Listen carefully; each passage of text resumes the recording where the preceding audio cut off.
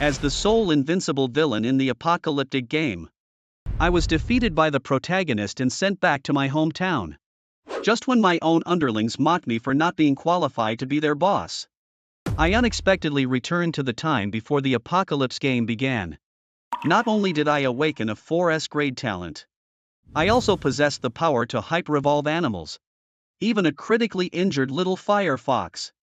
I could turn it into a 9-tailed fox that manipulates all the flames in the world. A plain little green snake. I could turn it into a 9-colored python that devours everything. However, what I did not expect was that the protagonist had also been reborn and was getting stronger step by step. At this moment I returned to the time when the game King of Beasts had just launched and I couldn't wait to enter the game.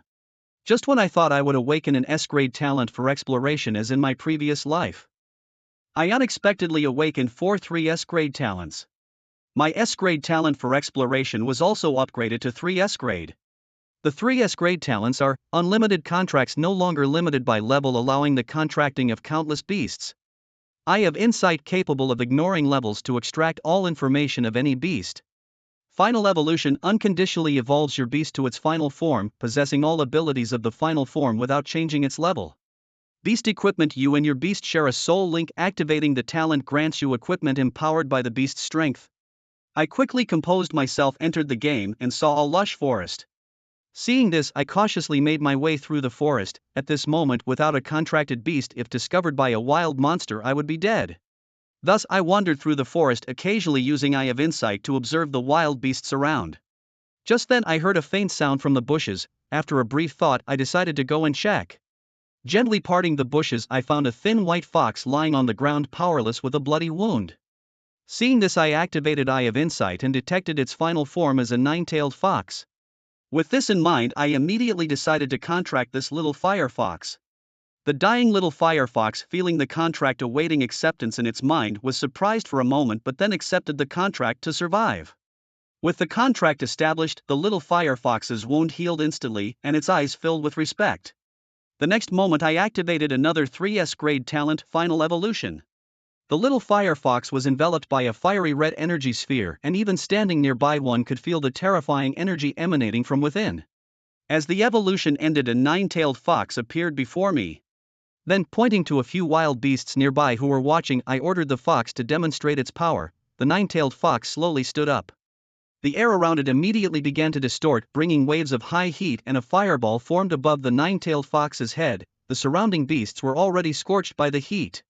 But the power of the forming fireball remained undiminished. The fireball formed in an instant, smashed heavily onto the ground of the forest, bursting into dazzling flames. The earth shook violently, raising a cloud of dust, making it impossible for me to open my eyes. Seeing this, I looked at the 9-tailed fox in front of me with a shocked expression, and couldn't help but exclaim, "Is this the strength of a level 1? Just then from afar came the angry and terrified roar of a beast. I looked toward the sound, and a tiger, its fur mostly burned, ran out of the large pit. It turned out to be a level 15 fiery flame tiger. Seeing this, I ordered another shot at it. With a bang, another large pit appeared on the ground, and the level of the 9-tailed fox also increased to level 9. Title: Skull Monarch. Type: Undead. Level: 87. Quality: Legendary. Title: Multi-mouthed Skull. Type: Undead. Level: 37. Quality: Excellent. Final Form: Ghost Sword. Skeleton. Epic. Title: Skeleton Spearman. Type: Undead. Level: 41. Quality: Excellent. Final Form: Skeleton Cavalry. Epic. The number of skeletons here far exceeds those at the entrance of the dungeon. It seems that a group of adventurers unintentionally ventured into the territory of the Skull Monarch, attracting a massive onslaught from the undead creatures. Although they managed to shake off most of the skeleton soldiers, a few relentless ones chased them down, causing them to blunder into a dead end like headless flies. The Grand Skeleton Army surged forward mightily, and Qin Xuan didn't even need to lift a finger as the beasts under his command burst forth from their spatial confines, beginning to clear out the lesser minions. In the distance, a volley of dark magical orbs and skeleton arrows shot towards him, but Qin Xuan activated the shield of his serpent armor, remaining unscathed in his position. Title: Skeleton Mage. Type: Undead. Level: 67. Quality: Excellent. Final Form: Grand Skeleton Mage. Epic. Title: Skeleton Archer. Type: Undead. Level: 69. Quality: Excellent. Final Form: Divine Marksman. Skeleton. Epic. You want to engage in long-range combat. Qin Chuan drew his frost longbow, pulling back with all his might, aiming at the group of skeleton mages.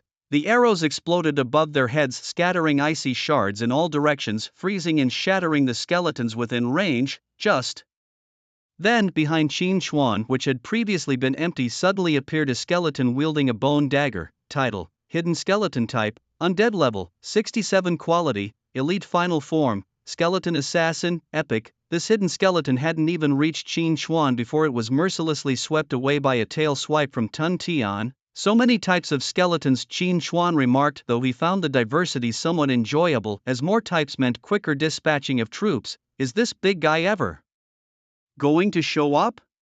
The minions are nearly all dead, and he still stays back there fearless. With nearly all his underlings defeated, the Skull Monarch thrust his great sword into the ground. A dark mist emanated from the blade, spreading through the earth. The mist touched the intact bones scattered around, causing them to reassemble into new skeletons. However, the numbers were noticeably fewer.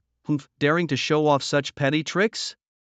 As a master of undead beasts, especially a boss who relied on summoning reinforcements, how could he not have a skill for reviving the undead? Thus, Qin Chuan ordered his beasts to crush the skeletons into bone powder. You like to assemble? Try assembling this micro-level bone powder then. While the skeletons in the front were being unilaterally crushed, a skeleton at the back took advantage of the chaos and scurried behind a nearby rock. Sticking close to the rock face, it avoided the big guy's gaze and stealthily moved to the rear. It felt like it was the only one awake in the human world. Really, all this unpaid labor for what? Seeing all his minions dead, the Skull Monarch's ghostly fiery eyes flickered wildly. All his minions were gone, a bunch of useless creatures. In a fit of rage, the Skull Monarch pulled his sword from the ground, pointing it at Qin Chuan and glaring furiously. Then, in full view of everyone, he turned and fled. With so many minions to clean up by itself, it would take an hour, but this guy cleared them in seconds. How could it possibly fight? It was impossible to fight it, absolutely impossible. However, that didn't help at all, as Yao Shang and Tianyu ambushed from behind and cut off its two legs. When any creature is attacked, it feels pain, fear, or exposes weaknesses, but undead creatures do not experience these feelings. Looking at the two huge bull horns on the Skull Monarch's head, Lei Ming charged forward, slashing each horn with a knife in each hand, impulsively wanting to break them off. The weak point of the Skull Monarch was the pale blue ghost fire within it. Once Qin Chuan extinguished it, the entire body of the Skull Monarch began to shatter and collapse, eventually turning into a pile of broken bones. In Qin Chuan's hand floated a cluster of blue flames harvested from the dead Skull Monarch, a premium material for commanding undead beasts. In the distance, a skeleton that had quietly tried to escape suddenly felt something staring at it from behind. Turning its head stiffly, it saw a majestic eagle eyeing it closely. A terrifying pressure descended, rendering it completely immobile. Qin Chuan had already noticed that a skeleton had sneaked out and found it interesting, so he decided to keep it to see if it was the beast he was looking for. Qin Chuan also concluded from experience that individuals who looked and behaved differently from their kind often had considerable potential. Now that the Skull Monarch was dead, it was naturally this skeleton's turn. Name: Amethyst Skeleton. Attribute: Undead Level, 56 Quality, Excellent Final Form, Undead Overlord, Godlike. Indeed, haha, I am truly a genius. The amethyst skeleton felt its existence was hopeless, passively waiting for death, when suddenly it sensed something trying to establish a connection with it. Could accepting this connection mean a chance to live? Without hesitation, it agreed to Qin Chuan's contract. The third master it had ever served was now the strongest creature it had encountered. This guy could instantly kill its previous master. Now was the chance. Following him would definitely be worthwhile. Feeling that the amethyst skeleton had accepted his contract in an instant, it then knelt before Qin Chuan. Not bad, you're on the right track. I have high hopes for you, since we're now one of our own. Qin Chuan had nothing to hide anymore. When the amethyst skeleton appeared again, its aura was completely transformed. Its bones were now made of purple crystal, and the ghost fire in its eyes had turned from pale blue to pitch black. Name: Undead Overlord. Attribute: Undead Level, 56 Quality, Godlike. Duda. From now on, I'll call you Ming Yuan. Come, let's test your abilities. The Undead Overlord received the command, raising his hand to release a thick, dark mist more intense than that of the Skeleton King, enveloping the surrounding bone dust. In an instant, the bone dust reassembled into a new skeleton, significantly different in appearance from before. Their bones carried hints of purple, their forms were larger, their faces more ferocious, and their weapons sharper. Soon after, these skeleton soldiers transformed back into a dark mist, merging into the body of the undead overlord. These had been completely converted from controlled beasts to as skeleton soldiers, making it impossible for others to bind them again. The undead overlord could control more than just skeletons. Fleshly zombies and elusive ghosts were also under his command. Upon a creature's death, its body would be transformed into a zombie and its soul into a ghost, and when the zombie's flesh decayed, it would then transform into a skeleton soldier, ensuring not a bit of waste. These minions were all of at least epic quality, and their levels increased with the enhancement of the Dark Nether levels, sparing the need for individual training. This was far more efficient than Qin Xuan, who had to bind each creature one by one. Just then there was movement from the black dragon egg in Qin Xuan's bag. Raising an eyebrow, he immediately took it out. Soon a small black dragon covered in black scales hatched. Qin Xuan placed his hand heavily on the head of the small black dragon, his grip so strong it seemed he might crush its skull. Squinting, he looked at the black dragon with a sinister smile and spoke through gritted teeth. "I've waited a long time for you." Name: Dark Spirit Dragon. Attribute: Dark. Level 1. Quality: Mythical. Ultimate Form: Shadow Demon. Black Dragon. Mythical. Tisk tisk tisk. "You've just lost. Any reason I might have had to spare your miserable life?" Qin Xuan then handed it over to Erdwa. "Strip its dragon scales off one by one, then let away, roast it alive with fire, and don't let it die until all scales are removed. As you command, Namo Aminos." At this moment, the undead overlord approached, expressing interest in its bones. Qin Xuan thought for a moment. A mythical quality skeleton soldier, that could work. Consider it the last bit of utility from the Dark Spirit Dragon. Accompanied by the delightful screams of the little black dragon, it didn't take long for Qin Xuan to obtain a pile of black, slightly flesh-streaked dragon scales. Qin Xuan packed them in a cloth bag, planning to grind them into powder later. Watching the enemy, the Dark Spirit Dragon, engulfed in flames and struggling in agony, was like watching a beautiful dance, utterly mesmerizing. However, the heat wasn't well controlled, and it got charred. But it hardly mattered, as there wasn't much meat anyway, not enough even for Qin Xuan's controlled beasts to share.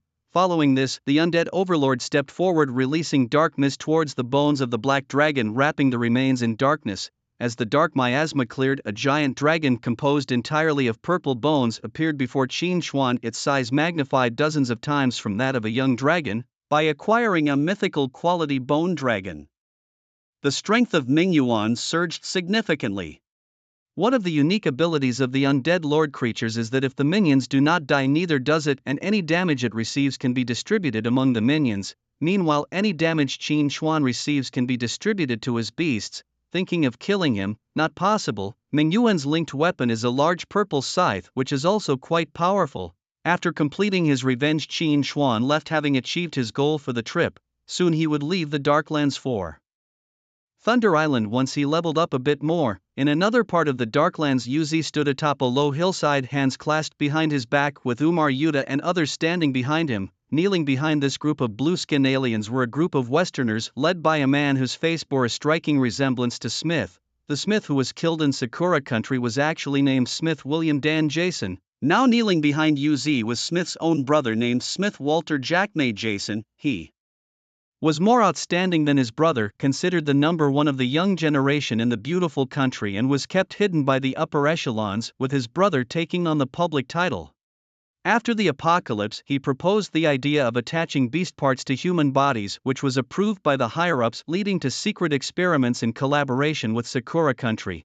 After his brother went to Sakura Country and never returned, he didn't need to guess what had happened. After becoming a beast tamer on his first entry into what's called the map, some of his capable subordinates were fortunate enough to be born in the Darklands with him. After some time gathering, they encountered Yuzi and his group. Seeing the strength of Yuzi's group, Smith knew there was no force on Blue Star that could match them, so they immediately kneeled in submission. They were lucky Yuzi and his companions were not here to invade. Lower-level worlds are protected and can engage in limited interactions, but outright aggression is forbidden by universal rules. Lord Yuzi, we have released the beasts we no longer require. What is our next step? Understood, Owohosa. Take them nearby to level up a bit, Yuzi instructed. A man and a woman stepped forward and led Smith and the others to hunt nearby monsters. Watching the group depart, Umar sighed, I envy them. They can just discard their beasts. Even in death they can keep their contract slots. Stop envying them, it's just newbie benefits, and when those disappear, the unprepared will truly be in for a surprise, Yuta remarked teasingly. enough both of you, Yu interrupted, then quickly led the two to the site where Qin Xuan had killed the skeleton lord. This is, where's the giant skeleton? It's dead just now, Yu replied indifferently. How can this be? At this stage besides us, who else has the power to kill this creature? And we would need to join forces to be sure. The three stared at the white ashes scattered on the ground, their faces showing shock. The priority now is to get back quickly, be careful during this period and try to avoid conflict with this individual as much as possible. Yu turned his head and spoke to the two behind him. Uma and Yuta glanced at each other and nodded heavily. A few days later, Ming Yuan reached level 100, his humanoid form appearing gaunt and skeletal with no flesh visible, just skin stretched over bones. He seemed quite satisfied with his form, and Qin Xuan didn't comment further. Ming Yuan's life-bound weapon was a long staff topped with purplish-black nether fire framed by ghastly white bones. Its purpose was to greatly enhance the damage speed and defense of his undead legion. Moreover, if he chose to take action himself, the nether fire in the middle would transform into the blade of a scythe. A day later, Qin Xuan saw the borders of the Dark Lands. Just as he thought to land and rest, he was surrounded by a group of people led by a scar-faced man from the Dragon Nation. The man started off aggressively. Kid, this territory is mine now. Don't think about passing through without paying a toll. Oh, and what do you want for the toll? Qin Xuan responded with an indifferent expression. The scar-faced man sized up Qin Xuan. The toll is all the resources you have on you. If you don't pay, then get lost, he said, his face showing a fierce glare. However, his underlings didn't advance further but firmly blocked Qin Xuan's path. Seeing this, Qin Xuan's eyes narrowed slightly. Normally, if someone dared to speak to him like that, they would have been killed countless times.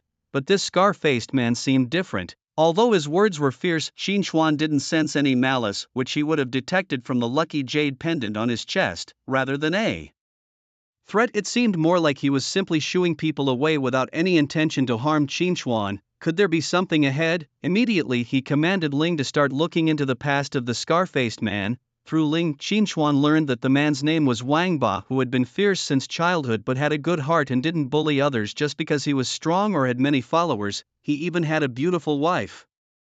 Wait, Qin Xuan felt something familiar about this. Before the apocalypse, Wang Ba had been playing this game with his wife and followers, developing in this area of the Dark Lands.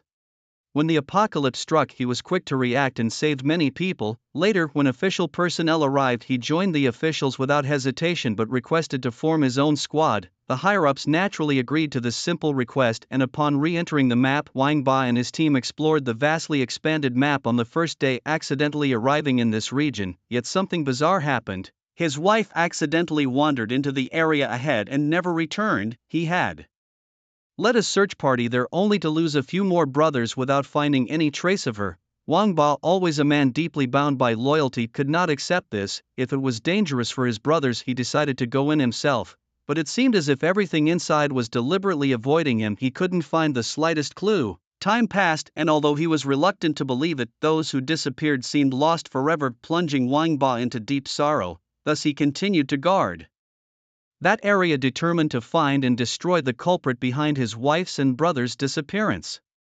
He vowed to find them alive or at least recover their bodies. To prevent further harm, anyone passing by was driven away by his fierce glare. Knowing Wang Ba's purpose, Qin Xuan had no intention of killing him. Instead, he approached slowly, patted Wang Ba on the shoulder and said, "Whatever's in there, it can't stop me." Without waiting for the astonished Wang Ba to respond, Qin Xuan stepped on the wind-powered neon lights and swiftly entered the area. The soil here was darker, surrounded by black deadwood, though not as dense as the dark forest they had initially entered. Walking around inside, Qin Xuan wasn't attacked, clearly indicating the creature knew better than to provoke him. However, Qin Xuan wasn't about to let it go. He pulled out his equipment, linked the life orb which could interact with plants. He couldn't believe that this creature wouldn't show itself when he was alone. After finding a dark, lacquered bush and conducting a brief examination, Qin Xuan focused on a nearby barren tree trunk.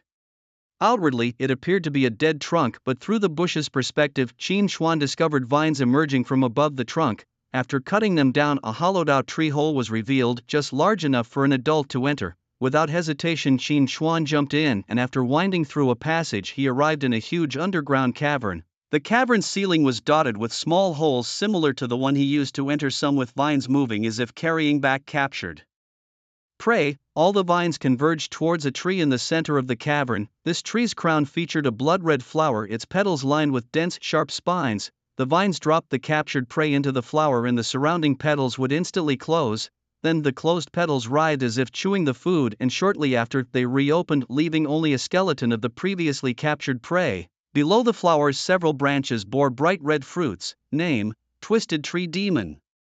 Attribute: Wood level, 61 quality, fine final form, Millennial Tree Demon, epic. Sensing Qin Chuan, the tree trunk shook twice before, like a cornered animal, it lashed its vines towards him. Above, Wang Ba and his men had followed him in. Boss, he said, nothing in there could stop him, he must be really capable, we really shouldn't risk going in there, a team member advised. Although they had joined the official ranks and formed a squad, they still habitually referred to Wang Ba as boss. No, if it were foreigners, maybe, but he's also from our dragon nation, we can't just stand by and watch our compatriot in trouble, Wang Ba said firmly. Just then the ground suddenly shook violently, causing Wang Ba and his team to stagger. Following that, the ground cracked open and a black tree emerged, its flowers smashed and roots cleanly sliced off, discarded aside like lumber in a factory. Qin Chuan jumped out of the hole, having easily dealt with a mere level 60 monster by himself, holding a branch with fruits, which he had broken off for the fruits. Qin Chuan considered the fruits to be quality materials, though useless to him. Seeing some potential in Wang Ba, he thought it might be worthwhile to invest in him. However, as soon as he emerged from the ground, he saw Wang Ba and the others frozen like statues. After learning their reason for coming, Qin Chuan took a few more glances at Wang Ba. He walked up to Wang Ba, stuffed the fruit-laden branch into his arms and said, by the time I went in, there was no one left. Before Wang Ba could voice his questions, Qin Chuan preemptively spoke, causing Wang Ba to swallow his inquiries. Although he had already anticipated this, hearing it still made his breath catch and a slight pain throbbed in his heart. Wang Ba, with his head bowed, his face unreadable, received a reassuring pat on the shoulder from Qin Chuan, who then turned and walked away. As Qin Chuan gradually disappeared from view, Wang Ba finally lifted his head and looked in the direction Qin Chuan had left, then turned his gaze to the twisted, half-dead tree sprite beside him. Qin Chuan had spared it, bringing it out alive. Wang Ba and his team exchanged looks and pounced on it, killing it completely before returning with their companions. With the man-eating tree sprite dead, there was no longer any reason for Wang Ba to stay. He needed to become stronger, continually stronger, to reach the level of that man, not necessarily to protect the world, but at least to protect his own comrades. The distant Qin Chuan was unaware of all this. He recalled the loyal beasts that had fought alongside him in his past life. Even if their contracts were dissolved, they still willingly obeyed his commands. Since his rebirth, while commanding his creatures in bombing raids, Qin Chuan had deliberately avoided the places where he had met those creatures in his past life. It shouldn't cause any harm, as it was out of the way, and his urgent priority was to increase his power to defeat Xiao Chen, not initially to seek them out. This time he had intended to contract them again, but perhaps due to the changes triggered by two people being reborn, he found that they had already been contracted by others. Fortunately, the current Beastmaster treated them well. Seeing them fight alongside their current Beastmaster, Qin Chuan felt it was not right to forcibly take them back using the Covenant Stone. It must be said that his choice in the past life was indeed excellent. All the beasts he picked had the potential of myths. If not for his own issues, they could have reached mythical status. Qin Chuan took out many fruits from the sacred melody ancient tree that matched their attributes and quietly placed them not far away. It wasn't until he saw the Beastmaster joyously collecting the fruits that Qin Chuan silently left. By accepting the fruits he offered, they formed a cause and effect with him. If one day Qin Chuan learned that they were in danger, he would step in to save them as his way of repayment. As he thought this, Qin Chuan stopped walking. He looked down and saw a wilted sapling. If not for his talent revealing a panel in front of him, Qin Chuan would have thought it was just an ordinary dying grass. Name: Nightmare Thorn Sapling. Attributes: wood, dark grade, 2 quality, ordinary final form, Reaper's Thorns, transcendent. At this moment the roots of the Nightmare Thorn sapling were exposed, still with fresh soil on them, and several short vines like octopus tentacles struggled toward Qin Chuan. He took a few steps back, watching this plant crawl towards him with a puzzled expression. Could it be that this plant was coming for him? It was the same with Kyre before she quietly followed him, and that's how he discovered her transcendent potential. According to Kyre, her perception was very sensitive and she felt that Qin Chuan was extraordinary. Missing him would be regrettable for a lifetime, so she took the risk and approached him. Perhaps some beasts have sharper senses than others and choose their masters on their own to seek a better living environment. It seems this little grass was doing the same. However, whether the Beastmaster accepts them is another matter. Luckily for this plant, it met Qin Xuan. A normal Beastmaster seeing such a strangely behaving plant would have stomped it to death long ago. It looked very weak now, probably because it had forcibly pulled itself out of the soil and crawled over. Let's try dropping a drop of life spring water on it. Today is an even day. Tomorrow I will restore 2 chapters, and then in the following days I will try to make up more updates. A drop of life spring water fell on the grass, instantly revitalizing it. The previously wilted vines also became much stronger. Qin Xuan gently placed his hand in front of the nightmare thorn sapling. Understanding the sapling controlled its vines to gently climb onto Qin Xuan's palm. Raising his hand, he looked at the sapling, teased it lightly with his fingers, and then contracted with it, followed by its evolution. Name: Reaper's Thorns. Attributes: wood, dark grade, 2 quality. Transcendent. The original small grass instantly turned into a large and fierce shrub. Composed entirely of thorny vines controlled by the roots below, dozens of vines waved in the air, and if they entangled a person, they could shred them to pieces in an instant. However, the function of the Reaper's Thorns was not to merely control enemies as a stationary post, it was a possessing type of guardian beast. This type is also a combat class of guardian beasts, attaching its body on the beast master or humanoid guardian beasts to fully or even supernaturally enhance their strength. These guardian beasts usually do not have a fixed form, they can transform into various shapes. After possession, they would also take on some of the damage to protect the host. Qin Xuan couldn't wait to try out the possession effects of the Reaper's Thorns. Following Qin Xuan's command, the vines of the Reaper's Thorns began to climb up his body, gently enveloping him completely without discomfort. It was like a protective film was fitted over his body, leaving no gaps, with 2 layers. The outermost layer consisted of thorny vines which would cause significant damage to any enemy who tried to attack at close range. The inner layer was thornless and smooth, effectively isolating the sharpness of the outer layer. Soon a dark green figure covered in spikes stood there with only gaps left around the head for breathing and seeing. The feeling was extraordinary, akin to Iron Man wearing his suit, able to control the armor to fly through the skies and delve into the earth. Omnipotent.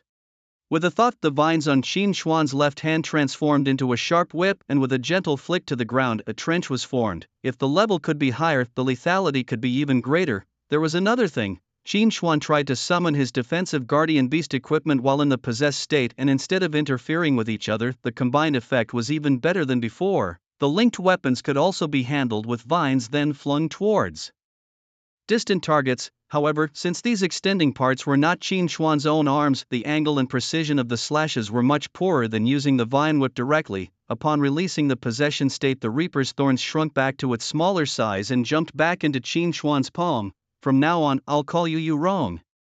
2 hours later, Qin Xuan arrived at a seaside where waves slapped against the black sand. This place marked the end of the Darklands. The sky ahead gathered numerous thunderclouds with purple lightning striking intermittently.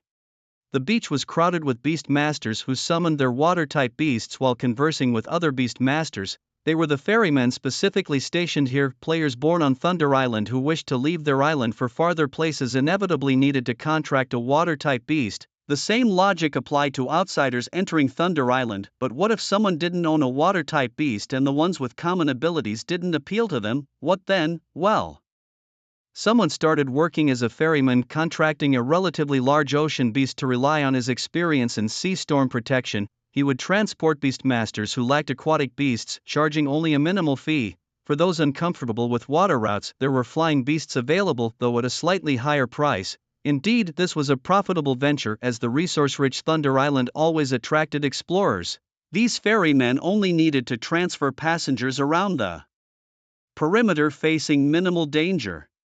However, Qin Xuan would never consider using such services. Near thunderclouds were no challenge for him. He had plenty of flying beasts. Just as he was about to randomly select one to carry him across Yaoshang, a beast from his space eagerly came forward first. Inside the space, other beasts like Hongyan, Linghueliu, Haiming, Prexiao and Qingyan glanced at each other, and seeing Yaoshang so proactive, they decided to let him go. They would stay inside, coming out only when needed for a fight. Besides, they could see each other in the space and chatting was not an issue. They could tell that Tianyu, who got along well with Yaoshang, was alright, but Yaoshang himself really disliked staying in this space. Then a blue dragon flew over the heads of people on the beach, leaving some Westerners envious, fantasizing about riding this majestic dragon. Some officials who knew the dragon's origins felt a twinge of fear as they passed by. On the dragon's back, Qin Chuan was planning his next steps.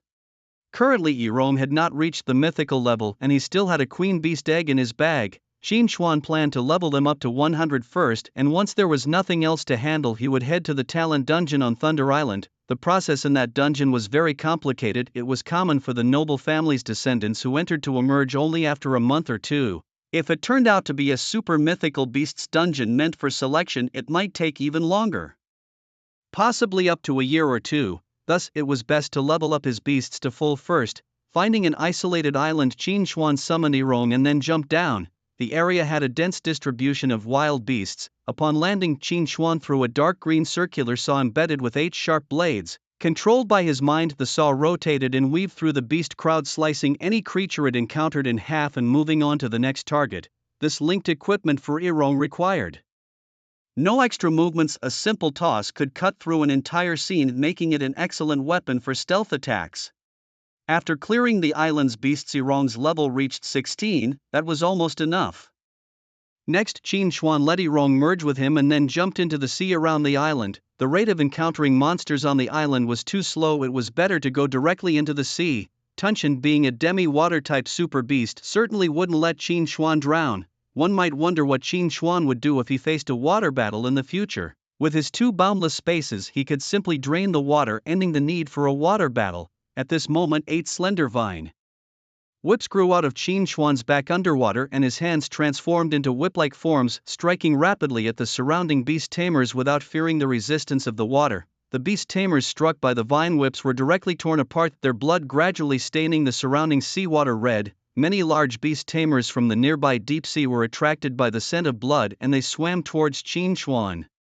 In the sea where wild beasts were plentiful, it only took about 10 minutes for Qin Chuan to reach level 30. As higher-level predators kept attacking him, his leveling speed increased rather than decreased. Qin Chuan was not worried, he was happy to engage them himself. In the ocean, Qin Chuan slaughtered left and right, and the predators that rushed at him were no match for him, being directly whipped into pieces by his sharp vine whips, their blood dyeing the deep sea. Thus Qin Chuan indulged in a ruthless slaughter on the ocean floor, feeling all the negative emotions within him completely vanish, leaving him feeling refreshed. In 2 hours he had ascended to level 90. At this point, killing low-level monsters no longer yielded experience, so he spent a few more hours seeking higher-level beasts, eventually raising his level to 100.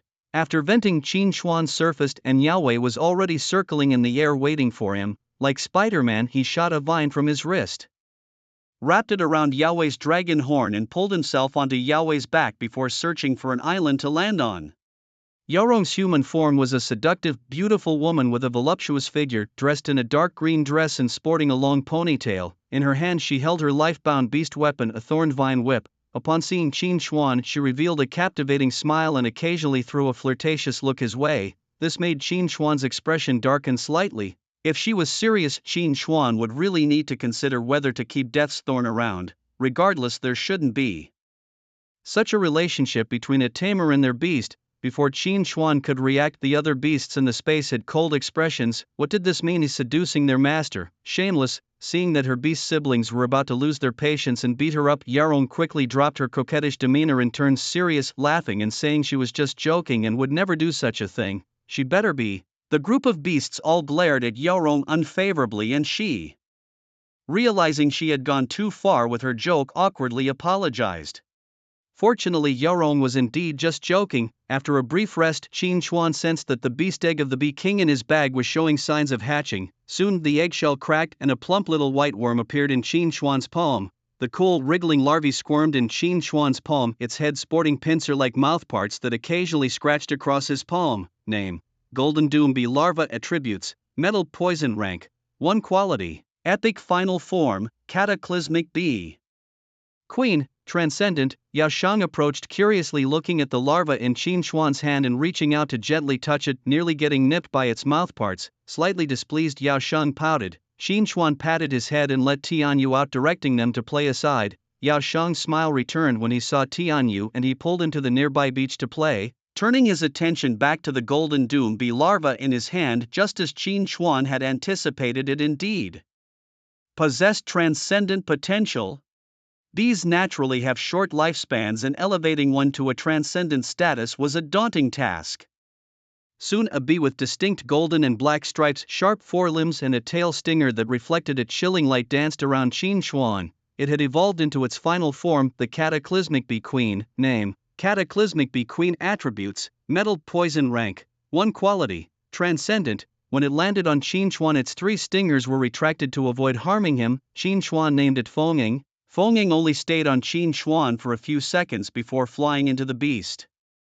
Controlling space where Qin Chuan sensed it was building a nest, Fenging secreted a bit of brown beeswax from its body. By chewing, it molded this wax into the familiar shape of a beehive. After constructing 7 cells, Fenging laid eggs in the surrounding 6 chambers. These eggs quickly hatched into larvae, grew, metamorphosed into pupae, and then emerged as adult bees, all in one breath. 6 worker bees were born and began to expand their hive further. While these worker bees were not Qin Chuan's controlled beasts, perhaps because the queen bee was, they still obeyed him. In less than 3 hours, the space filled with hives had expanded 1,000-fold and several hundred more worker bees had emerged. These worker bees could move freely in and out of Qin Chuan's space, but without Fenging's permission, they couldn't reach the common beast controlling space. Some worker bees had already started venturing out of the space to collect pollen and make honey. Observing the bustling worker bees, Qin Chuan surmised that Fenging might also be a type of explosive soldier beast, though he wondered about its strength. Looking at Fenging in the hive, now exhausted and curled up, unwilling to move after producing hundreds of worker bees in just 3 hours, he decided to let it rest before thinking about upgrading it. Meanwhile, Yao Shang and Tianyu, who had been playing on the beach, found themselves a bit bored and wandered deeper into the island, eventually reaching its dense interior. As they moved through the bushes, Tianyu spoke up, suggesting they might have gone too far and should perhaps return. It's fine, if the master needs us, he'll call us, Yao Shang reassured him with a mischievous grin, enticing him to explore further. Maybe we could find someone like us and bring them back to our master. Wouldn't that mean we'd have another companion? But this, let's hurry up. Tianyu wanted to persuade a bit more, but Yao Shang forcefully dragged him along. They ventured deep into the island, not knowing how far they had gone, when Yao Shang and Tianyu came across a leopard that was heavily injured and sleeping. They hid in the bushes not too far away, and Yao Shang nudged Tianyu with his elbow. I told you there would be something here, Yao Shang said excitedly. Being here, it must be of extraordinary talent. Let's take it back and see what the master says. Just as he spoke, Yao Shang and Tianyu felt Master Qin Chuan's call. Without hesitation, Yao Shang transformed into a giant dragon, taking Tianyu and the injured leopard soaring into the sky toward Qin Chuan's location. Roar! The sleeping leopard suddenly sensed danger. Just as it opened its eyes, it saw a huge dragon claw reaching towards it. Above the island, a blue dragon swiftly flew through the sky, and soon it landed in front of Qin Chuan. Tianyu dismounted from Yao Shang's back, and Yao Shang returned to his human form. Where did you two just run off to? Qin Chuan asked, arms crossed and clearly irritated. Yao Shang and Tianyu awkwardly scratched the back of their heads, then said, Master, we just caught a fellow with great potential. Master, come and see, could he be our companion? Saying this, Yao Shang dragged out the heavily injured, unconscious leopard. Qin Chuan's pupils dilated at the sight of the leopard dragged out by Yao Shang. That is? Qin Chuan hurried forward and immediately fed it a drop of life spring water. Qin Chuan recognized it at once. This leopard was also one of his mounts from a previous life, the last beast he had bonded with, a lightning attribute purple shadow thunder leopard. A drop of life spring water was poured in, and the injuries on the purple shadow thunder leopard immediately began to heal. Qin Chuan looked at the purple shadow thunder leopard, which he had called Ziyu in his previous life. He had encountered it 5 years later in that life.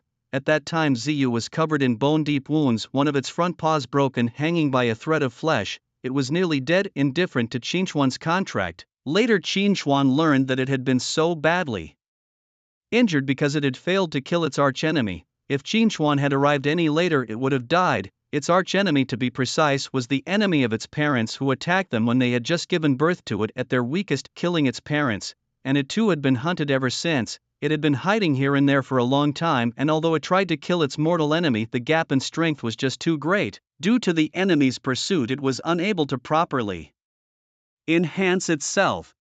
Every step it took was cautious, fearful of being discovered, which would mean it could no longer seek revenge. This greatly delayed its growth. Finally, in the 5th year, it was severely injured in an ambush by its enemies and barely escaped with its life. It was only later that Qin Xuan learned that its archenemy was a level 80 thunder pattern hyena, and being the leader of the hyena pack, it was extremely difficult to kill. Qin Xuan had promised that once it grew strong he would help it seek revenge. Unfortunately, 5 years had passed and he still hadn't fulfilled his promise to help it exact its revenge. But this lifetime was different. Now possessing absolute strength, he could help it achieve its revenge. As long as it agreed, Qin Xuan would ensure that not a single hair of that thunder pattern hyena pack would remain. Upon waking, the Ziyu thunder leopard saw Qin Xuan and immediately got up and distanced himself, though Qin Xuan did not stop him. Once the Ziyu thunder leopard felt it had maintained enough distance, it stopped and began to scrutinize Qin Xuan. Qin Xuan, under such gaze, did not get angry but simply smiled back. "Don't be nervous, I'm not here to kill you." Qin Xuan signaled for it to relax, knowing the Ziyu thunder leopard could speak. "Who are you?" the Ziyu thunder leopard asked directly. "Who I am? That's somewhat hard to explain. Let's just say I'm someone who wishes to make a deal with you for now." "A deal?"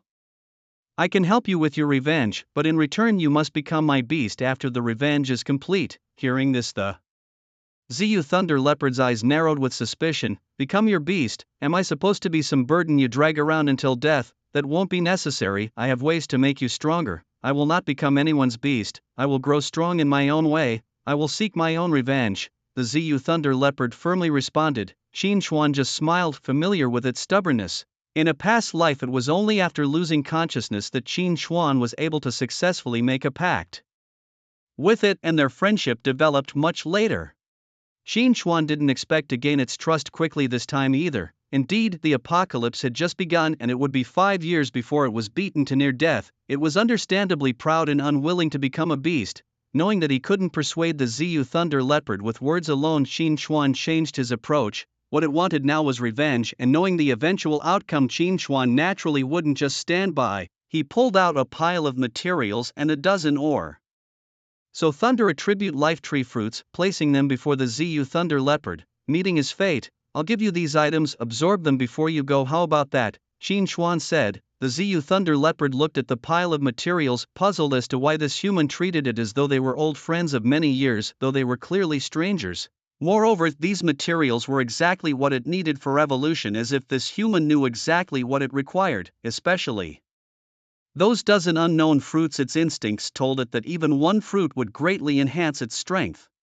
Such precious items, and now more than a dozen, were given to it directly. Gazing upon the myriad of heavenly treasures before it, the purple shadow thunder leopard was indeed tempted. It wanted to claim them all, its mouth watering at the enticing fragrance of the fruits. However, it ultimately turned its head away, deciding not to look at the pile of materials. "I have no connection to you, I cannot take these things. Besides, I have nothing to repay you with," it reasoned, though driven by a thirst for revenge. It held on to its principles. Just as the leopard was about to sprint away, Qin Xuan spoke up again. "Consider this my investment in you. I believe your talents are quite decent. With enough resources now, your revenge is assured. If you ever feel indebted, just spare creatures like me when you encounter them." Qin Xuan wasn't lying. This purple shadow thunder leopard had mythical potential. If it agreed to become his beast, it could soon make its comeback. But since it was reluctant, Qin Xuan didn't insist and did his best to help.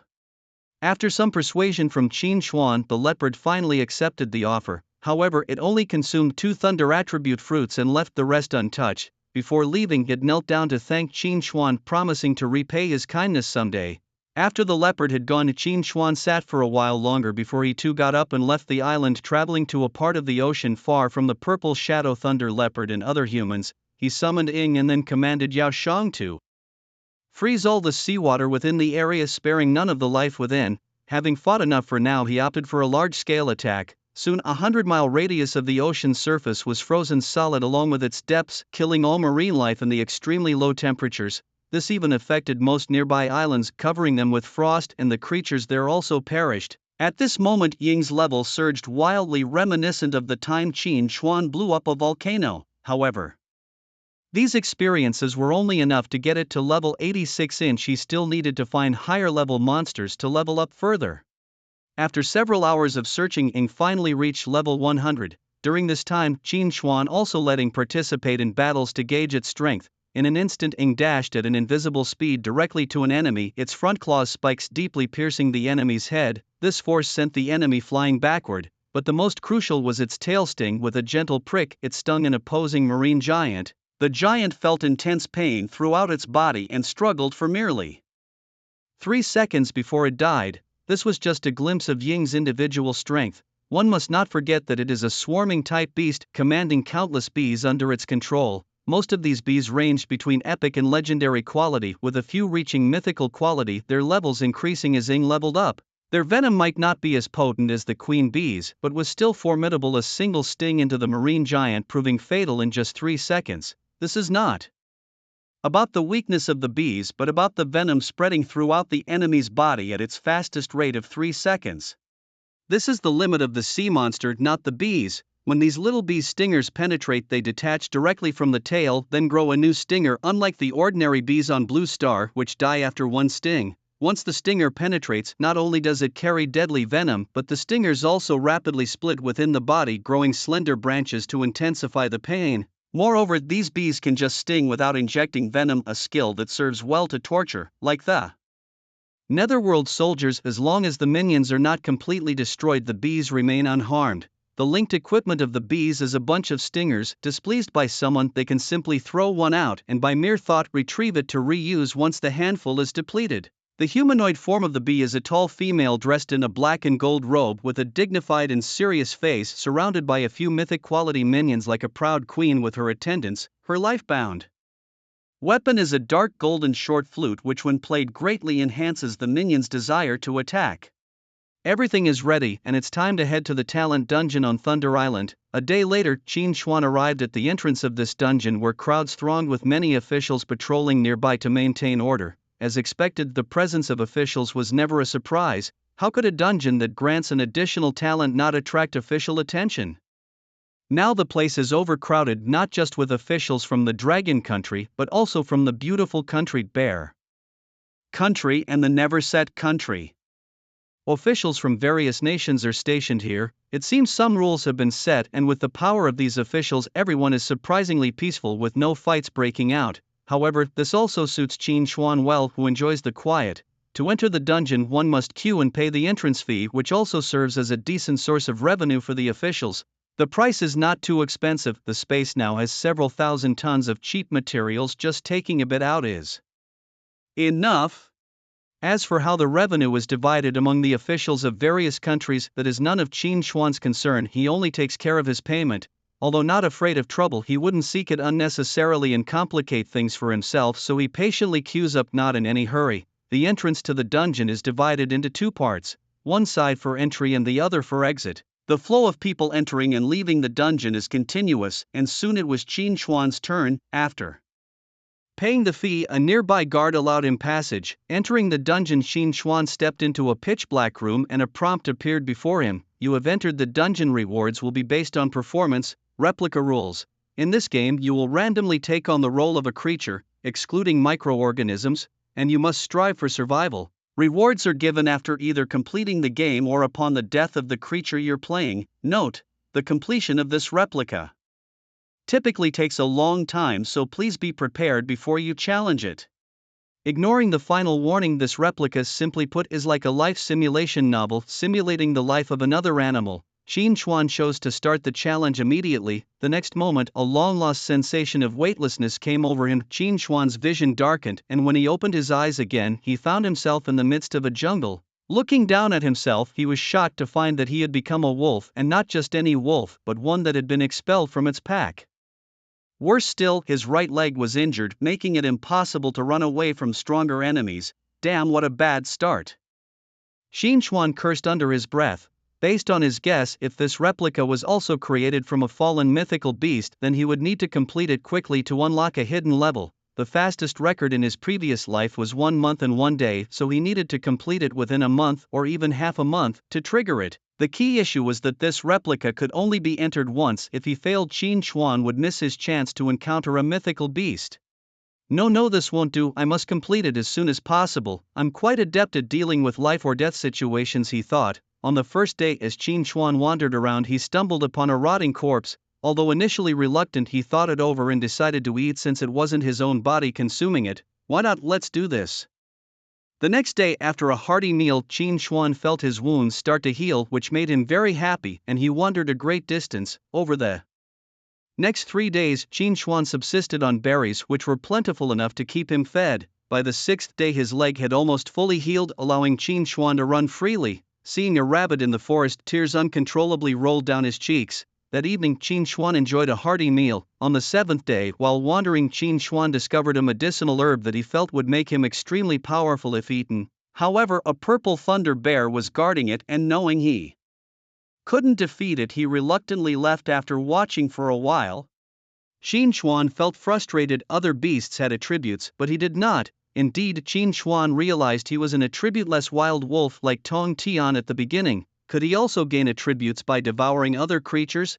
But he felt nothing after eating several Earth attribute rabbits yesterday. Perhaps he was doing it wrong. Over the next half-month, Qin Xuan spent his time hunting and being hunted. As his strength grew, he took the opportunity to steal the medicinal herb he had eyed earlier. While the purple thunder bear was distracted, the guardian bear enraged chased Qin Xuan for 3 days and nights. Ultimately, Qin Xuan used his swift running speed and jumped over a cliff with all his might, finally causing the purple thunder bear to cease its pursuit. After running with a herb in his mouth for 3 days, Qin Xuan finally found a chance to rest. He discovered a cave and, once he was sure it was safe, settled down inside. He examined the herb, which was a dark green color and emanated an indescribable sense of power, as if consuming it would grant incredible strength.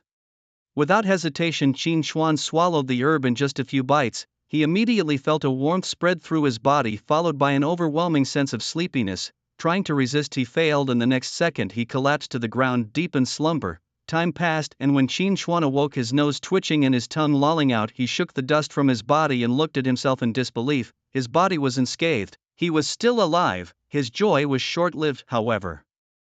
As his stomach began to rumble with hunger, he hastily caught a rabbit with earth attributes and devoured it. As he ate, Qin Xuan began to feel something strange under his feet, as if he had gained a new sense of connection with the earth. Confused, he tentatively tried to harness this feeling, and suddenly several spikes of earth protruded from the ground, startling him. Why do I suddenly have earth powers? He wondered. After a few more tries, more earth spikes appeared. Looking at the earth-attributed rabbit he had just eaten, excitement slowly built within him.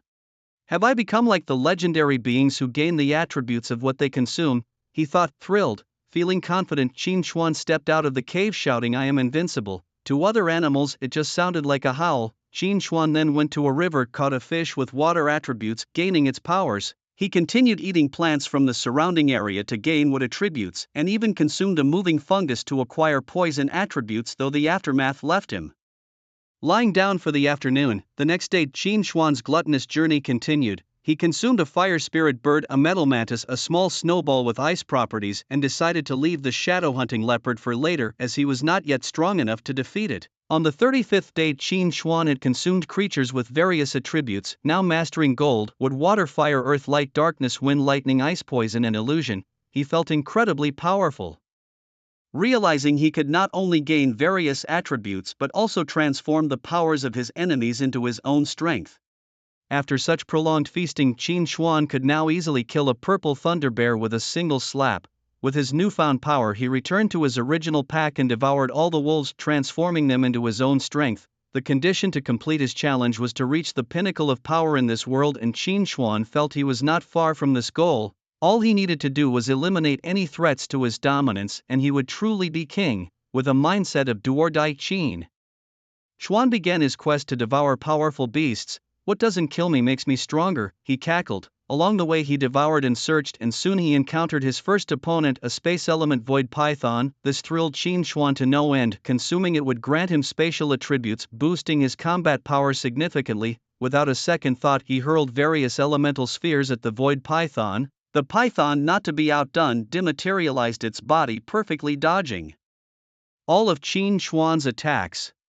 Witnessing this dematerialization, Qin Xuan's eyes burned with even greater fervor and his attacks grew more fierce. The void python couldn't maintain its intangible state indefinitely, as it would rapidly deplete its stamina. Knowing this, Qin Xuan decided to end the battle swiftly. Suddenly, the python lunged forward, mouth agape, aiming to clamp down on Qin Xuan. if it succeeded it was confident it could entangle him to death. Qin Xuan naturally wouldn't allow it to have its way. Gathering wind elements behind him, he leaped high, perfectly avoiding the python's strike. Seizing the moment while its body was solid, Qin Xuan's claws infused with metal and poison elements viciously slashed at the python's body. A tearing sound followed and 6 ghastly wounds appeared on the python. It was effective. Qin Xuan was secretly thrilled. He hadn't even shown his full strength yet. The two were evenly matched and a head-on clash wouldn't easily kill the python. What if it decided to flee upon realizing it was outmatched? This was a space element creature after all. He couldn't let this cooked duck fly away. Thus Qin Xuan continued to feign weakness, giving the impression that the python could make many mistakes while Qin Xuan could only afford one, making his attacks even more ferocious. Unbeknownst to the python, it had already been poisoned by Qin Xuan. He controlled the toxin, not letting it burst immediately but instead slowly spreading it through the python's bloodstream. Amidst the fierce attacks, Qin Xuan dodged effortlessly, continually finding gaps to inflict more wounds on the python. The blood flowing from the wounds had turned black, and even the reckless python began to sense something amiss. Given the prowess Qin Xuan had displayed, it was impossible to dodge its fierce onslaught completely unscathed and still look vibrant. Instead, it was the python that felt fatigued. There was only one possibility. Qin Xuan hadn't used his full strength. Realizing this, the python felt a surge of dread and attempted to flee. "Humph, trying to escape? Can you really get away?" Qin Xuan sneered, ready to close the trap. Qin Xuan no longer suppressed the toxins within the giant python's body, allowing a massive amount of toxins to erupt within it. Instantly, the python became stiff and twitched uncontrollably, unable to even phase through reality. It was then that the python realized how grossly it had miscalculated. It had sensed the toxins in Qin Xuan's attacks earlier but was misled by the display of Qin Xuan's strength and the lack of pain after being wounded, thinking the poison was ineffective against it and could be quickly neutralized. Little did it know that it was all accumulating inside. Now immobilized, the void spirit python could barely hang on to life. Qin Xuan remained vigilant, swiftly decapitating the python and slicing it open. Only after confirming the death of the void spirit python did Qin Xuan begin to savor the python's flesh, delighting in the thought that he would soon possess spatial attributes. "Hey brother, your taste is truly exquisite," he chuckled. The large python was quickly devoured, leaving only a skeleton behind. After fully digesting the meal, Qin Xuan keenly felt the increase in his strength and, looking at an old tree nearby, he effortlessly severed it using his newfound spatial powers. Excellent! Qin Xuan rejoiced internally, having achieved his goal of acquiring spatial attributes and significantly strengthening his own powers. Over the next 2 months, Qin Xuan continuously challenged and devoured powerful foes, finding the spatial abilities particularly effective. His adversaries were severely wounded before they could even react. During this time, Qin Xuan gradually acquired other attributes except for those of destiny and time. Finally, in the 3rd month, Qin Xuan encountered his most formidable enemy yet, a 9-headed demon dragon, each head controlling a different element: metal, wood, water, fire, earth, lightning, poison, space and time. Qin Xuan launched the first attack, bombarding the dragon with a barrage of elemental spheres. The demon dragon's 9 heads disdainfully watched these feeble assaults. Phasing through reality, it perfectly dodged all incoming attacks and looked down at Qin Xuan with contempt, as if everything in the world was beneath it. "Damn, you're still putting on airs," Qin Xuan muttered, gazing up at the dragon's haughty demeanor, itching to rush up and teach it a lesson. Just as he was about to attack, the 7 heads, excluding those of space and time, simultaneously spewed dragon's breath at him. Matching their disdain, Qin Xuan also phased his body, dodging the fiery onslaught and returning their scornful stare. This provoked the 9-headed demon dragon atop the mountain, outraged that a mere ant would dare challenge it. It immediately spread its wings and roared deafeningly, causing the surrounding space to collapse rapidly, intending to crush everything within. Qin Xuan swiftly dodged to the dragon's side and struck a powerful blow at the head that controlled time. In the next instant, a large hole burst through Qin Xuan's chest, hurling him backward.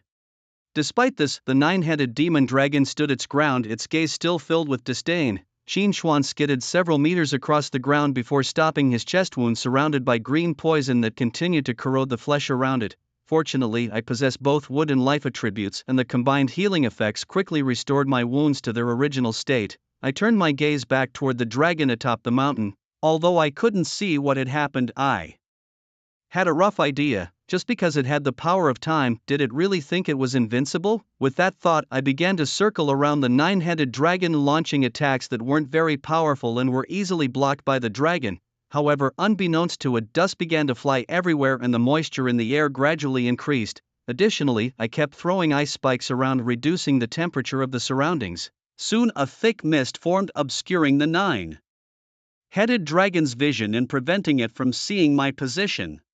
The 9 dragon heads looked around but could see nothing. Now it didn't know when or from which direction I would attack. It panicked. It couldn't stop time continuously without intervals. Not knowing when an attack would come, it couldn't accurately stop time to counterattack. Its mastery over time was limited to just stopping it, unable to rewind or accelerate it, and a hit to a critical spot could still be fatal. The dragon desperately flapped its wings, trying to blow the mist away, but my control over the wind blew it right back, making the fog around it even thicker. No matter where it went, my wind wrapped the mist tightly around it, disorienting it. It wanted to avoid the confrontation, but as a dragon, its proud bloodline wouldn't allow it to flee. In the mist, I could still see through the obstructions by attaching light attributes to my eyes. If only it had some scientific knowledge, it would know to use fire to evaporate the mist. At this moment, I didn't hold back anymore, seizing the opportunity to launch 2 attacks, one piercing the dragon's heart precisely and the other smashing the head that controlled time. These 2 attacks were almost simultaneous, giving the 9-headed dragon no chance to stop time. Who knows if it would play self-destruct with me. Seeing my attacks succeed, I quickly distanced myself from the 9-headed dragon. With its heart shattered, the remaining 8 heads of the 9-headed dragon screamed, using their last bit of life to indiscriminately spray dragon's breath all around. After this frenzied counterattack, the 9-headed dragon fell dead. Looking at the corpse of the 9-headed dragon, I stepped forward and stomped on it, looking at it with more contempt and disdain than it had ever looked at me. What good are 9 brains if you have time powers and still lose? Better to give your powers to me, heh. As I was about to bite into the corpse of the 9-headed dragon, a sudden sensation of weightlessness sent me back to the preparatory space of the instance. I hadn't even gotten to experience the thrill of controlling time before being sent back, and I somewhat regretted it. Damn, had I known, I would have bitten off a piece of the dragon's flesh to play with time powers for a while. Alas, such a pity. System detected. You have cleared the instance. Your clearance time has been detected as 3 days and 15 hours, which meets the requirements to unlock the hidden level. Would you like to activate it? Note: there is no limit to the number of failures in the hidden dungeon, but you can only leave after completing it. During this period, challengers will not age or die. Enter with caution. It took 3 days. Just like my previous life. In the past, someone made a comparison, concluding that spending 1 month inside the dungeon equates to just 1 day. In reality, even so, many people spent 2 to 3 months before emerging. I wonder about the flow of time in this hidden dungeon. The note mentioned unlimited attempts. Is it very difficult? Let's activate it. No matter the difficulty, one must face it to know. The opportunity is right before my eyes and Qin Xuan will not miss it. As the hidden dungeon is activated, the dark preparation space where Qin Xuan was originally located suddenly ripples like water, transforming into white. You have activated the hidden level. The rewards for the regular dungeon will be issued after completion. Do not worry about failing, you can restart at any time, and the number of failures does not affect the final reward. Lastly, we wish you a swift completion. Walking in this white space, Qin Xuan could sense his beast companions, which he couldn't do in the black preparation space. What's going on? Where are the enemies? For safety, Qin Xuan decided to summon all his beast companions. Yao Shang and the others looked curiously at the pure white space, but Wei and Tunshin, who were among the first beast companions of Qin Xuan, were familiar with it. They had been in a similar place when they had beaten the Ice Glow Holy Dragon of the illusion. Master, who are we going to fight? Yao Shang was the first to ask. I don't know, replied Qin Xuan. After looking around for a long time, he saw no sign of any enemy. Since it's a simulation-type dungeon, Qin Xuan thought about entering the simulation mode, and suddenly he disappeared, startling all the surrounding beast companions, especially Yao Shang, who was closest to him. What happened? He was just here, and then he suddenly vanished. On Qin Xuan's side, as soon as he opened his eyes, he found himself in a small cave. The ground around him trembled continuously, and there was definitely a huge creature outside. Chilling roars occasionally came through the entrance. Qin Xuan curled up in this cramped space, only able to see his own skin was white, which felt very uncomfortable. He wanted to change his position and subconsciously made a noise, squeak. The next second the rocks above were lifted off and a huge claw grabbed Qin Xuan. He also saw his own body. Apparently this time he was simulating a small dragon. However, before he could think further, a huge eye appeared in front of Qin Xuan, staring intently at him with sharp vertical pupils. Then Qin Xuan was thrown into a vast abyssal mouth, and as a young dragon Qin Xuan had absolutely no power to resist. Subsequently the vast crevice sealed shut and darkness enveloped my vision before I returned to that pure white space. Back again, I heard Yao Shang's exclamation just as I arrived. The beast tamers looked at me peculiarly. In their eyes I had bizarrely disappeared for a second and then just as mysteriously reappeared. Master, where did you go just now? Yes, you gave us quite a scare. After understanding the situation, I too realized what had happened. It turns out this hidden copy was also a simulation, just a tougher one without any enemies. With that in mind, I explained the recent events to Wei and the others, calming the beasts before I re-entered the simulation. I had hoped for a better start this time, but upon opening my eyes, I found myself still in the original cave, still that same little dragon. Cursing under my breath, I understood that this was indeed a fixed role-playing scenario. This time I was wiser, not making any rash moves, just holding a pose, waiting for the giant dragon to leave. Damn it, the beast stayed right there for 2 whole days and nights.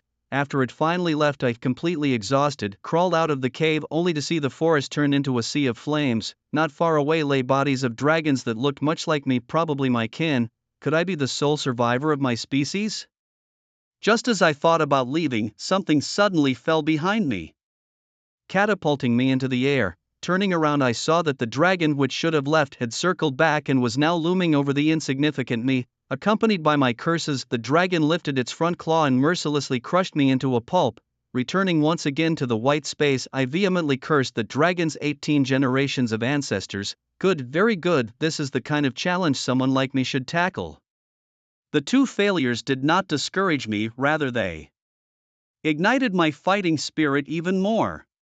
Again, I declared, and once more I entered the simulation. On the 3rd attempt I didn't immediately come out after the dragon left but stayed huddled in the cave for another night, only daring to emerge on the 3rd day. Once out I didn't dare to look around and ran straight into the woods. Suddenly a pack of fierce beasts emerged from the trees, blocking my path. It seemed they were scavengers following the giant dragon. With my current strength there was no way I could defeat these creatures. The beasts lunged at me and I turned and ran in the opposite direction, knowing I couldn't escape but wanting to see where the beasts weren't to plan a safer escape next time. A fierce tiger pounced towards me first and I instinctively tried to dodge, though I knew I couldn't. However, the fierce tiger suddenly halted in midair for an instant. Not just this tiger, but all the fierce beasts lunging at him were frozen in time as well. It was as if the entire world had stopped and only Qin Xuan could move.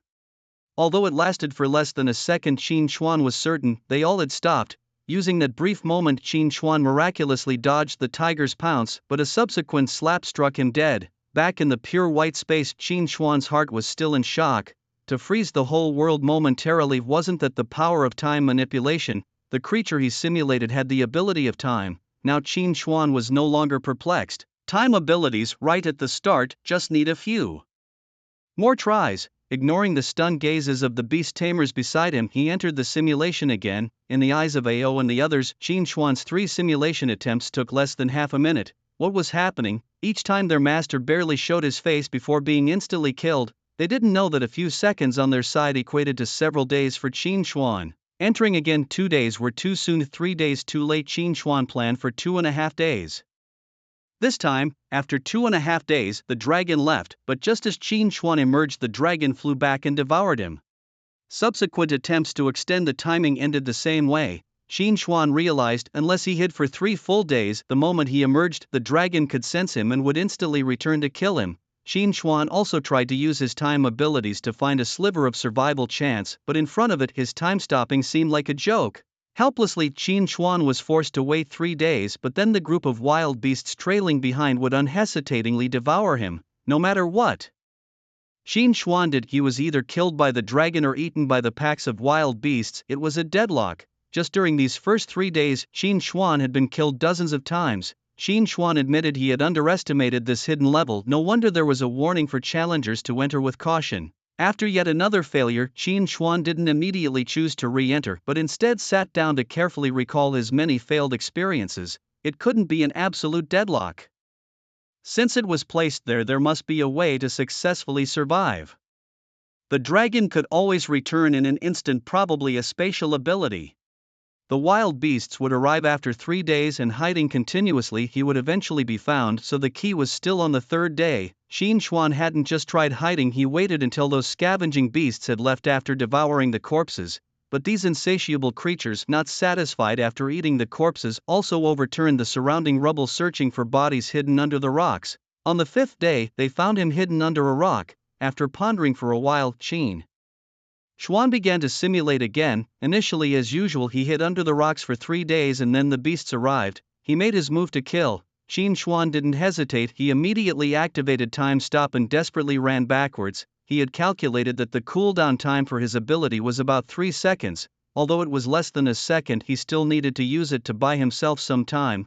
Qin Xuan headed towards a bush, but he didn't plan on diving into it. He knew that a charming fox was lurking behind it.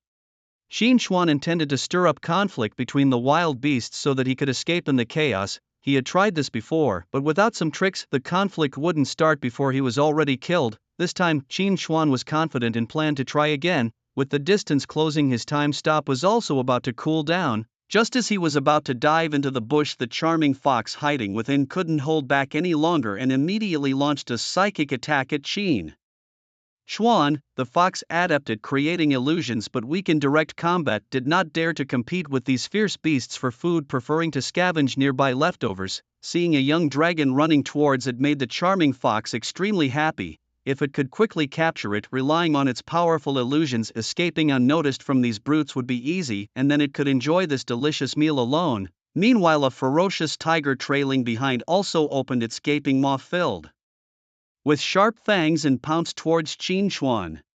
At the very moment when both attacks were about to hit, in a critical split-second, Qin Xuan activated his time stop again. Using this brief moment of less than a second, Qin Xuan leaped to the side and jumped into the bush. Time started flowing again. The charming fox's psychic attack hit the tiger instead. Since the fox had intended to capture Qin Xuan alive and hadn't used its full power, the attack only caused a sharp pain in the tiger's head. The tiger quickly recovered its eyes bloodshot as it looked towards the bush, furious that something had dared to ambush it. Instantly, the tiger forgot about Qin Xuan and went straight for the charming fox in the bushes. Meanwhile, Qin Xuan swiftly moved through the underbrush, feeling hopeful about his chances. Behind him, accompanied by the screams of the charming fox, the tiger had ripped open its stomach. It hadn't expected its attack to hit the tiger behind Qin Xuan, exposing itself. The other beasts, seeing fresh blood spurt, thought they had caught the fleeing Qin Xuan and followed suit, tearing the charming fox into pieces.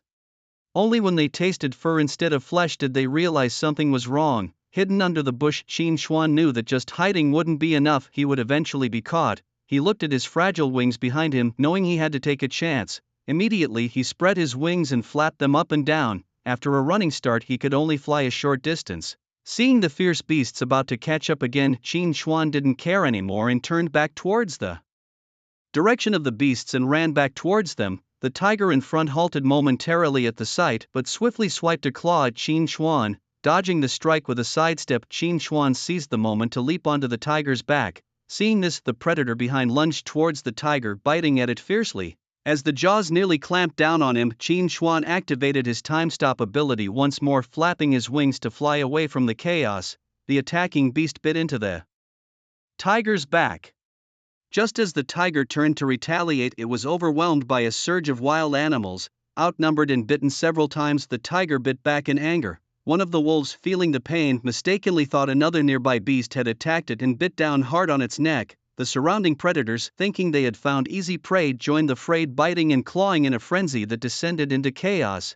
As the fight intensified, none noticed Qin Xuan quietly slipping away, ignoring the ruckus behind. He quickly found distance, discovered a hidden tree hollow and hid inside. Exhausted, Qin Xuan fell into a deep sleep within the hollow. Upon waking, he was horrified to find himself entwined in vines, the entrance of the hollow sealed, with a greenish liquid oozing from the walls. Realizing the danger too late, he found himself completely restrained by the supple vines covered in a sticky sap, unable to move far in any direction. as the secretion from the walls increased over 3 days. Qin Xuan was completely absorbed as nourishment by the tree.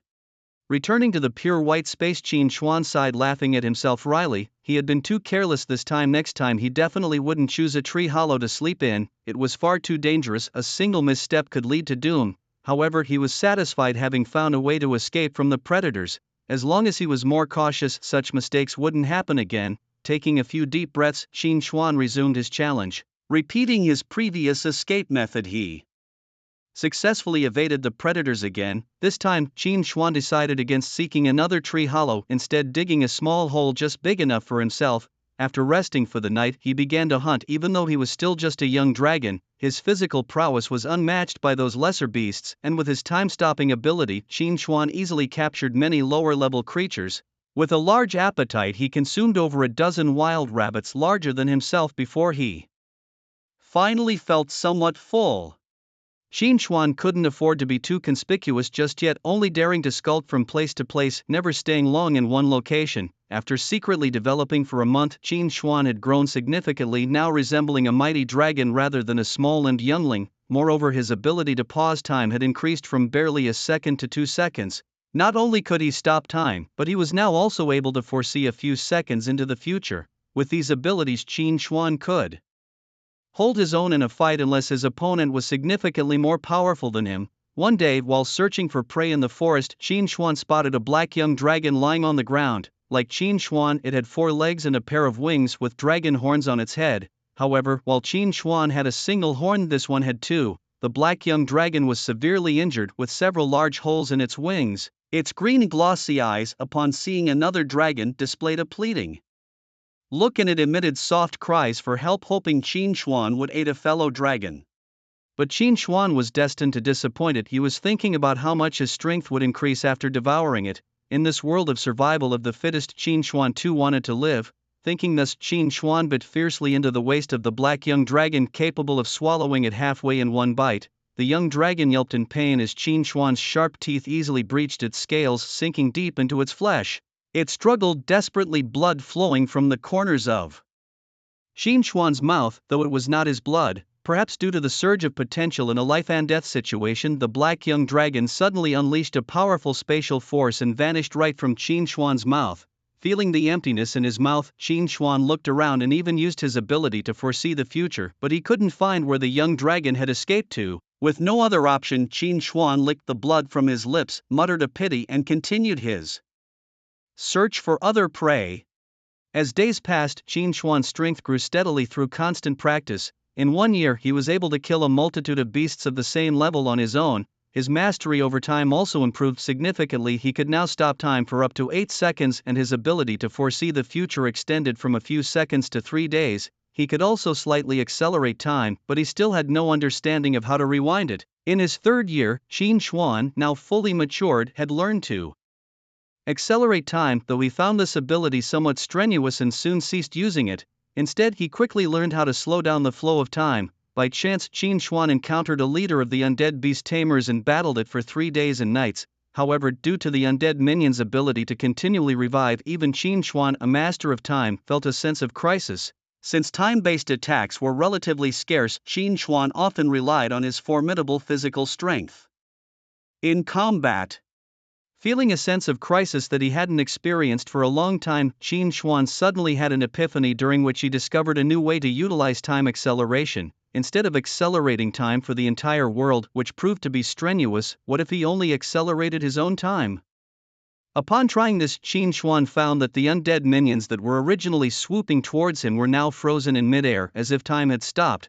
To Qin Xuan, these minions appeared as mere punching bags standing still awaiting his attack. In the eyes of the undead beastmaster, Qin Xuan's speed had suddenly increased tremendously and continued to rise. The result was Qin Xuan's victory, but he did not kill the undead beastmaster. Instead, as they found common ground in conversation, they became friends and agreed to spar whenever they had the chance. Through this insight, Qin Xuan integrated this technique into his other skills, like a formula. Time stop originally only allowed him to move freely, but with his improvements he could now choose to exempt others from the effects of time stop. Time acceleration, which didn't affect his own lifespan, allowed him to use this skill without restraint, but it was different for other beasts, as the rapid passage of time could cause them to age quickly. If it were his friends, this skill would not be beneficial for his allies. Thus Qin Xuan shifted his approach to slowing down the enemy's time flow, achieving a similar effect. In his 7th year, Qin Xuan still hadn't mastered time reversal. Every time he seemed on the verge of success, he found no change had occurred. It seemed he had hit a bottleneck he couldn't break through. However, that year he encountered a memorable foe, the dragon that had slaughtered his clan 7 years prior. Enemies on sight, their eyes blazed with mutual hostility. After a quick foresight, Qin Xuan found he could fight it and immediately engaged in battle. Not to mention its past massacre of his clan, the dragon had caused Qin Xuan much suffering during simulations. Although the dragon was more advanced in realm, Qin Xuan was still able to breach its defenses. Moreover, with his mastery of time, fighting the dragon felt almost like a game. Soon after, within 2 days, Qin Xuan had severely wounded the dragon, leaving it on the brink of death. The dragon, with a fierce glare, chose to self-destruct, determined to take Qin Xuan down with it. Seeing this, Qin Xuan cursed inwardly and attempted to escape by accelerating his own time, only to find the space around him for hundreds of miles instantly locked down. Cursed, Qin Xuan knew he couldn't withstand the damage from the old creature's self-destruction. Initially, he placed a time-slowing buff on the dragon, but it was merely a temporary solution. The only way to survive was to use time reversal. Taking a desperate chance, Qin Xuan once again began to study time reversal on the spot. Over these 7 years, Qin Xuan's strength had also increased significantly, and he was only one bottleneck away from mastering time reversal. Perhaps this crisis would allow him to fully grasp it. The dragon's body began to crack slowly, and its terrifying power started to spread around slowly, leaving Qin Xuan with not much time. The force of the explosion spread slowly like the scythe of death, ready to reap the life of Qin Xuan. Just as all seemed lost, Qin Xuan slowly opened his eyes. In that moment his mind cleared and the ferocious power of the explosion began to reverse. The vegetation that had been destroyed along the way restored itself, the flesh that had been torn pieced itself back together, reforming the giant dragon that was meant to self-destruct. The dragon, confused, examined its own body. Wasn't it supposed to have blown itself up? It suddenly looked up, staring at Qin Xuan, but Qin Xuan at this moment was not someone the dragon could clearly perceive. To prevent any further mishaps, Qin Xuan instantly activated a time stop, crushing the dragon's skull with utmost speed and extracting its heart. From then on, Qin Xuan mastered nearly all temporal abilities, his power of reversing time making him almost invincible in this world. Yet the simulation did not show Qin Xuan passing the level. The emulation was still ongoing. In the 10th year, Qin Xuan had fought almost every conceivable enemy, yet he still couldn't clear the level. Suddenly, the previously clear sky darkened and a black vortex appeared, slowly lowering a black demonic dragon from within. Upon its arrival, this demonic dragon began slaughtering all in its path, leaving no blade of grass alive. Around the demonic dragon, a deathly aura gathered, summoning an army of billions of undead. Many powerful beasts could not withstand even 3 rounds against its undead soldiers. To Qin Xuan, this seemed to be the strongest enemy in the simulation. Defeating it should allow him to clear the level. As the strongest being on the planet, Qin Xuan led the remaining beasts in a collective crusade against the demonic dragon. This demonic dragon, seemingly undead with dual space attributes, was incredibly fierce-looking with countless scars across its body, but the most noticeable was a long scar across its chest, almost encircling its entire body. Upon seeing Qin Xuan, the demonic dragon's eyes instantly locked onto him, showing intense murderous intent. Qin Xuan also felt that this demonic dragon looked somewhat familiar. After a moment of reflection and noting the scar on its chest, he realized it was the black juvenile dragon that had once escaped from his clutches. What, was this the final boss? But how had it survived its severe injuries and evaded predators all these years? Where had it been? Questions flooded Qin Xuan's mind, but now was not the time for answers. He had to fight. The 2 dragons, one black and one white, faced each other, their eyes filled with lethal intent. Qin Xuan made the first move, accelerating his own time and then immediately initiating a time stop. The demonic dragon was frozen in place, and Qin Xuan seized the opportunity, aiming a fierce strike at its head. Suddenly, the eyes of the supposedly immobilized black dragon moved, staring directly at him, a movement that should not have been possible under the time stop. Qin Xuan was shocked. This had never happened before. It moved. A bad feeling surged within him, but he steeled himself and struck down with a powerful claw. Boom! after successfully landing a claw strike, Qin Xuan immediately retreated. As time resumed its flow, one of the bodies from the army of 10 billion undead suddenly exploded, but under the dark aura of the demonic dragon it was swiftly resurrected. The black dragon, which had been struck by the claw, suffered no damage. Instead, the very claw that Qin Xuan had struck the dragon with began to be eroded by the dark aura, causing unbearable pain and turning into a pile of white bones. Using time reversal, Qin Xuan restored his claw and looked at the demonic dragon with a grave expression. Even under the condition of time stop, he had been affected by the dark aura, unable to even touch it. This creature was terrifying. Qin Xuan began to foresee the future days and realized he had no way to compete against it. Every fatal injury would be transferred to the undead army, but how could he possibly eliminate an army of 10 billion in a short time? In his foresight, Qin Xuan would end up exhausted and killed during a vulnerable moment, and the entire planet would be destroyed, its guardian beasts becoming part of the undead army. The only way to survive now was. With this thought, Qin Xuan no longer hesitated and used his full power to rewind time to the day before the demonic dragon arrived. Knowing the planet was doomed, he immediately fled into the vast universe. Currently powerless against the dragon, he needed to become stronger while also seeking a way to break the deadlock. However, after stepping into the universe, Qin Xuan realized just how vast the scope of this hidden side quest was. What he had pursued for the past decade was merely a drop in the ocean. In the 50th year, Qin Xuan successfully ascended beyond the realm of myth, reaching the realm of God King, but there were still countless beings at the God King level in the universe. Fortunately, relying on his mastery of time, he stood out among the myriad God King level beasts. After encountering other God King level beasts, Qin Xuan deduced some conclusions. Starting from the God King level, it was no longer about 10 major levels per realm. The entire God King realm was divided into 4 sub-levels. Qin Xuan, currently without an interface, did not know the specific differences between each sub-realm. In his quest to find a way to kill the demonic dragon, Qin Xuan continuously traveled through the universe. By the 100th year, through some opportunities, Qin Xuan advanced to the second realm of God King, having witnessed several planets destroyed by the demonic dragon. Sensing the terrifying energy there, Qin Xuan knew he was still no match for it. After wandering the universe for another 300 years, Qin Xuan once again encountered the demonic dragon, which by now had destroyed countless planets, followed by an undead army numbering in the quadrillions. Having already reached the supreme realm, Qin Xuan, still only at the second realm of God King, could not possibly be its opponent. Upon meeting, Qin Xuan was immediately overwhelmed, unable to even use his time stop, and was instantly killed by the demonic dragon, becoming a part of the undead army. Once again returned to the stark white space after dying, Qin Xuan rubbed his temples, pondering whether he would be able to keep up with the times once he left. This time he had lived for over 400 years. Calculating by the rule that 1 month inside equaled 1 day outside, 13 years had passed in the real world. After a brief rest, Qin Xuan re-entered the simulation. To his delight, the insights from his previous attempt could be carried over into this new simulation. In less than a month, Qin Xuan had managed to accelerate time. Soon the day arrived when he would encounter the young dragon. This time, Qin Xuan did not hold back. If he killed it, would he be able to clear the level in the future? Facing the young dragon's pleading eyes, he launched a time stop and tore it into several pieces. Time flowed again, and with a splatter, flesh burst open and blood covered the ground. This time, Qin Xuan devoured the black dragon's corpse completely, not sparing even the bones, hoping to have thoroughly killed it. Thinking it was over, Qin Xuan started his frenzied growth again. This time, in less than 5 years, he had mastered time reversal, achieving in 5 years what had taken 7 in the previous simulation. By the 10th year, Qin Xuan's strength had surpassed the level he had reached at the same point in his last simulation. He became unbeatable across the world.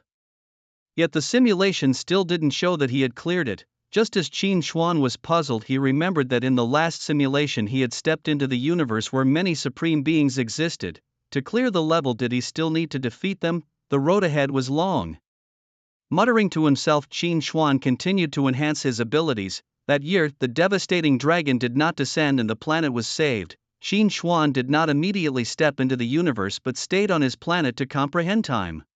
However, in the 20th year, the universe suddenly changed and endless black mist enveloped the entire planet, and Qin Xuan sensed trouble. An ethereal black dragon emerged from the center of the planet, wantonly slaughtering everything around. Not this guy again, Qin Xuan frowned. He had killed the body, but the soul remained, and now it had returned for revenge. This time, the demonic dragon was even more terrifying. The black mist prevented any creature from escaping the planet facing the Soul State demonic dragon. All of Qin Shuan's attacks proved ineffective, and soon he was sent back to the white space. Speechless, Qin Shuan thought, so no matter what I do, it just gets stronger. In another simulation, Qin Shuan decided not to engage with the young dragon and simply stayed away from it. Sure enough, 10 years later, the demonic dragon descended again, but it was weaker than when they first met, and its eyes lacked the hatred for Qin Shuan. However, Qin Shuan was still no match for it and was killed after 5 days of battle. Back in the white space, Qin Shuan sighed, wondering how he should approach the fight this time. Nope, there was still one method left untried. Simulating again, he returned to the rock. A month passed swiftly, and Qin Shuan once again found himself in front of the young demon dragon. Faced with the pleading eyes of the demon dragon, Qin Shuan felt an indescribable bitterness in his heart. However, considering that no matter how many times he killed it, the dragon would only return stronger.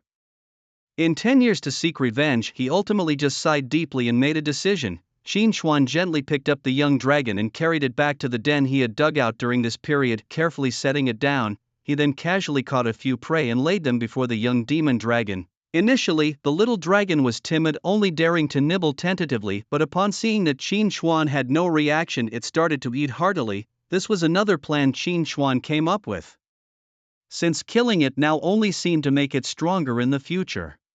Perhaps he thought aiding it might suppress some of its talents or even steal its opportunities. With plenty of time on his hands, it was worth a try, and if it failed, he could always think of another way. After finishing the meat, the little demon dragon looked much healthier and was no longer as fearful of Qin Shuan. Resting and consuming flesh for a few days, the dragon's injuries almost completely healed. The dragon walked over to Qin Shuan and sat beside him affectionately, rubbing his arm with its face. Now, the dragon clung to Qin Shuan daily, following him everywhere, which left Qin Shuan somewhat at a loss. Qin Shuan tested a few times, leaving it alone in unfamiliar places, but each time it managed to find its way back. Curious about this ability, Qin Shuan sought to discover its weaknesses, for knowing both the enemy and oneself ensures victory in every battle. Under Qin Shuan's interrogation, the demon dragon revealed its origins. Its mother was a necromantic giant dragon, and its father, a spatial giant dragon. Logically, such a dragon should not have been possible since the two types are entirely incompatible and shouldn't produce offspring, yet it was born, perfectly merging the attributes of necromancy and space, becoming a new breed of dragon. Its eyes could see the wandering souls around, commonly known as the yin-yang eyes. When Qin Shuan left it behind, it merely had to ask the present spirits to follow him. However, despite its powerful abilities, it was dark and unattractive, and neither parent wanted to acknowledge it, even contemplating its elimination. Hearing this, Qin Shuan was secretly alarmed. This creature was a born master of the undead, and now coupled with spatial abilities, it could not be allowed to continue on a path of explosive growth. Afterward, Qin Shuan allowed the demon dragon to follow him but demanded it not control spirits in combat, it should focus on honing its own abilities. The reason was that outnumbering enemies did not serve the purpose of training. Refining its own abilities was ostensibly the goal, but preventing it from amassing an undead army was the real motive. If it weren't using minions as cannon fodder, then with Qin Shuan's physical prowess by that time, killing it might still be possible. Although he sympathized with its plight, Qin Shuan knew that what needed to be done had to be done. After all, no matter how realistically simulated, it was all just that, simulated, all fake. Observing its dark hue, Qin Shuan casually named it Xiao He. That night, Xiao He lay beside Qin Shuan fast asleep, while Qin Shuan quietly opened his eyes. Gazing at the sleeping Xiao He, he pondered whether to take advantage of its lowered guard to finish it off. The creature was utterly defenseless against him now. A heavy enough blow from him would certainly ensure it couldn't escape. But what if it didn't die completely and came back decades later seeking revenge? Qin Shuan had been through such scenarios before. After much deliberation, he decided to give it a try, and thus he revealed his claws towards Xiao He. Suddenly, Qin Shuan paused, his claw, originally aimed at Xiao He, swiftly changing direction to strike behind instead. A dark panther that had been lurking in the shadows and waiting for an opportunity to ambush him had pounced. Reacting swiftly, Qin Shuan exploded the panther's head with a swipe of his claw. The commotion woke Xiao He, who opened its eyes only to see Qin Shuan covered in blood with a headless corpse lying at his feet. Witnessing this scene, Xiao He believed that Qin Shuan had acted to protect it. In that moment, its admiration for Qin Shuan deepened. Watching Xiao He's eyes, which were Almost glowing in their innocence, Qin Xuan felt a wave of disarray wash over him. I was supposed to kill you, buddy. Can you not look at me with those eyes? With the assassination plan failed, Xiaohei's affection for Qin Xuan was now at its peak. Xiaohei would go east if Qin Xuan said so, never west. Wherever Qin Xuan pointed, Xiaohei would strike. No need for Qin Xuan to lift a finger himself.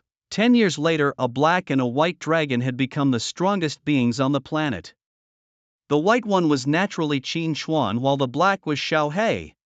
Over the decades, Xiaohei, following Qin Xuan's orders, never took a single ghost as its soldier. Combat was always undertaken by itself. Qin Xuan's original intention was to suppress Xiaohei's growing power, but he soon realized he had been utterly wrong. Xiaohei had honed its individual strength to the extreme, surrounded by an aura of death, and except for Qin Xuan, all beast tamers it encountered met their demise. It seemed as if Xiaohei had found the correct way to unlock its abilities, not only not weakening but becoming even stronger than in previous simulations. Qin Xuan was dumbfounded by this development. It was as if the heavens were feeding Xiaohei with a golden spoon. Fortunately, during these 10 years, Qin Xuan himself had gained a profound understanding of the power of time and had significantly strengthened his own power, not inferior to Xiaohei. Xiaohei was ruthless, and the enemies it killed met a completely obliterated fate, yet it still recognized Qin Xuan as its elder brother, remaining obedient before him. Now, on this entire planet, only Qin Xuan could suppress it. Atop a mountain peak, Qin Xuan stood there looking up at the sky, knowing it was about time to set off for the universe. Currently merely at the mythic realm, my power has already surpassed the previous instances of the second realm of the Divine Kings. When I break through to the realm of the Divine Kings, my strength will surely grow even faster. As I turned around, a huge pitch-black face suddenly appeared right in front of me. Without thinking, I greeted it with a hefty punch right on the nose. Smack! Howl! I saw a black dragon being flung away by my strike, landing on the ground beside us. It was just a joke, man. Could you lighten up a bit? Little Black, holding his slightly swollen right cheek, stood up with a hint of grievance in his tone. Next time you bring your face that close, I'll hit even harder. I watched expressionlessly as Little Black, whom I had just sent flying, stood up. Oh, brother, don't just think about getting stronger all the time. We are already invincible under the heavens. Why not go out and relax a bit? Little Black said as he tried to get close to me again. Scram! All right. With a grin, Little Black was sent away by me again. This wasn't the first time. Every time I am deep in my arduous training, Little Black always manages to come and disturb me. I know Little Black cares about me, but this is simulation training. If I don't clear it soon, won't I just be stagnating here? No, not even stagnating. I can't even afford that. Now I have abandoned the idea of killing Little Black. But on reflection, in a way, haven't I indirectly dealt with the demonic dragon, my enemy? This way I have more time to enhance my own strength. With that thought, I spread my wings and once again soared into the cosmos, leaving the planet behind. Not long after I left the planet, a dark figure was chasing after me. Big brother, where are you headed? I turned back to see Little Black rushing up to me. Me? I am leaving to find a way to become even stronger. Hearing this, Little Black nodded. If that's the case, then I'll accompany you, big brother. No, you're strong enough. Stay here. That won't do. My life was saved by you, brother. Wherever you go, I go. Unable to persuade Little Black otherwise, I reluctantly agreed to travel together. 50 years passed, and both Little Black and I stepped into the realm of Divine Kings. Little Black, excited by the advancement, cheered loudly while I sat quietly meditating to replenish my spirit. This simulation felt strange. Although I could make choices freely, it seemed like there was only one choice that could successfully lead to the next stage. Previously, I tried several times to kill Little Black, only for it to turn into a world-destroying demonic dragon that would kill me with absolute power. But this time, having saved Little Black, its power was still world-destroying, but it wasn't rampaging, and it even obeyed me well. When faced with choices, there seemed to be only one correct answer that could lead to the next level, as if everything was pre-designed.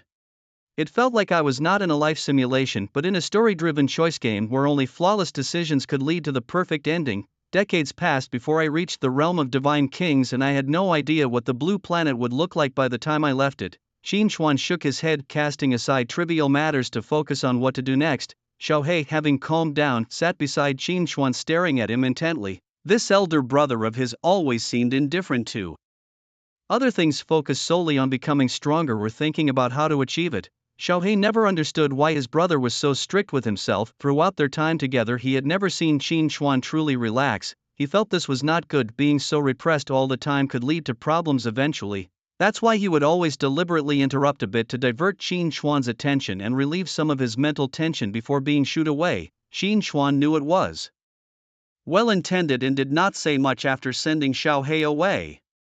300 years later, Qin Shuan and Xiao He had entered the fourth realm of the Divine Kings, making a name for themselves. One dragon black, the other white, one surrounded by an aura of death, fighting like the Grim Reaper himself, and the other controlling time, turning those with short lifespans into mummies with just one glance. However, Qin Shuan encountered a problem. He had hit a bottleneck and could not break through to the Supreme Realm no matter what. On the other hand, Xiao He had broken through to the Supreme Realm first. When Qin Shuan asked him how he did it, Xiao He scratched his head and said he did nothing special, he just broke through when the time came. Reflecting on what Slock once told him, Qin Shuan realized that Xiao He was indeed a super divine beast by nature. This gave Qin Shuan new insights into super divine beasts. Qin Shuan shook his head, he was merely of mythical quality. From the moment Xiao He broke through, the gap between them would only grow wider.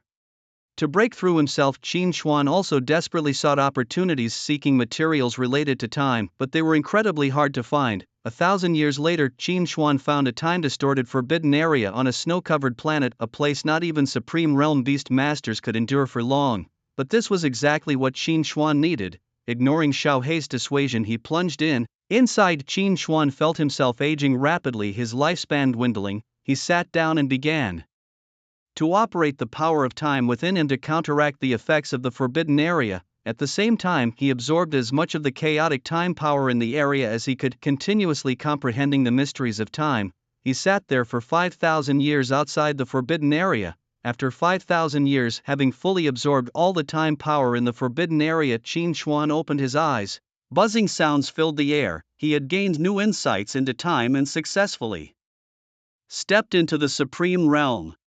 At the same time, he felt his qualifications had also broken through, reaching the level of a super divine beast. Both his realm and qualifications had broken through. As the forbidden area dissipated, Qin Shuan's figure slowly appeared in the icy, snowy landscape. Soon Xiao He would likely approach and show concern as usual. After Xiao He advanced to the supreme level, its attitude towards Qin Shuan hadn't changed. It still called him big brother and listened to his words. Many beast taming forces tried to win it over, but it rejected them all. However, whenever someone tried to please it by belittling Qin Shuan, Xiao He would angrily retaliate, refusing to stop until it had won. Seeing Xiao He still treating him well as always, Qin Shuan reflected on his past actions and felt undeserving. Qin Shuan told Xiao He to go about its own business, but Xiao He refused, not trusting Qin Shuan to act alone. Thus, until the moment Qin Shuan stepped into the forbidden area, Xiao He remained by his side. Over 1,000 years, Xiao He had also advanced to the second realm of supremacy. According to Xiao He, the supreme realm consisted of 4 minor realms, each with significantly greater gaps in level. However, the scene Qin Shuan imagined of Xiao He fussing over him did not occur.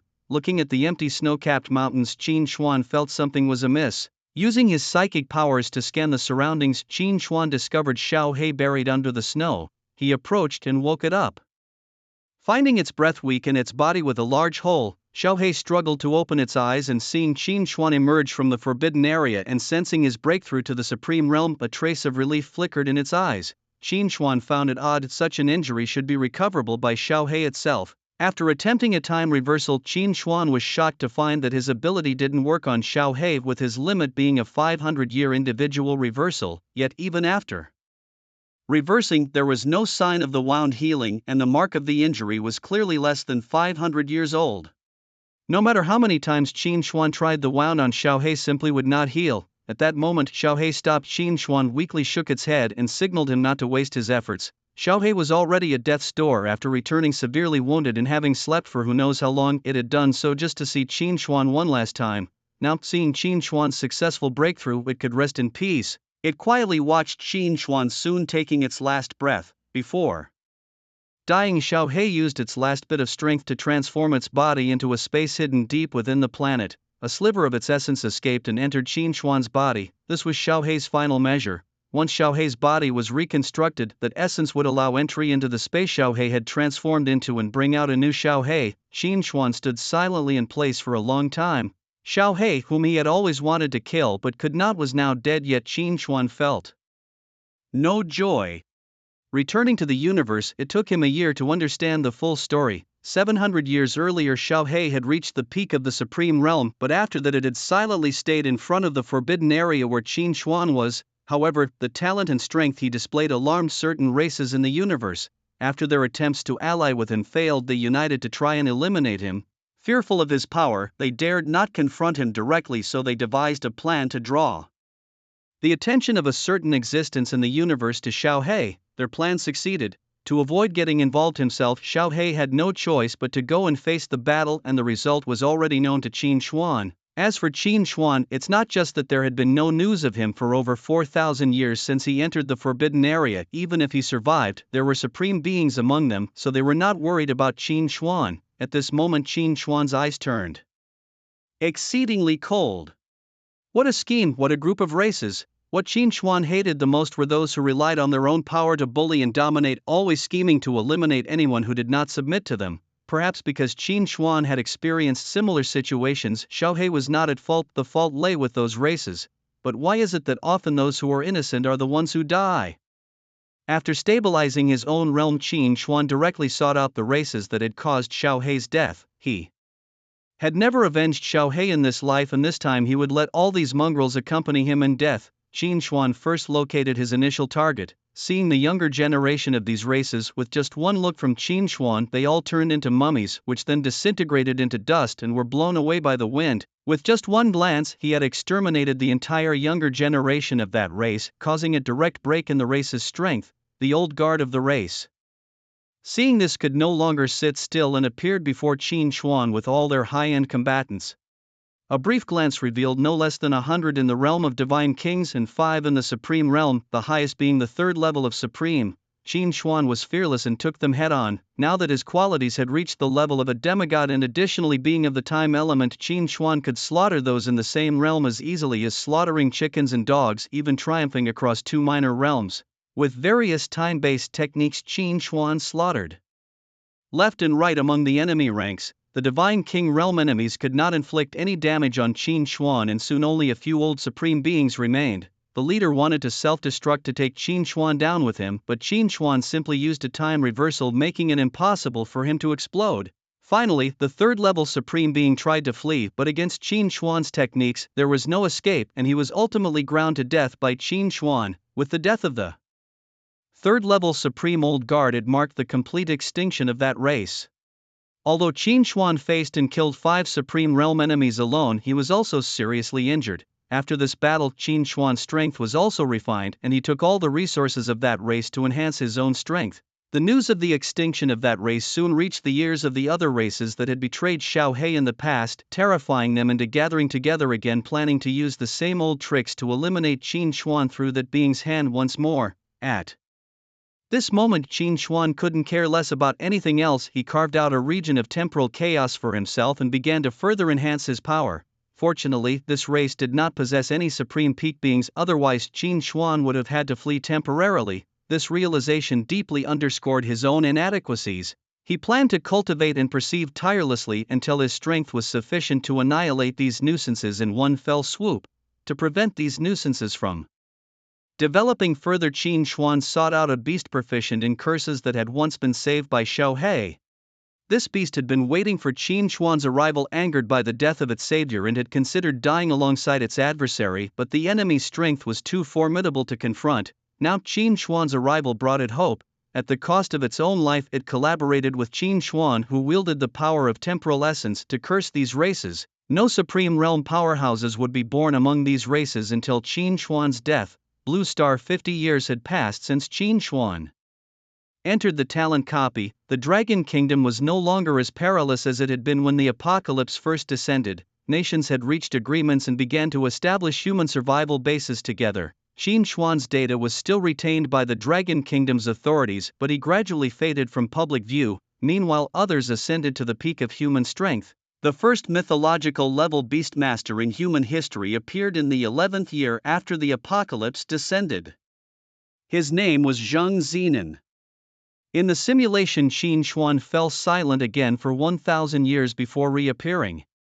During these millennia, those races had desperately searched for Qin Xuan, and they had learned that their race was cursed. Initially trying to lift the curse themselves, they found it exceptionally sinister. All the curse-proficient beasts and their races collaborated but failed to erase it.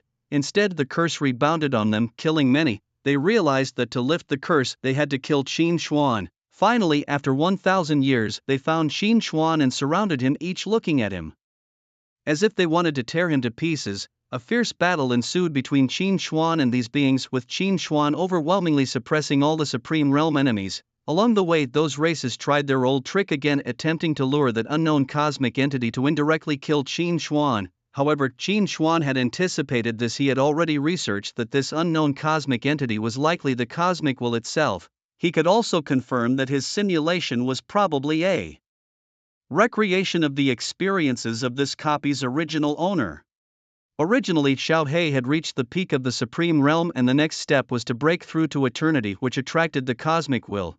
But Qin Xuan's current realm was at the third tier of the Supreme Realm. His next step was the peak of the Supreme Realm, not breaking through to eternity, so he did not attract the cosmic will, and the plans of these races fell through. In the realm of the third tier of the Supreme, Qin Xuan was invincible, and the strongest beings of each race, deprived of their most powerful methods, were slain one by Qin Xuan until all were annihilated. The story is far from over. Qin Xuan methodically visited the territories of these races, annihilating every living being within them, shattering the eggs in nearby bird nests, slicing earthworms dug from the soil into dozens of pieces.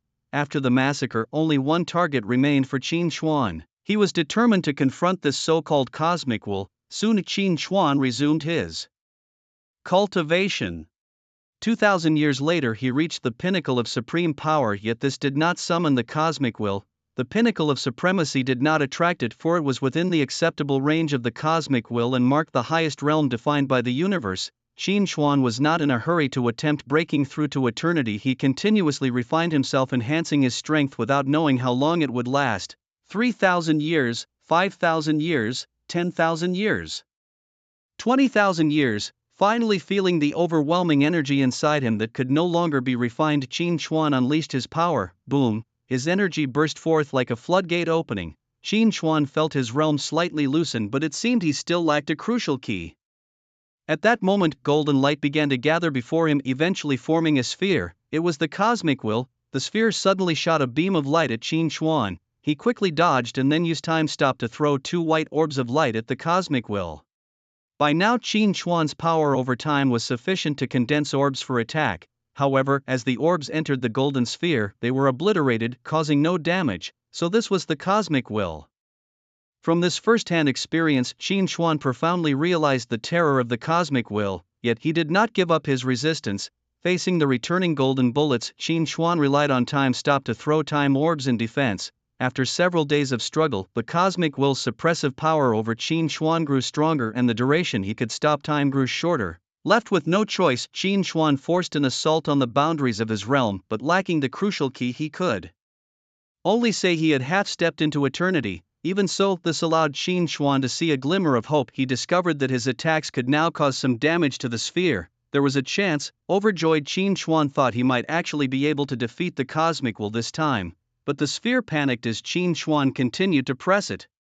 Yet before Qin Xuan could celebrate for long, more golden light descended, merging into the sphere, making it larger and its attacks more frequent. Qin Xuan was shocked. He had no chance to resist further as several beams pierced through his body. As his consciousness blurred and he neared death, Qin Xuan looked at the sphere, realizing he was so close. Returning to a pure white space, he thought he had to start over, but suddenly a prompt appeared. You have cleared the dungeon and received your rewards. An S-rank beast taming skill, Beast Sense, the primordial time dragon, and a beast egg. With Beast Sense, S, your range of sensing beasts is tripled, and within this range you can use your psychic power to teleport your beast to your side. Detected that you possess the Cycle Jade. Your inferior talent Beast Sense has been upgraded to an SSS. Rank talent Limitless Induction. With Limitless Induction, SSS, you can sense your beasts without regard for latitude, space, seals, time, parallel universes, or any other barriers, and you can teleport your beast to your side or yourself to your beast at any moment.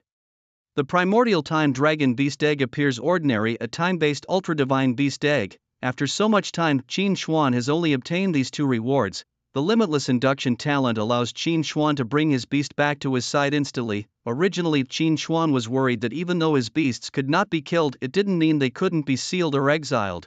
What if some old master suddenly sealed his beast or banished it to another world? Wouldn't that be disastrous for him? But now things are different. If that ever happens, Qin Xuan could simply wait for them to exhaust all their sealing methods and then use his talent. All his beasts would return, then Qin Xuan would just shrug and say, surprised, unexpected, happy. Qin Xuan stood there smiling unknowingly, then quickly coughed twice and composed himself, turning his attention back to the primordial time dragon beast egg. As he approached it, a surge of black energy burst from the egg and merged into Qin Xuan's body.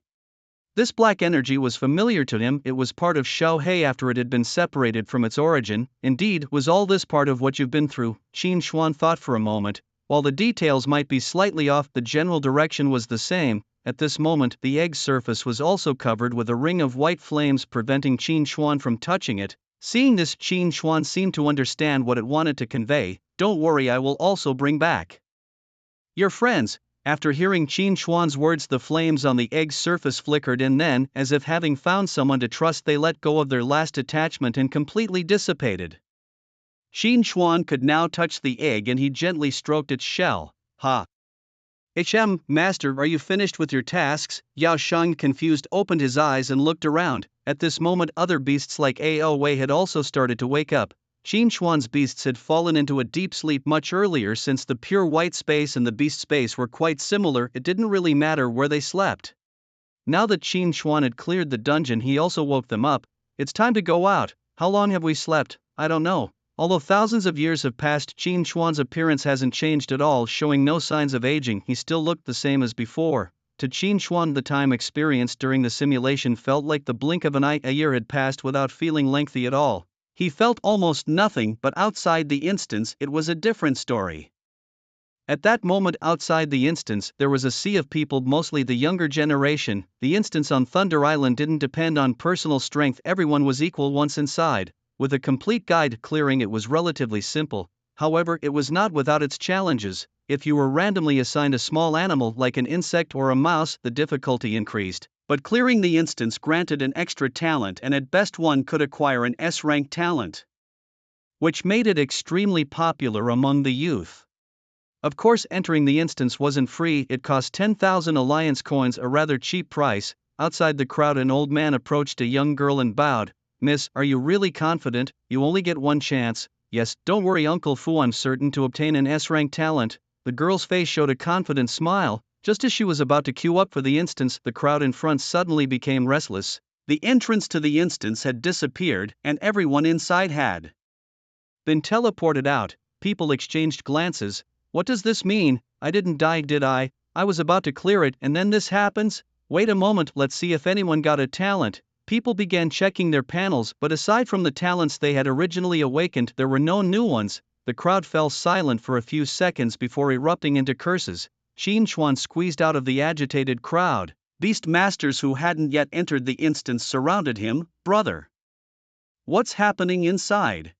Where's the instance? I don't know, I had just entered not long ago when they suddenly kicked me out.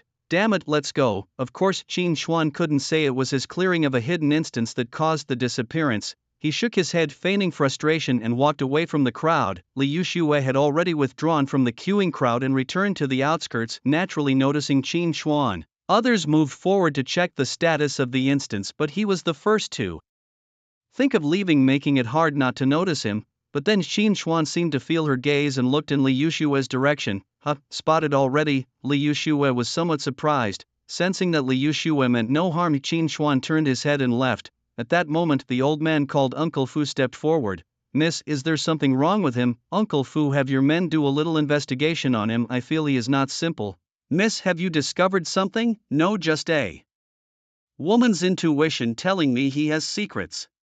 Perhaps our family can form a good relationship with him. After leaving the area of the instance entrance, Qin Xuan quickly moved away. He hadn't expected the map to have grown even larger upon exiting. Finding a secluded place, Qin Xuan connected his consciousness, intending to return to Blue Star. I wonder how much Blue Star has developed in the time I've been away. Upon leaving the map, Qin Xuan was suddenly enveloped in darkness, an oppressive sensation squeezing from all around, catching him off guard. he quickly realized he was buried in the soil. Though he distinctly remembered entering the map from inside a house, how could he have been fine going in and then buried upon exiting? In a neglected corner of Linshui City, a pair of delinquent youths were hiding in a small grove engaging in shady dealings. Suddenly, the girl lying on the ground felt the earth beneath her pushing against her back. Before they could react, a mound of earth nearby swiftly rose and a muddy hand stretched out from it. The sight turned the girl's face pale with fear, and the boy, now thoroughly scared, lost all interest in their previous activity, his body trembling uncontrollably. Damn it, did we just encounter a buried zombie? From within the mound, a muddy figure was emerging halfway out of the ground. Hearing this terrifying growl, the young couple could no longer contain their fear. Scrambling to their feet, clothes half dressed, they screamed and ran out of the woods, swearing never to use secluded groves for romantic rendezvous again. Emerging from the ground, Qin Xuan heard the couple's terrified screams. Standing up, he shook the mud off himself, puzzled as he watched them flee. Qin Xuan pulled out a mirror and looked at his reflection, his face still handsome and unaffected, and scratched his head in confusion. What were they running from? After changing into fresh clothes, Qin Xuan walked out of the grove and saw the bustling cityscape with skyscrapers, busy roads, and children going to school, a stark contrast to the apocalyptic scenes he expected. I yearn for freedom, I want to fall in love. Just then, a young man in only his underwear ran past Qin Xuan, spouting nonsensical phrases while being chased by a group of police officers wielding batons. Qin Xuan turned his head away, only to see an elderly man in magenta clothing arguing vehemently with a middle-aged man at a fruit stand. The older man stomped the ground and pointed at the middle-aged man, repeatedly shouting back, attracting a crowd of onlookers. Qin Xuan turned back bewildered and muttered to himself, "Is this still my country?" Qin Xuan then entered a library, searching for the information he needed. In the light novels section, he picked up a few books, his eyelids twitching in bewilderment. Moving on to the section for literary works, he muttered off, "This is more like it." Finally, in the study area, he found what he was looking for. The Complete Bestiary Habits of Beasts by Attribute, The History of Blue Star. This is the one. Qin Xuan picked up the book titled The History of Blue Star and settled into a chair nearby to start flipping through its pages. Centuries ago, a game named King of Beasts had swept across the globe on Blue Star, but just 2.5 months later, the game suddenly became a reality. 2 years thereafter, nations of Blue Star formally established the Human Alliance, unifying their currency into Alliance coins. Due to Dragon Country having received prior information through certain channels, it took preventive measures that preserved its strength, making it the most powerful nation on Blue Star today. The arrival of the apocalypse drastically changed the status quo of Blue Star. It was a disaster, but also an opportunity, and thus, from the year it began, it was referred to as the New Era. The Alliance redefined the beasts that descended during the apocalypse. In the wild, creatures not bound by contracts were called other beasts, and once contracted, they became controlled beasts. As for the ferocious beasts, the book did not mention them, possibly hiding information about them on purpose. The quality of the controlled beasts was divided into different levels, as were the ranks of the beast masters. Among them, those who reached the mythical level were commonly referred to as divine beast masters. By the 1st century of the new era, people still had to risk their lives to subdue their first controlled beast in order to awaken their talents. However, thanks to the joint efforts of 8 divine beast masters of that time, a talent awakening stone was fortuitously discovered in a secret realm. From then on, people only needed to reach the age of 18 to awaken their beast control talent without the need to risk their lives by forming contracts with beasts. In the records, the first to reach the divine level was Zhang Zinan from Dragon Country, who broke through 10 years after the apocalypse and still remains the strongest among all divine beast masters today. However, he is very humble and does not consider himself the strongest in Blue Star. The second-ranked divine beast master was Lin Wudao from Dragon Country, who achieved divine status 15 years after the apocalypse. The third was Wang Ba, also from Dragon Country, who became a divine beast master 17 years into the apocalypse and founded the Overlord Pavilion. In the year 357 of the new era, during a beast tide, he single-handedly fought against 5 divine other beasts and heroically sacrificed himself. In the 150th year of the new era, 2 beast masters reached the divine level simultaneously, raising the world level of Blue Star. It was predicted that after the year 580 of the new era, the protection over Blue Star would be completely lifted, leading to new changes. After the world level increased, people had to be more careful with every Controlled beast. As the death of a controlled beast no longer meant just the loss of the beast but a permanent loss of a contract slot, whether forcibly broken by a contract-breaking stone or voluntarily dissolved by the beast master while the contract slot remains, it can no longer be used to contract high-quality beasts and is considered wasted. The contracted beasts are to accompany the beast master for life, no longer as easily obtained or discarded as before. Closing the book, Qin Xuan briefly digested the information before on a whim picking up the complete encyclopedia of controlled beasts lying next to him. The book indeed recorded many controlled beasts, some of which even Qin Xuan had never seen before. At the end of the book a sentence is added: "There are no worthless beasts, only worthless beast masters." After reading, Qin Xuan closes the book and leans back in his chair, taking a long sigh of relief. There are no worthless beasts, only worthless beast masters. To Qin Xuan, this phrase is just something to comfort others. If you take it seriously, you've already lost. Those beasts are deemed worthless because their inherent qualities and racial limits are glaringly obvious: low ceilings with no floor. What use are such beasts? Of course, Qin Xuan doesn't discount those with exceptional talents, but the power of individuals is ultimately limited. If a beast, typically of only excellent quality, produces a mythical one, does this elevate the status of that beast species in people's eyes? Not at all, it's impossible. What rises is that single beast which becomes mythical. People won't bet on a chance so slim it's nearly impossible there'll be a second.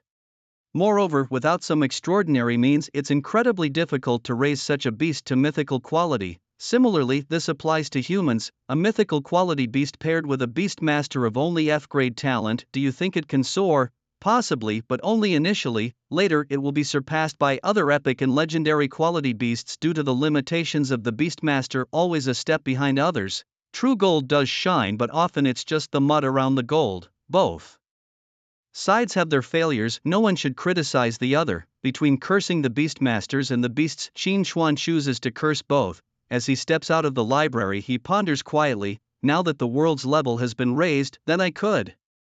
Hey, have you heard? The talent instance on Thunder Island suddenly disappeared. Really? Are you sure? Of course, I'm telling you. Just as he walks out, Qin Xuan overhears people discussing the disappearance of the Thunder Island talent instance. In a conference room, a man in a white robe laughs.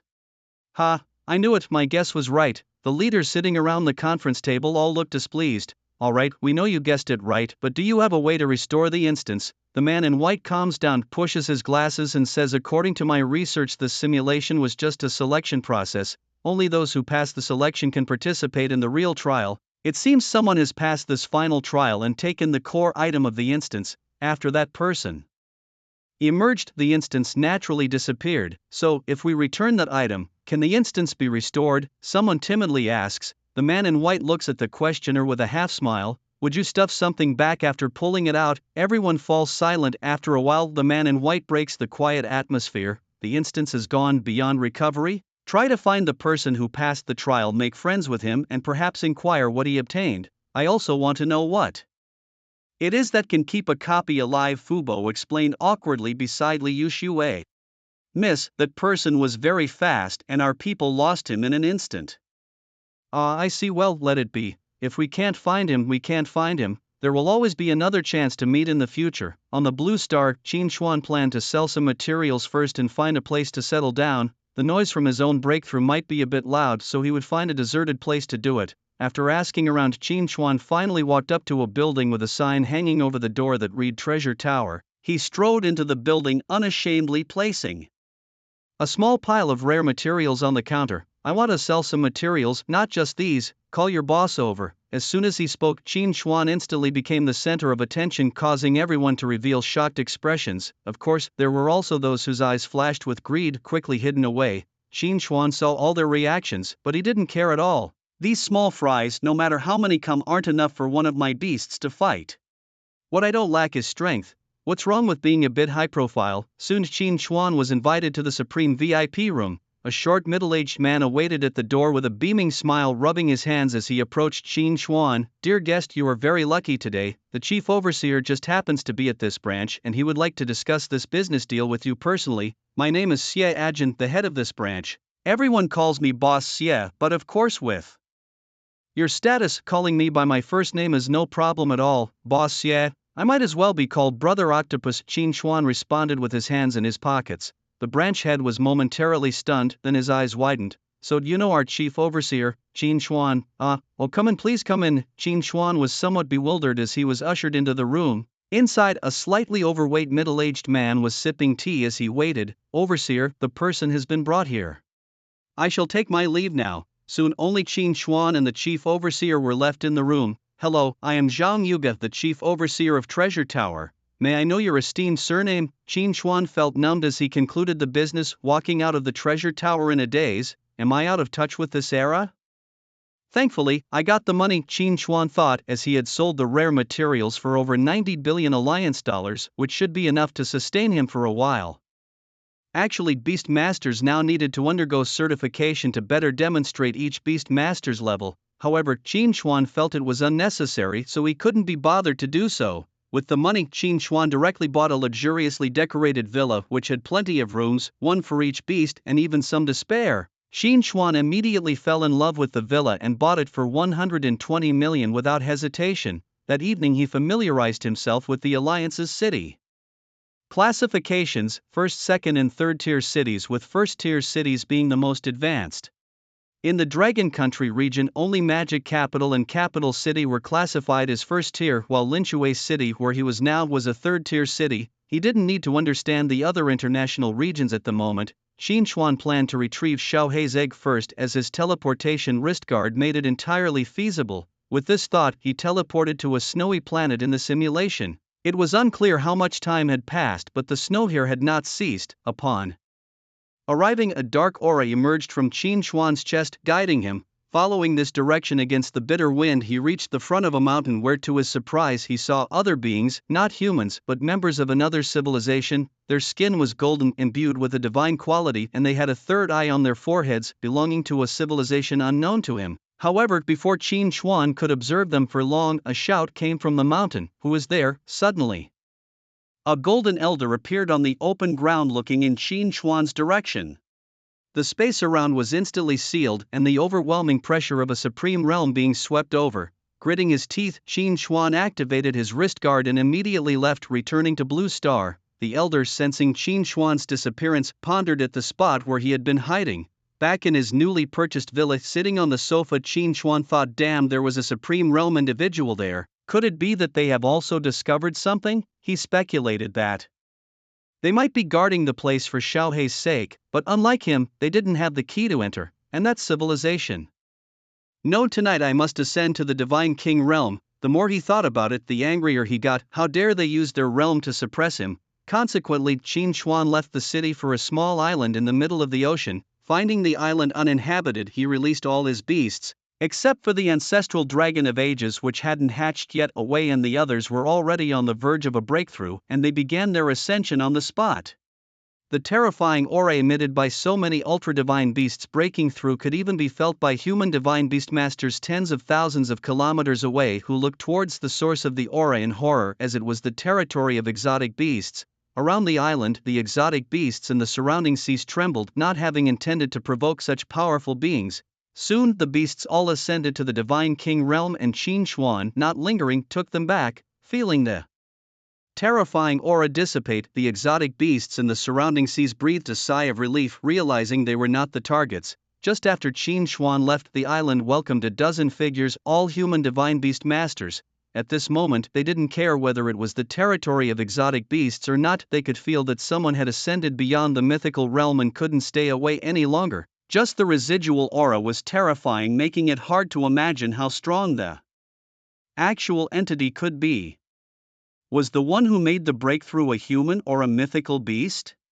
If it was a mythical beast, that would be troublesome. At that moment, an elderly figure appeared before the crowd. Greetings to Elder Zhang. A group of divine beastmasters bowed respectfully. The newcomer was none other than Zhang Zinan, recognized as the strongest in the alliance.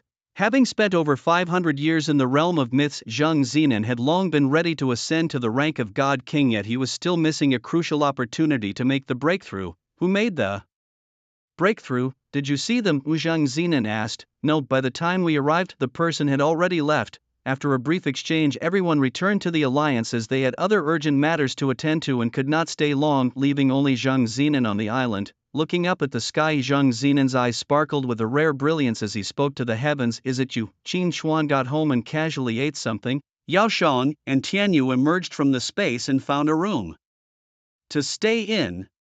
Aoi and the others preferred the comfort of the space and decided not to look for a room. Qin Xuan didn't mind. After eating, he went to bed early. The next morning, the Alliance issued a notice briefly explaining the disappearance of the talent copy on Thunder Island. Of course, they didn't reveal that the core secret of the copy had been taken but instead fabricated another reason, keeping the truth hidden. This, however, led many to complain, particularly those who had never entered the copy or whose descendants hadn't. While strolling outside the villa, Qin Xuan and his companions heard something about a Beastmaster entrance exam. Upon inquiring, Qin Xuan learned that it was a selection method used by Beastmaster academies to identify talents similar to the college entrance exams before the apocalypse. Hundreds of years ago, Zhang Zinan had gained control of a copy which could also be brought into reality. With some modifications, it had become the dungeon used in the current entrance exams for students whose scores were updated in real time, allowing non-participants to watch from the outside. Understanding this, Qin Xuan left stroking his chin, thinking about how the Beastmaster entrance exam had been established. Would provincial and national Beastmaster competitions be far behind, and wouldn't there be a story of a talented young man of humble origins scorned after awakening his talents, accompanied by various beauties, taming unique beasts and rising to national prominence? Something seemed very off about that. If such a situation truly existed, Qin Xuan couldn't just stand by. The exam was scheduled for the next day. After some thought, Qin Xuan decided he might as well check it out. If any hostility was directed at him during the event, he would not hesitate to eliminate the threat. However, entering to observe required scanning information and verifying identity, and his data wasn't recorded in the Alliance's database. Was he supposed to directly declare himself a primitive man from hundreds of years ago? Suddenly an idea struck him. Wasn't there still Zhang Zinan? Maybe that guy could help him secure an identity. No sooner had he said it than Qin Xuan's figure vanished. Simultaneously, in a skyscraper in Kyoto, the elderly Zhang Zinan stood in front of a floor-to-ceiling window, gazing into the distance. Silently behind him stood a girl and a beast turned human. Suddenly Qin Xuan appeared, startling the beast and the girl. To enter so silently without alerting a single guard, this person's strength must be no less than mine, thought the human-shaped beast. No need to be nervous, this is an old friend of mine. Xiao Xian, you may leave us for now. Alright. Xiao Xian hurriedly exited the room. It really is you, I knew you were still alive, exclaimed Zhang Zinan, turning around excitedly. Was that terrifying aura on the island last night yours? Qin Xuan did not speak but merely nodded slightly. With Qin Xuan's confirmation, Zhang Zinan finally felt relieved. As long as it wasn't a strange beast, it's fine. I came here this time to ask for your help with something. What is it? Help me get an identity, otherwise there are quite a few little troubles. That's no problem, just give me a moment. Zhang Zinan made a phone call and soon someone opened the door and respectfully handed a bracelet to Qin Xuan. Qin Xuan took the bracelet and Zhang Zinan promptly explained, your identity has been entered into the Alliance. I've registered you with a B-level talent. This bracelet is to verify your identity. Without another word, Qin Xuan put on the bracelet and checked the information inside. Name, Qin Xuan. Gender, male. Age, 20. Talent, fire element. Blessing, B. Well, a B-level talent won't make me too conspicuous. Too strong a talent could bring a lot of trouble. B-level is just right. Thank you. You seem to have hit a bottleneck in your breakthrough. Consider this as compensation. Qin Xuan took out a bottle full of life spring water. Recognizing the rich essence of life, the eldest Zhang Zinan immediately knew it was the precious life spring water and waved his hands in refusal. No, you've already helped me so much. How can I take more from you? Without the materials you left me, I could never have reached the mythic level so quickly, insisted Zhang Zinan. Just take it. As I've always said, these things are of no use to me. This. Also, you're nearing the end of your life, aren't you? Qin Xuan bluntly stated, silencing Zhang Zinan for a moment before he finally responded with a bitter smile. Indeed, nothing escapes you. Yes, old man, I don't have long left, maybe another year or two. So take these things and keep them well. I won't be here to help fulfill any last wishes, I'm just here to watch the fun. The rest you'll have to do yourself. By the way, this is your beast, right? Qin Xuan said, turning to the side. Yes, it is. Qin Xuan then took out a dozen more wind attribute life tree fruits and handed them to the creature. The reason was simple, this beast was one of Qin Xuan's subordinates in his previous life, obtained in a dungeon, and now followed Zhang Zinan. Just the scent of the fruit made the beast drool uncontrollably. As Zhang Zinan was about to stand up and stuff the fruit into the beast's hands, Qin Xuan turned and left. Now that he had secured his identity, he was just waiting for the National College entrance exam to start the next day. In the afternoon, Qin Xuan entered the map again, returning to the experience dungeon at Fengling. Once inside, all the minor monsters were level 100. After half an hour, Qin Xuan's beasts collectively gained 10 levels, though they did not advance in realm, which was within Qin Xuan's expectations. The next morning, the assembly area was filled with candidates, all lined up and waiting to enter the dungeon. Once inside, each person would enter a separate small world where the more enemies killed, the higher the score accumulated, and the score would determine the final ranking and results. Qin Xuan arrived early to spectate, observing the recruitment teachers from various universities sitting above the podium. He glanced at them briefly before focusing his attention on the candidates, contemplating how to identify the protagonist. It was simple: first, look for the handsome ones as attractive as the readers; second, look for those with a chubby best friend; third, start searching from around the school beauty. Soon Qin Xuan spotted his target. A rebellious-looking rich boy surrounded by sycophants was confronting two students, one thin and one fat, with the school beauty trying to mediate. The rich boy was particularly targeting the skinny one, the kind of situation that would have escalated into a fight if not for the crowd around them. Eventually, the two parted ways, but only after making a bet. Look at that person, Qin Xuan said, pointing to the skinny student. After a glance, Ling exclaimed in surprise, "Wow, such strong destiny. Master, you have a keen eye." Qin Xuan smiled silently. The rich boy was about to have bad luck. The college entrance exam started soon after, and once the candidates were in the exam hall, a large screen appeared on the high platform, updating the rankings and showing videos of the top students in real time.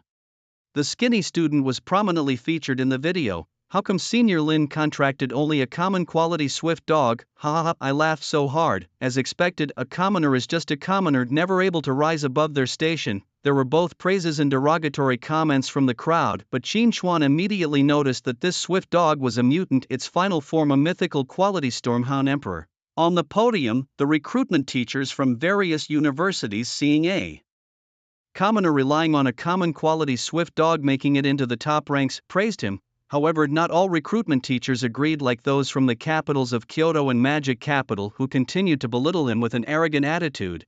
At that moment, Qin Xuan sensed several sneaky figures in the crowd outside, quietly approaching the dungeon. Qin Xuan's brow furrowed slightly. Why do I feel like something is going to go wrong with this exam? The college entrance exam was in full swing. Many of the failed candidates have already withdrawn, and those still remaining in the simulation are among the top competitors. Take, for example, the skinny contestant named Lin Xiaoyu, who comfortably held the first place, several thousand points ahead of the second in line. As the simulation continued, the participants were visibly exhausted and close to the final showdown. Suddenly, the simulation dimmed and disconnected from the outside world. The staff on site scrambled for emergency repairs, only to discover that the simulation had been hacked and it was impossible to extract the candidates. "I knew it," Qin Xuan muttered, holding his forehead. He should have anticipated this. Any high-stakes exam involving the protagonist would inevitably attract the meddling of anti-humanity organizations. Despite the staff's efforts, they couldn't restore the system immediately, and it took over 10 minutes before the internal feed reconnected with the external screens. When it did, the scene inside was horrific, strewn with limbs and blood. Out of hundreds, only 5 survived. Someone had altered the rules of the simulation. Death inside now meant actual death. Witnessing the absence of their children among those standing, many parents in the crowd broke down in tears, while others whose children had exited the simulation early hugged their children tightly in relief. At that moment, a dark figure darted out of the simulation towards the horizon, only to be struck down by a bolt of lightning. "You scum of the Sakura Club, you dare to kill the prodigies of our dragon nation." The city lord of Linshui, the one who unleashed the lightning, was furious. He had been blaming himself for not saving more people, and now with the main culprit before him, he wasn't going to let this opportunity slip. However, the dark figure just laughed maniacally. "Ha ha ha ha ha, a bunch of Dragon Nation ants, our great Sakura Club was indeed targeting you." As the city lord prepared to strike again, the figure turned into a wisp of smoke and vanished.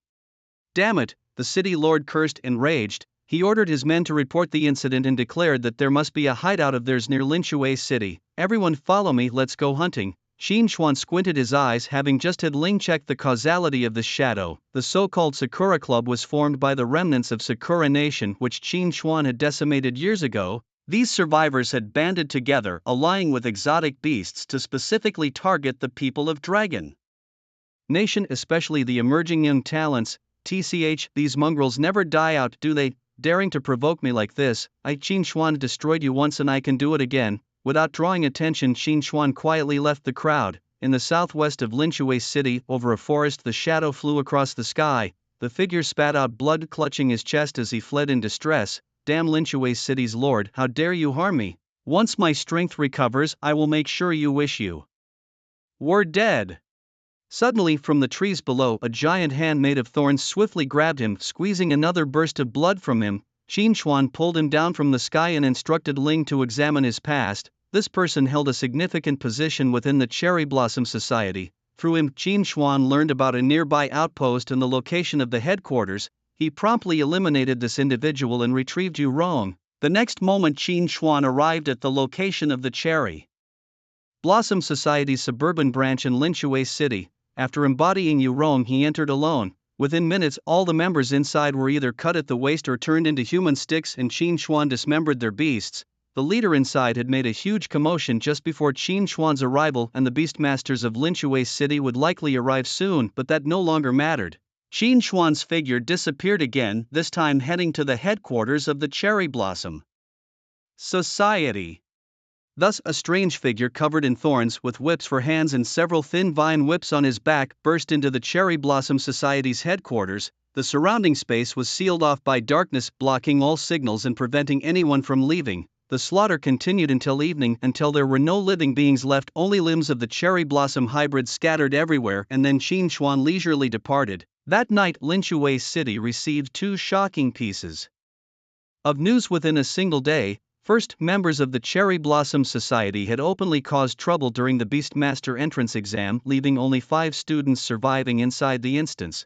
Secondly, in the afternoon, the Beastmasters of Linshui City discovered a temporary outpost of the Cherry Blossom Society outside the city, but by the time they arrived, everyone inside was dead, either cut at the waist or with severed hands and legs, in extremely gruesome conditions. Of course, they did not know that the headquarters of the Cherry Blossom Society had also been wiped out. Qin Xuan, unwilling to run around removing the remaining fugitives one by one, is simply informed Zhang Zinan of the rest of the Cherry Blossom Society's locations. The next day, the entire Dragon Nation was shaken again by news that Zhang Zinan had successfully broken through to a realm beyond the mythic level, firmly securing his position as the top leader of Dragon Nation within the alliance.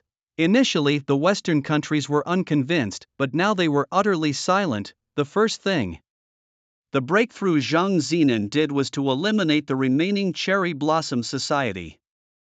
A week later, the entrance exam results were released and Lin Xiaoyu naturally became the national top scorer. Good things were happening for Qin Xuan as well. His Age Dragon had hatched. Name: Age Dragon. Attribute: Time Ancient Level, First Grade Quality, Divine. Looking at the white dragon who looked exactly like him in the simulation, Qin Xuan named it Ji Chen. Arriving at the entrance of the experience instance in Fengling, Qin Xuan had been consistent in his efforts.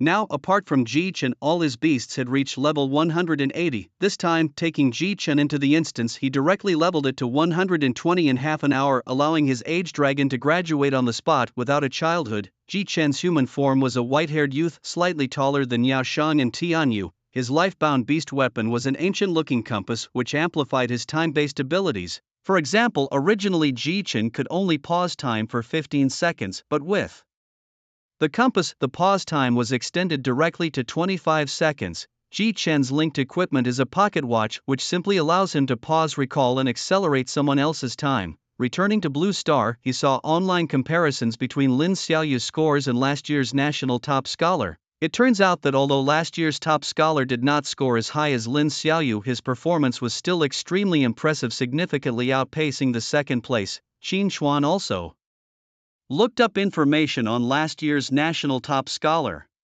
His name is Lu Yong, originally awakened with an F-grade talent, and his parents are alive with a younger sister. Because he offended a rich second generation, he was beaten into serious injuries by this rich second generation and hospitalized. After being discharged from the hospital, he suddenly began to rise. He also checked his high school and current homeroom teachers' information. Either they are powerful or they are rich and powerful, and all are beauties, and they all take good care of him.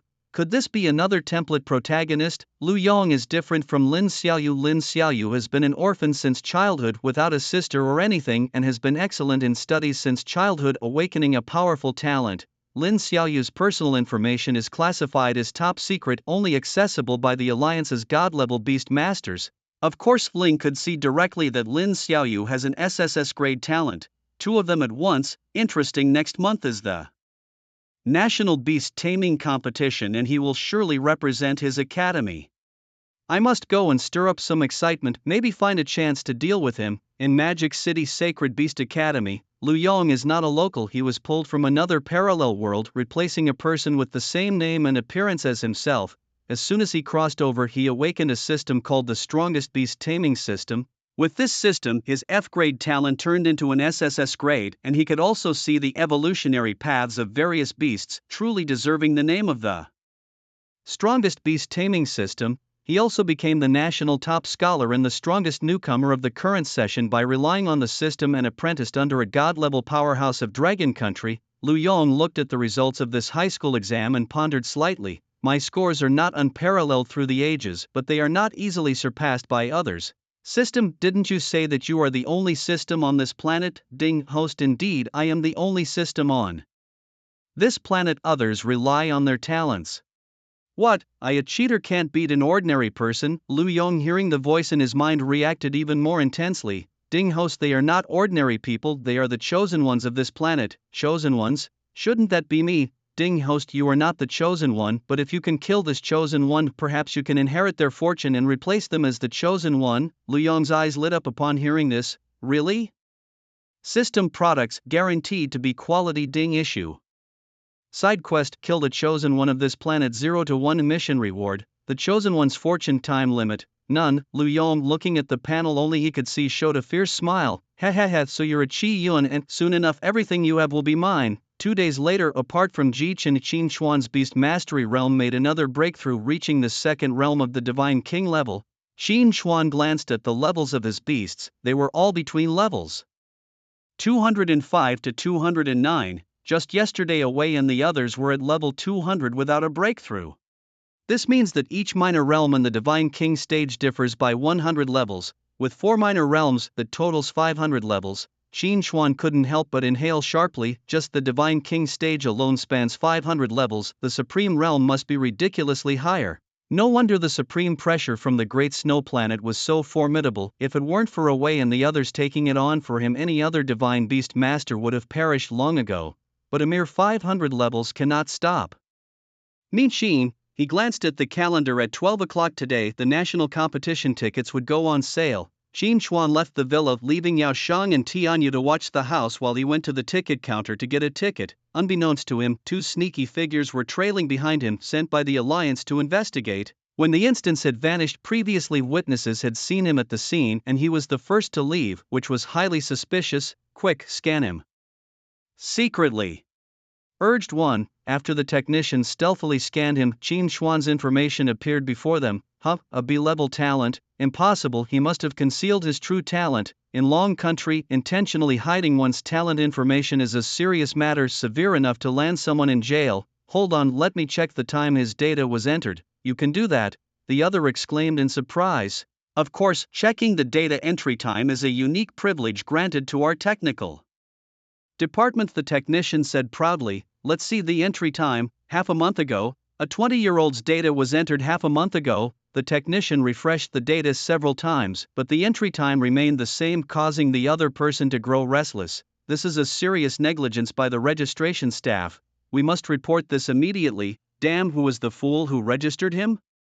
Such obviously fake information was entered. We definitely need to fire him. Ding-a-ling. At that moment, the technician's communicator rang.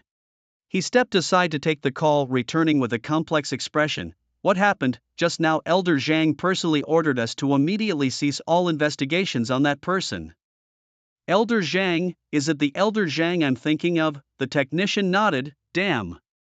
With that, the two ceased their surveillance of Qin Chuan. Sensing that the two who had been following him had left, Qin Xuan looked back puzzled, then continued to procure his ticket. He easily got the ticket and on a whim entered the beast trading market across the street. Unfortunately, he was disappointed not to find any beasts with divine potential. After returning home, Qin Xuan learned that Lin Xiaoyu had decided to enter the Sacred Beast Academy. The Sacred Beast Academy, located in the Magic City, is counted among the top 4 institutions along with Shengjing University, Magic City University, and Starry Sky University. This year's national competition was to be held in Magic City, and since it was all happening there, Qin Xuan thought it might be time to move there himself. By now Lin Xiaoyu's fame had spread far and wide, inevitably drawing the ire of some who wished him ill. Certainly anti-human organizations would be plotting to assassinate Lin Xiaoyu, and that would surely present a spectacle to behold. One night a massive explosion startled Qin Xuan from his sleep. Peering out the window, he saw flames flickering in the distance and heard the sounds of a battle raging in the sky, 2 beast tamers clashing with their beasts. Had the conflict erupted so suddenly? Rewinding to the previous evening, the city lord Mo Dechen had received a special visitor, Zhang Xian, secretly dispatched for a mission. Zhang Xian was a disciple of Zhang Zinan who greatly admired Lin Xiaoyu and was keen on nurturing his talent. Previously, Zhang Zinan had been close to death and had no intentions of taking on new disciples.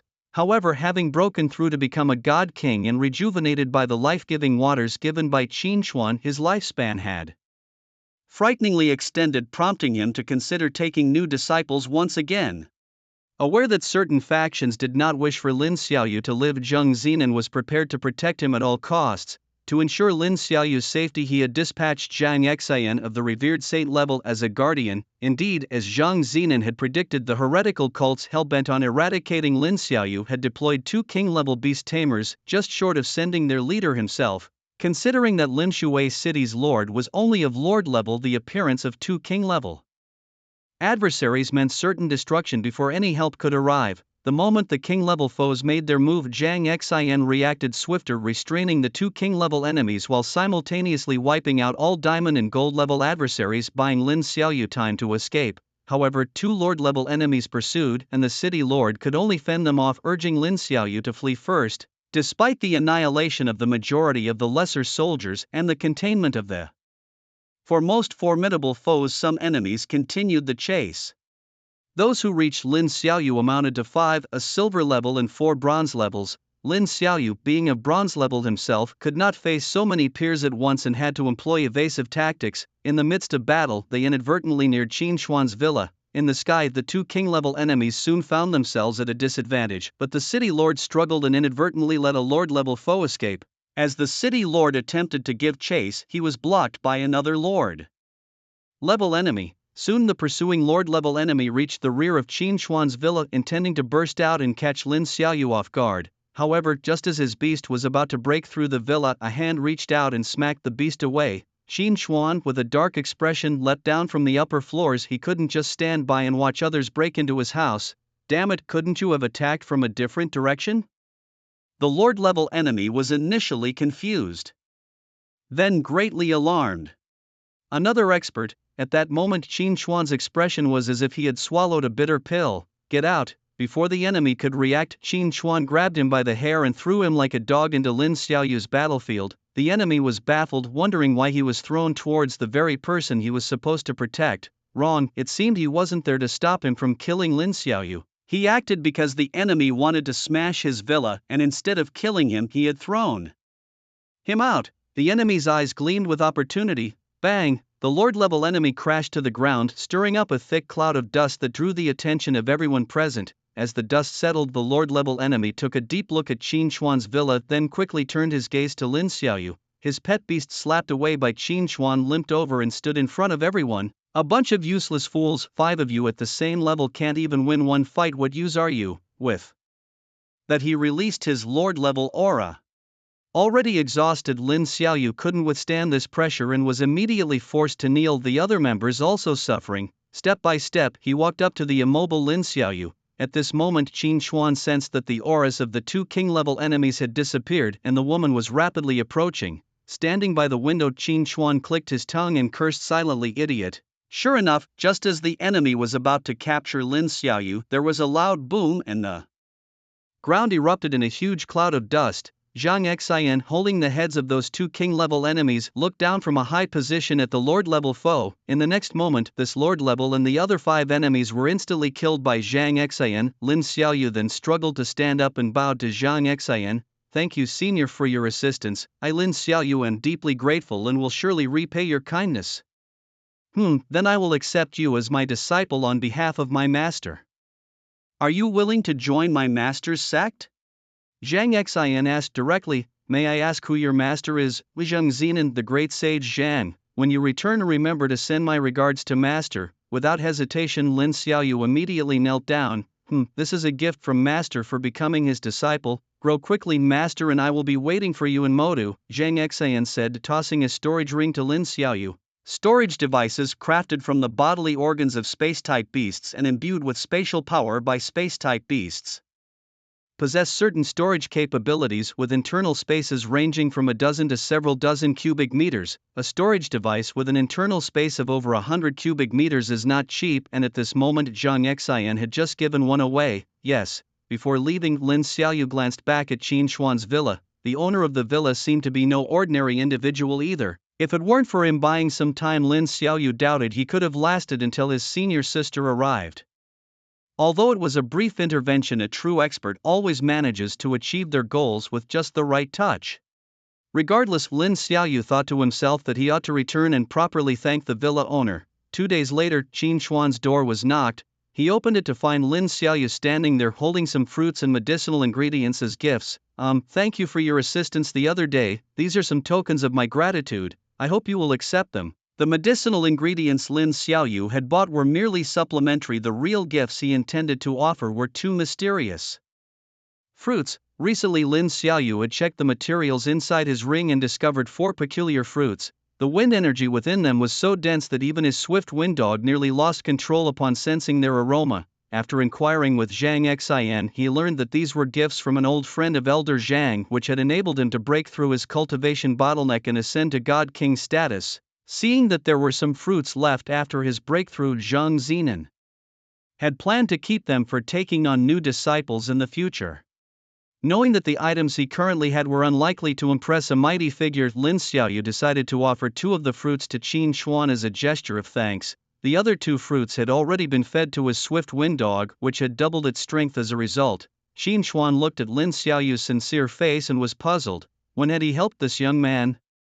It was only after using an ability to discern cause and effect that he realized what had happened that night. He also understood what these gifts truly were. Qin Xuan exclaimed in amusement, well, using the fruits meant for others as a gift for me." Qin Xuan also found that Lin Xiaoyu was not only academically excellent and popular but also always ready to help his friends, treating them like brothers. He was decisive in dealing with those who meant him harm, ensuring they could no longer pose a threat. More crucially, he treated his beasts, both male and female, equally, always prioritizing their needs and focusing solely on becoming stronger.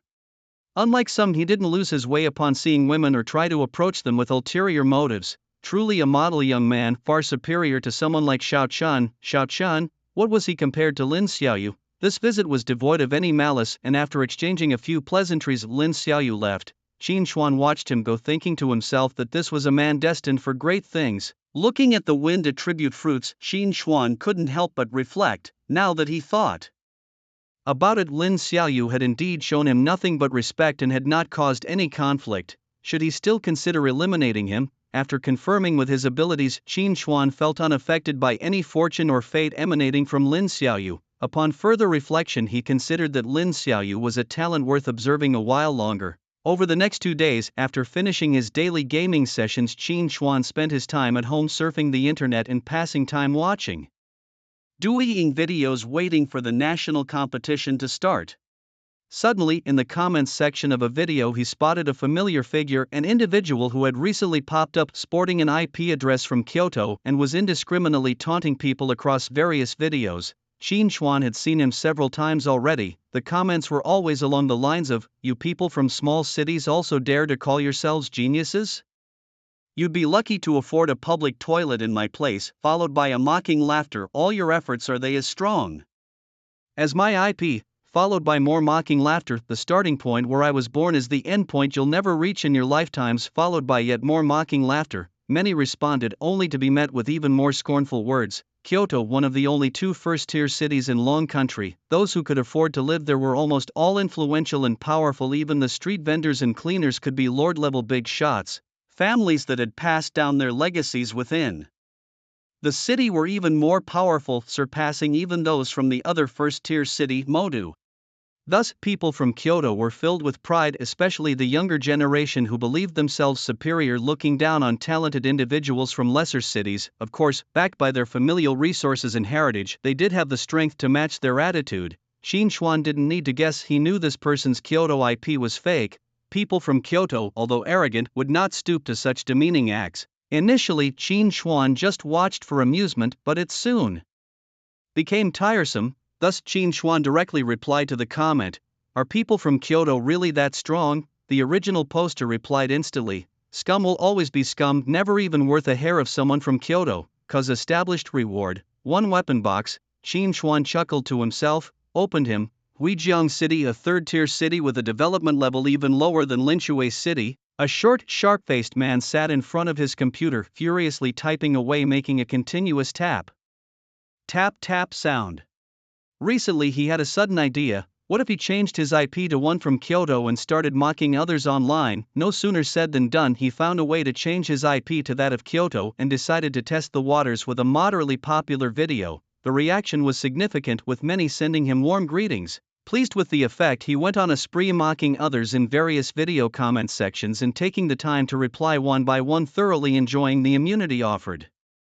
By the screen, lounging back in his chair, legs crossed, he reveled in the frustration of others who could do nothing to harm him. Suddenly, a voice sounded from behind him. Name: Jiannan Chun. Age: 23. Education: dropped out of junior high. He stole all the money from his family for gambling and lost it all, resulting in his grandmother's death due to lack of funds for medical treatment. Subsequently, he was kicked out of his home. As the visitor meticulously recounted Jiannan Chun's so-called great deeds, Jiannan Chun panicked and stood up angrily. "Who are you? You're trespassing, I'm calling the police." With a swift motion, a finger was severed from his hand, followed by excruciating pain. The pain was so intense that Jiannan Chun couldn't hold onto his phone, which fell to the ground. The visitor spoke again. "Does mocking others feel good?" "No, it doesn't." Jiannan Chun replied with a trembling voice. He realized he had offended someone powerful online, and now they had come for him. At that moment, Jiannan Chun was filled with regret, deep regret. "No, you enjoy it. You enjoy seeing others upset and unable to do anything about it, don't you?" said Qin Xuan as he slowly approached Jiannan Chun. An hour later, a hospital in Huijiang City received a patient named Jiannan Chun. His hands were sliced into several pieces beyond the possibility of reattachment. The seasoned doctors noticed the freshness of the slices varied, indicating they were cut from the patient gradually. By then, Jiannan Chun was delirious, ranting about his mistakes and vows of never repeating them. After rudimentary first aid, he was sent to a psychiatric hospital. This psychiatric hospital, known for its unscrupulous practices, didn't use anesthesia while treating his wounds. Jiannan Chun was tortured for days before being taken to an operating room where he was coerced into donating all his organs without anesthesia. This was the result of Qin Xuan's curse, altering his fate to be perilous, ensuring his death was agonizing. Days later, Qin Xuan's beasts had reached the third realm of the Divine King, and he wouldn't retrieve Xiao He from the Snowstar until reaching the peak of the Divine King. Meanwhile, Lin Xiaoyu encountered an unexpected incident. Recently, while training outside the city, he accidentally uncovered a plot by the cult of the evil god to unleash a beast tied to breach Linshui City. After escaping the enemies, he hurried back to inform the city lord. Now, the city was on high alert with patrols on the city walls around the clock. Qin Xuan was speechless upon hearing the news. Why do these anti-human organizations always target small cities? The cult of the evil god, another such group, believes beast masters are the root of all disasters. They think the ferocious beasts are messengers sent by the heavens to redeem them, using the beast's flesh as a medium to gain some of the beast master's powers through grotesque transformations. However, these transformed individuals become extremely bloodthirsty and cannibalistic, making them the prime targets of Beastmaster purges. With the Sakura Association eliminated, what were once the three calamities of the Dragon Country now numbered only two. The last attack targeted another sinister organization known as the Night God Pavilion. Interestingly, the emergence of the Night God Pavilion is somewhat linked to Qin Xuan. over 500 years ago Qin Shuan's exploits became widely known. His unparalleled strength was admired by many. However, as time passed, people gradually forgot about Qin Shuan, and his story eventually became considered just a legend. But the Night God Pavilion, founded a century later, held a firm belief in Qin Shuan's existence because his gaming ID was Dark Knight, which inspired their name. Qin Shuan did some digging and discovered that the initial members of the Night God Pavilion were from the Hegemony Guild. Initially, the pavilion was established to spread the tales of Qin Shuan's deeds so that his fame would be known to all. However, after the members of the Hegemony Guild passed away, the organization slowly started to deviate from its original purpose. People began to misuse Qin Shuan's name, committing all manner of crimes, from bullying and exploiting others to murder and plundering, becoming as notorious as the evil god cult, despised by everyone. Perhaps one day I should visit the headquarters of the Night God Pavilion to see their reaction upon meeting the very figure they worship. The next day, the sky was overcast with clouds, as if foreshadowing trouble. Sure enough, in the afternoon, a beast tide attacked. First, the long-range beast tamers exhausted a wave from atop the city walls, then the close combat beast tamers leaped down to engage in fierce combat. Lin Xiaoyu was naturally among them. His swift wind dog had evolved into a wind sound dog, and he had also tamed two other beasts with mythic potential, a wood-type flower sprite and an earth-type mountain-shaking turtle. The wind sound dog led the attack, the flower sprite sustained, and the mountain-shaking turtle defended. Together they achieved remarkable combat success. However, members of the evil god cult were also hidden among these beasts, and seeing Lin Xiaoyu enter the fray, they gathered a significant force to try and kill him. Fortunately, his friends arrived just in time to stabilize the situation. Qin Shuan had been staying calmly in his villa, unconcerned with the events outside the city. However, at that moment, Mingyuan emerged from the spatial realm, tempted by the numerous beast corpses outside. Qin Shuan thought it over. Considering Lin Xiaoyu's luck, this beast tide was merely an experience-giving event that would hardly breach the city walls. Now was an opportunity to gather hundreds of low-level soldiers, a chance too good to miss. With Qin Shuan's approval, Mingyuan then went out to collect the corpses. To increase Mingyuan's efficiency, Qin Shuan also sent Offing and Changsheng to assist. Thus, from the western city wall, people saw three figures, one white, one brown and one black, emerging behind the beast tide. The white and brown figures moved quickly, cutting down everything in their path, whether beast or cultist. In just a moment, all the enemies here were dealt with. The last figure, clad in black, acted, emitting a dark aura, and instantly turned all the enemies here into his own undead clay soldiers. This scene took only a few seconds, and the people on the western city wall were stunned. The three figures then immediately flew towards the next direction. Many began to speculate that these three figures must be someone's controlled beasts, indicating that a powerful figure was hidden within the city. After clearing the west, they moved to the south, then to the east, and finally arrived at the north side, where Lin Xiaoyu was. Lin Xiaoyu and others watched as these three figures instantly killed all the enemies present, their eyes widening in shock. What shocked them even more came later. The black-robed figure waved his emaciated hand, and the previously dead enemies transformed into undead and were taken away by him. A vast beast tide resolved in less than 5 minutes by Qin Shuan's three controlled beasts. Lin Xiaoyu was also bewildered. His senior sister had already left. Could it be that senior? The more he thought about it, the more likely it seemed. That senior was indeed unfathomable, and Lin wondered if his thank you gift would be of any help to him. After the beast tide was dealt with, Offing, Changsheng and Mingyuan returned to Qin Shuan's villa. Is it done? The three nodded. How many small soldiers now? With this batch, a total of 83,974,343, Mingyuan replied after a careful check. Less than 100 million? That's too risky, we need more beast tides next time, Qin Shuan said. By the way, how many does Fengying have now? Probably also a few tens of millions, Fengying responded from the space. Alright, then keep up the good work. Fengying's beast soldiers, primarily designed for lethal attacks, were rather fragile, and it was better for Mingyuan's soldiers to handle the charge into battle. After playing the game, Qin Shuan liked to stroll through the market, his speakers playing music outside his shop to attract customers. His favorite place was the beast market, visiting daily to see if there were any new beasts with potential for transcendence. With more than 10 days until the national competition began, there was enough time for Qin Shuan to advance to the Divine King realm and retrieve Xiao Hei's egg. Now during the summer vacation, Lin Xiaoyu had taken a few days off before attending the so-called Genius Camp, a recent initiative by the Dragon Country to train the top-ranked national beast masters during the summer. They had access to top resources, but it was up to them to seize the opportunity.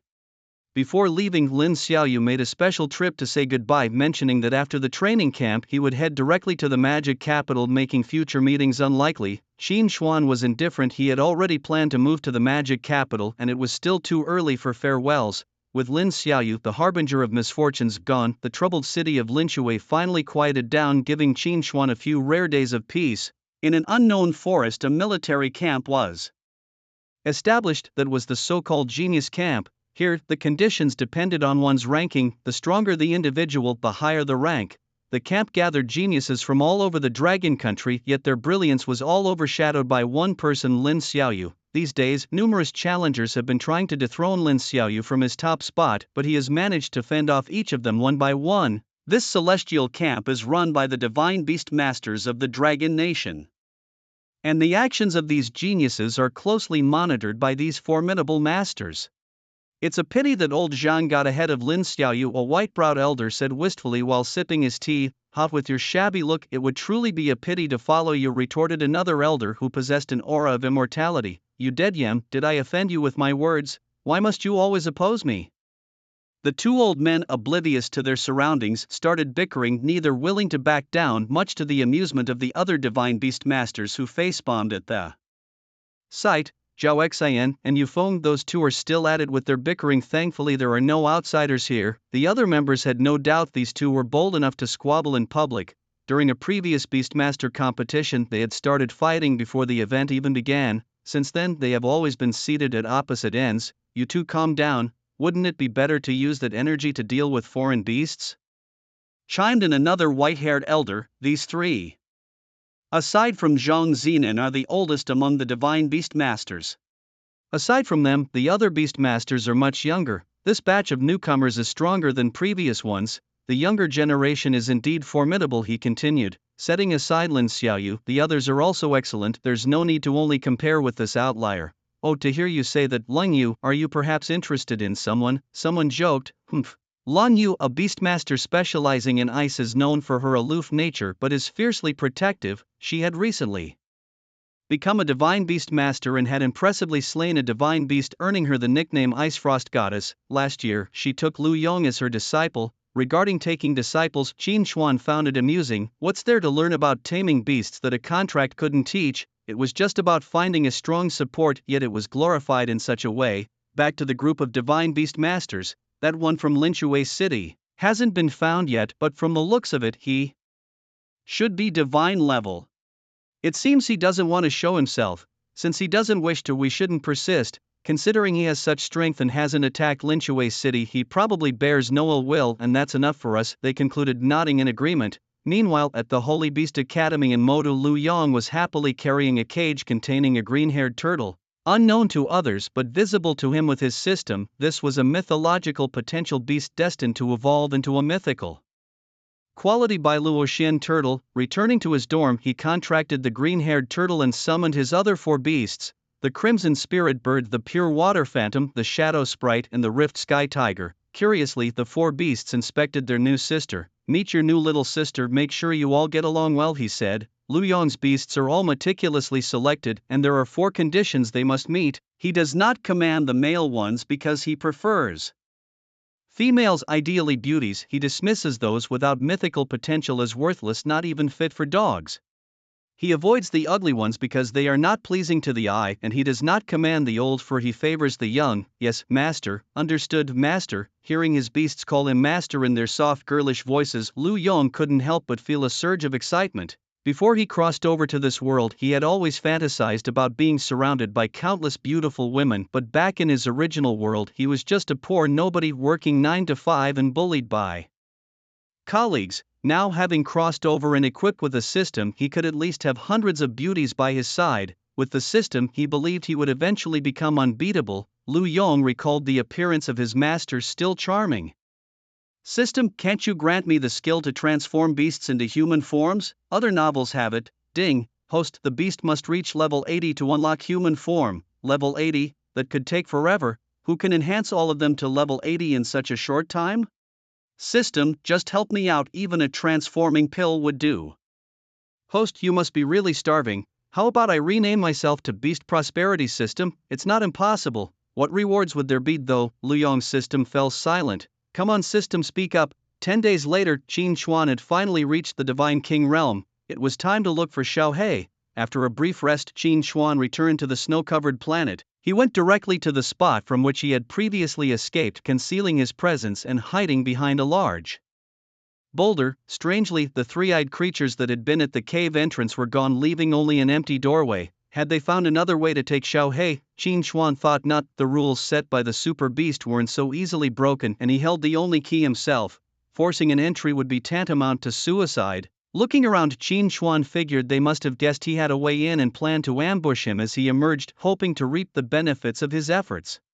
Expanding Kai's sensory range, Qin Chuan soon spotted two golden figures on a distant mountaintop, stealthily observing him. This confirmed his suspicions. Smirking slightly, Qin Chuan didn't turn his head towards the two figures, not wanting to startle them. Thinking of stealing my beast? Ha, as if. Divine realm, huh? You used your realm against me last time and I haven't forgotten. This isn't over.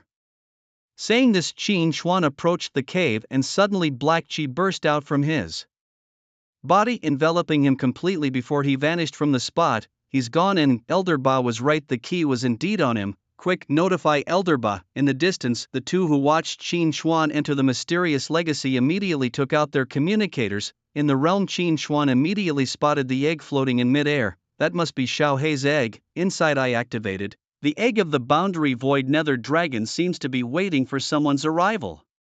So Xiao He is a boundary void nether dragon. In the next moment, the dark energy clinging to Qin Chuan's body gathered again and merged into the egg. Recognized, the egg slowly floated into Qin Chuan's hands. At this moment, Ji Chen transformed into human form and stepped out from the beast mastery space. Master, may I see the egg? Qin Chuan thoughtfully nodded and handed the egg to Ji Chen. Holding the egg, Ji Chen felt an inexplicable sense of kinship with the creature inside the egg. After receiving the egg, the exit soon appeared, and he gently caressed its shell, following Qin Chuan out of this space. Upon returning to the outside world, Qin Chuan immediately sensed something was wrong and quickly stored Ji Chen and the egg back into the space. Just a second after they were stored, a red beam shot towards them, hitting the ground right behind where Ji Chen had been standing. Had Qin Chuan been a second later, the dragon egg in Ji Chen's hands would have been hit. Qin Chuan looked up to see a golden-haired old man standing high above, looking down at him with a supreme aura. Young friend, this object is fated to be mine, why not hand it over to me? The golden-haired elder spoke first. Ha, who the heck are you to claim it's fated to be yours? I didn't see you with the key, Qin Chuan retorted without reservation, recognizing him as the same elder who had pressured him before using his higher realm. First come, first serve. I discovered this place first, and I am stronger than you both morally and rationally. This egg should belong to me. Speaking, the aura of his supreme realm intensified, causing the old man's face to sour. He was, after all, the eighth elder of the three-eyed divine tribe, and here was this god king ant defying his command. You say you discovered it first? Well, I say I was here first. Old man, you've been guarding this for hundreds of years and still couldn't break through. What a waste of a supreme realm. How dare you? Elder Lao, enraged, released his full supreme realm pressure. Boy, do you not know that a supreme cannot be insulted? Yo, looks like someone's flustered. What a waste.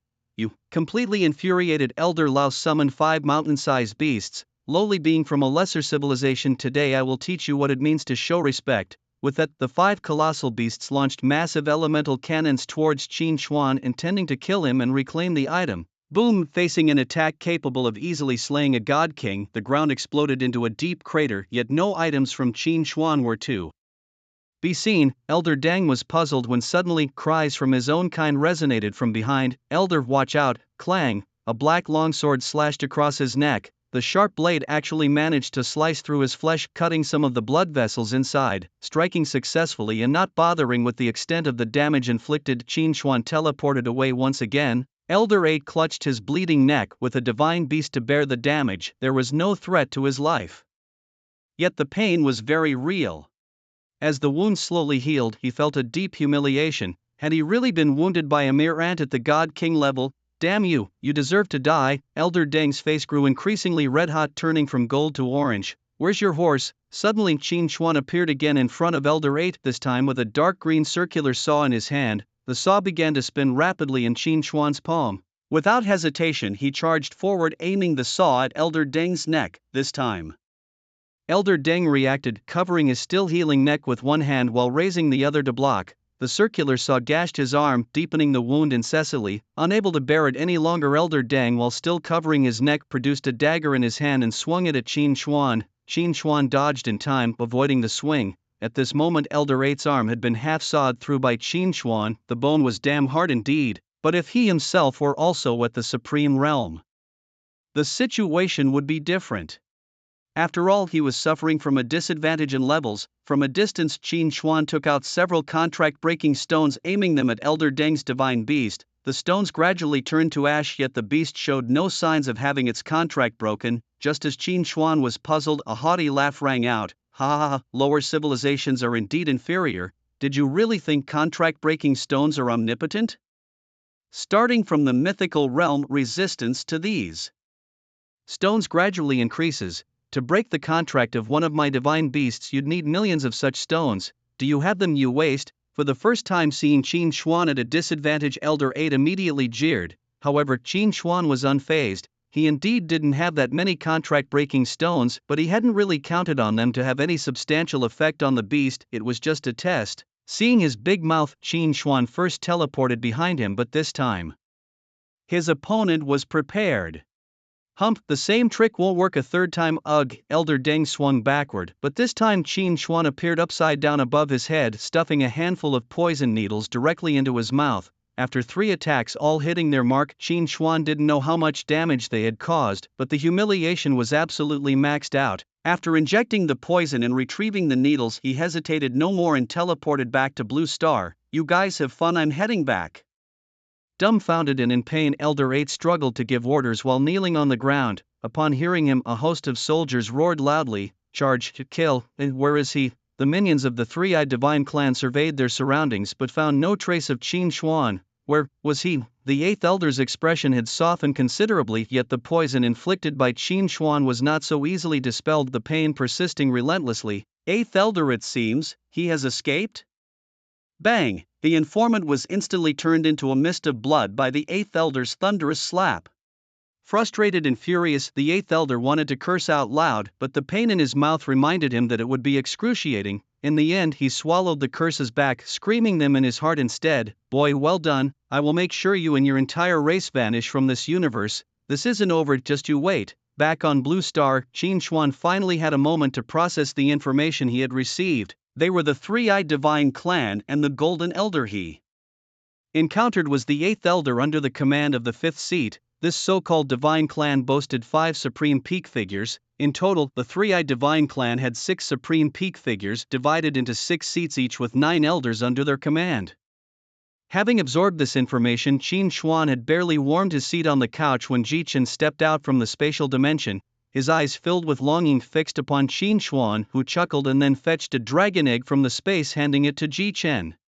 Jichen was particularly fond of this dragon egg and unusually decided to sleep outside. He found a room, entered with the egg and settled in. The next morning, Qin Chuan began packing up the villa, taking anything useful or fun with him as he prepared to head to Modu. Once everything was packed, with a mere thought he instantly transported himself to Modu. In Modu, in a dimly lit alley, a pair of young delinquents were engaged in dubious activities. Piece by piece, their clothes came off, bordering on content that would not pass censorship. Suddenly Qin Chuan appeared at the deepest end of the alley, facing away from them. The sudden appearance of a person out of thin air left them stunned, like being told about a spot never raided for illicit activities only to discover it's actually a police station. Their desires evaporated in fear, they turned pale, broke into a cold sweat, hurriedly picked up their clothes and fled as if caught in an affair. Turning around, Qin Chuan watched the young man and woman honestly sprint out of the alley and onto the streets of Modu, freely sweating the sweat of youth, and couldn't help but reflect. True to the spirit of a big city, he mused. With a casual wave he activated his innate supersensory ability. In the next moment, Jichen holding the egg appeared before him. Qin Chuan saw no need to hide anything and allowed him to follow openly. Being the strongest on Earth, what was there to fear? Non-humanoid large beasts were not allowed to roam freely in the city. To move freely, they either had to be small or take human form. Just as they left the alley, Qin Xuan noticed a pink truck with a transparent compartment holding a beast egg and numerous materials. The tempered glass bore a large sign, "Happy 1-month little treasure, mommy loves you." This truck turned heads wherever it went, for it carried a legendary quality beast egg second only to mythical quality. The materials inside were relatively rare, but they couldn't compare to what Qin Xuan held. Even so, it still drew the envy of many beast tamers. Videos uploaded online sparked a massive reaction. Many commented that choosing one's birth was the most significant choice in life.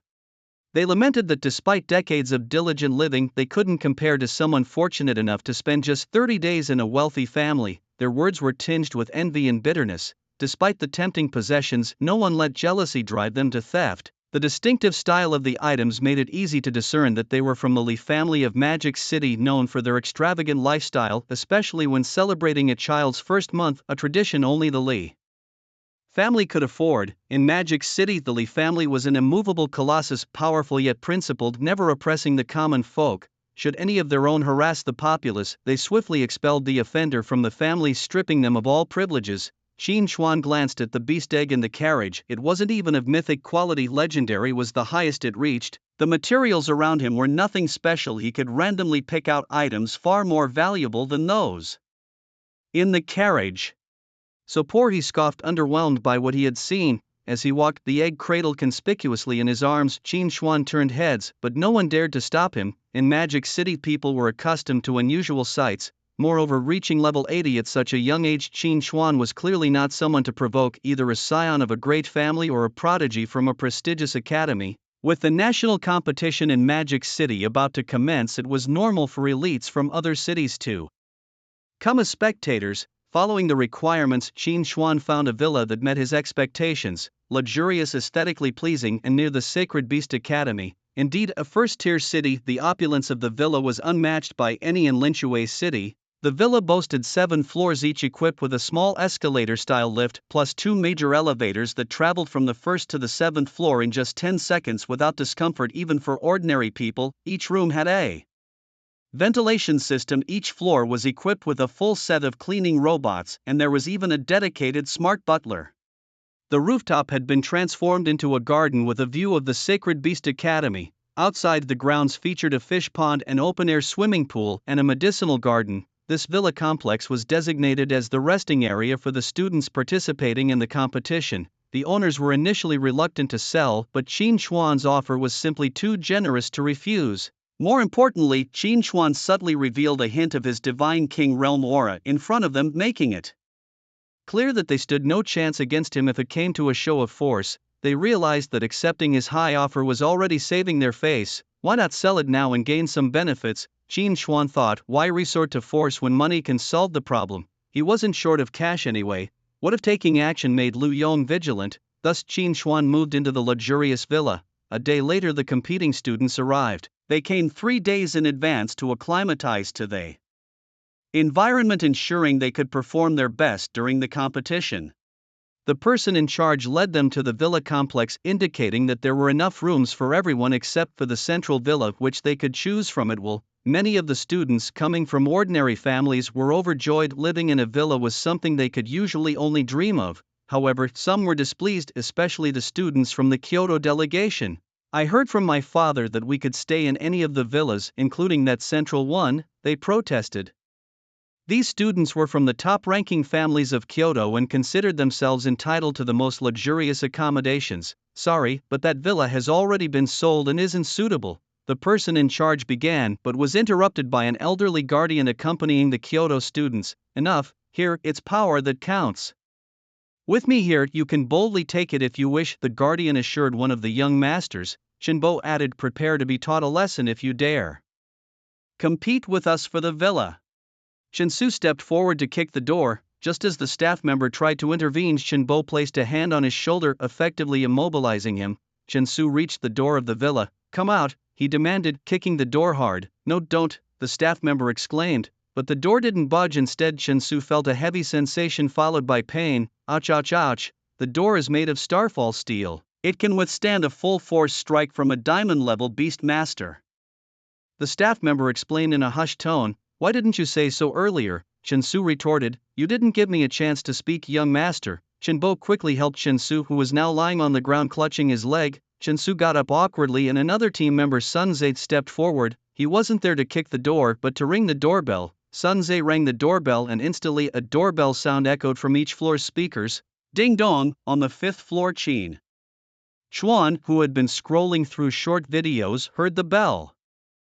Someone's here, he mused, and in an instant he teleported to the front door on the 1st floor. This teleportation wristband is so much more convenient than using the elevator, he thought. Qin Chuan slowly opened the door. Do you need something from me? The visitors were taken aback to see that the door was answered by a young man in his early 20s. They had assumed that the person who bought this mansion would be a middle-aged tycoon. Well, this will be easier than expected, they thought. Look, we'll give you a chance. Leave this villa now and we can let you go, they proposed. Qin Chuan tilted his head. Sunze faltered, then explained the situation to Qin Chuan, who then suddenly understood. I see, Qin Chuan said. Sunze, hands on his hips, figured that since they were only staying a few days, the villa would still be his after they left. Understood? Then better leave quickly. One of my team members needs to rest. Leave? Shouldn't it be you who leaves? The group from Kyoto fell silent. Just as Sunze was about to speak again, Chinsu, who was peeking inside the house, saw a humanoid beast holding an egg. Wait, what's that? Chinsu pointed inside at Ji Chen, and the others crowded forward to see the creature holding the egg. The captain of the squad, the young master of the Long family, Long Jinrui, immediately recognized the extraordinary nature of the egg. Where did this egg come from? Does it concern you?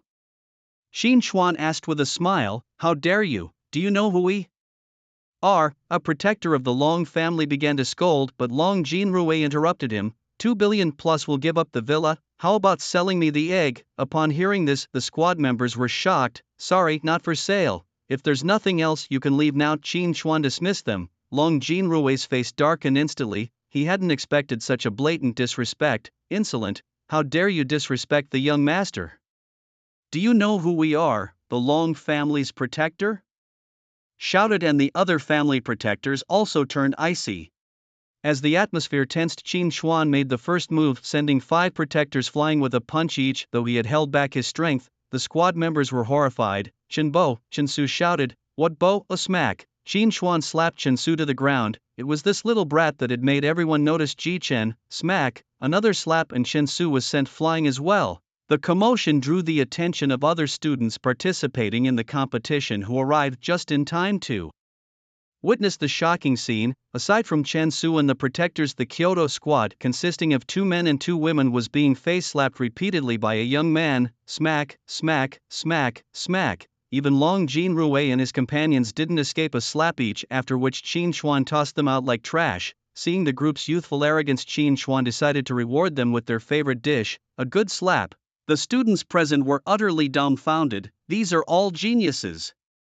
From top families in Kyoto, popular favorites to win the championship. It's not just them. Remarkably, even their protectors were sent flying. My goodness, which school do these students belong to? Who are these warriors? Aren't they afraid of the Kyoto families coming after them? They're so strong, how can we compete with them? Players who were watching the drama unfold discussed quietly among themselves, complaining, until someone pointed out, wait, look, he doesn't have the participant's number on his armband. He's not a competitor. Those who were complaining looked up again, and indeed, there was no number on Qin Chuan's chest. When they had arrived, their coaches had reminded them that the armband was proof of their participant's status and should never be removed. Since this man didn't have one, it was highly likely he wasn't a competitor. Many in the crowd secretly breathed a sigh of relief. It was also learned from the officials that the group from Kyoto had been too arrogant, attempting to forcibly take over a villa someone else had bought, only to be beaten up by the owner. Mocking laughter soon spread through the crowd. Oh, you Kyoto folks think you're so tough, but you've hit a snag now, haven't you? Ha ha ha. I'm dying of laughter. They were thrown out just like dogs. 5 guardians stood up, realizing they had provoked someone they shouldn't have, and quickly knelt before Qin Chuan to apologize. We failed to recognize the great one before us, looking down on others with the eyes of a dog. We hope the senior does not remember the offenses of us minor ones. If the senior is still upset, feel free to use us as punching bags. We can take a beating. We're willing to take the punishment for the children too, as they need to compete and cannot be injured. Chenbo, Uncle Zhang, Aunt Zhou Long, Jin Rui, and others also stood up and knelt before Qin Xuan. At this moment, they no longer cared about the ridicule from others. Being able to instantly defeat 5 guardians, their families could not afford to make an enemy of such a powerful figure. Compared to their families, what was their own dignity worth? This world respects the strong, and seeing how easily Qin Xuan handled them, they knew he hadn't even used his full strength. They were convinced, truly having no choice but to submit. Watching the people kneeling before him, Qin Xuan could clearly hear everything they were thinking. People from great families are indeed arrogant, but they are not foolish, not to the point of overlooking everything. Not bad, they can bend and stretch much better than those mindless second-generation fools who just hand over their heads to the hero. The competition, if nothing unexpected happens, should have these folks facing off against Lu Yong. Thinking of this, Qin Xuan suddenly had an idea and immediately took the 5 kneeling individuals away to a desolate wilderness. Predecessor, what is this about? Long Jinrui couldn't believe that Qin Xuan could employ such incredible methods. Was it perhaps through a space-type mythical beast's life weapon? We won't be silenced, will we? I asked, expecting an answer, and they nodded in quick succession like chickens pecking at rice. Can you make it to the finals of the major competition? They exchanged glances before replying. We should be able to. I need you to deal with someone during the match for me, I continued. The faces of Long Jinrui and the others immediately showed difficulty. The rules of the competition strictly prohibit killing, rules that even our major families must adhere to, they protested. I'm not asking you to kill him, I want you to mess with his mentality, I clarified. But what if he doesn't make it to the finals? They questioned. He will, I assured them, a meaningful smile playing at the corners of my mouth. During the competition, can beast masters use their life-bound beast instruments? I inquired. Long Jinrui and his group shook their heads. Beast masters themselves cannot use them, but if one has the strength to raise a beast to level 90, then it's permissible. However, at that level there's really no need to participate in competitions. If beast masters could use their life-bound beast instruments in the competition, then the major families would simply bring out their strongest weapons and sweep through the competition without a fight, leaving no chance for those from ordinary backgrounds. I had originally planned to lend them a long sword I had obtained from the Orochi, but it seemed unnecessary now. Yet I had another plan. Summon all your beasts, I instructed them. Puzzled yet compliant, they summoned all their beasts. I approached one of Long Jinrui's beasts and stuffed a life tree fruit of a matching attribute into its mouth. The beast's power doubled instantly. After another fruit, its strength increased by another 90%. Long Jinrui was shocked. He didn't understand what was happening or how. Ignoring their astonished looks, I fed 2 matching attribute tree fruits to each of their beasts. When you face Lu Yong from the Holy Beast Academy in the arena, hit him hard and taunt him as much as possible. Play mind games with him. If you let him take first place after all this, I turned ominously, then your families might as well not exist. Don't bet on whether I can do it or not, you never had a chance from the start. Long Jinrui and the others were terrified, their hairs standing on end. We will definitely do as you ask and try our best to stop Lu Yong, they promised, returning to their guardian's side. Suddenly, their strength had increased a notch. Now, the good villas were all taken and Long Jinrui and his group picked a remaining one that was barely livable. They weren't concerned about their living conditions now. Surviving Qin Xuan's hands and gaining a transformative increase in strength was a fortune big enough. But if their team were to be defeated by Lu Yong, not to mention their families, they would immediately be in mortal danger. A person valued by such a senior figure was no ordinary opponent. With trepidation, Long Jinrui and the others awaited the start of the competition. On Lu Yong's side, a system notification dinged announcing a mission. Achieve first place in the National Beast Mastery Competition to get a quality-enhancing potion and 5 double experience cards. Failure will result in all your beasts dropping 10 levels and the highest level beast will decrease in quality. Calling that a reward for failure? Are you serious? Not caring about the penalty for failure, I now possess 5 Imperial beasts, all capable of battling beyond their ranks. What about those diamond-level teams in Kyoto? They're just lucky to be born better. If it were me, I would have reached the god level long ago. If we face off, I'm sure to win. The top prize for the national competition is a mythical quality Imperial beast, plus a chance to be chosen as the successor by a god level mythical beast. It's the only god-level beast not yet contracted but still stands with humanity. In other words, with a bit of luck, getting the favor of that god-level beast would mean snagging 2 mythical quality beasts in one go. Lu Yong has already counted the first place prize as his own. Why? Because he has the system. I heard that the mythical beast is female and he's confident that with his handsome looks combined with his immense potential he is sure to claim the full rewards. The news of Qin Xuan thrashing Long Jinrui and others naturally also reached the Holy Beast Academy. At this moment the vice principal and the head of instruction from the academy went to make his acquaintance. They wanted to invite Qin Xuan to teach a class at their academy, instructing the students in combat techniques with the fee negotiable. Qin Xuan didn't even think twice before declining. He lacks nothing. As for techniques, strength is the best technique. The day before the competition started, Qin Xuan went out to stroll the streets. Ji Chen stayed at home looking at the egg. While Yao Liang and Tianyu accompanied Qin Xuan, the streets of Magic City at night were bustling. Along the way these two were curious about almost every shop they passed, wanting to just look around like tourists, not buying anything. Whenever they entered a shop, Qin Xuan would pause at the entrance waiting for them to come out before leaving together. It wasn't that Qin Xuan was afraid they would get lost, he was more concerned that if he walked too far ahead and they tried to catch up too quickly they might accidentally run into and kill someone. Passing a barbecue restaurant, they were actually grilling mythical beast meat. Qin Xuan was curious, wasn't mythical beast meat supposed to have a strong gamey taste? But watching people eat, it seemed delicious. He found out that after the world's level was raised, Blue Star had introduced many new rules, some disadvantageous to humans but also some beneficial. The method to remove the gamey taste from mythical beast meat was discovered then, since the gamey flavor only resides in their blood. The method involves thoroughly draining the blood. Trying the barbecue, Qin Xuan indeed found no trace of the previous gamey taste, and the meat's flavor and texture were much better than ordinary livestock. There's a saying, isn't there, when it's not bad it's actually quite good. Soon it was the next day and Qin Xuan arrived at the viewing area of the competition. Finding his seat, imperial beasts aren't allowed to buy tickets, and since they refused to return to their space they stood next to Qin Xuan. As the host finished explaining the rules, the competition began. The first match featured players from Dongfeng University and Chengjiang University. The competition was best of 3 rounds and the players from both universities pecked at each other on stage. The first match wasn't very intense, just an appetizer. Qin Xuan and the audience knew the real challenge was coming later. After 3 more matches, it was finally time for the team from the Sacred Beast Academy to make their appearance, and as expected, Qin Xuan spotted Lu Yong among them. What an opportunity! Qin Xuan instructed Ling to observe Lu Yong.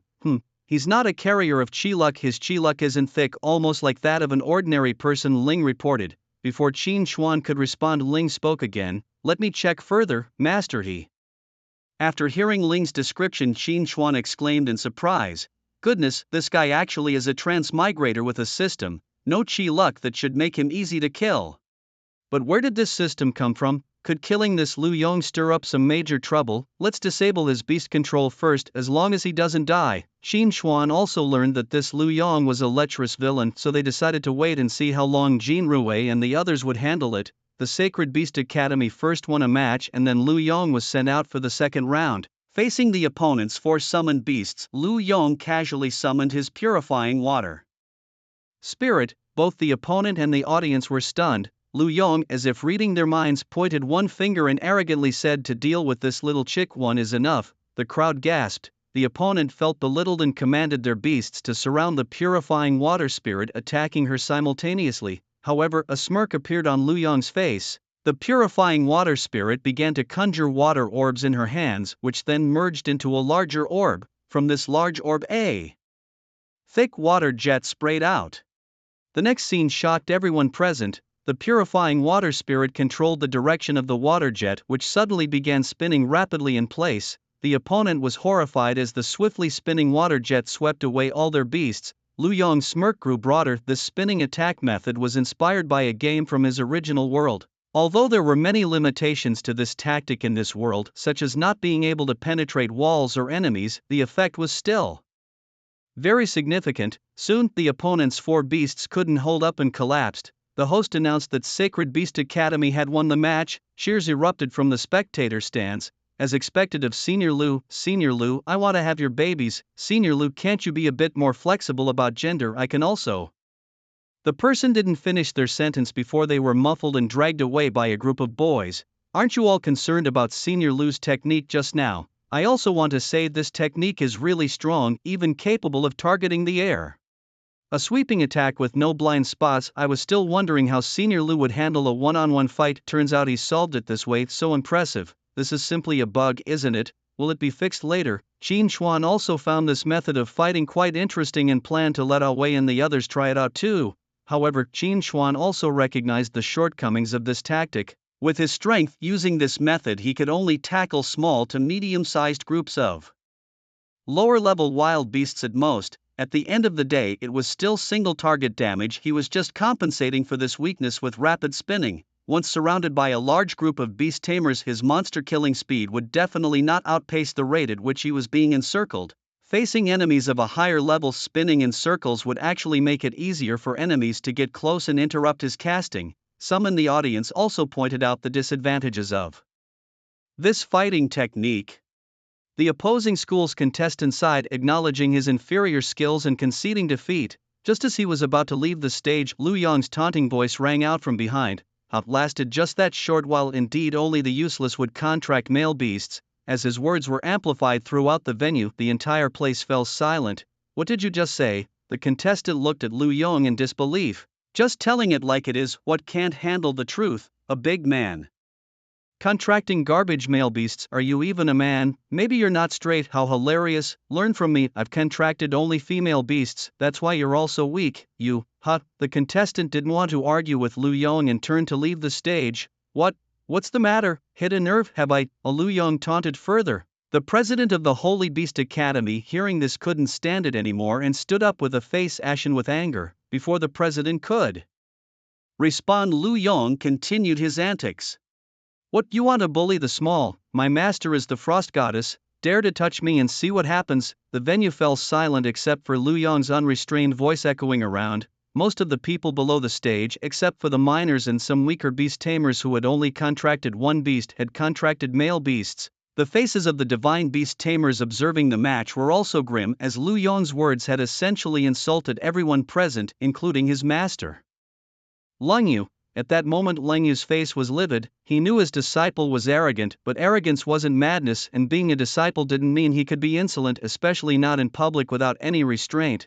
Does strength really have anything to do with gender? Leng Yu began to reassess his disciple, his expression cold as frost. Qin Xuan was internally impressed. He really dared to say those things. So bold, even though he has a family. The national competition was being broadcast live and his words were naturally aired live as well. If he won first place, it might be fine, but if not, he might become the laughingstock of the nation. As a transmigrator, where is your intelligence? Well then, since you have created such a great opportunity for me, how could I not seize it? He. The expressions of Long Jinrui and others in the audience darkened to the extreme. They now understood why Qin Xuan had to deal with this Lu Yong. Damn it, they just wanted to rush up and beat him up severely. Does he really think he's the emperor? Treating beast taming as if it were setting up a harem. Has he gone mad with lust for women? They should learn more from him. Learn his Moroccan pancakes.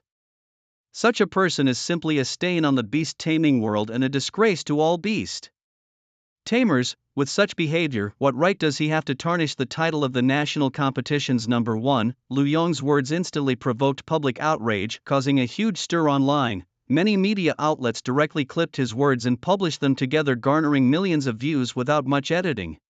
Shocking news. The genius Lu Yong turned out to be such a person. Shocking, Lu Yong actually did that to his beasts. Is this a distortion of human nature or a decline in morality? Look closely. The man named Lu Yong, originally the top genius of the Sacred Beast Academy. One video after another was released, and below the videos there was a barrage of curses. I really didn't expect that Lu Yong would even stoop to mistreating beasts. I used to be a fan of his. I always thought he was no good, and now it turns out he really is no good. I see you guys are just jealous of my brother Lu Yong's deep fortune. Brother Lu Yong, I am willing to offer you my first time. To the fat lady upstairs, hurry up and spend your life with your lecherous brother Lu Yong, and it would be best if you caught all the diseases. I am a girl, I have a disease. I simply cannot stand Lu Yong's actions, so I decided to infiltrate Lu Yong's harem. The internet is in an uproar, yet Lu Yong's expression remains unchanged. As long as he is number 1 inch, then all these trash can only hold their tongues, right? Annoyed by him? Go kill yourself if you're so bothered. What Lu Yong didn't notice was that, after rejoining his team, his teammates looked at him with disgust and contempt. Over the next 2 days, Lu Yong continued to take the stage, easily defeating his opponents and unabashedly mocking and promoting his twisted views. The audience flushed with anger at his words. In Lu Yong's mouth, male beasts were belittled to nothing while female beasts were praised to the skies. In a tall building, the competition's organizers sat together behind the scenes. This meeting, we will start a simple discussion based on the viewpoints of contestant Lu Yong. So, does anyone agree with contestant Lu Yong's views? The leaders sitting at the head of the table scanned the room. At that moment, a fat man wearing glasses and a white shirt timidly raised his hand. You're fired. Finally, on the afternoon of the third day, the finals arrived.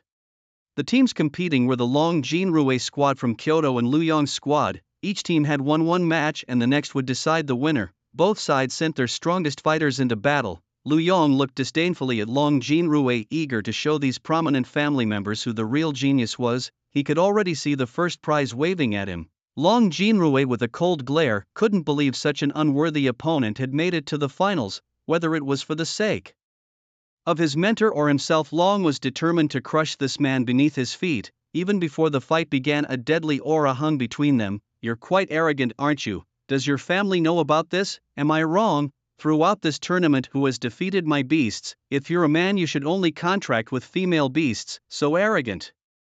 But Long Jinrui, with a calm face, regarded Lu Yong. This isn't ancient times and you're no emperor. I've heard of you too as a genius. Just when you started to emerge, you were hunted by a cult. I know all about your so-called great deeds. When they couldn't find you, they went after your family. Where were you when your sister was captured? In the end, it was Elder Lang who had to rescue her. And when the city lord's forces were fighting the cult to protect your family, where were you? If it weren't for many elders sacrificing their lives for you and your family, do you think you'd be alive today? Now, you stand on this stage as if everyone else is beneath you, but who are you performing for? After saying this, Long Jinrui glanced at Judge Lang Yu and took a deep breath. Ask yourself, do they deserve what you've given them in return? Without others supporting you in the background, you are nothing. You're just a coward who hides behind others, a selfish villain, a mediocre attention seeker. Long Jinrui's words were like daggers, blocking any rebuttal Lu Yong might have had. Seeing Lu Yong flushed with embarrassment, Long Jinrui felt a sigh of relief inside. This must be what the elder wanted to see. Scanning the audience, he caught Qin Xuan's meaningful smile, which made Long shiver. He just needed to follow the elder's advice and thoroughly humiliate him. This was just the beginning of Lu Yong's nightmare. You're seeking death. Furious, Lu Yong summoned 5 beasts, and Long did the same. Their beasts clashed instantly, creating a blast of air that rose several meters high. Impossible. Lu Yong was shocked. His beasts, evolved to be the strongest, should have given him an edge in a challenge beyond his level, yet here he was fighting to a standstill. Long Jinrui frowned. Although he was only using 40% of his power, Lu Yong was still holding his own, even though Long was a whole level above him. His beast was indeed bizarre. If it weren't for Qin Xuan's advice to significantly enhance his own beast strength, he might have really been defeated by Lu Yong.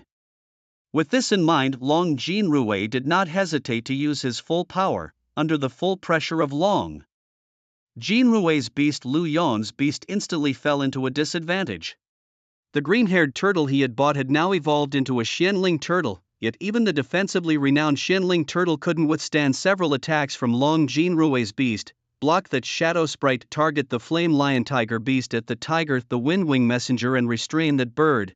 As Long Jinrui continued to command, Lu Yong's beasts were beaten back step by step. Spectators in the stands loudly applauded and cheered for Long Jinrui. Lu Yong's previous words had completely shattered the grand image he had established in the public's mind. Now Lu Yong was no longer the representative of the humble scholars, but a boastful, unrestrained rogue. Such a person, even if strong, was a calamity. Lang Yu also made up her mind that, regardless of the outcome of the match, she would no longer recognize Lu Yong as her disciple. She wondered where his confidence came from. It was simply too arrogant. Master, what should I do? I can't hold on much longer.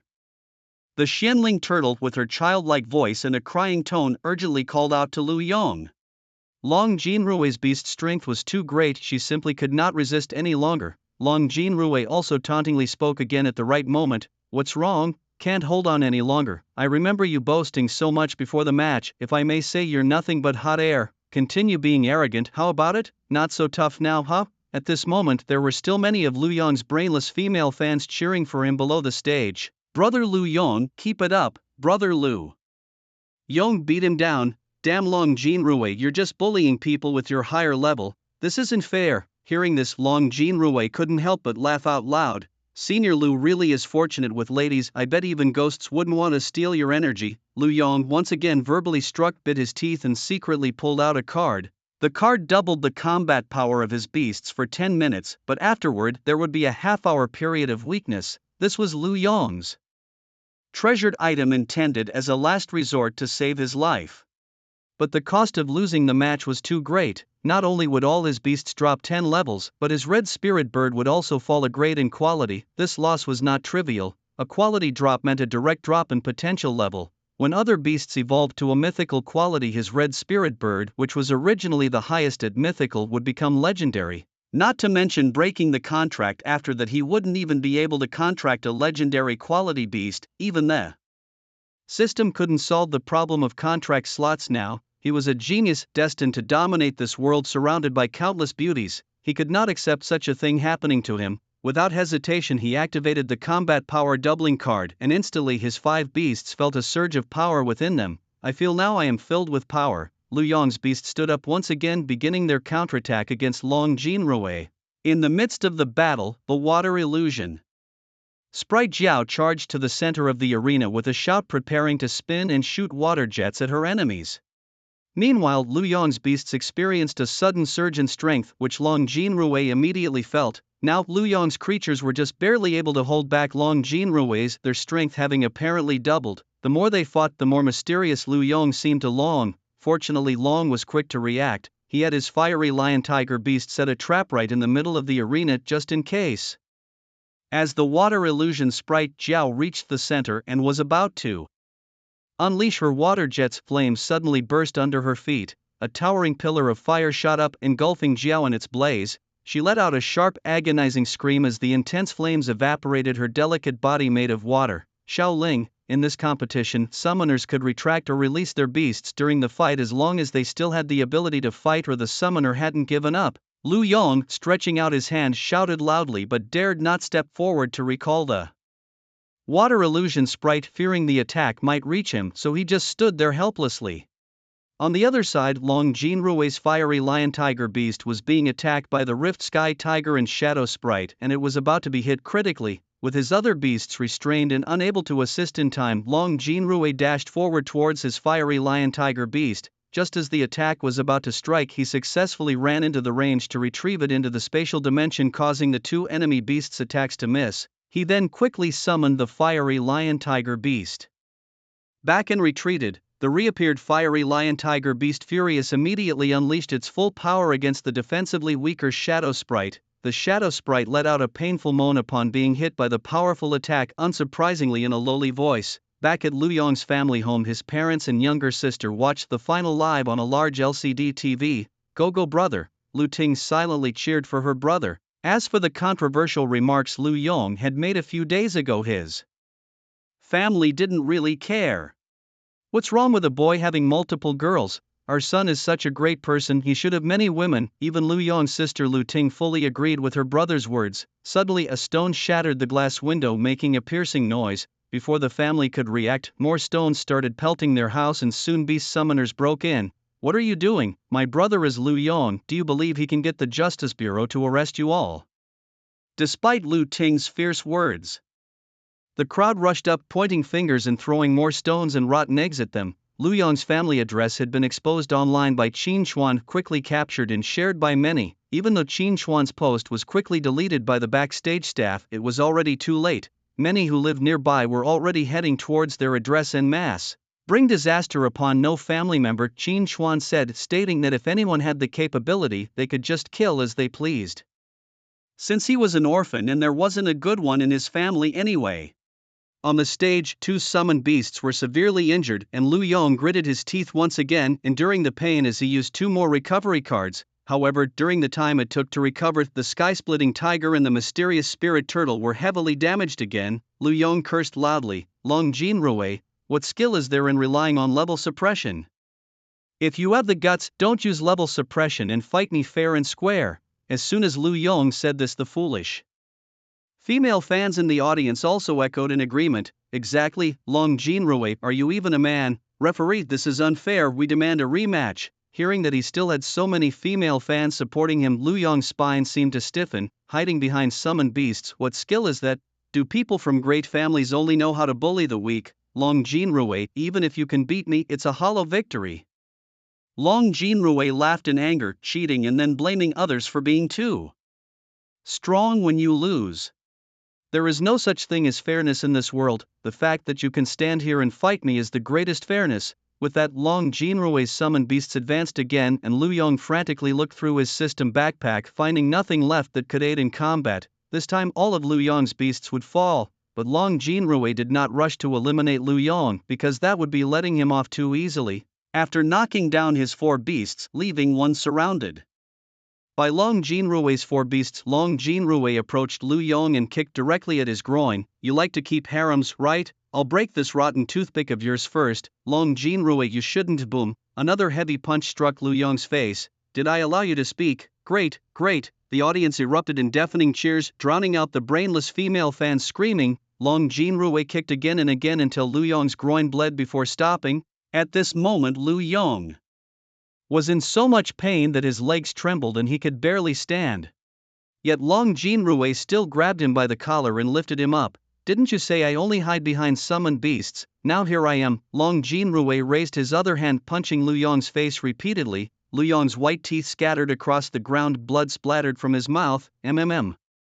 Boom! Lu Yong seemed to want to say something, but nothing could make Long Jinrui stop his actions. Lu Yong's female fans couldn't sit still anymore. If they didn't take action, their Prince Charming would be disfigured. "Referee, come out. Long Jinrui is trying to kill someone. He's breaking the rules of the match. He should be disqualified." "Yes, Long Jinrui is violating the rules. Revoke his score. Revoke." Hearing this group of fat women shouting, the referee, after some discussion, picked up the microphone. Upon seeing this, Long Jinrui stopped his actions and looked towards the referee. Lu Yong, who finally had a chance to catch his breath, looked at Long Jinrui with a triumphant gaze. He had intentionally taken the hits to make the referee rule that Long Jinrui had committed a foul which would disqualify him. This way the first prize would still be his, the rewards would still be his. "So what if you're stronger than me? I'm the main character and you all are just my supporting cast," Lu Yong thought bitterly, his face bruised as he glared at Long Jinrui. "Long Jinrui, I'll remember this. A gentleman always seeks revenge. When I break through to the mythical level, it will be the day your Long family is annihilated. I'll make you kneel like a dog begging me to hit you." Of course, these were all thoughts in Lu Yong's mind which he dared not voice out loud. Everyone silently awaited the referee's decision amid murmurs of discontent and schadenfreude in the crowd. There was no rule in the beast taming competition against fighting each other, and Long Jinrui had not broken any rules. "Look for yourselves," the referee said, ignoring the uproar below as he projected a document. At the top of the paper was printed, "National Beast Taming Competition Rules." Indeed, there was no rule about tamers fighting each other, unless one ignored a section completely blacked out with fresh ink seemingly just applied. Seeing Long Jinrui pummel Lu Yong, the referee felt a sense of satisfaction. Such a vile and despicable man did not deserve to be a beast tamer. If it weren't for his role as a referee, he would have personally entered the arena to beat this scoundrel to death. How could he possibly help him? By now Lu Yong had completely alienated the spectators, and even his superiors had tacitly agreed, so he had no more concerns. However, Lu Yong and his female fans were not pleased. "Why, this is blatant protectionism. We're going to report you to the headquarters." "Is it just because of a few words?" Lu Yong said. "Lu Yong is a real man. Isn't it natural for him to have more women?" Ignoring the facts, do none of you men who contract male beasts ever make mistakes? And Lu Yong's beast can no longer fight. Long Jinrui has clearly already won.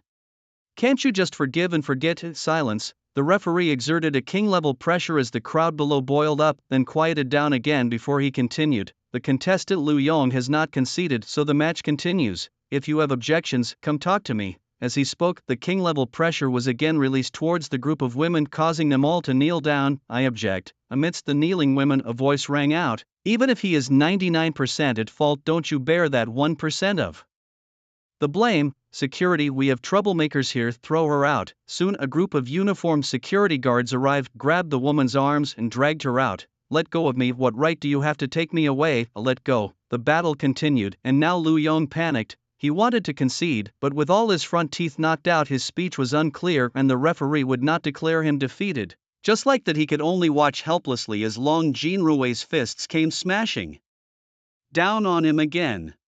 Lu Yong didn't know how long Jinrui had been pummeling him, but eventually his face was swollen like a pig's head and he lay powerless on the ground. Long Jinrui, hands on his knees, was exhausted from the lengthy beating. Even though Lu Yong's beasts had taken some of the damage for him, they too were severely hurt and Lu Yong himself was not lightly wounded. As Long Jinrui looked like he was about to deliver a few more kicks, the referee hurriedly stepped in to stop him. Getting injured during a match was common, but killing someone was another matter entirely.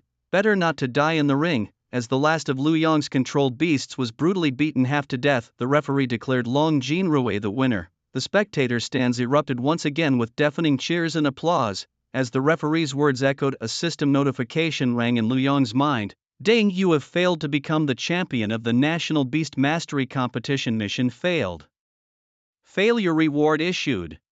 Following this, the aura of Lu Yong's beasts weakened significantly. His red spirit bird's quality also plummeted from epic to fine, forever losing the chance to reach mythical quality. Lu Yong wanted to go mad, but he was completely drained of strength and could only blink his eyes in frustration. Subsequently, Lu Yong was lifted by a group of security guards, dragged out like a dead dog, and dumped outside the door. This was the organizers' demand. They didn't even want to send Lu Yong to a hospital, and no hospital was willing to take him. The reason being, the hospitals had men with contracted male beasts too noble to treat the high and mighty Lu Yong for fear of creating disturbances. With Long Jinrui's victory, the Kyoto family team rightfully earned the first place. Long Jinrui received a mythical quality beast cub and the other members legendary quality beast cubs. All team members now qualified for selection as inheritors by divine beasts. After the award ceremony, the host delivered a moving speech and the live broadcast ended. In front of a TV, several figures cloaked in black robes, faces obscured, were laughing uncontrollably. Who would have thought the prodigy we've been hunting for a year would end up like this? Was it intentional, or did he accidentally capsize in the gutter? Ha ha ha. As arrogant as he was before the match, so wretched he was after. It's hilarious, ha. They were high-ranking members of the cult of the demonic god, naturally interested in an event like the national competition. They had originally planned to cause chaos during the midway point of the competition, but then Lu Yong's debacle happened. After a brief discussion, the cult leaders unanimously decided to hold off any action and watch a bit longer. Seeing Lu Yong getting thrashed by Long Jinrui was quite satisfying for them. Honestly, even they thought Lu Yong was too arrogantly over the top, but for them, this was an excellent opportunity to recruit him. Although Lu Yong's character is questionable, as long as his beast-taming skills don't falter, he still has potential.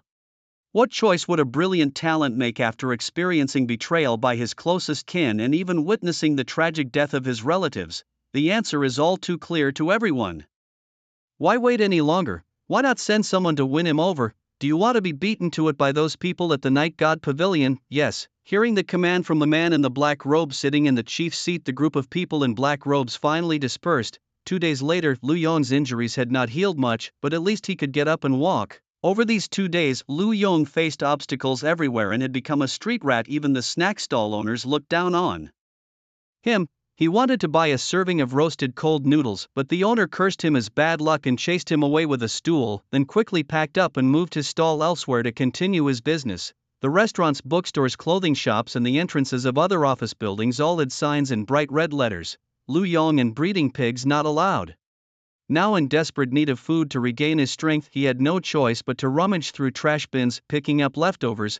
Biting into a piece of bread he found, why was there a salty taste? On closer taste, it turned out to be a glob of years-old spit, dirty all over. Lu Yong went to a hospital where everyone looked at him with disgust and disdain, which infuriated him. Although no hospital was willing to take him in, one hospital could not stand it anymore and admitted his family. Approaching the hospital room, Lu Yong saw his sister Lu Ting sitting in the corner of the bed, her eyes red, her pretty face covered in wounds from being stoned. His mother knelt by the window, weeping heartbreakingly. On the bed lay a middle-aged man, Lu Yong's father, motionless, with the heart monitor beside him already showing a flat line. Boom! In an instant, Lu Yong felt as if struck by thunder, trembling as he approached, unable to believe the scene before his eyes was real. Our address was leaked and Dad was surrounded and insulted by a crowd, suffering a heart attack.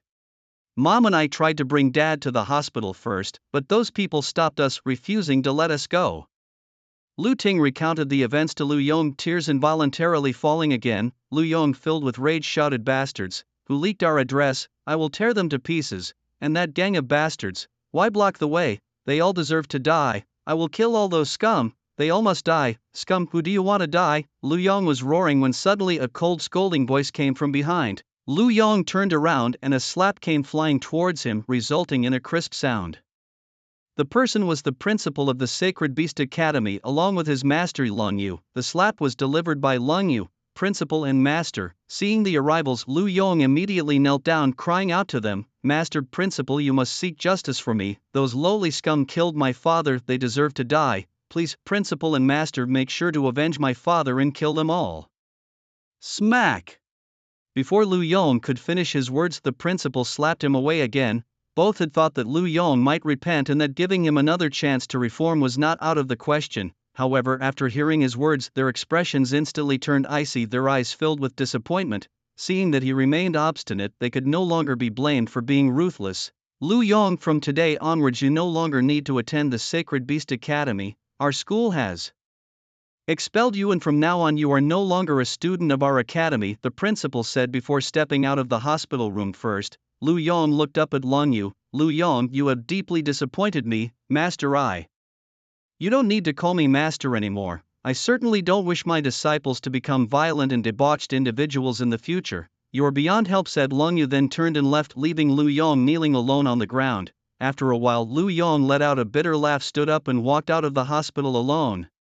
His future was ruined and he had lost all his backing. "If everyone despises you, don't you want to retaliate?" As he walked into an alley, suddenly a voice rang out, "Who's there?" Lu Yong looked around alertly. The person revealed himself a man in a black robe, his face obscured. "Look, these people all look down on you. How about joining our cult of the evil god? There you will have a new stage." Reminded by this, Lu Yong felt it made sense. He hadn't lost yet, he still had a chance to make a comeback. "These damned commoners dare to look down on me. When I return, I will slaughter all their families." As he spoke, a crimson light flared in Lu Yong's eyes. His system was still intact. What was one defeat? With that thought, Lu Yong looked at the person who was recruiting him. "I can join you, but I have one condition. Speak freely. I want you to help me annihilate the Long family entirely. Long Jinrui must be captured alive. I want to torture him mercilessly." "He took everything from me," Lu Yong said through clenched teeth. The other person laughed heartily. "No problem, the Long family is nothing for our leader to crush. As for Long Jinrui, he is already on our hit list.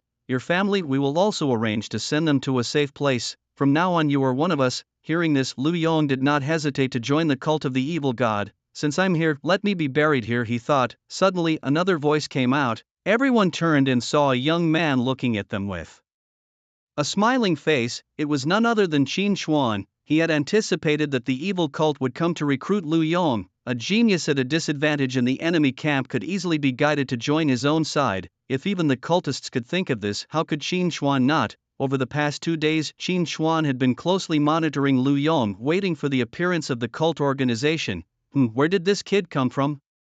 Since you're not afraid of death, I'll grant your wish."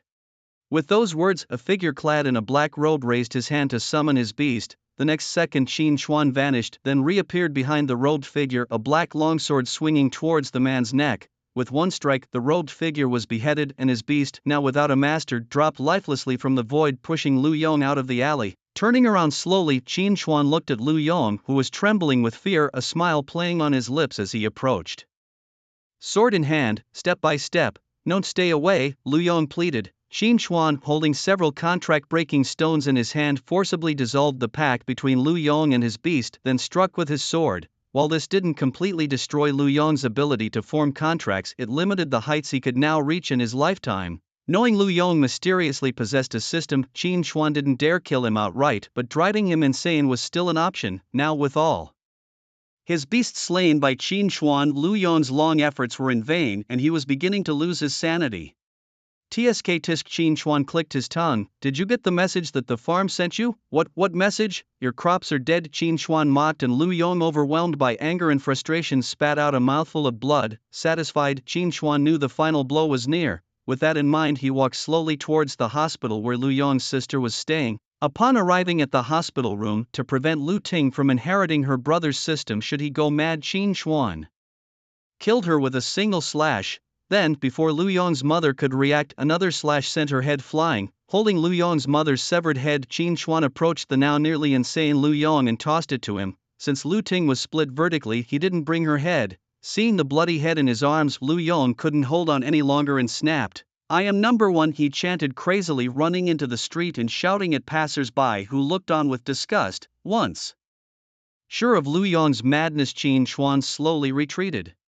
Returning to the villa, the area was deserted as all the participants had left. The next day, the egg Ji Chen held showed signs of life and a small black dragon emerged whimpering. The black dragon nuzzled against Qin Xuan, accepting the contract, then flew into Ji Chen's arms. Named Jiming, the dragon possessed attributes of the undead in space, a first-grade creature of divine quality. After linking with Jiming, Qin Xuan received a black belt that enveloped his body with an aura of death. This aura could be transferred to his attacks, affecting enemies and enhancing weapon damage without conflicting with other equipment abilities. Attacks imbued with this dark aura would cause excruciating pain and continuous bleeding in the wounds, which could not heal. Today, after completing the dungeon, Jiming's level reached 160, having lost his childhood within half an hour as usual. When Jiming was at level 90, he condensed a long saber which also emitted an aura of necromancy.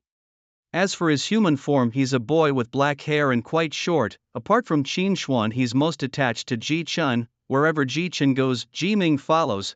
The reason, naturally, is because he feels a deep kinship. This year is the year 578 of the new era. According to records, it will be just over a year before Blue Star integrates with other extraterrestrial civilizations. A year is too long for Qin Xuan. He doesn't want to wait that long. He decides to venture into the universe on his own. Qin Xuan has already planned to see if he can break through to the supreme level. It would be great if he could, but no rush if he can't. When the time comes, he'll explore the universe.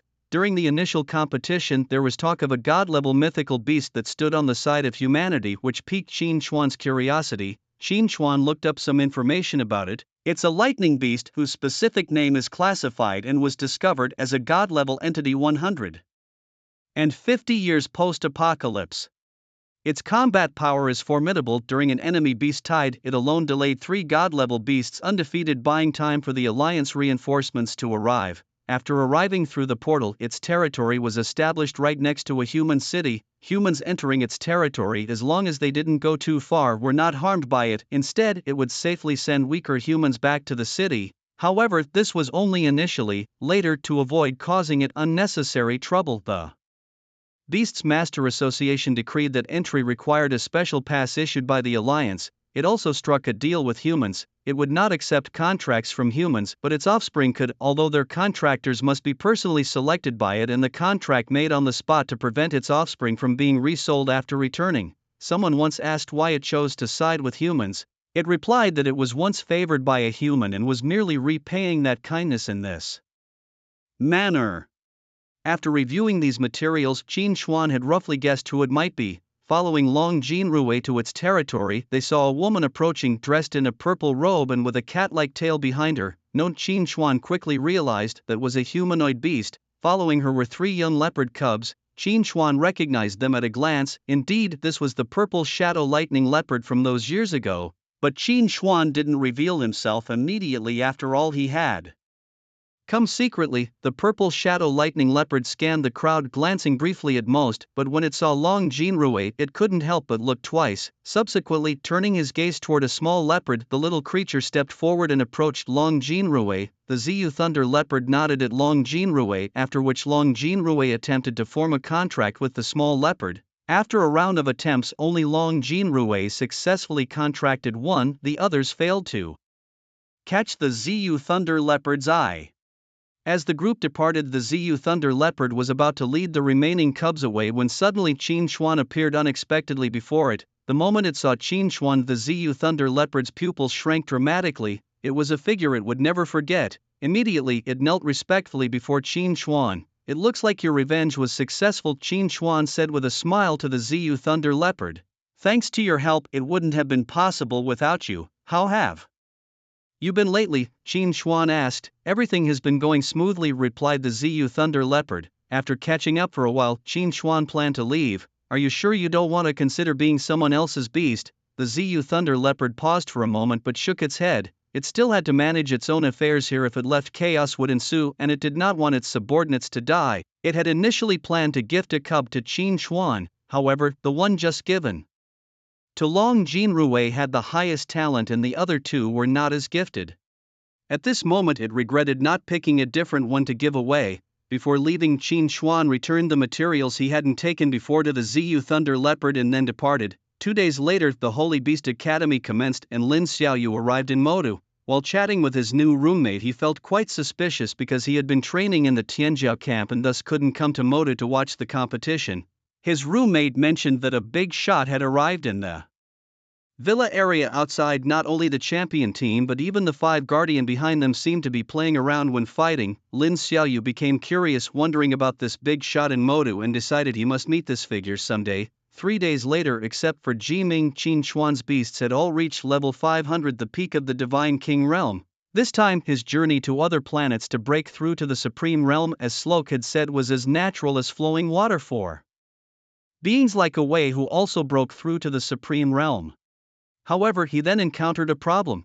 The original monsters in the dungeon no longer gave experience after being killed. Wei was now at level 501, but the dungeon monsters seemed to have reached their maximum level of 500. After another half hour, Qin Xuan finally confirmed that after reaching the Supreme Realm, killing monsters lower than one's own level would no longer yield experience. Now Qin Xuan was puzzled about how to advance further. Were there enough Supreme Realm creatures in the universe for him to kill? But the next day, this problem was solved. The next day, Qin Xuan found that Wei and the others had increased their experience by about 25%. This meant that without other sources of experience gain, it would take 4 days for a beast tamer to level up. Qin Xuan felt that this leveling speed was still somewhat slow. He wondered how many levels there were in the Supreme Realm and how many days it would take him. Little did he know his leveling speed was already the fastest in the Supreme Realm. Take the 8th elder of the Three-Eyed Divine Tribe as an example. He only gained 5% experience daily, and the speed would decrease further as he progressed in levels. Upon realizing that Wei and the others could not level up any further for now, Qin Xuan simply gave them a break. They could be recalled at any time and they wouldn't have any problems running around the entire Blue Star. The task of leveling up Jiming was left to Yaoshang Tianyu and the others who were still with Qin Xuan. Meanwhile, in the universe outside of Blue Star, several figures floated in the void. They had blue skin and a rhino-like horn on their heads. They were from the Rhino Horn Divine Tribe. It was to Blue Star that Uzi and others had fled, barely escaping with their lives. Due to the traces left by Qin Xuan, they did not dare to make rash moves and had hidden themselves on Blue Star for over 100 years. It was only after the world level increased that they returned to the Rhino Horn Divine Tribe and informed the elders about the chase they faced from the Three-Eyed Divine Tribe a century ago. This incident nearly led to war between the two divine tribes, but fortunately intervention from other divine tribes prevented the conflict. Given that each divine tribe has many races under its wing, a war between them would inevitably lead to thousands of races suffering. After leaving Blue Star, Uzi did not sever all contacts but continued to secretly interact with some Western countries on Blue Star.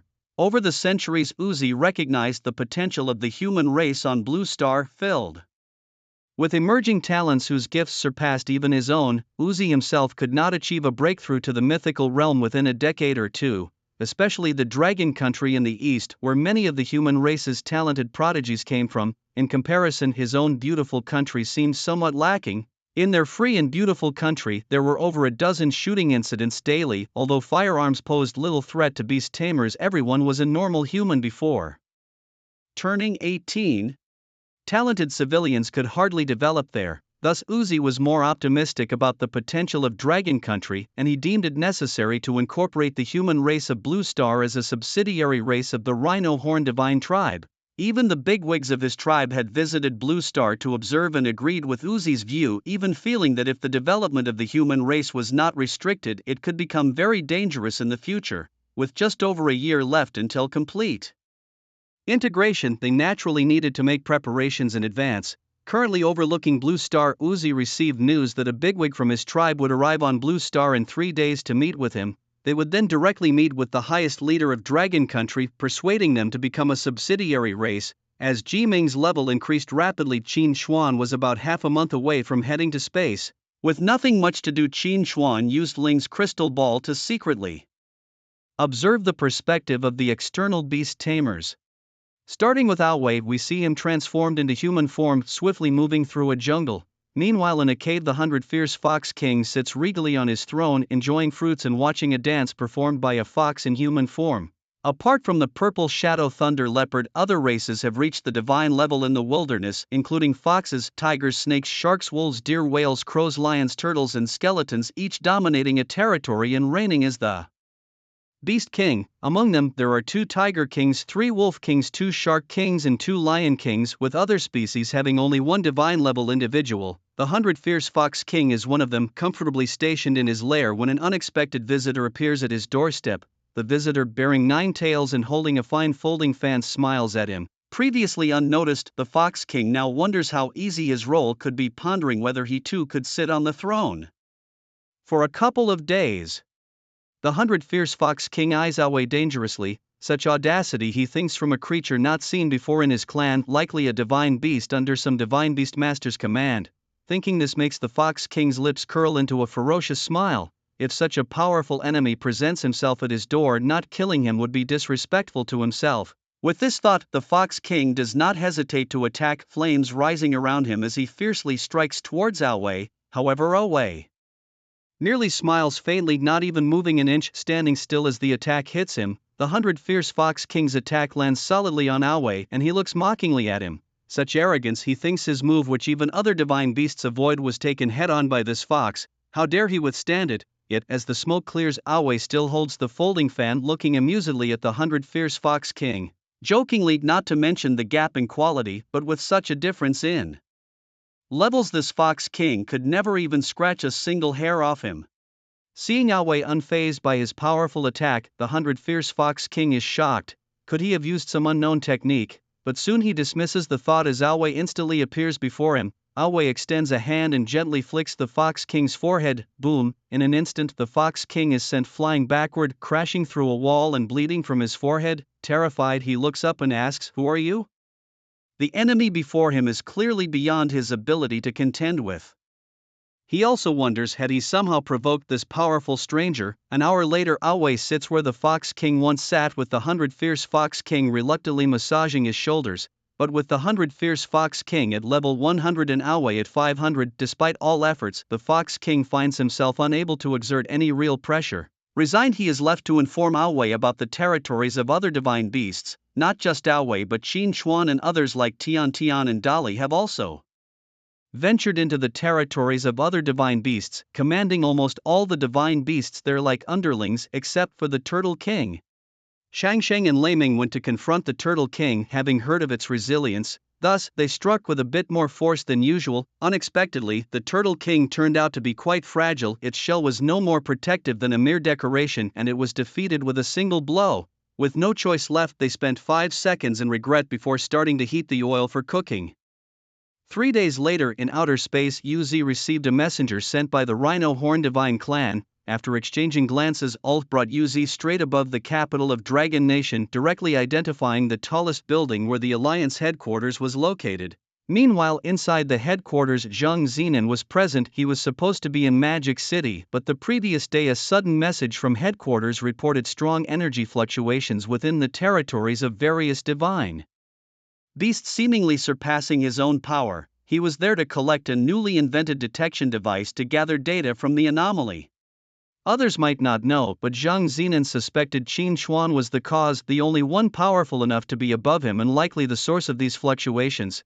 Though he did not understand Qin Xuan's intentions, he believed there must be a reason. Honestly, Zheng Zinan was reluctant to collect this data since Qin Xuan had greatly aided him before, and gathering someone's data without consent was offensive. Just then, 2 blue figures appeared before Zheng Zinan. Before he could react, one of them emitted a terrifying pressure so immense that even he could not withstand it. A divine king in such a small place, impressive. Your talents are indeed terrifying, Al said with a smile. Who are you? Demanded Zheng Zinan. Since you ask so sincerely, I'll generously tell you that I am the first elder under the 5th seat of the Rhino Horn Divine Clan. After observing your race for hundreds of years, we believe you possess commendable talents. Would you like to become our subordinate?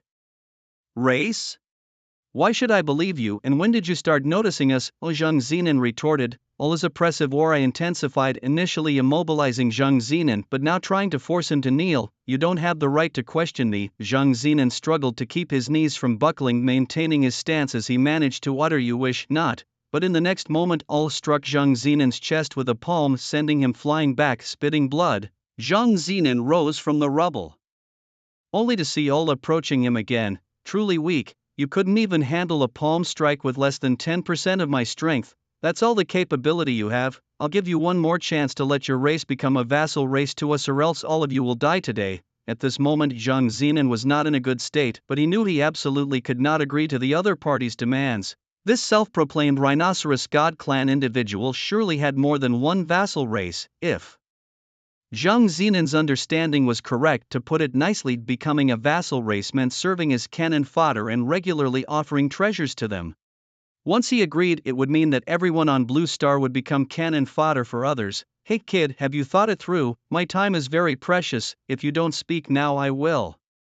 Urk's voice suddenly stopped and his actions ceased as well, his entire figure appearing as if frozen, leaving Zhang Zinan puzzled. It didn't take long for Urk to recover from this state, and then he looked at Zhang Zinan with a disdainful gaze. What, so you're not the strongest on this planet after all? It seems the information you provided was not accurate. Saying this, Urk's eyes shifted towards Uzi, making Uzi shiver. Ignoring Zhang Zinan on the ground, Urk took off and flew towards the direction of Magic City. 5 minutes later, Urk arrived above the Holy Beast Academy, looking towards the most central villa in the nearby villa district.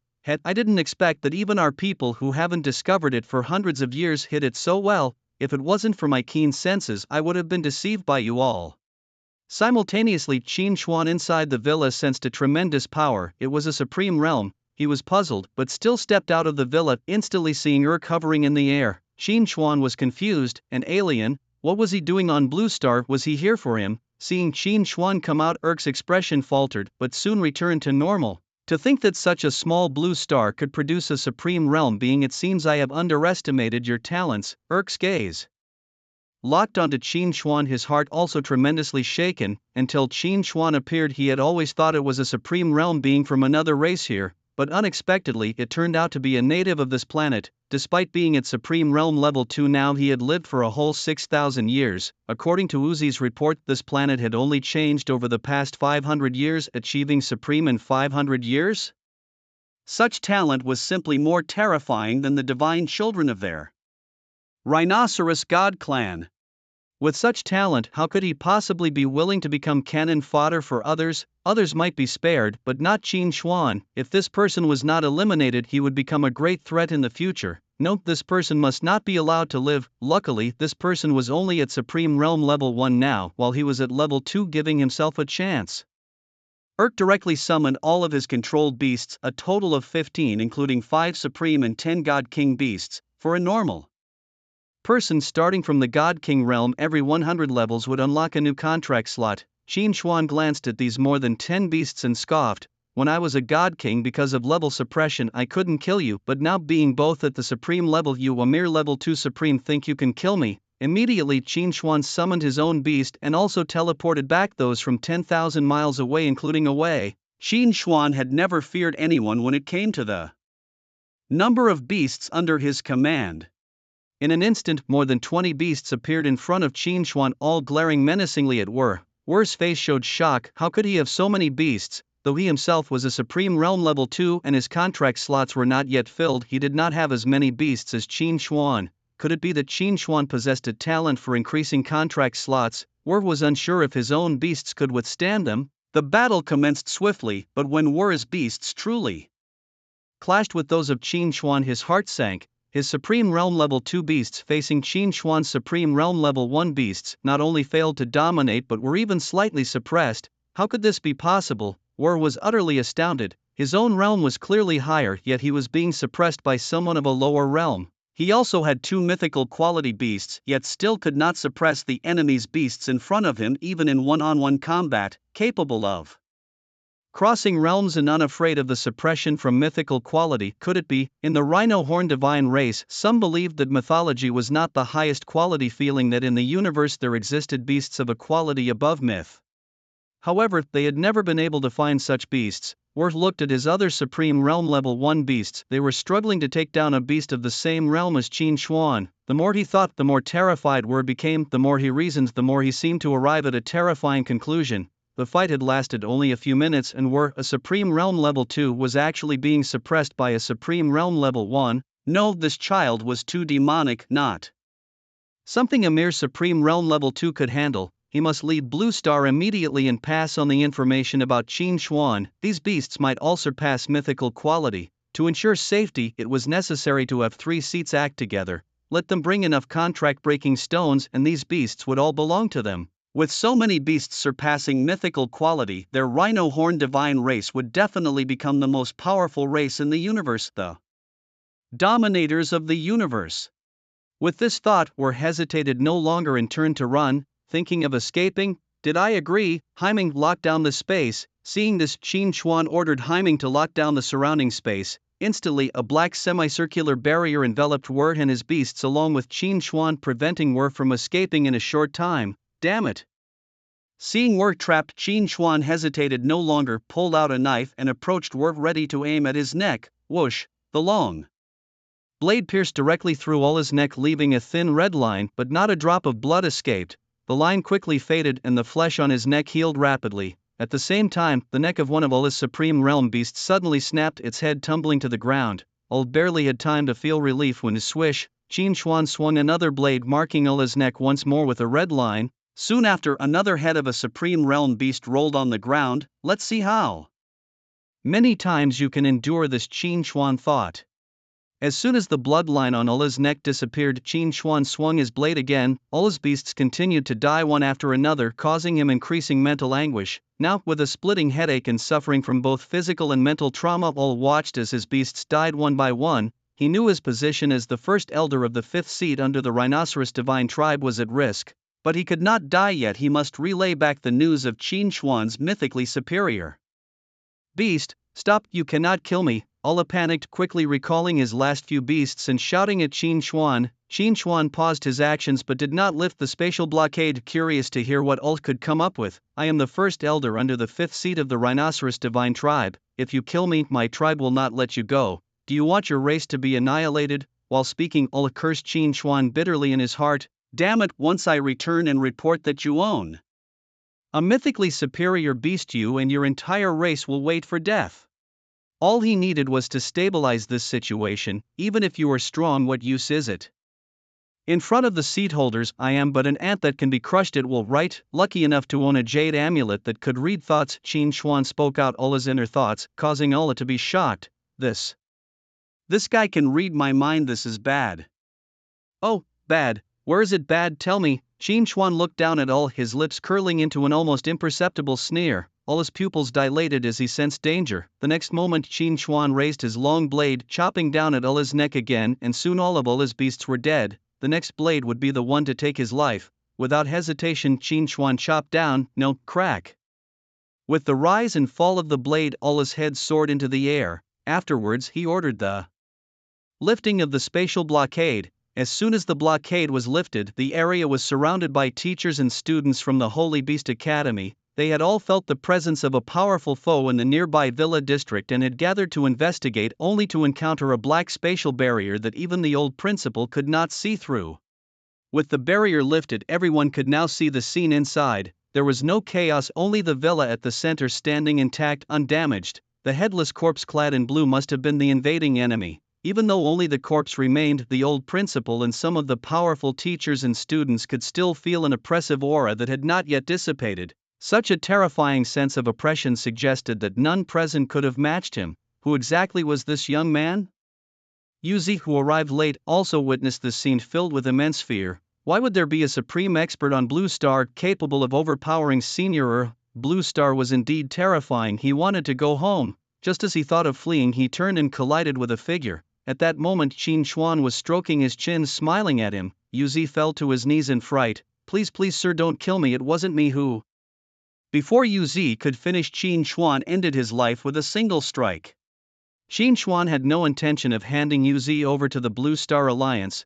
Yuzi was now at the level of a god king on Blue Star. Only Zhang Zinan could barely hold his own against him, but he couldn't stop him if he chose to flee. rather than letting the tiger return to the mountain later. It was better to deal with him now. The old principal of the Holy Beast Academy, watching Qin Xuan descending slowly with the body, showed a look of respect. In the crowd, Lin Xiaoyu recognized Qin Xuan at a glance. Senior, is it you? So you have come to Magic City too? Within the territory of the Rhino Horn Divine clan, in one of the 5 grand palaces, a guard rushed into the hall, muttering anxiously as he ran. The occupant of the 5th seat, observing the guard's frantic demeanor, twitched his eyelids and showed a look of disdain. Why can't you speak calmly? Must you be so flustered? Isn't that unbecoming of a divine being? Haven't I told you, face everything with calm? That's how the strong behave. Speak, what has happened, Your Majesty? The 5th, the elder. Elderer, didn't he go to a place called Blue Star to assess and subjugate a vassal race? What happened to him? The elder, he. Out with it, speak up. The 5th showed clear displeasure. Spit it out, stop stuttering and say what matters, it's really annoying. However, the 5th's displeasure only made the guard even more nervous, worsening his stammer. He. Bang! The 5th, frustrated, punched the stammering guard out of the hall, then pointed to another guard. You go check what happened to the elder and then come back and tell me. After a while the guard returned. Your Highness, the 5th, the elder, he's dead. Puff. As he was sipping fine wine and leaning back in his seat, the 5th seat suddenly spat out his drink and sat upright upon hearing the news. What, the great elder is dead? Impossible. Wasn't he sent to Blue Star, a place where the greatest warrior is only at the level of a divine king? How could he possibly die? No, perhaps he encountered his foe on his way back. Where does the spirit orb say he died? The spirit orb shows that the great elder died on Blue Star. Inside the grand hall, everyone fell into silence. After a long pause, the 5th seat slowly began to speak. This matter is definitely not simple. You must report this to the other seats. I will personally go to Blue Star. But wait, Lord 5th seat. At this moment, another member of the Rhinocorn divine race entered the hall, accompanied by someone else. It was Uzi, who had just been slain by Qin Xuan. Uzi was a genius of the Rhinocorn divine race, and the clan naturally prepared life-saving methods for such a talent. This method of resurrection is exclusive to the divine races, and only the seats and the clan's geniuses are eligible to use it. The elders under the seats, without significant achievements, cannot use this item, and the great elder of the 5th seat did not achieve enough to warrant its use. Lord 5th seat. The newcomer bowed slightly to the 5th seat before rising. The fall of the great elder on Blue Star is not just because we underestimated the highest combat power of Blue Star. He then turned his gaze to Uzi, signaling him to speak. Here's the thing, the great elder did send some messages. He said that the highest combat power on Blue Star is not at the divine king level, but at the supreme level. He also mentioned that this person has many beasts under control and suggested sending more people. Senior, I didn't expect you to be in Magic City. Lin Xiaoyu, seeing Qin Xuan, walked up excitedly. The people nearby were surprised to see Lin Xiaoyu acquainted with this influential figure. Zhang Zinan, despite being injured, also hurried over, seeing Qin Xuan and the 2 headless corpses on the ground. He knew what had happened. He couldn't help but smile wryly at himself, realizing he was still far behind him. Upon Zhang Zinan's arrival, he first saluted Qin Xuan, then dismissed most of the students and faculty. He then approached Lin Xiaoyu to explain. This gentleman is the old friend of your master, and the fruit you gave him was actually from him. Lin Xiaoyu was shocked. The significant figure was his master's old friend. Had he actually given the fruit intended as a gift to this senior? Lin Xiaoyu's face turned red, feeling too embarrassed to look directly into Qin Xuan's eyes, feeling incredibly awkward. Qin Xuan looked at Lin Xiaoyu with a not quite smiling expression, then turned and returned to the villa. Back at the villa, after everyone had dispersed, Qin Xuan released his beasts again. Watching his beasts leave, Qin Xuan started to ponder deeply. Having slain 2 members of the Rhinoceros Horn Divine tribe, whose ranks seemed not low, Qin Xuan knew they would surely seek retribution. He needed to become stronger and fast. Although he was aware of the tribe's location, his current strength was lamentably insufficient. Facing one at a time was manageable. With all his might, he could just barely defeat a supreme pinnacle being. However, they would not simply allow him to pick them off one by one. Confronting more than 2 at once, fleeing was his only option. Indeed, he was still not strong enough. The next morning, Qin Xuan arrived at the pet market, hoping to find a divine beast with extraordinary potential. After scouring the markets throughout the entire city, he found nothing. he then went to the Beastmaster Guild and began to look through the available missions, not to help others but to see if there were any rewards for capturing powerful wild beasts that might suit his needs. For the first time he picked up an A-level mission. He wanted to take on more, but his rank in the Beastmaster Guild was too low to accept multiple tasks. Thinking about it, he didn't really need to do any tasks here. One would suffice. As long as he had the location, he could instantly teleport there without slowly making his way on foot. The mission he picked involved capturing a gold-tier blazing rock snake. Upon reaching its habitat, he activated his insightful eye to scan the area for the beast. Unfortunately, he didn't find the beast he desired but encountered the blazing rock snake. Name: Blazing rock snake. Attributes: Fire Earth. Rank: 47. Quality: Excellent. Final form: Blazing meteor serpent. Legendary. Seeing the somewhat low potential, Qin Xuan impatiently grabbed the snake, punched it on the head and took it back to the Beastmaster Guild. Because killing it would have counted as a mission failure and he would be banned from taking on new missions for a while, which would interfere with his plans. He chose not to kill the blazing rock snake. After delivering the half-dead snake to the guild, he immediately took on another mission for a light Pegasus. After teleporting there, he found that the light Pegasus only had legendary potential, not the divine potential he was looking for. He knocked it out and took it back to the guild. Next he took on a mission for a netherworld wolf. Teleporting there, not right, knocked it out. Next one, not right. Next one, not right. Next one. He took on so many missions that the receptionist was stunned. Could someone really be this efficient? Normally, just traveling would take up a considerable amount of time. By now, Qin Xuan had searched every accessible location and only one bounty remained. It was in a place he hadn't been to before, to capture a gold-tier hunting shadow spider, and he took it. Sir, do you need to take a rest? The receptionist couldn't help but ask as she watched him take on one mission after another, emptying the task list, and he didn't even bother to collect his reward. Once he confirmed the completion with the exotic beast, he immediately went on to take another mission. Even with teleportation items, this was not the way to handle things. Finishing so many tasks in one go, even a god-level beast master would need to take a rest. Upon hearing this, Qin Xuan did not turn around but simply shrugged his shoulders to indicate he was unharmed. Then he left the guild's grand entrance and headed to the target territory of his next mission. The entrance to the spider cave was right ahead, but Qin Xuan didn't rush in. Instead, he first cleared all the exotic beasts in the surrounding area. After confirming there were no divine potential beasts around, he slowly entered the cave. Before entering, Qin Xuan subtly moved his head backward, noticing two cloaked figures in the nearby bushes, a man and a beast, using a light attribute beast to alter the trajectory of light to achieve invisibility, and it seemed they also had items that could mask their presence, which ordinary people would not detect. Qin Xuan didn't immediately expose them. Instead, he let them follow him. He wanted to see what these individuals were up to. After all, it wouldn't be good to mistakenly kill the innocent. However, as Qin Xuan entered deeper into the cave, his followers still didn't reveal themselves, continuing to shadow him. Qin Xuan's expression turned slightly cold, suspecting that these were likely no good Samaritans. Either they were waiting for a chance to stab him in the back or attempting to ambush him.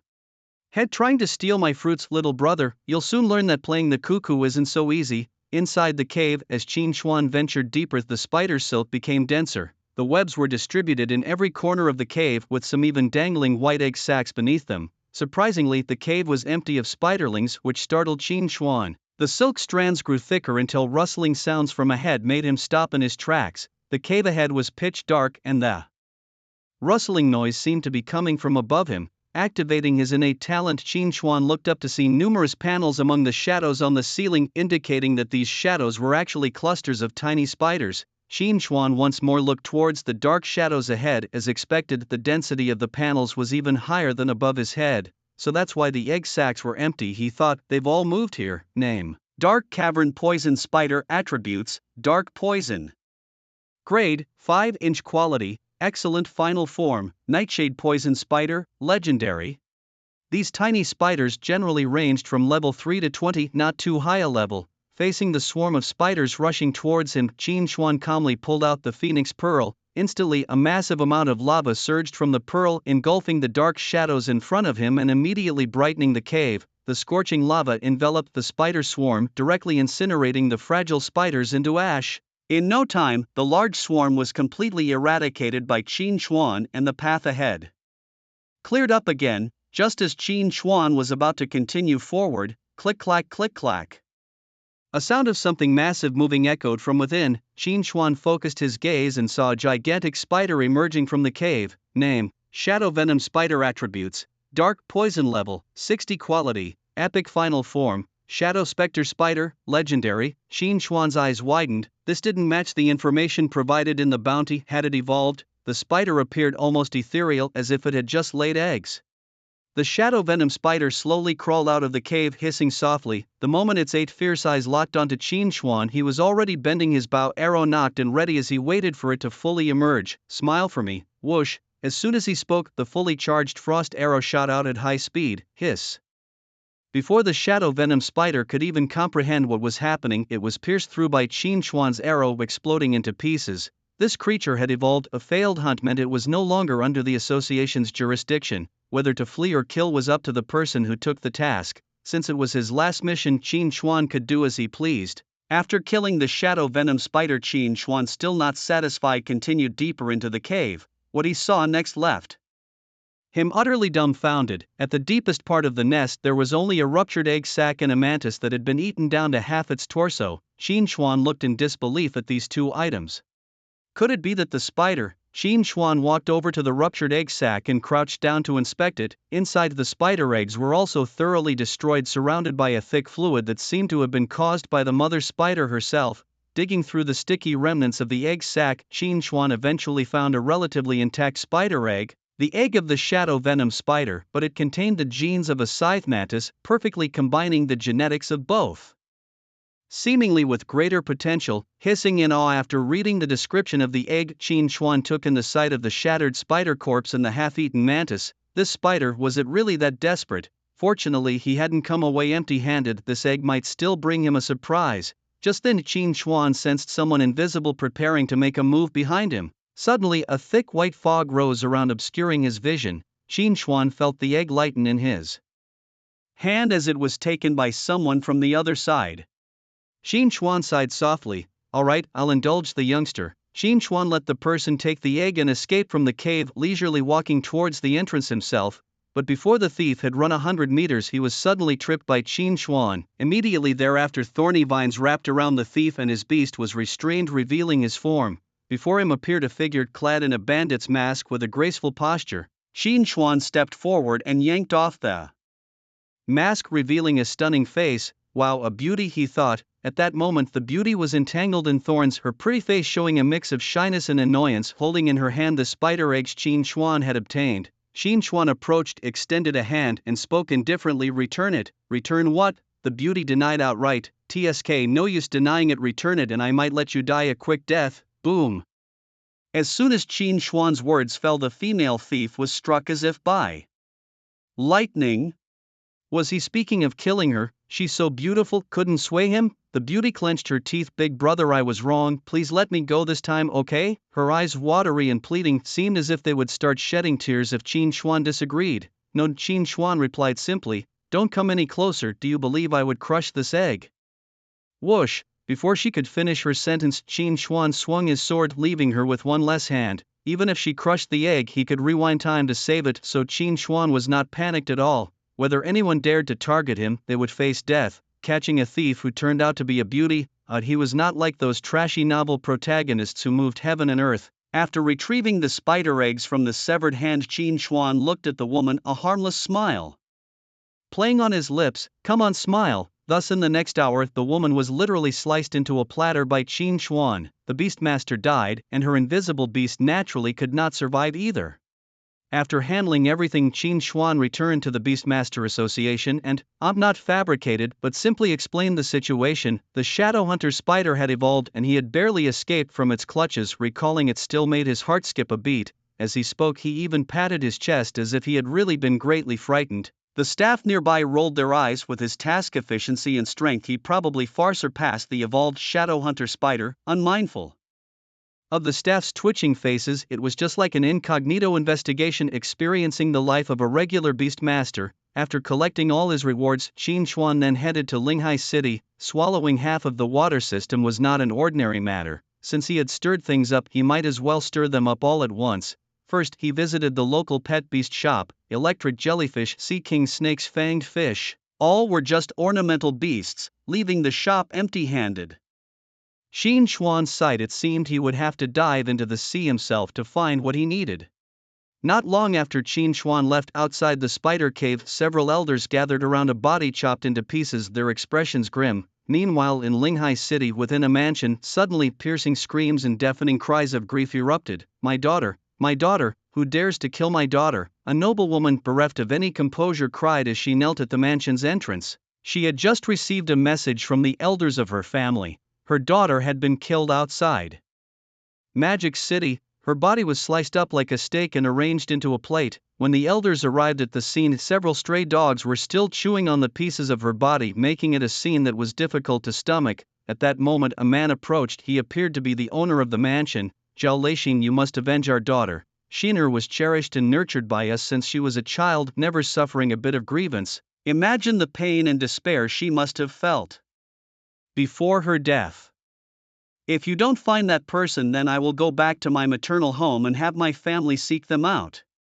Xiner, rest assured I will definitely find the cruel person who murdered our daughter and tear him to pieces." The man stepped forward and embraced the woman, his voice filled with hatred. "But that's not enough. How can their lowly lives compare to our Xiner's? I want his entire family, his friends' entire families, all to be wiped out. Okay, kill them all." These words were also heard by a man secretly in love within the mansion. His beloved Song Wanxin had been killed. He was just a servant who also enjoyed writing novels in his spare time. His works were typically male-centric thrillers, but he always liked to include scenarios like a bone-setting sister, a school beauty, childhood friend, a beautiful stepmother. Hearing of Song Wanxin's death, he was deeply saddened and decided to write a romance novel with him and Song Wanxin as the protagonists. At the seaside, Qin Xuan was just about to enter the sea to search for a mythical beast when he received a reminder from Ling, his companion.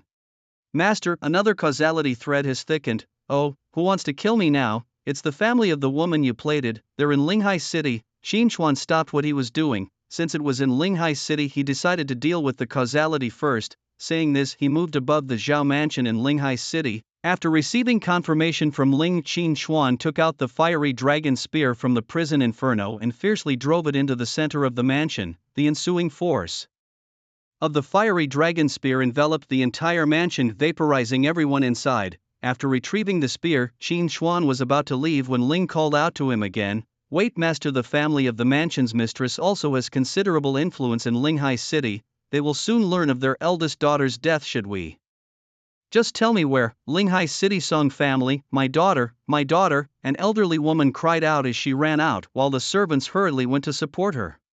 "Investigate. I must find the murderer who killed my daughter. I will exterminate his entire family." High above the Song family, Qin Xuan listened to Ling's report, noting that his causality thread with the Song family had also thickened. Qin Xuan sighed deeply, then fired a spear.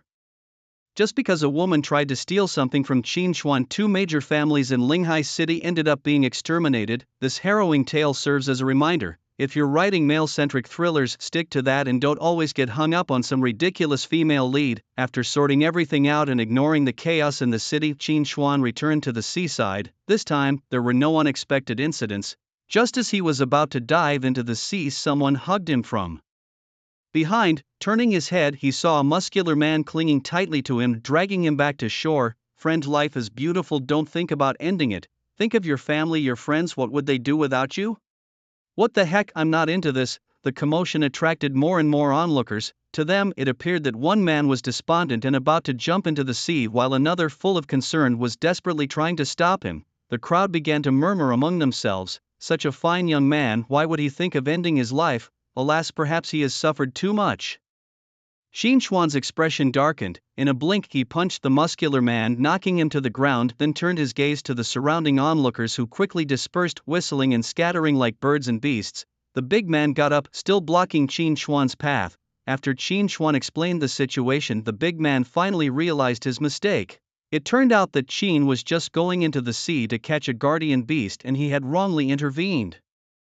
Embarrassed, the big man scratched his head and repeatedly apologized to Qin Xuan. He also explained his reason for intervening. Once, during an argument, his significant other threatened to jump into the sea, and in his anger he had provoked her further. Tragically, she did jump, and by the time he arrived, it was too late. Guilty over his impulsive act that led to the death of someone he cherished deeply, he had decided to stay there every day, doing his best to prevent similar tragedies.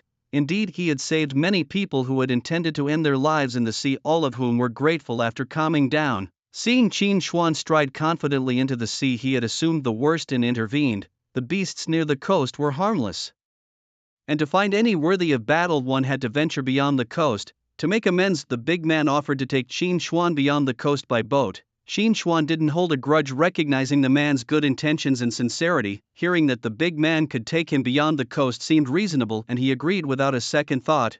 Once they reached the area beyond the seaside, the big man spoke again. "Don't mind my nagging, but this area is far from the safety zone, and even I am wary of staying here long."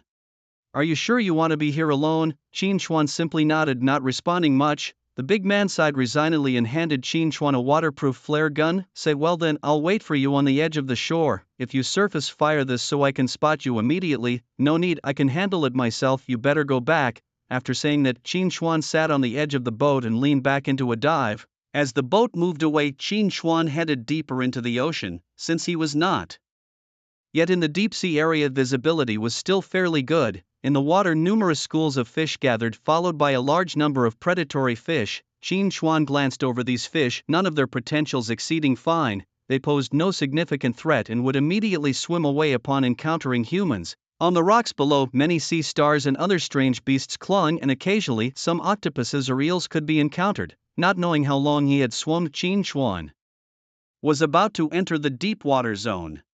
The light grew dimmer, and unlike the shallow water, there were no visible schools of fish everywhere. The creatures living here were significantly stronger. Some dared to attack Qin Xuan, but all were swiftly dealt with. Suddenly, more than a dozen large tentacles stretched out from the rocks below, attacking Qin Xuan. These tentacles, equipped with suction cups, likely belonged to an octopus. Name: 12 tentacle octopus. Attributes: water level 45, quality fine, final form 20 tentacle octopus, epic.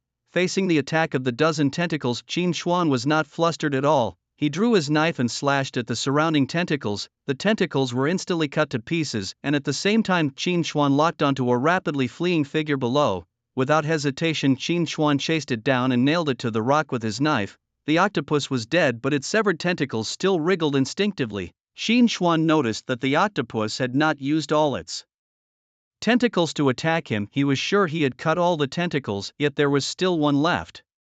Following this tentacle, Qin Xuan saw a common-looking sea god eel entangled by it. Despite the divine name, the potential of their species was generally very low, and Qin Xuan had encountered many along his journey. However, according to the records, the ancestors of the sea god eels were actually very powerful, but over time this bloodline had become increasingly diluted in the present sea god eels. Many archaeologists adventuring in the sea had discovered some large skeletons. After research, scientists confirmed that these were indeed the bones of the ancestors of the sea god eels. It was also confirmed that the sea god eels still had this evolutionary path, but the materials and conditions required for evolution were unknown to anyone. Qin Xuan then understood why there was still one tentacle left. It was holding onto its prey. Name: sea god eel. Attributes: water level 23, quality excellent, final form ancient god leviathan, transcendent. Seeing the sea god eel already bitten off halfway and barely able to twist its body, Qin Xuan's face lit up with joy.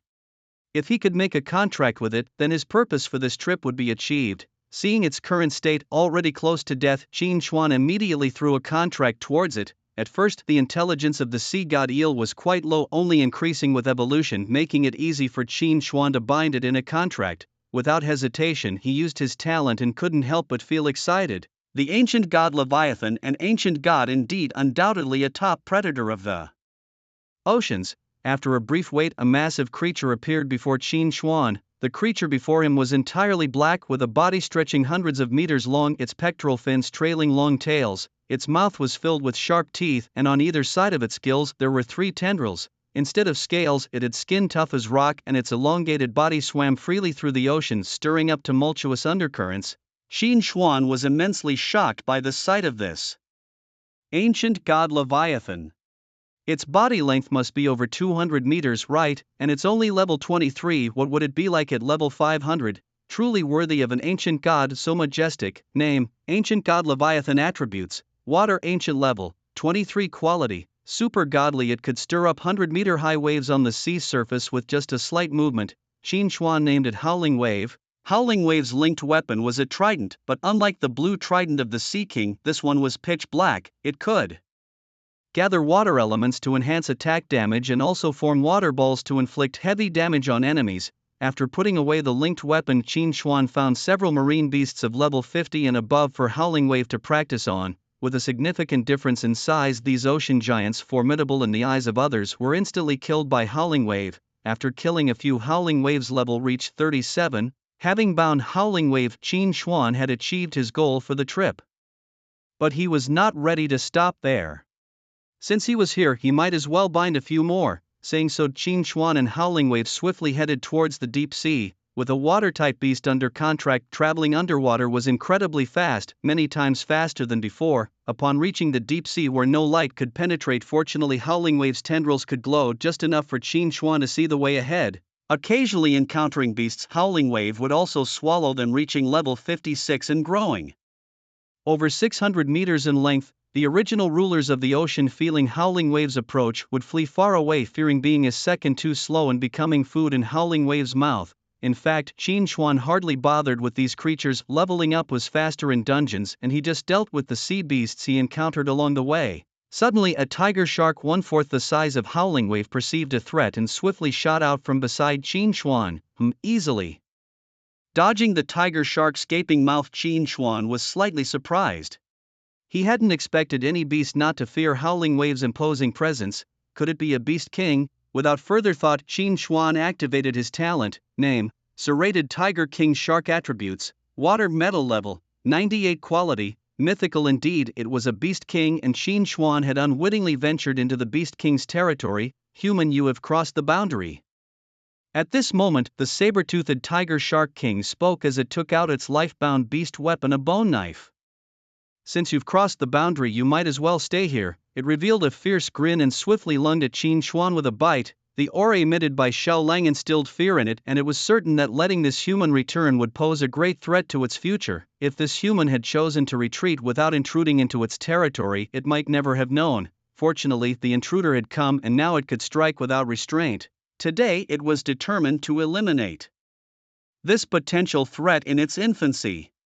However, faced with the onslaught of the saber-toothed tiger shark king, Qin Xuan was utterly unflustered. In the eyes of the shark king, Qin Xuan's intrusion into its territory was a death wish, but from Qin Xuan's perspective, the creature bounding towards him was also courting death. Qin Xuan drew his ice-glow longsword, and as the saber-toothed tiger shark king charged, he simply made a horizontal slash. In the next second, the blade collided with the sharp teeth, and Qin Xuan's blade effortlessly sliced through the body of the saber-toothed tiger shark king, cutting it in half from the mouth. After dealing with the shark king, Qin Xuan continued forward with Xiao Lang. He was here to seek divine beasts, not to slay beast kings. After swimming some distance, Qin Xuan arrived at an underwater volcano. Situated here, the volcano's mouth was numerous, with scorching red magma flowing out, starkly conspicuous on the ocean floor. The surrounding water temperature was rapidly rising, bubbling vigorously. Yet for Qin Xuan this temperature felt merely like a hot spring. Not just for Qin Xuan, but the area around the volcanic vents was teeming with exotic beasts. Many shellfish clung to the volcanic walls, feeding on the nutrients within. Additionally, there were numerous turtles and fish with hard external scales. Remarkably, Qin Xuan even saw a fish swimming into the magma, a sight he had never witnessed before. Upon using his innate ability to inspect, he discovered that this fish possessed both water and fire attributes. Having two mutually opposing attributes was not unheard of among exotic beasts, but they were rare and hard to find. Such beasts often had high potential, like the fish he just saw, which was a mythical potential beast. However, one thing piqued Qin Xuan's curiosity: could the flesh of a fish that survived such high temperatures be cooked? Not only this fish, but some turtles. Not sea turtles, as their front limbs were fin-like, while these had 4 feet, also ventured into the magma, even laying eggs in it.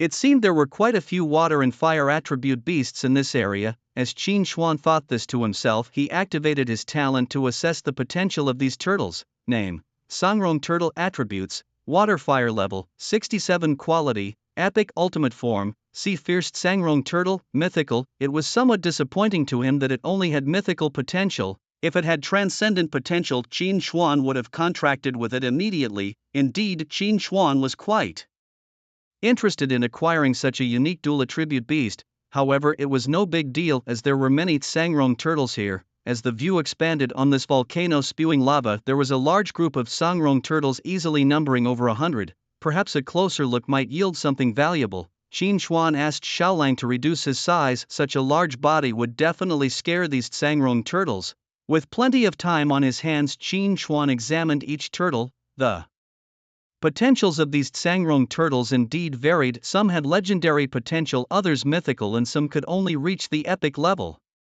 Fortunately, among them Qin Xuan found one with transcendent potential. It was a small turtle only the size of Qin Xuan's palm, barely noticeable in front of the 3-story tall adult Tsangrong turtles. Most turtles do not protect their offspring as a way to train their survival skills, at most laying their eggs in relatively safer environments.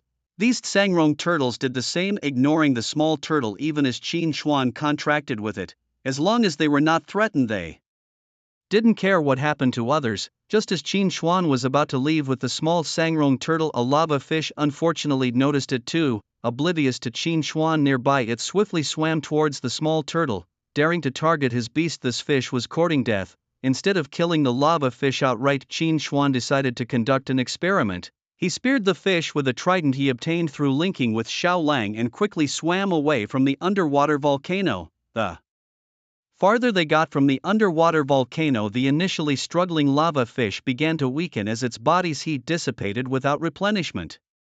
Half an hour later it died. Qin Xuan observed the dead lava fish and quickly deduced the results. The strange beasts here lived in high-temperature environments year-round and could not adapt to the suddenly colder water. Although they could generate heat, once injured, their internal energy would rapidly deplete, eventually leading to their freezing death.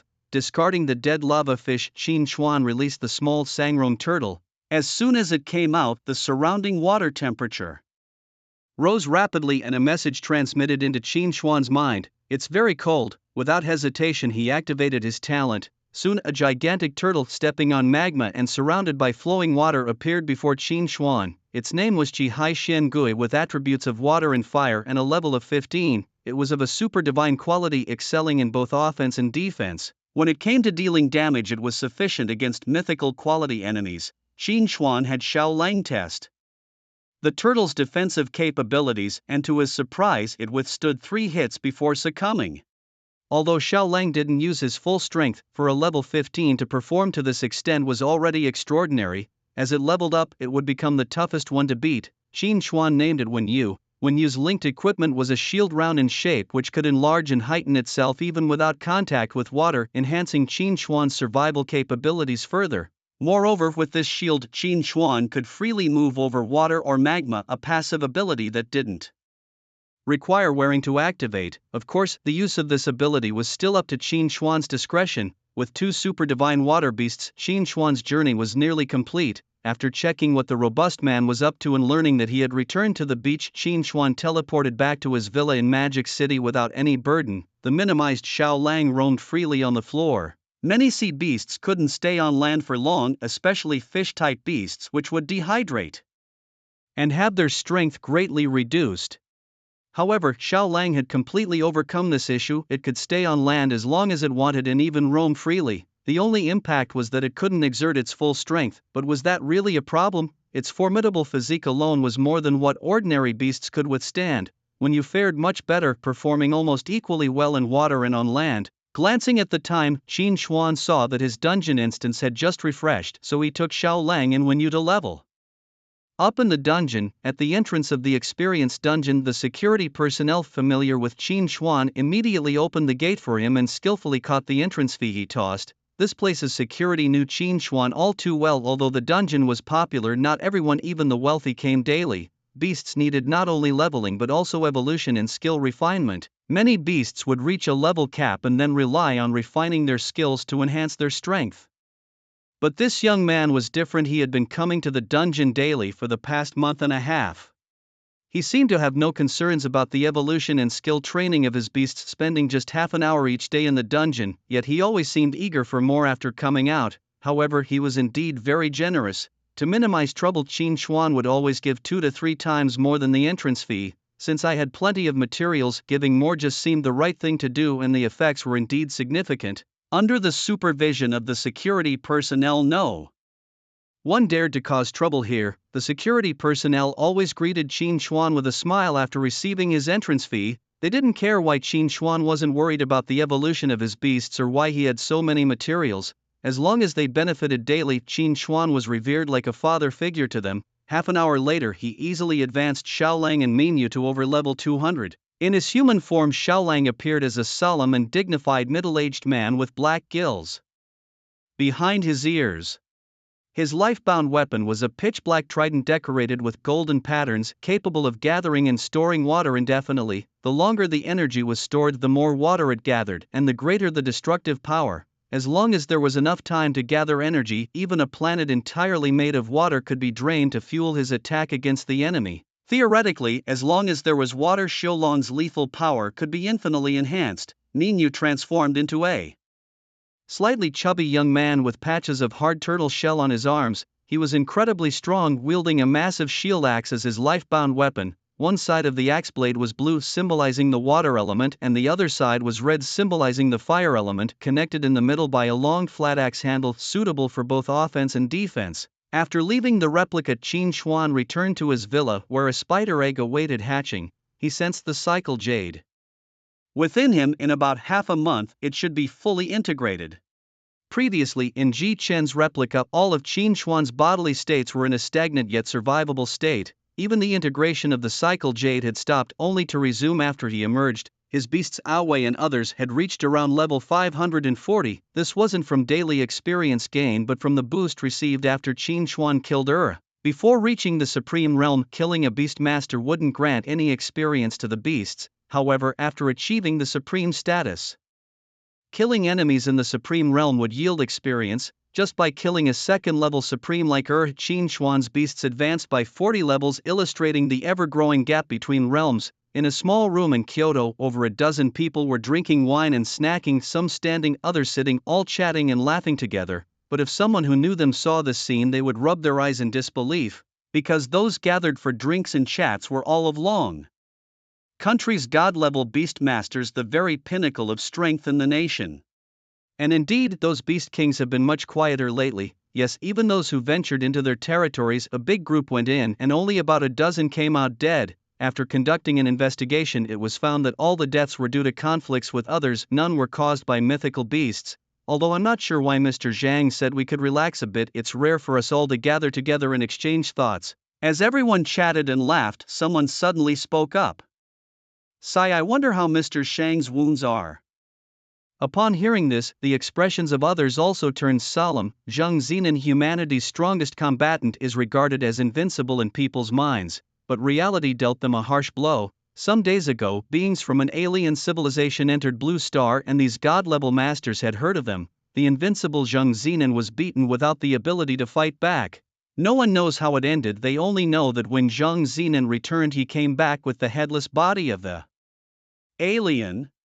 As for what happened in between, Zhang Zinan said nothing, and the incident was classified as top secret, not even disclosed to them. Surveillance around the area was deleted during that time frame. It's said that some teachers and students from the Sacred Beast Academy were present. They too wanted to find out what happened, but like Zhang Zinan, those from the Sacred Beast Academy kept tight-lipped about the incident. This was a strict order from Zhang Zinan after the fact, forbidding anyone to mention anything related to the incident, not even among classmates. If the news spread and reached Qin Xuan, truly no one could save them. The group of god-level beast tamers first fell silent for a while, then someone spoke up. "Hey, let me tell you, the day before that incident, the Turtle King was killed by someone unknown." Everyone was shocked upon hearing this. They didn't know about the Turtle King's death. That's on me, because who killed him is still a mystery, so it wasn't publicized.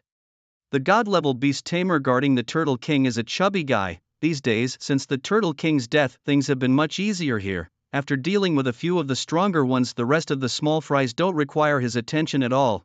These days, he just stays in the office, drinks soda, eats big meals, and waits for his subordinates to report any leads on the killer of the Turtle King, living a very comfortable life. But with Qin Xuan's methods, how could they possibly find out? Even if they did, it might not be a good thing. Let me tell you, the Turtle King's death was tragic. His shell was shattered into several pieces. the Turtle King's defense is well known. Even Zhao Xian and Yufeng, along with 4 other god-level beast tamers, once only managed to crack his shell slightly, and it was repaired soon after. A shell so tough that even Mr. Zhang would need to spend some time on it, and it would definitely not be quiet. So the person who silently killed the Turtle King and shattered his shell must be incredibly strong. As he said this, the chubby man appeared visibly shaken. The others looked horrified, but some were still skeptical. It wasn't until the chubby man pulled out photos from the scene that everyone's hearts truly sank. The Turtle King's demise should have been a cause for celebration among them, yet none could muster a smile. A mysterious entity stronger than Zhang Zinan had slain the Turtle King, but this did not necessarily imply goodwill towards mankind. If this entity were to attack, could they possibly stand against it? As the mood grew tense, the chubby one among them spoke up to reassure everyone. Come on, if Zhang Lao himself said it's all fine, then it must be. If there were really any danger, he'd have arranged for an evacuation at the first sign. So let's not be too tense and just go with the flow. That's what Zhang Lao advised. Hearing this, the others felt reassured and decided to drop the subject, instead beginning to speculate about other matters. Although the people from the Holy Beast Academy kept silent about the incident, I still learned through other channels that an alien had come to Modu that day simply to find someone in the villa area. Really, who was he looking for? I don't know that. There weren't many signs of a fight at the scene, but I do have a suspect. The resident of the central villa, yes. What's so special about him? I've checked his details too. A B-grade talent, yet so young and already so wealthy. Definitely a talented individual. Now all clues point to him. I believe there's more to him. At least he's not just a B-grade talent. Are you saying he's hiding his true talent? More precisely, someone is concealing his talent for him. I once planned to send someone to test his talent. Guess what happened? The man asked mysteriously. What happened? The crowd wondered. The machine was smashed by an icicle that fell from the sky. The crowd was speechless. What does that have to do with him? But after a moment of thought, they grasped the implication. The icicle from the sky must have been an attack by a controlled beast, but since it was an attack, why hadn't they noticed it? It seemed more like a warning. The man nodded in agreement. So after that I never sent anyone to investigate him again, and that's all the information I have. His power remains unknown, and you'd better not act rashly either. SSS. Now that the other Beast Kings have calmed down, could it be his doing too? But we know the strength of those Beast Kings. Could his beast really fend off so many? You guys, do you remember what Shinbotu was still researching in his spare time? Reminded thus, they all looked shocked. You're not suggesting that he possesses a beast beyond the mythical grade? If he does have a beast of such quality, then that indeed might be possible. Alright, no need to speculate further. Just as the group was deep in discussion, an elderly voice rang out from the doorway. They turned, showing respectful expressions. Zhang Lao, you've arrived. Zhang Lao, are you feeling better? Oh Zhang Lao, how are your injuries? In response to their concern, Zhang Zinan nodded lightly, his expression serene. They're just superficial wounds, nothing serious. But it's you folks, I seem to have overheard you reaching quite a sensational conclusion. This. Zhang Lao, don't you think so too? Someone asked, puzzled. Zhang Zinan looked at them solemnly. Let me enlighten you, he is stronger than we imagined. Don't try to show off in front of him, just maintain the status quo. This advice from Zhang Zinan was clearly understood by all the god-level beastmasters present. He is extremely powerful, capable of defeating everyone on our side by himself. After exchanging glances, they all nodded in agreement. Meanwhile, Qin Xuan, having nothing better to do, was casually browsing short videos in his villa when he suddenly heard noises downstairs. Frowning, Qin Xuan thought to himself, it's late at night, what kind of normal person would sneak into someone's villa at this hour? And to bypass the villa's alarm system, they must be skilled. Clearly, they're not here just to steal. Pondering this, Qin Xuan stood up and, accompanied by his companions, went downstairs.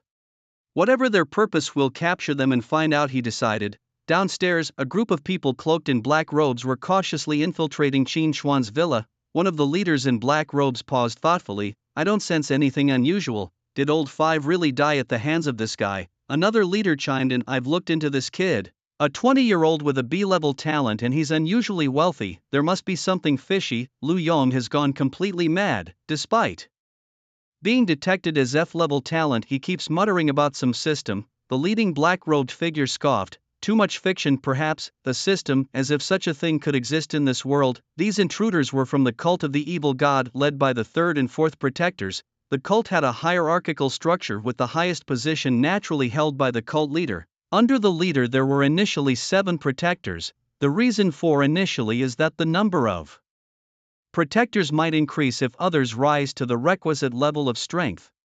Protectors are ranked by strength. The stronger they are, the higher their rank and the more benefits they receive. The least rank among the evil god cult's protectors is that of a king, and they can still hold their own against two opponents of the same realm. Previously, when Lu Yong became a despised figure, he had approached the fifth protector for recruitment. However, they didn't know what transpired midway, leading to the death of the fifth protector and Lu Yong going mad. Originally, the cult had 7 protectors, but with the death of the fifth, there were now 6. Although they later took Lu Yong back to headquarters, his talent remained the lowest at F level and they saw no use for him. Now, confined within the cult's headquarters, Lu Yong constantly spouted madness, always muttering about some system and cards. He even ate his own crap, disgusting even the anti-human members of the cult. Eventually, the fourth protector couldn't stand it anymore and ordered Lu Yong's mouth to be sewn shut, sending him to the second protector as a subject for experiments.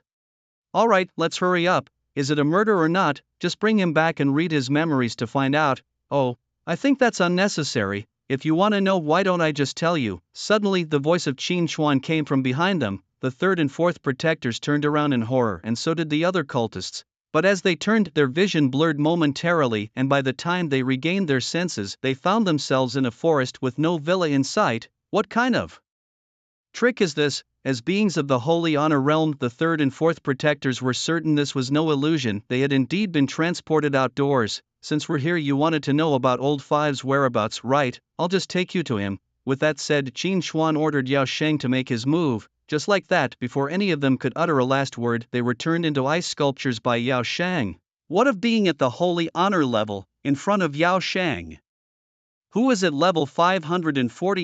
Even 10 million holy honors would be instantly annihilated.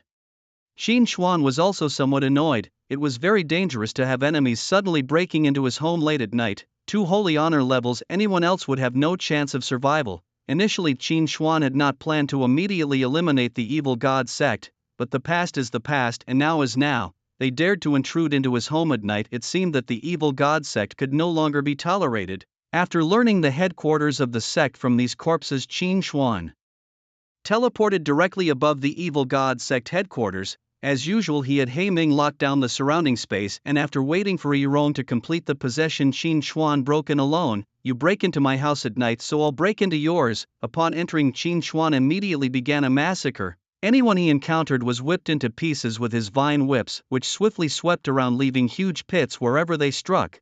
The newly appointed 5th and 6th protectors were the first to confront Qin Xuan, but they couldn't even withstand a single whip from him and were directly smashed to pieces.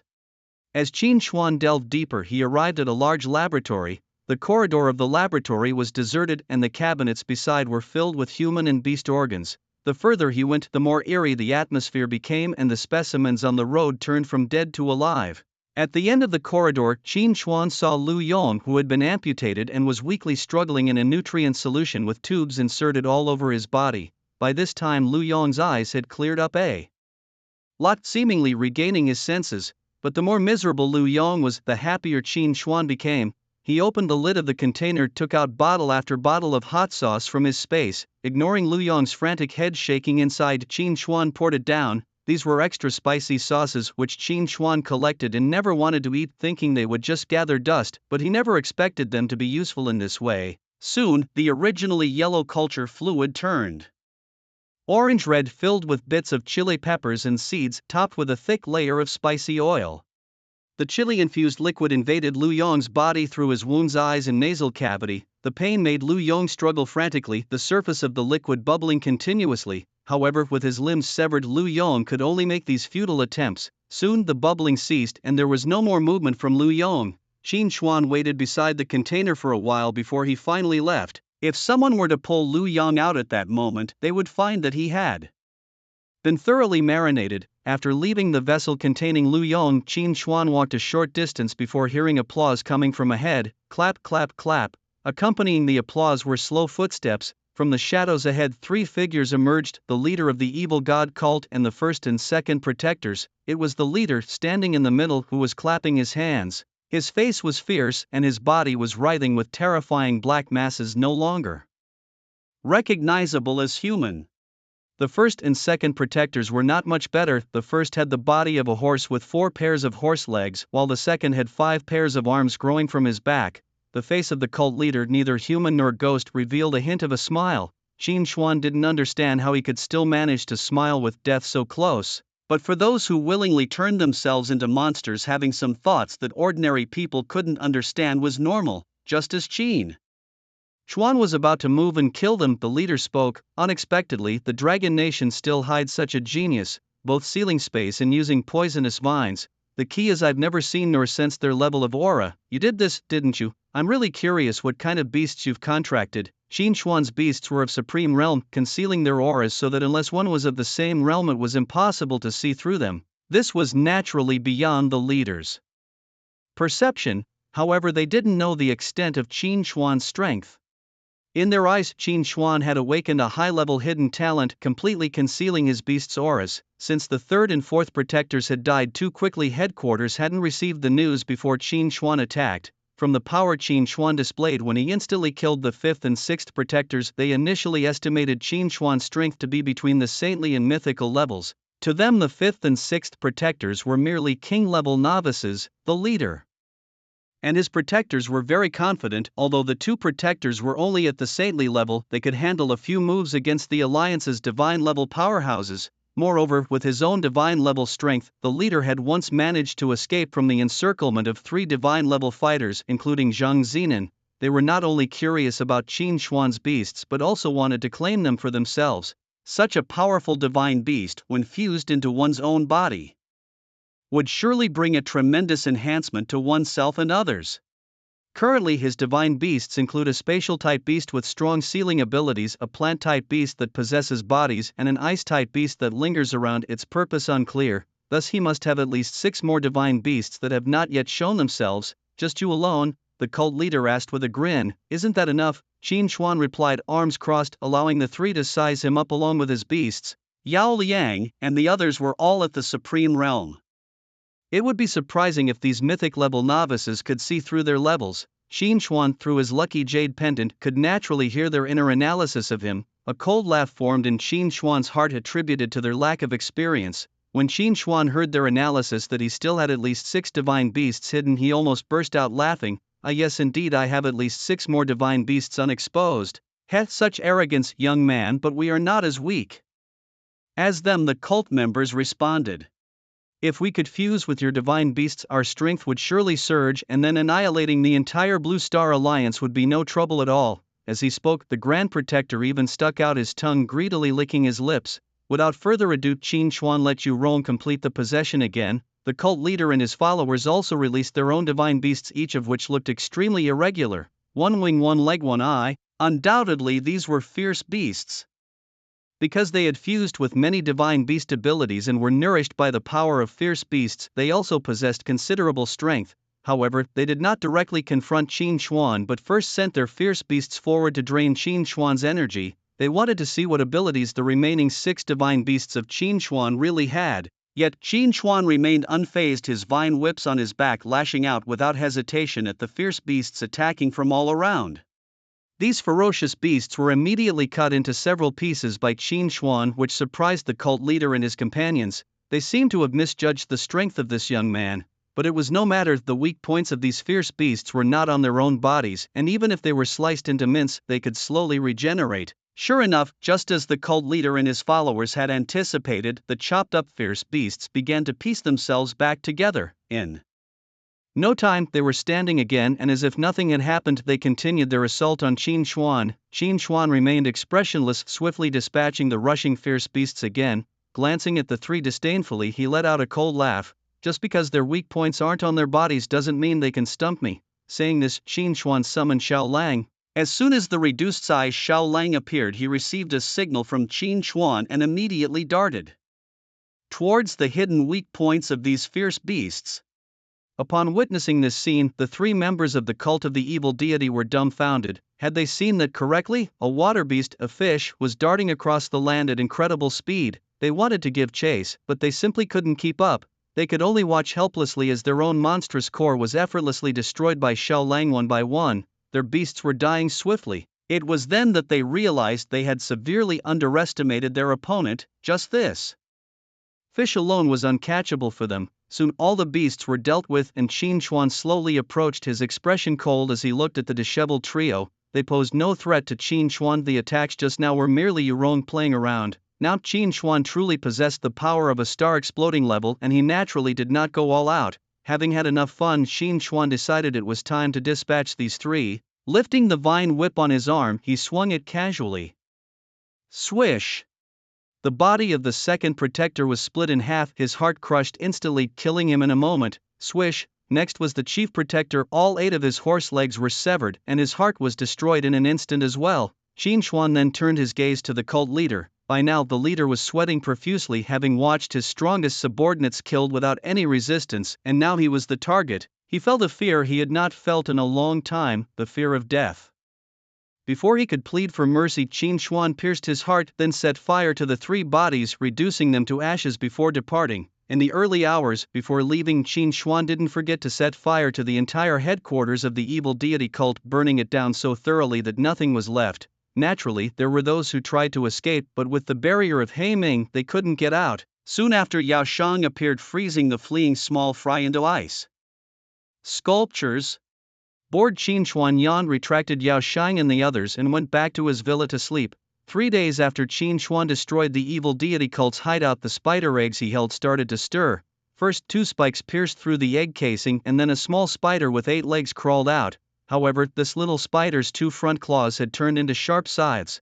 These scythes could slice through iron as if it were mud, and even in its juvenile state, being struck by them could cause significant injury. Moreover, do not forget, its weapons were not just these scythes, but also its deadly venom. Qin Chuan was somewhat surprised. Was this the perfect blend of its parents' genes? He looked at the shadow mantis spider, then glanced at Jichen being held in Ji Ming's arms. At least Ji Ming's parents were both dragons, but this creature was a complete hybrid of 2 different species. Name: shadow mantis spider. Attributes: dark poison grade, 1 quality, fine ultimate. Form: poison hell death-side spider, godlike. Taking a sip of soda, Qin Chuan looked at the little spider's stats and swallowed the soda he was about to spit out. Qin Chuan had already encountered several divine beasts, so this little scene was hardly enough to make him lose his composure. He easily contracted the little spider and then evolved it to its final form using his innate talent. The spider had now grown as big as a table, with a black exoskeleton decorated with dark green patterns. Its sharp side-like blades had also turned dark green with droplets of venom clinging to them. It made a creaking noise as it climbed down from the table and approached Qin Chuan, its 8 eyes fixed on him, hissing. Name: venomous death-side spider. Attributes: dark poison grade, 1 quality, divine. Qin Chuan stepped forward and touched the limbs of the venomous death-side spider, which allowed him to make contact. Activating the soul link, this time Qin Chuan received a shoulder strap. The strap had 4 arms attached to it, which would equip onto Qin Chuan's back when worn. Qin Chuan felt the new 4 arms on his back and found that they felt almost the same as the 2 arms he normally used. They could also equip and operate other linked weapons. With this gear, Qin Chuan could now wield up to 6 weapons at the same time in his next fight, a truly epic enhancement. Previously, Qin Chuan was frustrated that he had too many linked weapons and could only equip 2 at most with his hands, leaving the rest to gather dust. But now, the equipment linked with the venomous death-side spider had solved this problem. Wait, extra arms on the back. This seemed oddly familiar. Just the other day, the high priest of the evil god cult he had destroyed also had several arms on his back. Qin Chuan paused, jokingly thinking, oh no, I'd become the high priest. Feeling cheerful, Qin Chuan took it to clear a dungeon. After returning from the dungeon, the venomous death-side spider unlocked its human form and its native beast weapon. Not only did it retain the destructive power and agility of a mantis scythe, but it could also meld into the dark shadows. Qin Chuan named it Shadow Fiend. Shadow Fiend's human form was a burly man with long hair, a sight that would attract many young girls from behind. However, if they saw the front, those infatuated girls would definitely be dissuaded. Although transformed into a human, Shadow Fiend still had 8 spider eyes and 2 large fangs protruding from its mouth. With 8 spider eyes and 2 giant fangs on a human face, who wouldn't be scared? Even Yao Shang and his friends were startled by Shadow Fiend's terrifying appearance. The first time they saw him, Qin Xuan, however, wasn't fazed. He had lived long enough to have seen all sorts of things. Moreover, as Shadow Fiend was his beast, he completely trusted it and had nothing to fear. If anyone should be afraid, it was others. Nevertheless, Qin Xuan suggested that Shadow Fiend should not go out in its human form in the future. Shadow Fiend's arms each had a curved side blade, which was not its native beast weapon but something that came with its human form. Transformation. Like fish fins, these blades would fold away when not in use and extend when needed, revealing their gleaming cold edges. Ingxia's weapon of choice is a pair of dark green crescent moon scimitars, both of which are coated with poison. When Ingxia wields these blades, his attacks are frenzied, and combined with the additional blades attached to his arms, getting close to him inevitably comes with a price. Just then the doorbell of the villa rang. Qin Xuan went downstairs to open the door and found Lin Xiaoyu standing outside. Upon seeing Qin Xuan, Lin Xiaoyu got straight to the point. "Senior, there may be foreign forces coming to Magic Capital soon, claiming they want to challenge the local talents. But this time one of their country's god-level powerhouses will also be coming, probably targeting you. He is the most mysterious powerhouse in their country. It might be better for you to know Qin Xuan." Qin Xuan glanced at Lin Xiaoyu, impressed. "Wow, you've reached the golden level already? Weren't you just at the bronze level when you first came to Magic Capital? Indeed, you are blessed by fortune." Qin Xuan now had no ill feelings towards Lin Xiaoyu. After all, unlike other guys whose minds are only filled with thoughts of women, Lin Xiaoyu knew how to behave respectfully. "Alright, I understand, let them come then." "Anything else?" Qin Xuan asked. "No, that's all. Since you are aware now, I will take my leave," said Lin Xiaoyu, and with it he turned and hurriedly ran towards the villa's gate. Qin Xuan watched him go and saw a few young people waiting for Lin Xiaoyu outside, likely his companions. These young men and women looked at Lin Xiaoyu with some hope as he returned to them. They couldn't believe that Lin Xiaoyu had connections with such a revered figure, and remembered that he had also taken Zhang Zinan as his master. With the help of two such powerful figures and his own monstrous talent, they could only imagine how formidable Lin Xiaoyu would become in the future. They knew they had to cling tightly to his coattails. Just like Lin Xiaoyu said. 3 days later, the foreigners showed up at the door. Qin Xuan opened it to find a young black man standing there with his arms akimbo, an impatient look on his face. Seeing how young Qin Xuan looked, the visitor scoffed disdainfully, causing Qin Xuan to frown slightly. "So you're the mysterious senior? Ha, you're even younger than me, and you think you deserve to be called a senior," said the young black man, spitting on the ground in front of Qin Xuan's door. "How about you fight with our teacher and let everyone see your true hypocritical face?" Seeing the young man's arrogant demeanor, Qin Xuan retorted sharply, "Who let you out without keeping their farm tools in check? Did you finish picking the cotton, or did you come here to bark at me?" Faced with such disrespect, Qin Xuan did not hold back his words either. "What did you just say? Is this racism? Say it again if you dare." Qin Xuan's words struck a nerve with the African-American teenager, reminding him of his race's troubled past. "I didn't say I was being racist. If you take it that way, what can I do?" Qin Xuan shrugged indifferently. However, his shrug and nonchalant expression made the teenager feel insulted and disrespected. In response, the teenager threw a punch at Qin Xuan, only to be kicked away by him. "Oh, you're getting angry first. Don't like it when I talk about you," Qin Xuan taunted. "Yang Rong, whip him for me." At Qin Xuan's command, Yang Rong produced a slender vine whip and lightly struck the teenager's back. The sound of the whip cracking was followed by a heart-wrenching scream. Although it was a light attack for Yang Rong, it left a deep gash on the teenager's back. "How dare you whip me? Do you know who I am?" "I am." Before he could finish, Yang Rong struck his face with another lash. His screams echoed through the neighborhood. Just as Qin Xuan was about to continue, another vine pulled the teenager out of the area and onto the street. Qin Xuan stopped and looked outside, spotting an elderly man from the Dragon Nation looking pained as he watched the teenager as if he was looking at a treasured possession. Then a flower blossomed on the vine behind him, its petals falling onto the wounds, gradually healing them. Once the teenager's injuries were nearly healed, he coldly turned his gaze to Qin Xuan. Which school are you from? Is this how you treat foreign guests? Did your manners get eaten by a dog? How did your parents raise you?" The man who intervened began scolding Qin Xuan right away. Qin Xuan noticed the man's companion creature, similar to Yang Rong, seemed to be a bonded type as well. Is it a creature like my Reaper Thorns? He wondered, checking the creature's details. Name: Rain Lotus Vine. Attribute: Wood. Level: 85. Quality: Legendary. Average mainly healing abilities, not much in terms of attack, Qin Xuan noted. He then looked at the old man blocking his path, his brow slightly furrowed. a person from the Dragon Nation standing up for a troublemaking foreigner? Seeing Qin Xuan's furrowed brows, the man Wang Jianzhong looked even more displeased. He had overheard the entire conversation between the teenager and Qin Xuan from outside. Although the teenager's words were harsh, resorting to violence was wrong on Qin Xuan's part. Guests should be treated as such, Wang Jianzhong thought, believing he was justified in his accusatory gaze towards Qin Xuan. Qin Xuan, however, faced him directly without any intention to avoid his gaze. Seeing Qin Xuan not coming over to apologize, Wang Jianzhong's opinion of him dropped even further in his heart. Petty and nitpicky, disrespectful to elders, unrepentant when wrong, the young.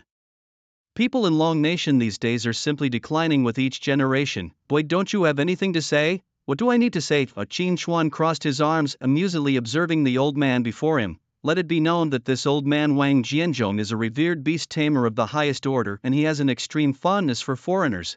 He's a nice guy to foreigners but not to his own people, a typical example of a double standard bearer. Once during a friendly match between Long Nation and a Western country, a conceited participant from the West, relying on his talent, brutally killed a senior student from a well-known university in Long Nation.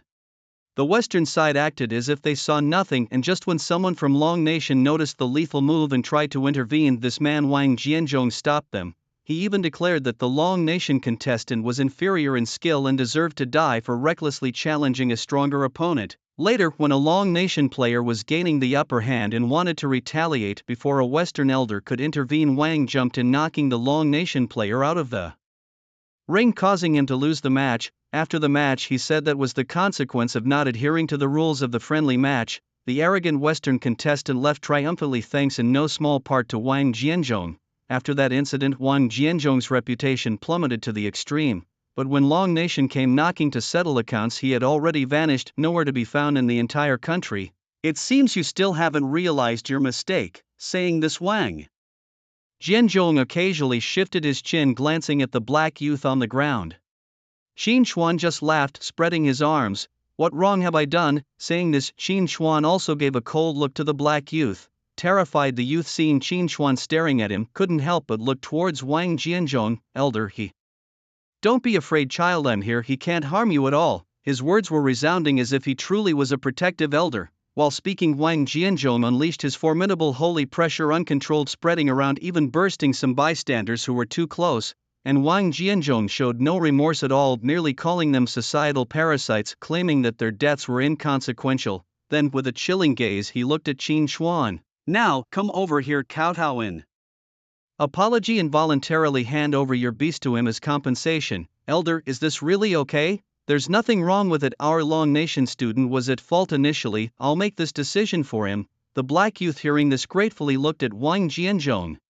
This man from Long Nation, he's even kinder to him than his own master. Why must such a kind-hearted person be pursued by the Dragon Nation, eventually forced to flee to their African region? The injustice of this world is simply too much to bear. Qin Xuan was thoroughly disgusted by the deceitful facade of Wang Jianzhong.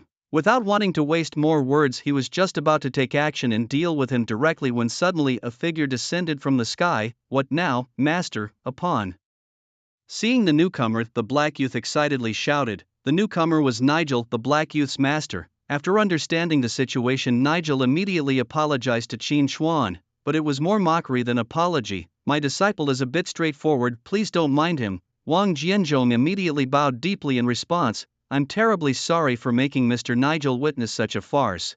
Then he quickly turned to Qin Xuan. What are you waiting for? He has apologized, come here now and surrender your beast to him. You owe it to him. Ignoring Wang Jianzhong's yapping, Qin Xuan turned his gaze to Nigel. Now everyone is here. I hit hard, don't take it personally. Saying this, Qin Xuan kicked Nigel away and quickly approached Wang Jianzhong. How dare you? Do you no longer respect me as your senior?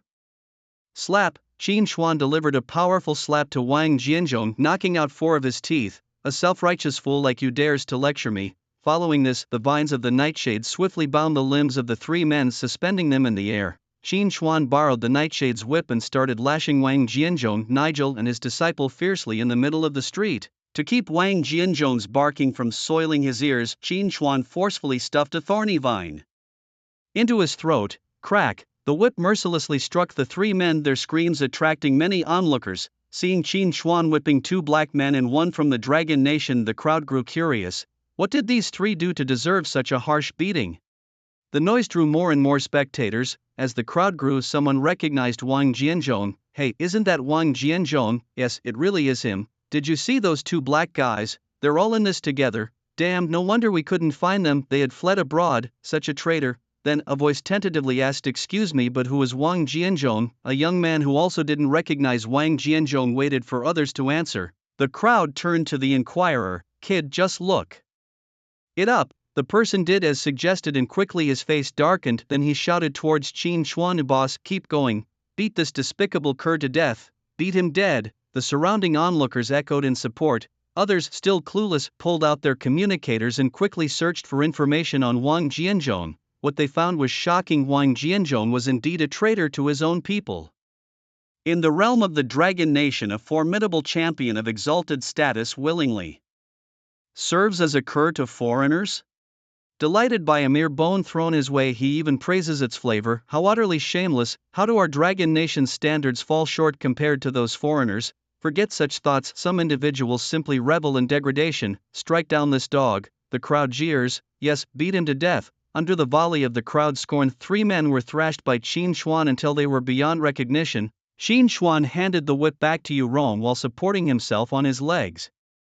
These men proved more resilient to the beating than the Zhenghua cigarettes in his hand. Now that the beating was done, it was time to move on. Panic struck the trio. Stop, we are guests from abroad, you cannot kill us. Where is the security team? The security team? Wang Jianzhong struggled to speak. Meanwhile, from a distance, the security team merely watched the bloodied trio. They had arrived earlier but decided not to intervene upon realizing that Wang Jianzhong was the victim. It wasn't worth offending a powerful figure for the sake of a despicable person.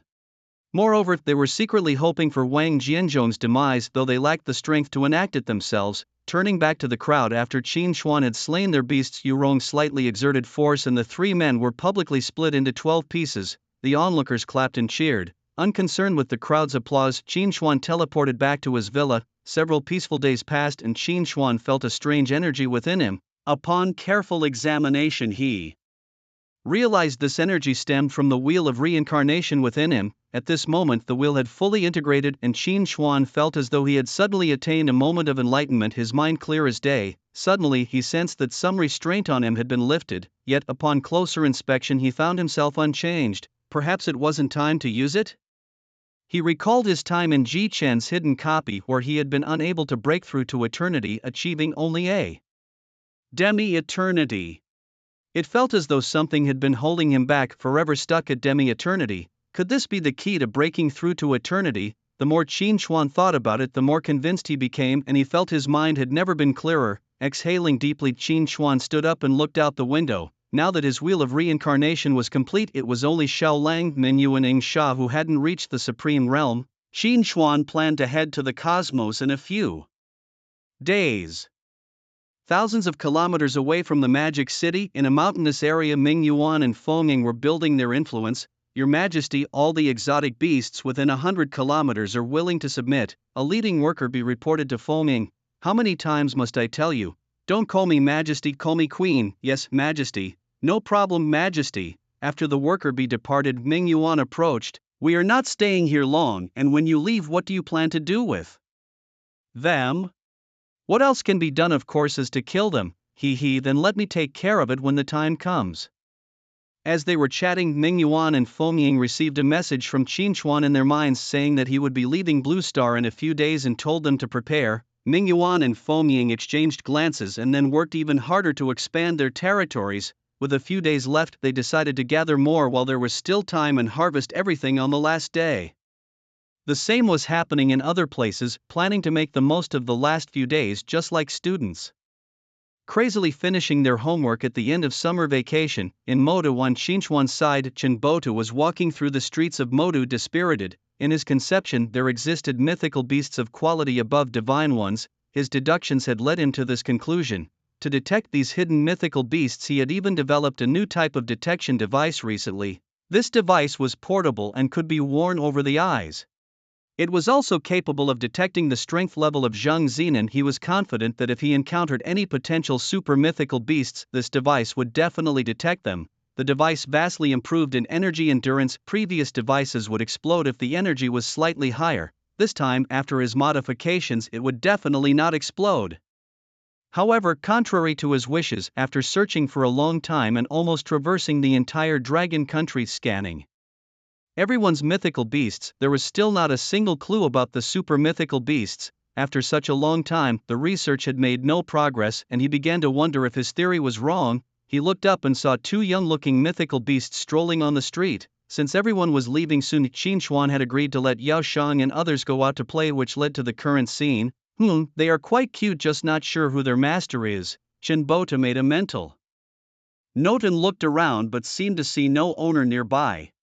Suddenly, Chen Bota froze for a moment because the detection device on his head reacted apparently to something it had scanned unintentionally. The strength level of these two mythical beasts seemed a bit high.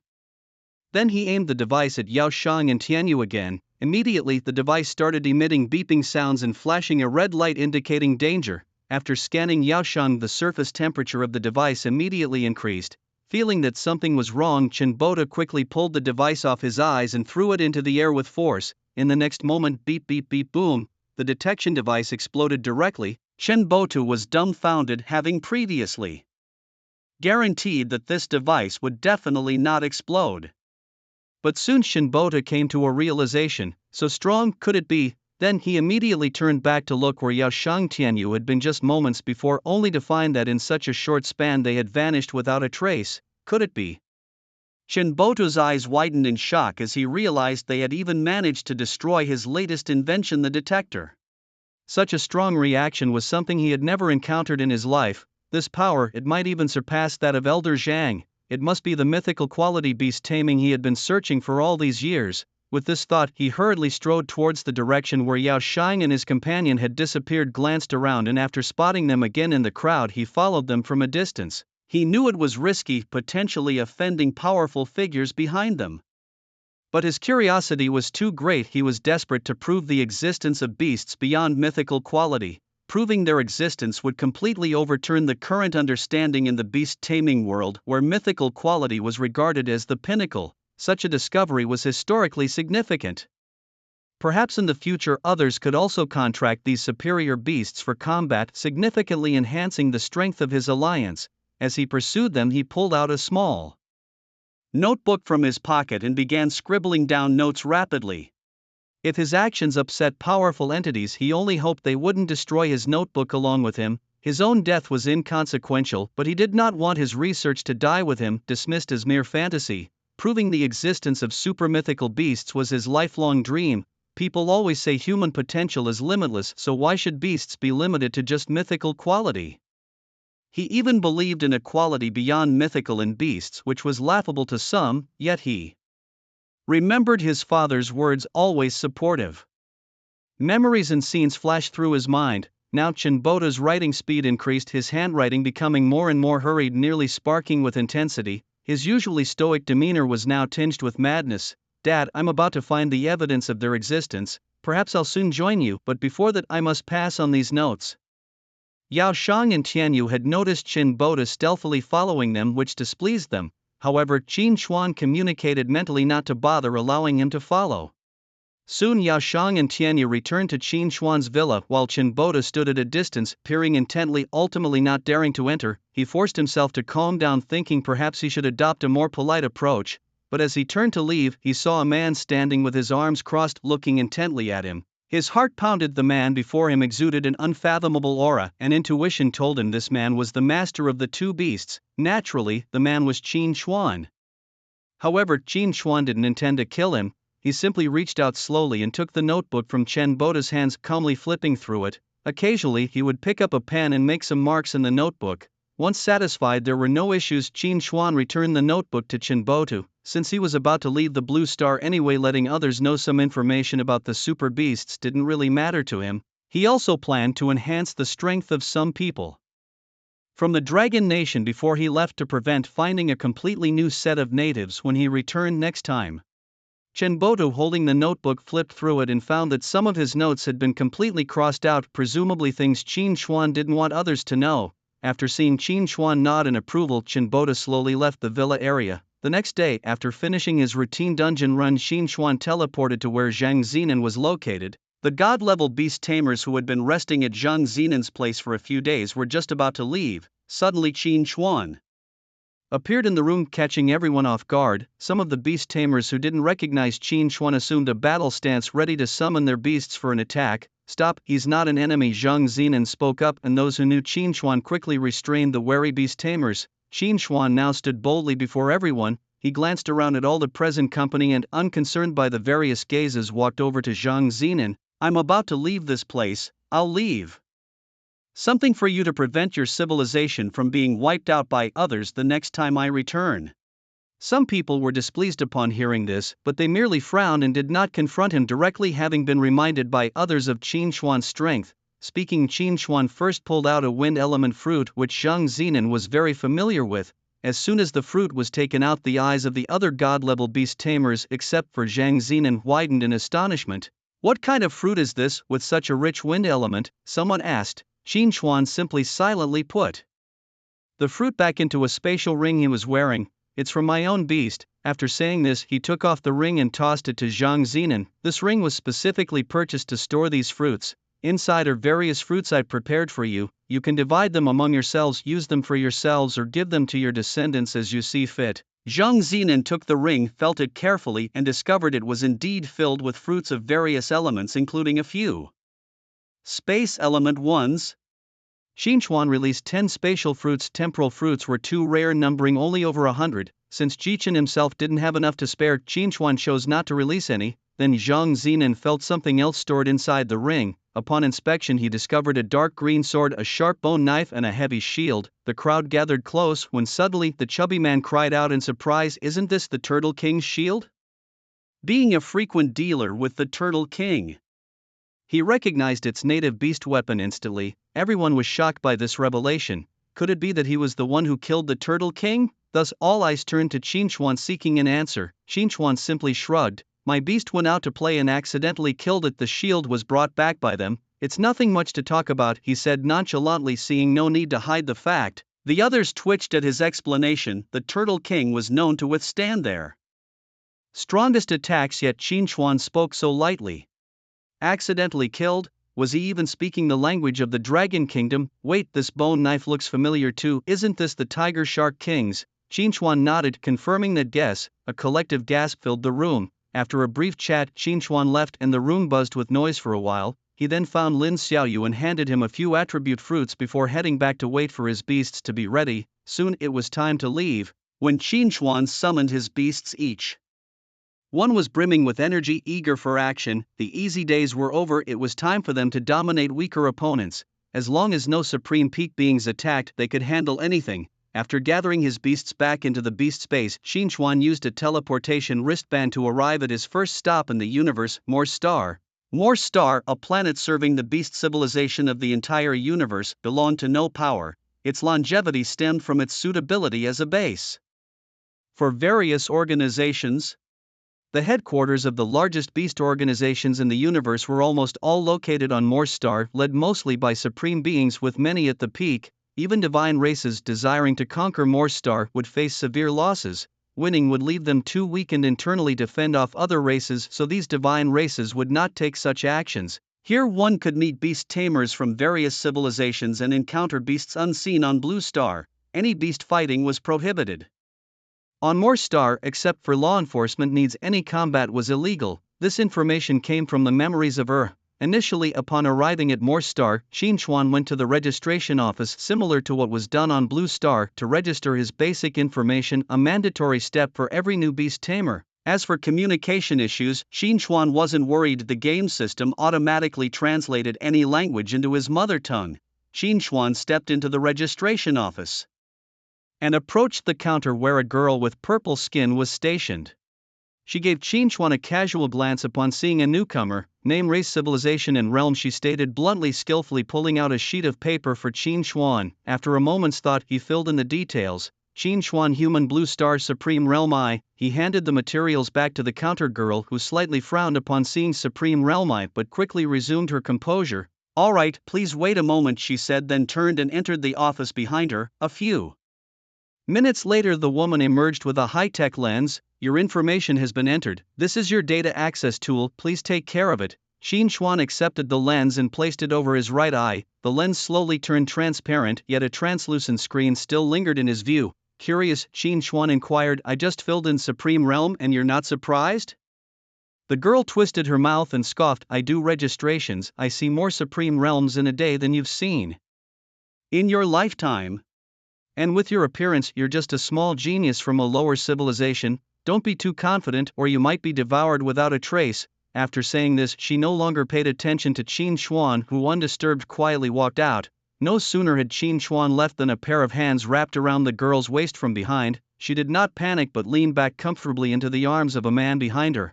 "Annoying Mr. Mode, really, I'm at work," she protested, "but I miss you like red wine can't do without a goblet. I can't bear to be away from you," he replied. Blushing, the purple-faced girl said, "You always speak so elegantly. All right, I know, I'll come to your room tonight, then I'll wait for you." Mode said with a sudden shift in tone, "That guy who just left, is he really of the Supreme Realm?" A machine at the door checked when he entered. "He indeed is Supreme Realm I." Mode chuckled coldly. "Looks like we'll have another useful slave soon." After registering his data, Qin Xuan suddenly realized a serious problem: he had no money. In the universe's civilizations, the universal currency was cosmic coin. The materials he had could fetch a good price on Blue Star, but here, they were average. However, this didn't deter Qin Xuan. If materials weren't profitable, surely the abundant fruits from his world would be. Selling just a few could likely solve his monetary concerns for a long while. As soon as Qin Xuan arrived at a corner, he took out a fire attribute fruit from his space. The moment the fruit appeared, its aura attracted all the beast tamers nearby. Just as Qin Xuan had anticipated, the fruit was immensely attractive to their beasts. After all, who wouldn't like something that could enhance their strength immediately upon consumption? Very soon, a crowd surrounded Qin Xuan, their eyes greedily fixed on his fruit. Eventually, someone couldn't help but speak up, "Kid, I want that fruit, name your price." Another chimed in, "Hey young man, do you have any water attribute fruits? I want those too." Qin Xuan checked the rarity of cosmic coins and then, pressing down the bustling crowd, he began to announce the rules for selling the fruits. "Everyone, please be quiet and listen to the rules for the sale of these fruits. First, the fruits will only be sold today and tomorrow. Second, the phantom, ancient, and undead attribute fruits cost 1 billion cosmic coins each. Life attribute fruits cost 120 million cosmic coins each. Space attribute fruits will be auctioned, limited to 10 pieces. All other attributes cost 80 million cosmic coins each. All right, those who want to buy, please line up." As soon as Qin Xuan finished speaking, the crowd fell silent, only to become even noisier shortly after. "Damn it, you dare sell that broken fruit for 1 billion cosmic coins? What a scammer." "Exactly, are you out of your mind? Do you know how hard it is to earn 1 billion cosmic coins?" Many gathered around Qin Xuan, incessantly complaining and accusing him of overpricing. Qin Xuan remained indifferent. These folks either didn't have the money or were just looking to bargain. But bargaining was out of the question. "If you don't buy, there are others who will." Just then, a burly man pushed through the crowd and stood in front of Qin Xuan. In an instant, the oppressive might of a Supreme Realm Level 2 burst forth, suffocating those around him. He looked down at Qin Xuan, extended his hand, and said coldly, "Hand over the fruits, and then get lost." "Ha, look how arrogant this kid is, attracting the attention of a big shot now. I want to see how he gets out of this. A Supreme Realm Level 2 is top tier combat power, let him be arrogant." The surrounding crowd watched eagerly, anticipating a spectacle, but the next second Qin Xuan fiercely kicked the burly man in the groin, causing him immense pain as he immediately knelt down, clutching himself. That wasn't the end. Qin Xuan then grabbed the man's head and slammed it into the ground. On more star, battles between beast tamers were prohibited, but not between tamers themselves as long as no beasts were involved. At this moment, Qin Xuan rubbed the burly man's face harshly against the ground, leaving him unable to rise, only able to weakly pound the ground. This stunned the onlookers. To subdue a Supreme Realm Level 2 with bare hands, how terrifying must one's strength be? This was all part of Qin Xuan's plan. By displaying these fruits and the huge benefits they offered, he knew it would attract the greed of others who would want to control him. Thus, Qin Xuan sought an opportunity to showcase his power publicly. The burly man had unwittingly walked into the line of fire, becoming an example for all. The effect was immediate. The crowd around fell quiet. Most were only at the Divine King realm, and there were very few at the Supreme realm, with the burly man being the highest among them. Qin Xuan kicked the burly man away with a single kick, making sure he didn't interfere with his business, then smiled at the crowd. Any objections now? Silence fell over the crowd. Good, those who want to buy line up, those who don't stay out of the way. Intimidated by Qin Xuan's action, the surrounding spectators didn't dare utter a word, and those who could afford it quietly lined up. Soon, the first customer spent 80 million cosmic coins to purchase a fire element fruit from Qin Xuan. However, the others didn't step forward immediately but watched as the first buyer fed the fruit to his beast. The beast devoured the fruit ravenously, and subsequently an overwhelmingly powerful force burst forth from within it. The beast tamer felt the power inside his beast surge wildly, even causing its realm to become unstable. With a thunderous roar, the beast's realm broke through from the second to the third realm of the Divine King, becoming the tamer's strongest beast. The realm of the beast tamer also advanced to the third realm of the Divine King. Seeing this, the onlookers were tempted to try the fruit for their own beasts. After all, who wouldn't be moved by the prospect of elevating a realm with just one fruit? The stall owner seemed foolish. Such precious fruits could have been saved for his descendants instead of being sold for cosmic coins, which seemed incomparable to the value of these fruits. If they returned the fruits, not even offers of 800 million would tempt them to sell. The only remaining concern was whether the beast that consumed the fruit would show any side effects. If not, they would be willing to spend all they had to buy one for their beasts. Soon a beast tamer skilled in healing stepped forward to examine the fire element beast. The examination showed that it was still bursting with vitality, showing no signs of side effects. Qin Xuan, watching all this, was overjoyed knowing he had secured a stable business. Eridu's fruits were completely free of side effects. The only side effect was that once eaten one would crave for more. Seeing the beast with no side effects, the crowd became even more enthusiastic, scrambling to get in line, quickly forming a long queue on the road. Some passers-by, curious about the long line, looked and saw a never-before-seen species selling unknown fruits. Seeing the immediate enhancement of the beasts after consuming the fruits, they too joined the long queue. Mode, accompanied by his men, arrived at the scene, intending to capture Qin Xuan and force him to sign a servitude contract to toil for his family. But seeing the long line, he was puzzled about what was going on. He decided to grab someone from the line and ask. Upon seeing the arrival of Mord, a notorious figure from the Moor Star, the man immediately displayed a sycophantic smile and rushed over like a tail-wagging dog. He laid out the events in detail to Mord, who listened intently. Somewhat stunned, after sending the man away, Mord digested the information he had received. A minor genius from a low-level civilization possessed a miraculous fruit. This fruit could drastically enhance the power of any beast that consumed it without any side effects. More importantly, the man hadn't mentioned any limit to the amount of fruit available. What could that imply? There must be plenty at Qin Xuan's disposal. With this thought, Mord's face uncontrollably revealed a blatant greed. Such a potent fruit could drastically elevate his family's power and status if monopolized.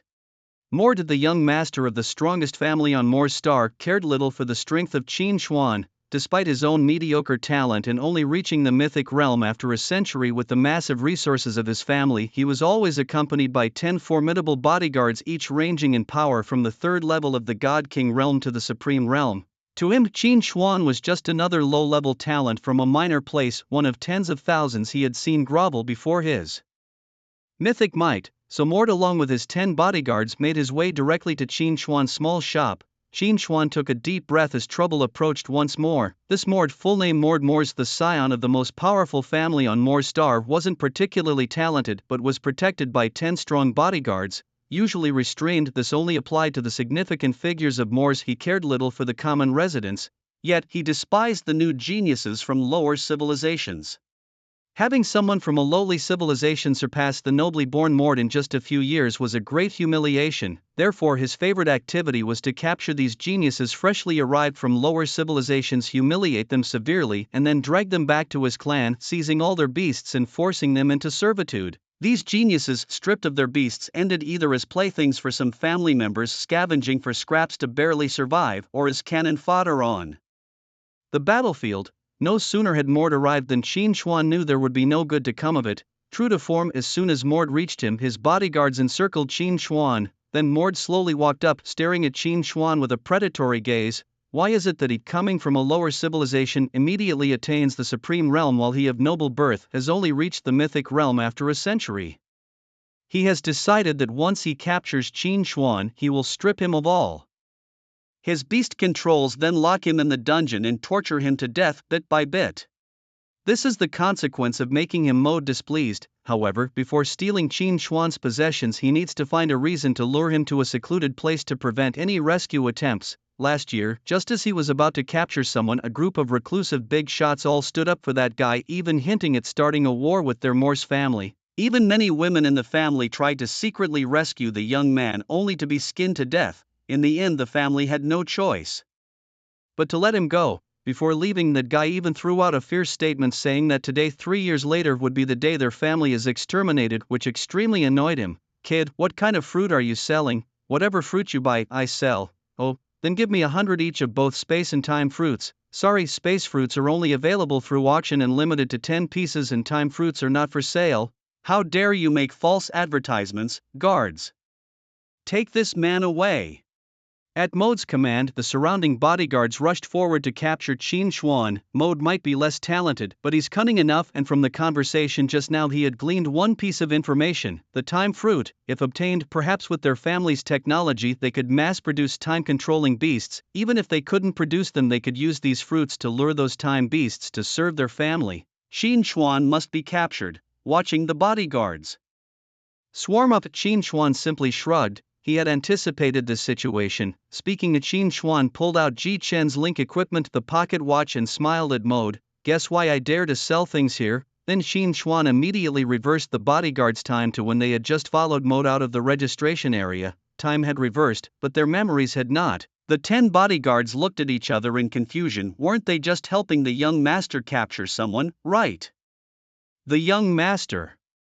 They looked around but saw no sign of Mode. At this moment, Mode stood alone in front of Qin Xuan, while Qin Xuan still wore a smile looking at Mode, but Mode felt panic inside as he looked at Qin Xuan. His bodyguards, his greatest confidence, had all disappeared. Now, with just his mythic realm and his bodyguards nowhere to be seen, he was truly vulnerable. It must have been something he was holding.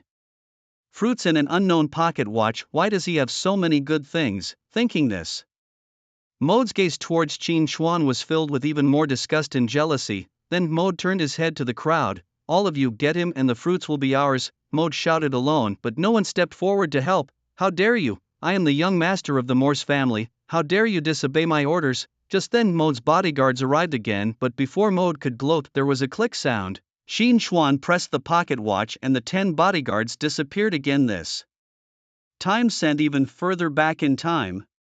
Following that, Qin Xuan slowly walked towards Mode. Mode, terrified, collapsed to the ground. You can't kill me. I am the young master of the Morse family. If you kill me, my father will never let you go. Qin Xuan delivered a sharp elbow to the top of Mode's head, knocking him out cold. If I kill this guy now, can I still sell my fruits? Qin Xuan then tied up the unconscious Mode and tossed him aside, dusting off his hands. The sale continues. After selling all morning, Qin Xuan had already made over 100 billion cosmic coins. He decided to start the auction of space-related fruits in the afternoon. During this, the bodyguards gradually arrived, each knocked out by Qin Xuan's elbow and tied up to the side. Qin Xuan glanced at the auction schedule he had painstakingly arranged. The first item was a space attribute fruit, starting bid 300 million cosmic coins. The second was the same, and so on until the last, a highlight item, also a space attribute fruit, starting at 300 million cosmic coins.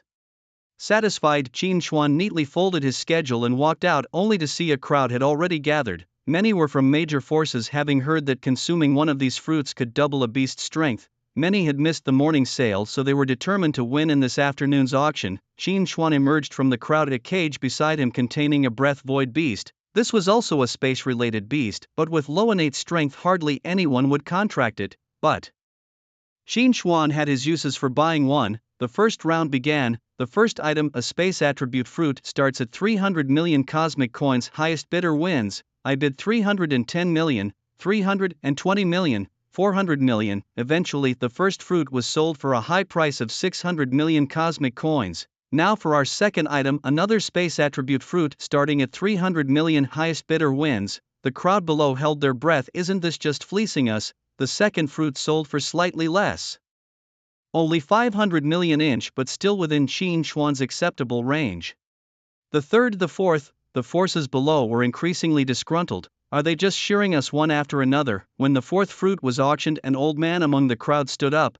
I am the third elder from the Rhino Horn Divine clan. I bid 3 billion for this fruit. Does anyone have any objections? No one in the crowd spoke up. They were also displeased with Qin Xuan, and since someone was taking action, they felt it was only right to make him spit out some of what he had swallowed. Soon the bidding for the fourth fruit ended and no higher offers were made except for the 3 billion cosmic coins bid by the third elder of the Rhino Horn Divine clan. At that moment, the elder looked at Qin Xuan with a mocking gaze, recognizing him as the one who had killed Urk. Being a supreme tier 3, he was frustrated that beast taming battles were not allowed here, so he had no choice but to hold back his urge to strike now and wait until Qin Xuan left the Morse star to make his move. For now he decided to just give Qin Xuan a hard time. Qin Xuan was not happy with the 3 billion price. He wouldn't sell the fruit for less than 4 billion. Well, playing that game are we, he thought. Since they wanted him to suffer a loss, he decided not to play along. At that moment the drooling Shikong beast proved useful. Just as the third elder was about to step forward and take the fruit, Qin Xuan suddenly snatched it away. The elder looked displeased as Qin Xuan said with an apologetic smile, I'm terribly sorry, dear guest, but I just realized this fruit is expired and unusable. The customer is king and I can't possibly sell a spoiled fruit to a customer. With that, Qin Xuan opened the cage and, in front of everyone, handed the fruit to the Shikong beast inside. The beast had been watching the fruits being taken one by one, unable to do anything but watch. Now finally one was handed right to it. It opened its mouth and ate the space attribute fruit like Zhu Beiji devouring a ginseng fruit. After consuming the fruit, a powerful force emanated from the Shikong beast, signifying its transformation. To compensate for your loss, I will refund the full amount you paid for this fruit. But everyone could see that he would rather feed it to a beast than sell it for 3 billion. Damn, what a crooked merchant, can't play fair. People cursed under their breath. And what about my fruit? The third elder demanded. What fruit? Qin Xuan feigned ignorance. I paid for that fruit. You said it was expired. Shouldn't you compensate me with another? The elder pressed. Didn't I refund your money? Isn't that enough? Qin Xuan retorted. That's not the same. You need to compensate me with another fruit for my emotional distress. The elder insisted aggressively. I've already returned your money and you didn't lose anything. Yet you still want a fruit. You were the buyer and yet you also want compensation? Why should all the good things go your way? Qin Xuan concluded, causing the audience to gasp in shock.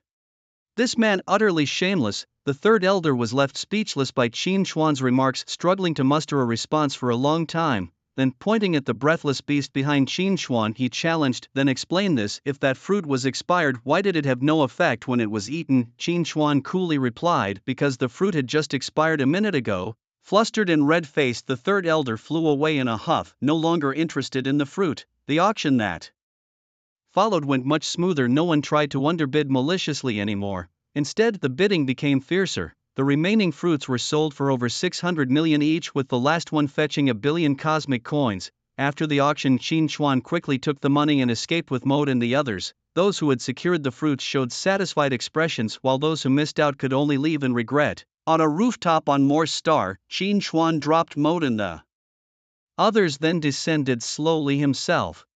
The entire Morse Star was covered in buildings with no forests or similar natural landscapes. However, Qin Xuan had his ways to erase his traces as long as he didn't kill in front of others. Mode, who was thrown to the ground, slowly regained consciousness, his head throbbing as if shattered. Groaning in confusion, he wondered, where am I? How did I end up here? Looking up, he saw Qin Xuan landing slowly and walking towards him. I see, it was you. You've got some nerve. You dare kidnap me. Aren't you afraid of the Morse family's retaliation? The guards, who had also woken up, shouted indignantly, how dare you kidnap young Master Mode, you lowly mongrel, a filthy creature from a despicable race, kidnapping a noble of Morse Star, you're as good as dead. Before the guard could finish his sentence, Xiao Shang, unable to bear it any longer, burst out from space and kicked the guard's head to pieces with one blow. The guard and his beast were killed instantly, their corpses dropping from the spatial void. Seeing this, the others immediately shut their mouths and the once noisy rooftop fell silent. But it was too late for some, as Yao Shan continued towards another guard who had insulted Qin Xuan. Lifting his foot, he stepped on the guard's face, and with increasing force, the guard's head burst like a watermelon, splashing brain matter on the nearby guards' faces. Qin Xuan watched coldly from the side, not uttering a word to stop the carnage. Only after all the guards were dead did he call Yao Shang back. Passing by mode, Yao Shang gave him a fierce glare. Once Yao Shang returned to his side, Qin Xuan drew his sword and slowly approached mode. Here's your chance, anything else you want to say? Qin Xuan caressed the blade, utterly indifferent to the bloodied and terrified mode lying on the ground. At this moment, stripped of all his previous arrogance, mode was consumed by endless fear.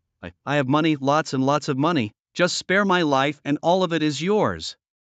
Knowing his likely fate, mode still attempted a final plea, recalling how Qin Xuan had exchanged such valuable fruits for cosmic coins, surely a sign of his desperate need for money. Well, I might have considered it before, but now I'm not lacking, then I still have. Alright, there's only one chance, it's time to hit the road. Seeing mode about to speak, Qin Xuan directly interrupted him. At this moment, as he was about to die, mode's eyes also turned fierce. You lowly thing, what right do you have to kill me? If you kill me, my father will not let you go. You just wait to be hunted down by our Morse family forever, huh? Noise. Qin Xuan didn't want to listen to mode's nonsense, and with one swing of his blade he split mode's head, ending him. However, as the young master of the Morse family, mode naturally had means to resurrect, so without hesitation Qin Xuan teleported directly into the Morse family's compound. Inside a grand hall, mode had just walked out from the resurrection array. Although he was alive again, he was still terrified by the recent events. Damn low civilization, you shouldn't exist in this world. I must have my father wipe out your entire race. Mode thought viciously. Quick, take me to see my father. No need to go, I brought your father here. A figure suddenly appeared at the entrance of the hall, holding a bloody head. The current head of the Morse family was also only at the 3rd supreme level, and Qin Xuan, seeing him as killable, launched a shameless surprise attack. No, wait, we are all educated people, how could it be called a surprise attack? It's called catching off guard. Thus Qin Xuan, holding the head of the current head of the family, blocked mode in the resurrection hall. Seeing the head in his hands was indeed his own father, mode fell into deep despair. Quickly Qin Xuan swung his blade again, chopping off mode's crown along with a servant nearby as collateral. Watching mode lose his crown again, Qin Xuan recalled a song from Earth called Lift Off Your Skull. Taking advantage of the Morse family's slow reaction, Qin Xuan immediately teleported and escaped. The Morse family publicly had 3 ancient ancestors, but secretly Qin Xuan wasn't sure how many there were. These were all supreme 3rd level or peak old monsters, and if they all attacked together, Qin Xuan wouldn't be able to stand against them now. Although he couldn't beat them at the moment, he could still run away, so Qin Xuan teleported away before they could react. As for those enslaved geniuses from other lower civilizations with only 1 or 2 beast taming contracts left, all nearly wasted, Qin Xuan didn't bother with them. Soon a huge commotion arose within the Morse family. The current head had died, and his death was extremely gruesome. 6 ancient ancestors were sitting together inside discussing the matter. Yes, 6 ancestors, twice as many as publicly known. Who could have dared to do this, showing such disrespect to our Morse family? One of the elders slammed the table angrily. At this moment, the elder seated at the center spoke up. Do not panic, I have something that should be able to find the culprit. As he spoke, the elder pulled out a mirror from his robe. The other elders looked puzzled. What is this mirror? The central elder smiled slightly. This is a life-bound beast weapon I found in a deadly place when I was young. This is no ordinary life-bound beast weapon. Its power is strong. The mirror can display images based on what one thinks, making it suitable for finding people. However, it cannot find just anyone, it only works for those who have harmed our clan members. The other elders were shocked. There's such a life-bound beast weapon in this world? The elders, seeing the astonishment on their faces, spoke again. I also wish to know what kind of beast can condense such a miraculous life-bound beast weapon. It is neither space nor time, rather, it seems more related to cause and effect. After saying this, the elder began to activate the mirror. Tell me, who killed our current family head? As he spoke, the mirror's surface began to blur, slowly forming a figure. The other elders couldn't help but draw closer out of curiosity. In the mirror appeared a man, surrounded by numerous terrifying giant beasts. They stood around him, staring menacingly at the camera, as if they were making eye contact with the elders through the mirror. As the camera zoomed in, the elders finally saw that it was the figure of a young man seen from the back. His face was not visible as he was facing away from the mirror. Just as the camera was about to move to his front to reveal his true face, suddenly, the figure slightly turned his head towards the camera, apparently sensing their spying. The elders were shocked. The figure then extended his right hand in front of him, making a grabbing gesture, and spoke in a cold tone, "You're spying, aren't you?" Before the elders could recover from their shock, the mirror shattered with a loud bang, catching them off guard. In the end, they never saw his true face. The elders looked at the shattered pieces of the mirror on the ground, feeling panic, especially the central elder. This mirror had never failed before, but this time it did. Moreover, they had been noticed by the other party.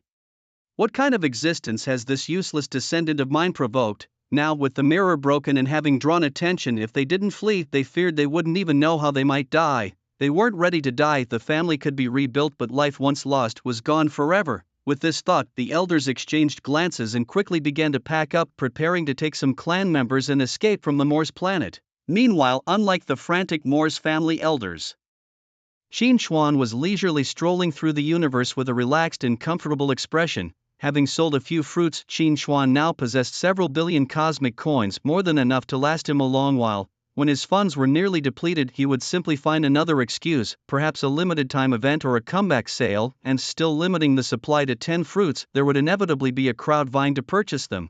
This, he knew, was the essence of scarcity marketing. "Master, someone has been investigating you," Lin suddenly transmitted telepathically into Qin Xuan's mind. "Oh, who is it?" Qin Xuan inquired. "A few old-timers from the Morse family. They seem to have a beast weapon left by a Fate Series Beast Master which can directly investigate your identity. But that little beast weapon of theirs, it's easy to block. Hee. I even played a little trick on them. They're all scared now." "Well done," Qin Xuan praised. "By the way, are there other Fate Series Beastmasters in the universe?" Qin Xuan asked. "Of course, but they are rare and usually hidden by a special method. It's difficult for ordinary people to find them, let alone make a contract." Boom, boom, boom. As Qin Xuan traveled through the cosmos, he suddenly heard the sounds of a battle ahead. If he continued forward, he would directly encounter the group engaged in the fight. Preferring to avoid trouble, Qin Xuan decided to take a detour. Ahead, several green-skinned, lizard-like beastmasters were attempting to capture a graceful young girl. She appeared human, like those from the Blue Star, but with cat ears on her head and a cat tail. The girl looked anxious. She had ventured into the territory of these lizard people to steal a treasure. Although she had managed to obtain the item, it had drawn the pursuit of 5 powerful beings at the level of divine kings. Initially, she could barely hold her own, but as time passed, she grew increasingly exhausted. "You traitor, return the treasure," one shouted. "We can't let her escape with it, or our chieftain will kill us." "Brothers, the situation is critical. Let's kill the traitor." Turiya, as the 5 lizard men launched their full power at the cat-eared girl, an angry roar suddenly filled the air. "I'll see who dares to bully my sister." Boom, another figure interposed himself between the attackers, blocking all their assaults. A young man with tiger ears appeared before them. "Brother," the cat-eared girl exclaimed excitedly upon seeing him. "Don't be afraid, Turiya, your brother is here." With these words, Torlis shielded Turiya behind him, then glared menacingly at the 5 lizard men. "What kind of skill is it to bully a girl, you 5 big men? If you have any guts, come at me." The lizard men wasted no words and attacked him as well, and the battle resumed. Meanwhile, Qin Xuan, who had decided to take a detour, had no intention of joining the fray. He certainly wasn't about to look for trouble when he could avoid it. However, contrary to his wishes, a lizard man that was sent flying headed straight towards him, crashing into a meteorite in front of Qin Xuan. The lizard man spat out a mouthful of green blood. "Damn it," Qin Xuan cursed. Immediately after, the boy with tiger ears appeared in front of the lizard man as if he had teleported, his hand glowing with a golden light, and punched the lizard man in the abdomen. Not until the lizard man lay motionless did the tiger-eared boy wave the hand he had used to punch, then turned his sharp gaze towards Qin Xuan. Qin Xuan also assumed a fighting stance. Although this tiger-eared boy was also a beast master, why could he control attributes? Qin Xuan hadn't seen him use any spirit beast tools. Just then the girl with cat ears also rushed over. It seemed the enemies had been dealt with. "Brother, who is he?" Turiya asked curiously upon seeing Qin Xuan. "I'm just passing by," Qin Xuan responded. To think my senses couldn't detect you being so close. If it weren't for chasing the enemy here, I wouldn't have found you. Do you think I'd believe your lies?" said the tiger-eared boy, his hand glowing with golden light again as he attacked Qin Xuan. Helplessly, Qin Xuan really was just passing by. Just as he was about to draw his sword and cut down the young man, suddenly Tianyu transformed into his human form, emerging from the space and standing between the two. Upon seeing Tianyu, Taurus immediately stopped his attack and stared blankly at Tianyu. This child in front of him had tiger ears and a tiger tail just like himself, except the others were white while his and his sister's were gray. What was more crucial was that he felt an aura from the other's body, an aura similar to his own but much more intense. Tianyu simply stared at the tiger-eared boy in front of him. Behind him, Toriya also saw Tianyu. At first sight, seeing one of his own kind brought joy, but at the second glance something was off. Why was the familial aura on him so intense? After observing for a while, Tianyu slowly spoke, "Master, it seems they are of the same origin as me." The three present were stunned upon hearing this, but soon after the tiger-eared boy Taurus remembered the experiences of his race. It was said that their ancestors were originally true tigers, masters of beasts. However, because the individual strength of their ancestors was very formidable, other races saw them as a threat. Thus, they were collectively imprisoned in an unknown region, and since then there had been no news of them. Still, a part of their ancestors managed to escape and later found a hidden place to settle down, which became their homeland. Over countless years of evolution, they gradually began to stand on 2 feet and took on human forms. By their generation, they were no longer mere beasts that could be contracted by others. They had become beast masters who could contract beasts themselves. Not only could they master beasts, but they could also use the gold and space attributes inherited from their ancestors. Similarly, their contracted beasts were also limited. While others could add another contract slot upon advancing a realm, they needed to advance 2 realms to gain the same privilege. Moreover, the aura of their bloodline was growing thinner and thinner. Thinking of this and combining it with the far superior aura emanating from Tianyu, Taurus could only think of one possibility: this child before him was actually their ancestor. Wait, that seemed incorrect. Taurus blinked hard. This child merely had a thicker bloodline than his own. He must be a descendant of his own ancestors, perhaps even somewhat of an ancestor himself? But his own ancestors were imprisoned in an unknown place within the universe thousands of years ago, and they had not yet been found.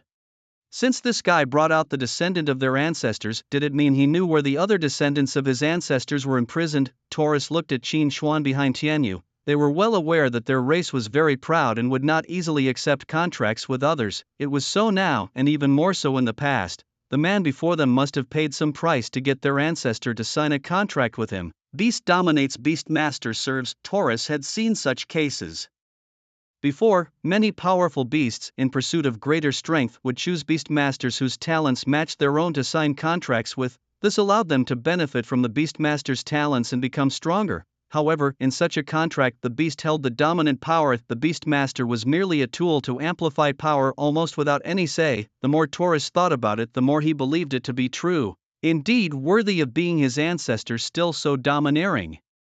Taurus's respect for Tianyu grew even more, and as for the earlier call of master by Tianyu, he had selectively ignored it. In that moment, Taurus's brain whirled rapidly, and as he came to understand everything, he respectfully bowed to Tianyu. "Welcome back, ancestor." Qin Xuan was also a bit confused on the side. The thoughts of the beast and the beast master were interconnected, so according to Tianyu, Tianyu was their old ancestor. That is, the descendants of the Rift Sky Tiger race had transformed from beasts into beast masters?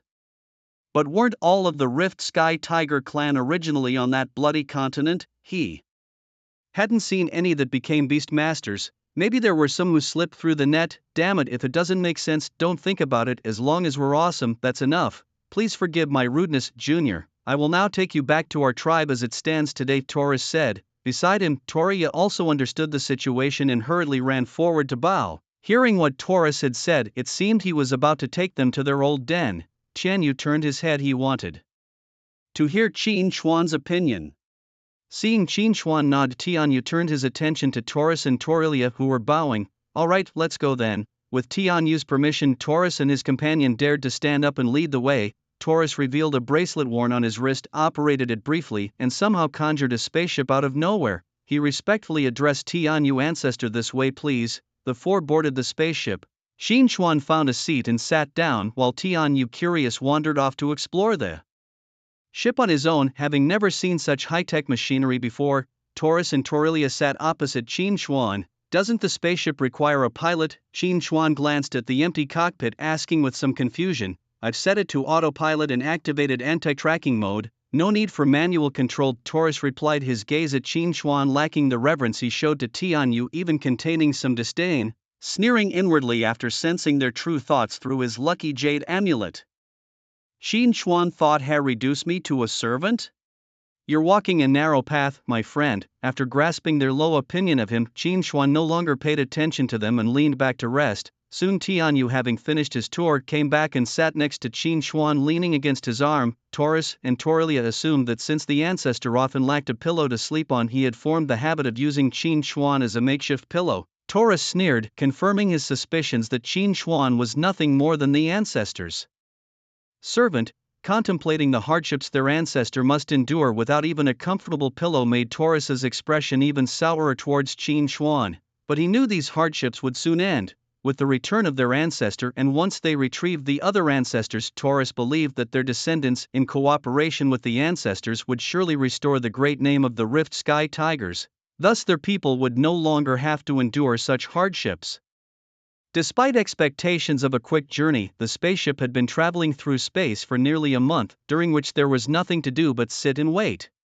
Tianyu, unable to bear the boredom, had retreated back into his beast space, and Qin Xuan's patience was wearing thin. How much longer will it take? If it's too far, just tell me the place and I'll get us there, Qin Xuan said, brushing off the cobwebs that had formed on him due to inactivity. What's the hurry? We've only been traveling for a month, there's still 2/3 of the journey left, Torlia responded coldly. What, another 2 months? Qin Xuan couldn't stay seated any longer. His bones would rust at this rate. Immediately he accessed Torilia's memories to learn the exact location of their tribe. Then Qin Xuan rushed out of the cabin door, flew under the spaceship, and with his hands supporting it activated his teleporting wristband. In an instant Qin Xuan transported the entire spaceship directly above the airspace of the Taurus tribe. The indigenous life on this planet had long perished due to an inability to adapt to environmental changes, devoid of flora and fauna. The planet swiftly turned into a desert blanketed by swirling sands, outwardly becoming a veritable dead star. Yet, hidden within this planet, the tribe of Torlis had survived for tens of thousands of years. Their ancestors discovered that although most of the planet had become a no-go zone for life, there was a hidden sanctuary within a canyon, the last vestige of vitality. Surrounded by mountains on all sides, the canyon was covered by clouds of temporal chaos above. Only the sky-splitting divine tiger could barely cross this forbidden zone. From above the planet one could see nothing but darkness. But from the ground below the view was clear and even lit by sunlight. The entrance was well concealed, and not long after the planet turned into a dead star, its resources were completely divided up by other planets. Hence civilizations passing by now hardly bothered with this dead star, which is why it had remained undiscovered for so many years. Qin Xuan hadn't teleported to the temporal forbidden zone but arrived directly in the space below. Below, a group of people similar to Torlis and Talia with either tiger or cat ears settled around, with many houses built of stone and wood. Qin Xuan found a clearing to land, and although the two Torlis didn't quite understand what was happening, they quickly reacted, stopped the spaceship, and managed a safe landing. The surrounding tribespeople immediately gathered around, whispering among themselves at the sight of the massive spaceship. How did such a big ship get in here? And we've never seen this ship before. Be careful, it might mean our hiding spot has been exposed. Qin Xuan emerged from beneath the spaceship and the crowd was shocked to see that he had neither tiger nor cat ears, causing quite a stir. He doesn't have ears. Who is he? An invader? The people murmured incessantly. At that moment the spaceship's hatch opened and Torlis and Talia stepped out. Look, it's Torlis and Talia, they're back. Thank goodness, they're back. Seeing familiar old faces and some new young ones brought tears to their eyes. They had been away from their homeland for over a decade, and to minimize the risk of exposure they had never contacted their homeland. After so many years, they finally saw the faces of their tribe mates again and felt the warmth of home once more. Many of the tribe's elders stepped forward, squinting and sizing up Torlis and Talia with a hint of mischief. My, after so long you've even brought back such a big spaceship. Yes, it was indeed right for the tribe to use up so much of our resources to send you out. Despite looking spirited, it was still evident that both adults and children in the tribe were somewhat gaunt. During the period that Torlis and his companion were away, their tribe had faced hard times. It was only upon seeing Torlis and his companion return that their spirits lifted. Torlis noticed this and felt guilt for having neglected his tribe over the years. In the crowd he located the old chieftain and approached him, removing 3 rings from his hand and passing them over. Taria also removed 2 from hers. These are the resources we've managed to save over the years, including some food and supplies. Please distribute them among the tribe quickly. I have some good news to share with you soon. The old chieftain did not decline and quickly gathered the tribe to distribute the supplies Torlis had brought back. Once the distribution was nearly complete, Torlis stood in the middle of the crowd, spread his arms wide and shouted, "Everyone focus on me, look here, I have an announcement to make." Curious, the tribe members turned their gaze towards Torlis, eager to hear the good news he brought. "We have found our ancestors who were once imprisoned." Boom! Torlis's announcement exploded in their minds like thunder. "Really, you found our ancestors? Where are they?" The old chieftain was the first to recover from the shock and asked eagerly, "Right there." Torlis pointed towards the spaceship below in Chin River next to Tianyu. Tianyu had just been released by Chin River, and because they were quite distant, it took a moment for the tribe to recognize him. Hearing Torlis's words, they all looked towards Tianyu. Instantly, they felt the intense ancestral bloodline aura emanating from Tianyu, unmistakable and stronger than any of them. It could only belong to an ancestor. Previously unnoticed, now with the crowd gathered, they felt an overwhelming aura of supremacy that instinctively made them want to kneel. Led by the old chieftain, they all moved forward and knelt before Tianyu, paying their respects. Chin River stood by with arms crossed, unsurprised by the scene. Their ancestor was the sky-splitting Divine Tiger, but Tianyu was the sky-splitting Divine Tiger King. The concept of a tiger and a Tiger King are entirely different. The more tigers in a group, the more dominant the Tiger King's presence. Facing such a supreme being of their race, it was natural for them to feel compelled to kneel. Back on Blue Star, Chin River had once secretly taken Tianyu to Kyoto's sky-splitting Divine Tiger Park. Over 500 years had passed, and the sky-splitting Divine Tigers, now breedable, were no longer a rarity on Blue Star. The breeding grounds were established in Kyoto, and when Chin River took Tianyu there, all the sky-splitting Divine Tigers knelt before him, not daring to lift their heads without Tianyu's command. Such was the oppressive aura of the Tiger King. Chin River signaled to Tianyu to give the order. After receiving the command from Tianyu, the people of the tribe finally stood up, intending to welcome Tianyu into their best dwelling. However, as the crowd made way, Tianyu did not move immediately but turned to look at Qin Xuan. Qin Xuan nodded, signaling him to go ahead. Tianyu then slowly walked forward, with Qin Xuan following behind at the same pace. "Taurus, who is this peculiar fellow?" the old chieftain whispered to Taurus. Just an ancestor's servant, a trivial character unworthy of mention." Hearing this, Tianyu stopped in his tracks and turned to stare coldly at Taurus. "Whoever dares to speak ill of my master again, I will tear them apart." With these words, Tianyu released a powerful aura, forcing everyone present to kneel.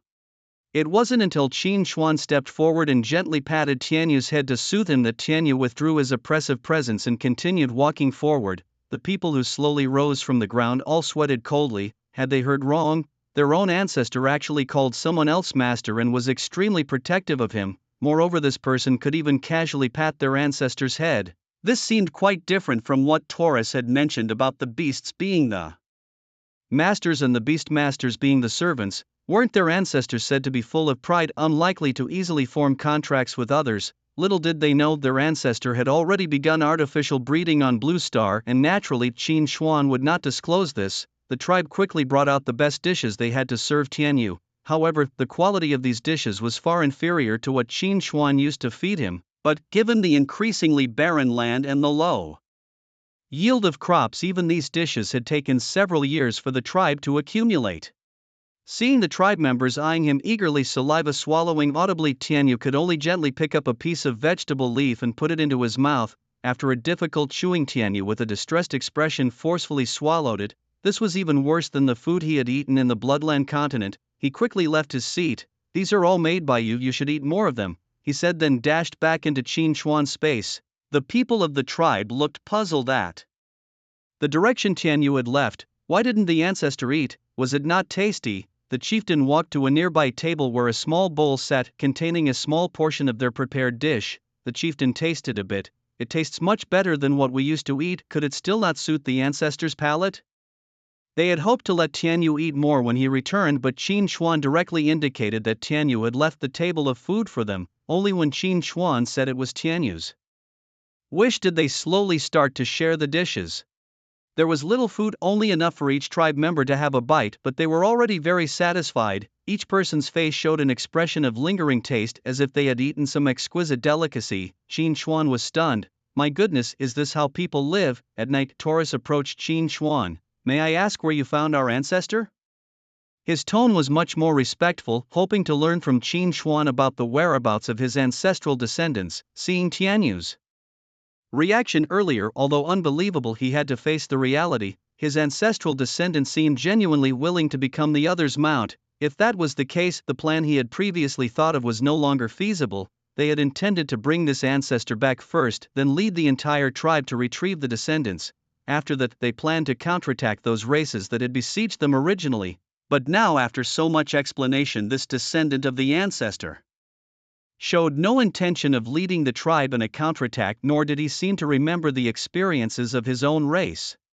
What Taurus didn't understand was how such an ordinary-looking person had gained the approval of the ancestor and was so protected by him. If it were a higher race with abundant resources, that would make sense, but he clearly didn't look like he was from a higher race. It was the first time in the universe they had encountered a race that looked like this, more like it came from a lower civilization. But Taurus wouldn't foolishly go up to persuade or find an opportunity to separate him from Tianyu and then take the chance to threaten Qin Xuan to dissolve his contract with Tianyu. That would easily anger the other party and might even endanger his entire race, which was not what Taurus wanted. He had a premonition that if they conflicted with Qin Xuan, his ancestor would undoubtedly side with Qin Xuan without hesitation. Qin Xuan, however, looked at Taurus with a complex expression. Taurus's thoughts had been clear to Qin Xuan from the moment he approached, but he couldn't possibly reveal the matters of the Blue Star to Taurus, right? If he did, these people might start a war with the Blue Star in minutes. Actually, do you really need to find all the descendants of your ancestors? Yes, it's very important for us, Taurus said resolutely, seeing a chance. Qin Xuan sighed and then said with pretended depth, it's not that I don't want to tell you, but I can't. Your ancestors' descendants are living well now, that's all I can tell you. Well, all right.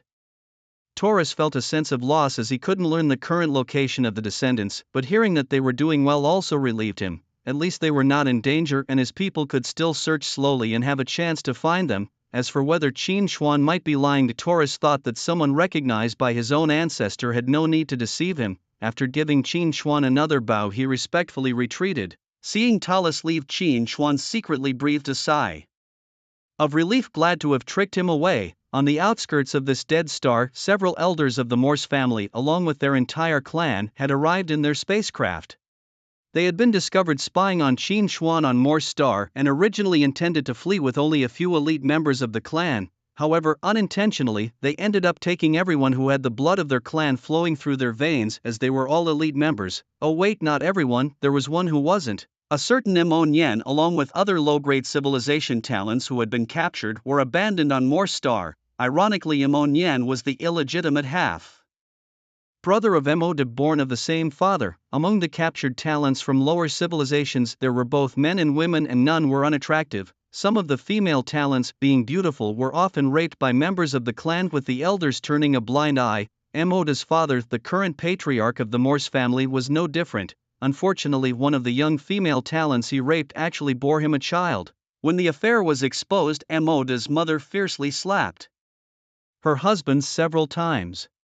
But the necessary actions had to be taken. Mo Nian, being a slave-born mixed breed, was not worthy of carrying on the Morse surname. The female talent was soon beat to death by Mo De's mother, but Mo Nian was kept and treated with disdain within the family from a young age. After being threatened by Qin Xuan, the elders did not want to entangle further karmic ties with him and thus abandoned anything related to the current patriarch on Morse Star, including his wife, his faction, and his illegitimate child. Their spaceship, crafted with the most advanced technology in the universe, was far superior to the primitive spacecraft like those of Talos and his kind. In comparison, Talos's small spacecraft was merely a bumper car. They had been on the run for over a month, visiting more than a dozen planets without finding one that met their requirements. Now arriving at this dead star, their spirits lifted. After so many years, this dead star had ceased all activity, but surviving superficial natural disasters was a trivial matter for them. After all, Morse Star had also been a lifeless dead star before being developed by the Morse and other families into the Morse Star they knew today. They could certainly find a new dead star and re-establish their own family there. This planet was inconspicuous, surrounded by no highly developed civilizations, perfectly suitable indeed. Yes, this meets my criteria. Let's settle here, decreed an elder, and the massive spaceship smoothly landed on the dead star. After capturing some slaves from several other primitive civilization planets, they began to rebuild their family on the Death Star. the elders of the Morse family gathered in a simple house. We've come so far, surely he can't catch up with us now. For safety, let's start with the underground construction first. Agreed, but why do I still have a bad feeling? Just then, a voice from outside brought a report. Elders, our scouts have detected other civilized life forms on this planet. What? The elders stood up straight, shocked. Could it be that another civilization has beaten us here? They would not allow that. Are there many of them? Elders, their numbers are about half of ours. Good, take us to them quickly, just in case we'll wipe them out now. But what? The location where they are requires us to pass through a former forbidden zone. Our scouts have already surveyed it. There are no entrances, we can only force our way through.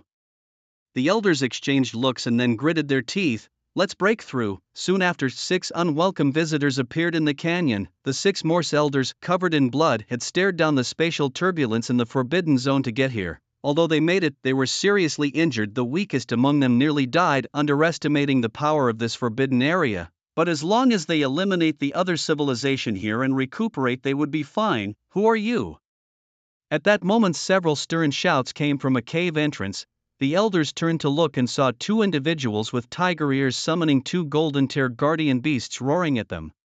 Seeing that the newcomers were only at the golden tier, the elders laughed. Even though they were severely wounded, mere golden tier beastmasters could not hurt them at all, and they wondered how these people had entered this place, effortlessly killing these 2 flies. The elders limped back to the cave entrance they had come from. After exiting the cave, they noticed that although it looked pitch black from the outside, looking from the inside out, there was no obstruction at all, just like an ordinary empty land. There were quite a few people who looked like the 2 they had just killed, and their realms were very low, posing no threat to the elders at all. Seeing these powerless individuals before them, the elders revealed an evil smile. Soon as screams echoed through the entire canyon as these supreme elders indiscriminately bombed everyone in the area, men, women, elderly and children alike. In the tribe, apart from Qin Chuan, the strongest were Taurus and Talia, one at the second realm of the Divine King and the other at the first realm. However, how could they possibly be a match for these elders? They were quickly killed. The entire tribe was engulfed in roaring flames, and from time to time, the mad laughter of the elders could be heard. In the midst of the tribe, most people didn't even have the chance to scream before their bodies were vaporized by the attacks of the elders. Soon everyone in the tribe was slain, and the elders stood disdainfully on an empty stretch of land. These folks were far too weak. It was an overkill for us to barge in here, they scoffed. But since we're here, we might as well wipe them out. How else could we justify the high cost of this venture? Those who need healing, hurry up, we need to get back soon. Why do I have this increasing sense of foreboding? As they spoke, the flames around them began to rapidly recede and contract. The destroyed buildings slowly reassembled themselves brick by brick. Even those who had been vaporized now stood once again before the elders. In no time, the entire canyon looked as if the elders had never visited. What just happened? What was that? Taurus, equally terrified, exchanged a glance with the equally frightened Taurilia. Weren't we dead? As they turned around, they saw the 6 elders who had easily massacred everyone. Taurus and the others were shocked. These monsters hadn't left yet. Are we going to die again? The experienced elders quickly realized that a time-manipulating beastmaster must have intervened, and clearly someone well-versed in time manipulation. There's a master hidden in this insignificant place, they thought. Just then, they heard footsteps approaching. Focusing their gaze, they saw a young man walking towards them, accompanied by a humanoid beast. It was indeed Jichen, who had intervened, restoring the entire canyon to its state before the elders' massacre. After all, these are my kin from the heavens, it's not for these old fools to destroy them, he thought. Prompted by Ling's reminder, Qin Chuan was made aware that these 6 individuals were the elders of the Morse family, all at the peak of supreme status. Enemies often cross each other's paths, he mused. Initially, had they all attacked together, Qin Chuan might have been somewhat cautious given his current strength, but now, seeing them all severely injured, Qin Chuan felt he might actually have a chance to kill them. With that thought, Qin Chuan donned his linked equipment. Holding a sword and knife in his hands, wearing gloves, one purple, one white, he equipped a long spear, a machete, a scythe and a trident on his 4 back arms. He threw out a dark green circular saw, and 2 orbs, one green and one red, floated beside him. At the same time, Qin Chuan's beasts emerged, swiftly encircling the elders. Seeing Qin Chuan's lavish gear, the elders were dumbfounded. Why does this kid's equipment surpass all of ours combined? He's armed to the teeth. Where did he get all these powerful life-bound weapons? This question popped into everyone's minds. Their gaze then shifted to the dozens of beasts. Why do they look so familiar, as if we've seen them somewhere before? Suddenly, the eldest elder seemed to remember something. These beasts, aren't they exactly like the ones we saw in the mirror back then? He shifted his gaze back to Qin Chuan, the silhouette seemingly merging with the one in the mirror. His eyes widened in disbelief. You are. Gradually, other elders recognized Qin Chuan through the creatures they commanded and began to point at him, stuttering in panic. They had fled so far, wasn't it all to avoid him? Why had they still encountered him? And at this very moment, fully armed, Qin Chuan wasted no words and charged at the elders. These elders, not daring to underestimate him, summoned all their creatures to confront Qin Chuan's. However, these creatures bearing grave injuries stood no chance against Qin Chuan's beasts in peak condition, especially with the coordinated efforts of Wei and the others. The creatures were outmaneuvered completely. The beast masters themselves fared no better. Already severely injured, the elders faced Qin Chuan's 6 weapons and the mysteriously appearing and disappearing flying discs, managing to suppress their supreme second and third realm lifebound beast weapons. Damn it, where did all these come from? There's no way to fight this, the weakest elder roared, struggling the most to dodge in the intense onslaught. His eyes obscured by blood, he now relied solely on instinct and luck to evade Qin Chuan's attacks. A splatter followed, and this weakest elder was struck by Qin Chuan, losing an arm and a leg, and he fell to the ground, howling in pain. However, the other 5 elders couldn't afford to worry about the fate of the 6th, taking advantage of Qin Chuan's focus on the 6th, they attacked him in unison. Just as their sharp weapons were about to pierce him, Qin Chuan revealed a smile. The remaining 5 elders sensed something was amiss, but there was no turning back now. They could only press forward in their attack on Qin Chuan. In the next second, boom, a terrifying blast swept everything around them away. As the dust settled, they saw a figure clad in dark green. It was Qin Chuan, now possessed by the spirit Yu Rong. At this moment, Qin Chuan, with whips for hands and his weapons replaced by a scythe and a long spear on his back, charged at the elders again in an even more fearsome manner. You have no honor. Using a possession-type beast, one of the elders shouted, but Qin Chuan did not respond. First, he severely injured the 6th elder with a lash of his whip. Now was not the time to kill them. They surely had means to resurrect, and killing them now would be problematic if they returned at full strength later. He decided to cripple them first, then destroy the family artifacts they used for resurrection, thus using the 4 limbs on his back along with his hands and the whips on his back. Qin Chuan quickly overpowered the 5 severely injured elders. Soon the remaining 5 elders also began to show signs of injury. In a moment of carelessness, the 5th elder had 2 arms removed by Qin Chuan and the 3rd elder had a leg chopped off by a sneak attack from the flying disc. Boom. Meanwhile, the ancestors' beasts were all defeated one by one, knocked to the ground, their lives hanging by a thread. The vine whips mercilessly sliced through everything on their path, even as they attempted surprise attacks from behind. However, the vines at Qin Chuan's back seemed to have eyes of their own, completely shielding him from approach. Every time they got close, they were blocked by the weapons and vines behind him. Facing the attacks of his opponents, Qin Chuan could easily dissolve them, while facing his barrage of attacks, they could only block with difficulty. Damn it, are we only to die and return?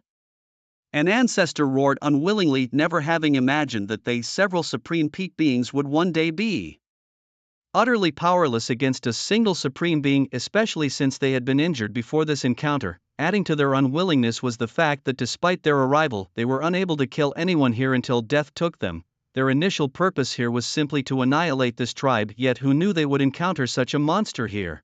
Just as the ancestors, each severely wounded, were about to be killed by Qin Chuan, he suddenly disappeared right under their eyes. The ancestors huddled together, cautiously surveying their surroundings to prevent Qin Chuan from suddenly striking from a tricky angle and inflicting heavy injuries again. However, as they waited cautiously around for 5 minutes, Qin Chuan still did not appear. They believed Qin Chuan was waiting for an opportunity to launch a surprise attack, and if they relaxed their vigilance and started to recover on the spot, Qin Chuan would instantly jump out and deliver a fatal blow. Little did they know, their family's temporary stronghold was currently experiencing a bloody storm. 5 minutes ago, Qin Chuan had directly appeared in the temporary stronghold of the Morse family, his location naturally known through listening to their memories. As soon as Qin Chuan appeared, he attracted the attention of all the Morse family members around him. However, Qin Xuan simply swept his vine whip around, instantly killing many supreme beings of the first and second realms, and although many supreme beings of the third realm barely blocked Qin Xuan's attack, there were too many supreme beings of the third realm in the Morse family, making the killing too slow. Qin Xuan simply ignored them and charged straight into the spaceship to the room where several ancestors' resurrection methods were stored, which was his main purpose for coming here. Along the way, using his vine whip and weapons, Qin Xuan killed many more members of the Morse family. Many supreme beings of the third realm tried to stop him, but in this state they simply couldn't hold him back and instead lost several supreme third realm warriors. Thus, speeding along, Qin Xuan finally reached the room used for resurrection. He forcefully broke open the door, inside which were placed several unknown jade stones, some engraved with characters, but many more were blank. It seems that these jade stones were the tools they used for resurrection. Inside the room, some jade stones were shattered, and a few people were still standing scattered around, those who had just been killed by Qin Xuan and had successfully resurrected. As Qin Xuan burst through the door, they seemed to realize something and madly rushed towards the jade stones. However, how could Qin Xuan let them get their way? With a whip of his vine whip, accompanied by a whooshing sound, these people were once again sliced into sections by Qin Xuan. This time they did not resurrect, and now no one stood in Qin Xuan's way. With a swift movement his blade struck the jade stones, making a crisp sound. Then with a crack the jade stones shattered, releasing a wisp of white smoke that slowly vanished into the air. Qin Xuan methodically destroyed all the jade stones, and by this time the entire supreme powerhouses of the Morse family had gathered outside the room, surrounding Qin Xuan tightly. However, Qin Xuan was not planning to play along with them any longer, as he had achieved his goal. After making sure there were no stragglers, Qin Xuan raised his hand and instantly slashed several sword beams into the crowd outside. After finishing, he immediately activated his teleportation wrist guard and returned to the canyon. The people at the front, facing this terrifyingly powerful strike, wanted to move away quickly, but the space was too small, and with people everywhere, they had nowhere to hide and could only watch helplessly as the sword beams sliced them apart. When the sword beams dissipated, those people looked back into the room and saw only fragments of jade stones on the ground. Back in the canyon, Qin Xuan was delighted to see that the 6 old men were still obediently waiting for him. Soon Qin Xuan descended from the sky, returning to the battlefield. This sudden attack caught them off guard, and the 6 old ancestors were slain on the spot, unable to move. The remaining elders were furious but had no time to mourn the death of the 6th elder, as Qin Xuan was already launching another attack on them. As their beasts fell one by one, the elders quickly lost the ability to resist. Although reluctant, they had no choice but to take that step. Inside the family spaceship, there were jade stones that could bring them back to their peak. The power of these jade stones was dominant, directly restoring them to their prime and even reviving their beasts. However, such a miraculous tool could only be used once in a lifetime, and naturally they were very rare. Only the great ancestor had accidentally obtained over 100 of these stones when he acquired a certain mirror, while others had searched the universe for thousands of years without any clues. For a family with tens of thousands of members, this was far from enough. Besides these 6, only a few other geniuses with the potential to break through to the peak of supremacy had the privilege to have their names engraved on it. They gave up resisting, ready to face Qin Xuan's fatal blow. Seeing such a good opportunity, Qin Xuan naturally would not let it pass, so he rushed forward, ready to chop off their heads with his blade. They had no idea that the very trump card they relied on for resurrection had already been destroyed by Qin Xuan. But this was a normal reaction for them. After all, the item that could resurrect them was known to only a few in the family and certainly wasn't information that would be shared outside. If it wasn't for Ling being able to perceive through cause and effect, leaving no secrets hidden from it, Qin Xuan would have been none the wiser. At this moment each of them glared viciously at Qin Xuan. They swore that once they were resurrected, if Qin Xuan dared to come out, they would make him beg for life in vain and for death without relief. Swish, swish, swish, Qin Xuan's 5 strikes fell, and the heads of several ancestors flew into the air, then crashed heavily to the ground. The ancestors were preparing to embrace rebirth, but what met them was an ever-weakening consciousness. What was happening? Weren't they supposed to be back at their family home? Could it be that the ancient jade hadn't taken effect yet? However, their ancient jade was doomed never to work, and what awaited them was only the cold embrace of death. As their consciousness faded, the ancestors died completely, and with this, the level of Away and its kind shot directly up to 800. People from the tribe came out of the houses knowing they were in danger and unable to fight. They had all hidden inside, not even daring to peek out, fearing that doing so would cost them their lives. Although they did not witness the fight, they could still feel the terror of the battle. After coming out, Taurus saw Qin Xuan standing silhouette in the 6 corpses around him. It seemed he understood why his ancestors had chosen him. With such power, he too would have willingly accepted. Before the chief could express his gratitude, Qin Xuan left the canyon with his beasts and headed into the universe. He wasn't very interested in listening, he would rather spend the time researching the level of his beasts. Away, and it's kinda just broken through to the Supreme Tier 2 realm. After a brief inquiry, Qin Xuan learned that Away and its kind felt the breakthrough at level 750, that is, each minor realm in the Supreme Realm is separated by 250 levels. And like the Supreme Realm, the God King Realm also has 4 minor realms, meaning that to break through to eternity one must reach at least level 1500. Indeed, it was still a long and arduous journey. Qin Xuan was so startled by his own deductions that he couldn't help but gasp in astonishment.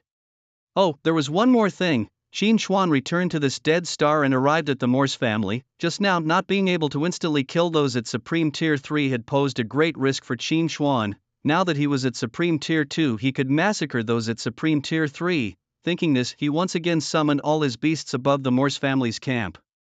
Soon within the entire camp of the Morse family, there were no living beings left except for Qin Xuan and his beasts. Thus, the Morse family was annihilated. In Torlis, the tribe was at a loss when they saw Qin Xuan leave without a word. After witnessing Qin Xuan's formidable strength, the desire to follow him had grown within them. However, Qin Xuan's sudden departure left them with no chance to express this desire. Yet, they didn't intend to give up. After deliberation, they decided to build a statue of Qin Xuan in the heart of the tribe once the reconstruction was complete. After the rebuilding within the tribe and the erection of Qin Xuan's statue, Torlis and Torlia boarded a spaceship and left the tribe, embarking on their journey once again. This time, however, they had a new mission: to find Qin Xuan. Qin Xuan continued wandering the universe for 3 months, during which several foolhardy challengers approached him only to be slain on the spot. In a hidden laboratory on an unknown planet, an alien with a misshapen head and 10 eyes dressed in white was conducting research. He was walking down a dimly lit corridor dotted with black patches as if it had not been cleaned for a long time. He stopped in front of a cultured dish containing a squirming, twisting piece of black flesh. Placing his hand on the outside of the isolation glass, he watched the nauseating mass inside with fascination, talking to himself. "Oh, you are truly my greatest treasure. Did you know? I've just made a breakthrough. I've been really lucky recently. Many of the problems I encountered before I've now found solutions to. Ha, those fools. They took back all my samples and banned me for life from conducting experiments because of a minor mistake. Ha, they fail to see that I do this for them. They don't want me to do it, but I insist on doing it." With these words, the alien's slender fingers tightened and his eyes became fierce. "Just wait, you'll all pay soon." A year later, there was a sensation within the three-eyed divine race. In the sky above the tribe, a young girl enveloped in golden light was slowly descending from the air. An elderly man watched her land with a look of relief. She was his precious granddaughter Yali, the most outstanding genius of her generation in the tribe. Today, she had successfully advanced to the realm of Divine King, becoming the youngest Divine Beast Master in the history of her tribe. The elder himself was the second elder of the three-eyed divine race. Yali approached smiling. "Grandfather, I've succeeded." The elder nodded. "You are truly my granddaughter." Yali's remarkable talent naturally caught the attention of other divine races, and she had survived numerous assassination attempts, all thwarted by her grandfather. She also encountered geniuses from other lesser civilizations and, believing in her exceptional talent, she would challenge them to show who truly ruled the universe. Most of the time, these geniuses were no match for her. With countless resources at her disposal, her grandfather, who deeply cherished her, allowed her to pick any mythical beasts under his command. She was ruthless in her challenges, using lethal moves without hesitation, having already slain several geniuses' beasts. After defeating these prodigies, she would humiliate them mercilessly, belittling them to nothing. In her eyes, as a noble deity and the top prodigy of her clan, whatever she said was right and others should merely accept it. Except for her elders, anyone who dared to contradict her was seen as a rebel deserving death. Many defeated geniuses looked at her with hatred, which she took as a provocation. In such cases, she would disable their beasts without a second thought. Today she had found a new opponent named Lin Xiaoyu from a low-level civilization called Blue Star. To her, humiliating them was a favor, that look in their eyes was a grave disrespect to her. In such cases, she would methodically destroy all of their beasts and then leave triumphantly in front of them. With her grandfather backing her, she feared no retribution. Kill her, they would have to ask her grandfather's permission first. Glancing at Lin Xiaoyu's profile, Yali scoffed disdainfully. Ha, another weakling, but hopefully he'll provide some entertainment. More star, now more star. Was very different from a year ago. Due to the disappearance of the Morse family, there initially were some revolts by captured geniuses, but these were swiftly suppressed due to their lack of strength. These fallen geniuses either died or fled. Afterward, the power on Morse Star was significantly reshuffled, and it took months to return to tranquility. A month ago, Lin Xiaoyu also arrived on Morse Star. Unlike Qin Xuan, who had extraordinary artifacts, Lin came alone into the cosmos and befriended another civilization's genius who helped him reach Morse Star. Currently, Lin Xiaoyu was curiously wandering around the stalls of Morse Star, followed by a boy. Lin found this somewhat amusing. On his first day on Morse Star, he had found the boy on the brink of death and fed him. After some inquiries, he learned the boy's name was Imon Yen, the illegitimate son of the current head of the Morse family. A year ago, the Morse family had mysteriously relocated en masse, abandoning him and leaving him to a vagrant life. After receiving Lin's help, Imon Yen had stuck with him. Initially, Lin hadn't planned to keep Imon Yen around. However, seeing that he seemed very familiar with Morse Star, Lin decided to let him serve as his guide. Over time, the two grew familiar with each other, and Imon Yen also showed his combat talents, which made Lin change his mind. Although Imon Yen is not yet of age to contract and command beasts, it's still fine to teach him some combat techniques. Thus, Lin Xiaoyu ended up with a little apprentice. Where are we going today, Master? Imon Yen asked as he walked beside Lin Xiaoyu on the street. I heard that the mysterious fruit is going on sale again these days. This fruit is said to greatly enhance the strength of the beasts. I plan to stay here for another day or two, Lin Xiaoyu said with a smile, his arm around Imon Yen's shoulders. After being taken in by Lin Xiaoyu, Imon Yen looked much healthier, his cheeks fuller, no longer as skinny as before. Moreover, despite his young age, Imon Yen was very sensible, often helping Lin Xiaoyu with various tasks. Most importantly, Imon Yen had a high talent. He quickly learned the combat techniques Lin Xiaoyu taught him. Lin Xiaoyu grew fonder of his little apprentice by the day. It felt wonderful to be a master of such a talented youth. Elsewhere on Morse Star, Qin Xuan was submitting his tasks at a commission agency. With the mysterious fruit sale approaching, Qin Xuan used his free time to take on commissions, preferring those that offered over 30,000. Before the receptionist could even speak, Qin Xuan sat on the front desk, grabbed the receptionist's lips as she was about to talk.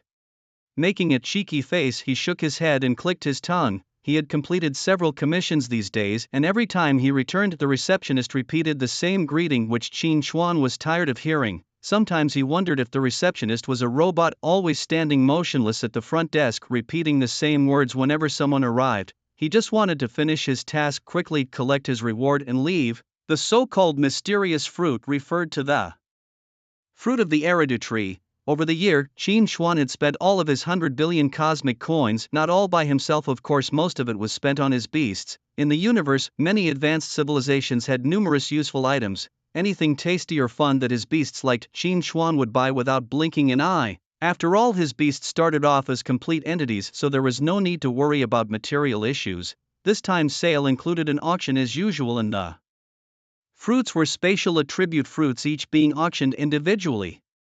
There's a saying, money lost can be earned again, but not the conscience, he chuckled to himself. But there was good news, the number of spatial attribute fruits had increased from 10 to 20. Glancing at his current balance of over 50 million cosmic coins, he thought it might just be enough for now. If not, he could always sell more fruits tomorrow. Just then a golden vortex appeared in the sky, and from it two figures slowly emerged. One was Yuoli and the other her attendant. Which one of you is Lin Xiaoyu? Dare you come out and battle me? Yuoli called out arrogantly from the sky. As the two figures touched down, the handmaiden beside Yuoli felt a trace of unease. Being Yuali's attendant, she had perused the information on Lin Xiaoyu, Yuali's retainer, discovering that his talents might not be inferior to her young mistress's. Her mistress had achieved the rank of divine king in just 3 years, yet Lin Xiaoyu always exuded an air of mystery. If even a servant like her could sense it, surely her mistress must have noticed as well.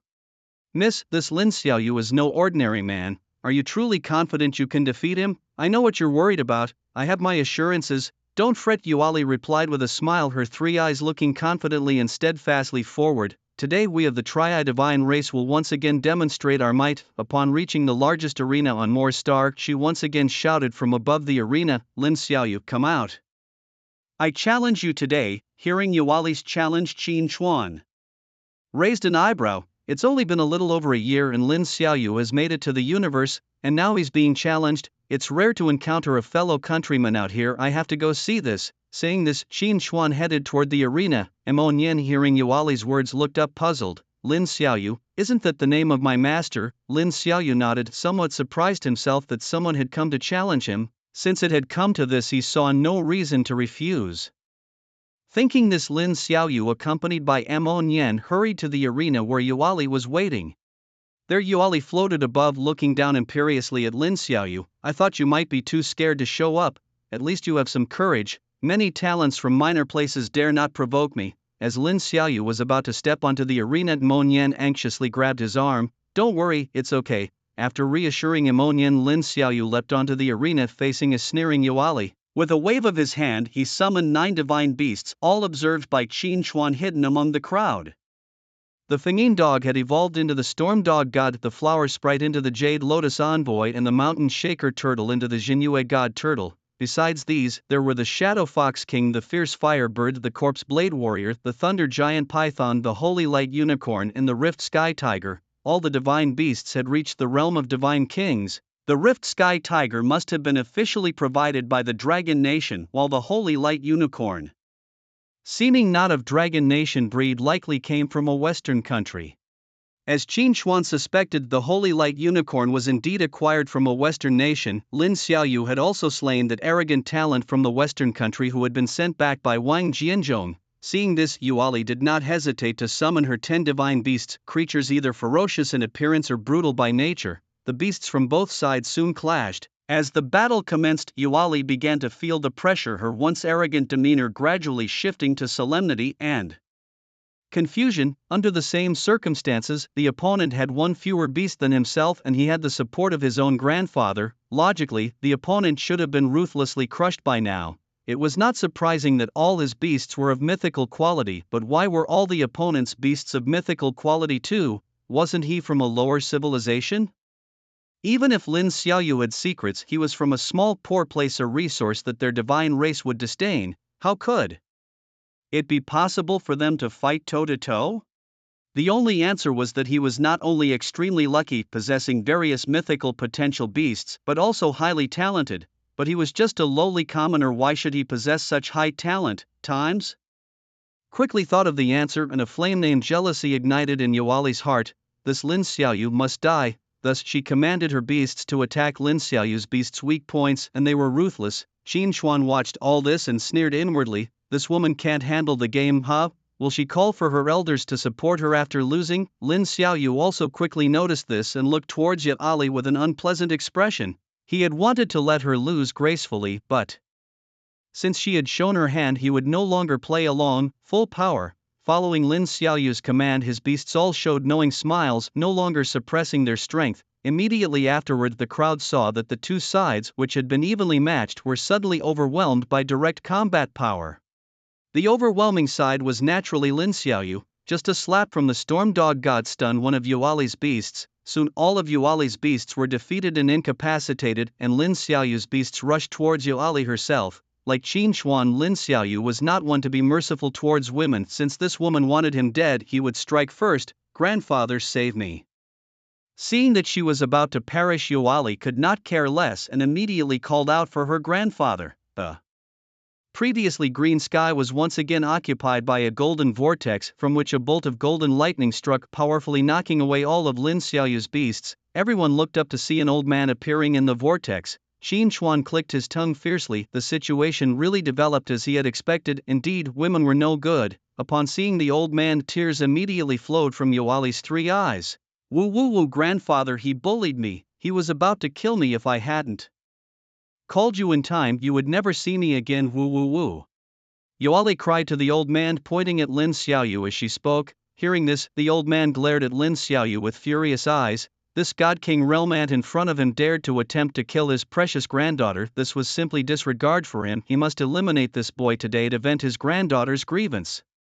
The supreme pressure at the peak overflowed and the immense force weighed on Lin Xiaoyu's shoulders as if he bore the weight of a colossal log of 180,000 kilograms.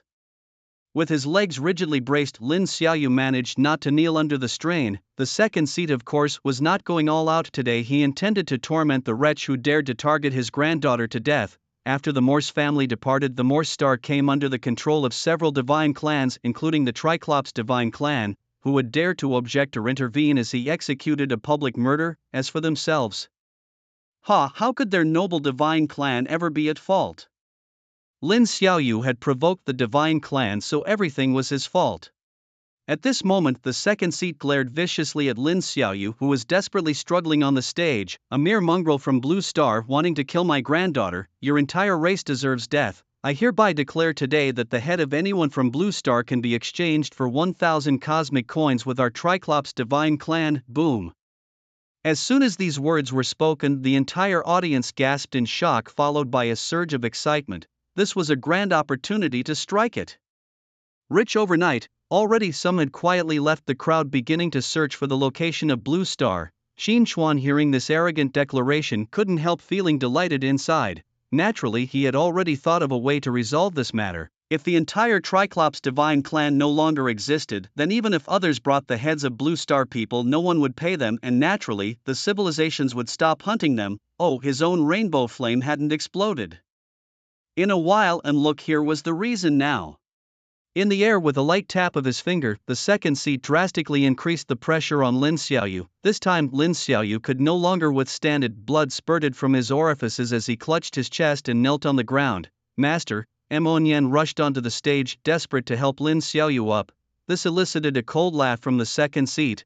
Such deep master-disciple affection. To us in the Triclops divine clan, you people from Blue Star are nothing more than mere ants. Grandfather, stop talking and kill him. I want him dead. Following his granddaughter's urging, the second seat no longer held back. Your entire race will soon join you. Now, go to your death. Saying this, the second seat produced a magical life-bound weapon in his hand, gathering a sparkling golden spell that he hurled towards Lin Xiaoyu and Mo Nian. Yaeli twisted her face into a sinister smile, feeling a vindictive pleasure at avenging a grudge. Why should this man have more talent than her? However, the outcome Yaeli and the second seat hoped to see did not occur. Suddenly, a massive round shield fell from the sky, positioning itself in front of Lin Xiaoyu and Mo Nian. Who dares to interfere with the Triclops divine clan's affairs? Yaeli let out a loud roar, and the second seat frowned in displeasure. Protecting the person he himself wanted to kill was like a direct slap to his face. Lin Xiaoyu and Mo Nian were somewhat puzzled as they stared at the massive shield. After perfectly blocking the attack, the round shield shrank immediately and flew back to Qin Xuan's arm. Lin Xiaoyu had no grudges against Qin Xuan, and Qin Xuan was quite optimistic about him. Since Lin Xiaoyu would probably not die anyway due to his good fortune, Qin Xuan might as well make a move at this moment. Moreover, Qin Xuan remembered that it was this race that initially wanted to snatch Ji Ming away. Now they even threatened to destroy the Blue Star, which was practically a suicidal path. Elder Lin Xiaoyu exclaimed, his eyes wide with disbelief. Another ant from Blue Star. The second seat frowned. Old man, stop bullying the weak. Dare you come and spar with me? Qin Xuan challenged as he retracted the round shield, provocatively speaking to the second seat. How audacious! Qin Xuan's provocation worked, and the second seat immediately released a supreme pinnacle pressure, but Qin Xuan was not afraid at all. As the pressure descended, he acted as if nothing was amiss. How is this possible? You are also at the Supreme Realm. Qin Xuan didn't bother to waste words, instantly teleporting behind Yaeli. This move was always effective. Qin Xuan swiftly chopped off Yaeli's limbs, causing her to scream in pain. He knew this woman must also have a means to resurrect, so he did not deliver a fatal blow. However, the second seat, seeing this, was furious beyond measure, as Yaeli was his precious granddaughter. Scoundrel! You deserve to die. The second seat immediately exerted his full strength, attempting to kill Qin Xuan on the spot. If it had been the earlier lower-level Supreme Realm Qin Xuan, he might have needed some strategy to face the second seat, but now, he simply charged forward as a transcendent beast of the Supreme Second Realm. Away, and other beast tamers charged forward. Even in a one-on-one fight, they were not at all inferior. Kyre even directly invaded the mind, controlling one of the second seat's tamed beasts to turn against its own master. Meanwhile, Qin Xuan wasn't idle, instantly teleporting behind the second seat, attempting to repeat his earlier tactic. However, this time, Qin Xuan did not succeed. The second seat smirked as if he had anticipated it and dodged Qin Xuan's attack with a swift move, as expected of a low-level civilization. What about being at the Supreme Realm? I doubt the breach stones on you are enough to break even one of my beast's contracts, but I have them. This is the strength of our divine race. Saying so, the second seat revealed a storage ring in his palm, from which billions of breach stones flew out, instantly turning to ash. These breach stones converged in Qin Xuan's sea of consciousness into several more powerful forces, attacking the contracts in Qin Xuan's mind. Elder, be careful, Lin Xiaoyu shouted anxiously. He wanted to help, but with his current strength, he was far from capable of joining such a high-level battle. Joining forcibly would only cause trouble for Qin Xuan, so Lin Xiaoyu could only watch anxiously. Indeed, I am still not strong enough. At this moment, his desire for power was greater than ever before. As all the breach stones took effect, the second seat laughed maniacally. Ha, you think you're so powerful? Now without your beasts try to be strong again. Without your beasts you are nothing. Not only that, the powerful beasts you have painstakingly cultivated will also belong to our three-eyed god clan. Ah. However, in Qin Xuan's sea of consciousness, these powers dissipated the moment they encountered Qin Xuan's contract. Qin Xuan couldn't help but sigh. If he wasn't talented, this old trickster would have succeeded. Indeed, the older the ginger, the spicier it is, but he thrives on the spice. Feeling that the beast still had not broken their contract with Qin Xuan, the second seat was dumbfounded. How could this be? Ignoring the second seat's incredulous gaze, Qin Xuan charged forward, slashing his knife towards the neck of the second seat. Clang! The long knife struck the second seat's neck, making a sound like iron striking iron. Golden blood flowed from the wound, and the second seat felt the pain of flesh being sliced. This is impossible. The contract-breaking stone should have taken effect. Why haven't your beasts been released from their contract? Qin Xuan ignored the second seat's defensive roar, secretly withdrew Rainbow Flame from the beast group, then activated the teleportation wrist guard and directly brought the sixth seat to the territory of their three-eyed god clan. Watching the two people in the arena suddenly disappear without a trace, everyone around, including Lin Xiaoyu, was somewhat at a loss. They had just been fighting fiercely, and then in an instant there was no movement at all. As for the beasts, due to the distance, the second seat's beasts lost contact with him, but Qin Xuan could communicate with his own beasts regardless of any obstacles. Even with his experience, the second seat's beasts only lasted a bit longer. Without anyone taking them back to the beast space, their ultimate fate was to be exhausted to death. On the side of the three-eyed god clan, the second seat was teleported by Qin Xuan to the airspace above his own tribal territory. Looking down at his tribe below before he could wonder, Qin Xuan attacked him again. After letting Yirong possess him, Qin Xuan's speed and strength increased again. One hand controlling the second seat, the other hand plunged the knife straight into his abdomen. Qin Xuan continuously twisted the knife handle, causing the second seat immense pain. Then Qin Xuan quickly withdrew the blade, switched to the fist guards of Dali and offing, and his fists harshly smashed towards the second seat's face.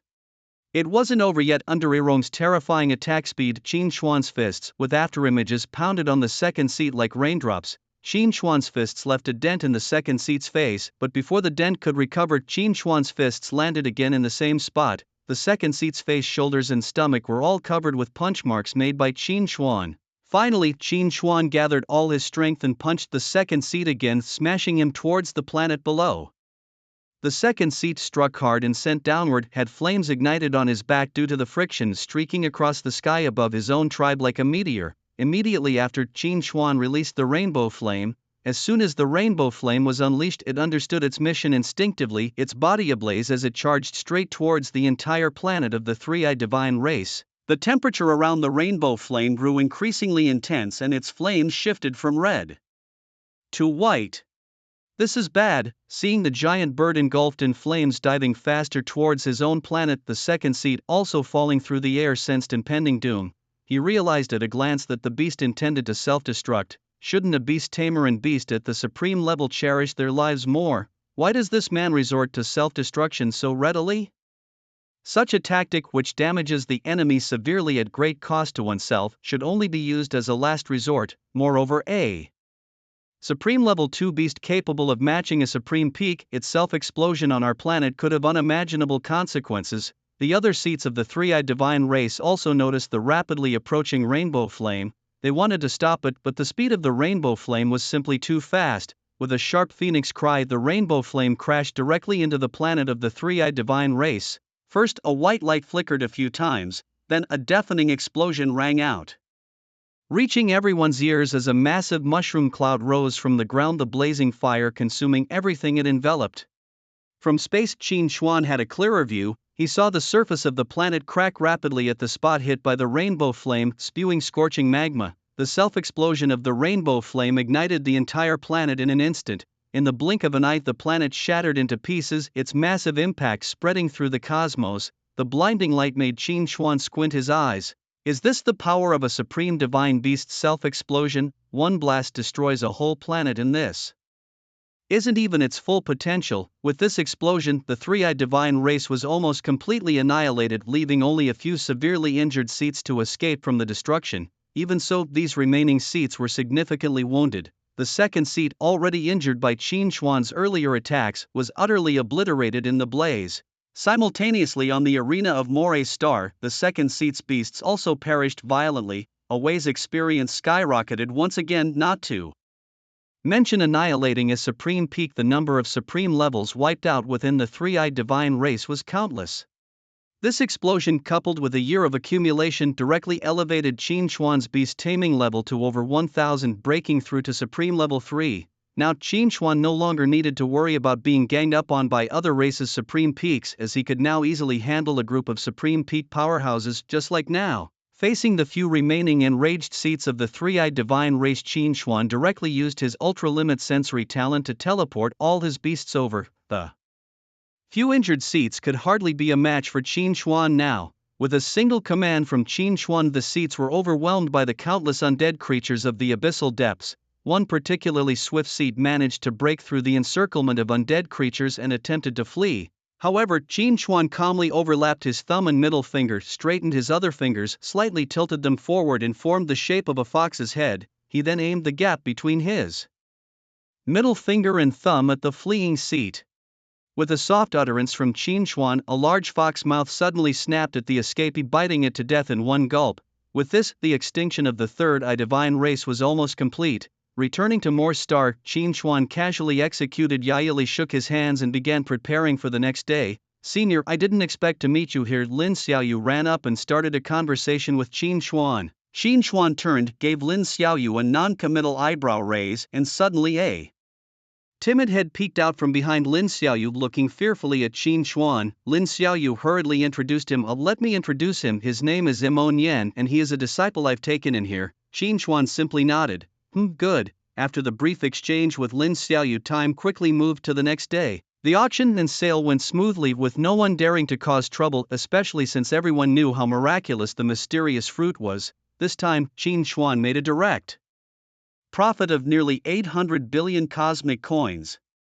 During this period, Qin Xuan also saw Lin Xiaoyu, who couldn't even dream that the exorbitantly priced mysterious fruit was actually Qin Xuan's creation. Thus, at the end of the event, Qin Xuan gifted Lin Xiaoyu several fruits. After wrapping up these tasks, Qin Xuan suddenly remembered that there was still one thing left undone. After sending Lin Xiaoyu away, Qin Xuan vanished, reappearing above a blue planet, the territory of the Rhino Horn divine race. They had once sent people to threaten Qin Xuan. Now that the cooldown period for his Rainbow Flame Nirvana was over, it was time to obliterate them as well. Following another dazzling flash of light, the Rhino Horn divine race was also erased from the cosmos. With the Third Eye divine race and Rhino Horn divine race annihilated within 2 days, the remaining divine races grew restless. Representatives of the surviving divine races gathered to discuss the situation. I believe everyone has heard about the Third Eye and Rhino Horn divine races, right? What should we do? Spoke the representative of the Purple Wing divine race, aptly named for the massive purple wings on their backs. Have we found out who did this? If we've offended someone, perhaps we can still avoid disaster, said the representative of the Minghai divine race. I heard that a few days ago, the second seat of the Third Eye divine race had a conflict with someone from Blue Star. But as they fought, the two suddenly disappeared, and soon after, the opponent's beast died, and the Triad clan was annihilated. Do you think it was done by that blue star being analyzed? A representative from the Huimin clan. But how do we explain the Rhino Horn clan? Someone questioned. At this point, a member of the Shadow Lizard clan spoke up. According to our investigation, it turns out that the Rhino Horn clan did indeed send people to Blue Star, and it seems the outcome wasn't favorable. As for what happened, that remains unknown. So are you saying they were wiped out because they offended some mysterious master on Blue Star? But who could easily annihilate two clans? The more they discussed, the more alarmed everyone became. Fortunately, they had no dealings with Blue Star. Perhaps that individual was not interested in their clans. As the group conversed, little did they know that a crisis sweeping across the universe was looming. In a secret underground laboratory on a certain planet. Ha ha ha, I've succeeded, I've done it. The man in white laughed maniacally, looking every bit the madman. Indeed, they are all fools. What does their restriction mean to me? I've still figured it out, haven't I? The man in white looked at the piece of black flesh wriggling in the cultivation pod. After such a long time, this piece of flesh was still full of vitality. Were it not restrained by various instruments, it could even leap out of the entire cultivation pod. What is the origin of the beasts in this universe? Are they man-made or naturally occurring? This question had troubled me for a long time. Watching the holographic screen showing genetic comparison data of various beasts all linked by lines converging at the center. And at the center, displayed prominently, was this piece of black flesh. But now, I am certain, all the beasts in the universe come from you, right? The man in white said to the black flesh. Seeing no response from the flesh, the man in white tilted his head. Although this is just a piece of your flesh, I know you can hear me, right? Just as the words left his mouth, the flesh in the cultivation pod vibrated as if responding to him. That single vibration instantly shattered the isolation glass of the pod, and dark green viscous liquid flowed all over the floor. The man in white knew it was the entity behind the flesh responding to him, but it was only for that instant, and soon the piece of flesh returned to its original state. The black chunk of flesh leapt out of the pod, falling to the ground, twisting violently as if a fish out of water. The man in white was startled and stumbled backwards, but he quickly regained his composure, for he was prepared. He pulled out a remote control from his pocket and pressed the most conspicuous red button. The next second, a large section of the floor beneath the black flesh opened, revealing a pool of green cultivation fluid below. As the flesh fell in, it was immediately controlled by a mechanical arm, and before long, it was re-encased in a new cultivation pod. Seeing the flesh securely contained, the man in white then turned and walked away, on his back a pair of round protrusions as if something had been cut away. He entered a room where the corpse of a rodent beast lay. He had already put on gloves and held a syringe filled with a dark liquid in his hand. His research achievement, it involved extracting regenerative cells from ferocious beasts, neutralizing them, and then injecting them into living organisms to heal diseases, internal injuries, and regenerate limbs. He was a member of the Purple-Winged Divine Tribe. Back when he was experimenting within the tribe, a minor oversight had allowed a controlled beast to escape and massacre an entire city. Afterward, those in the tribe who had supported him in order to dissociate themselves from him publicly cut off his wings and expelled him from the tribe. Yet he did not give up.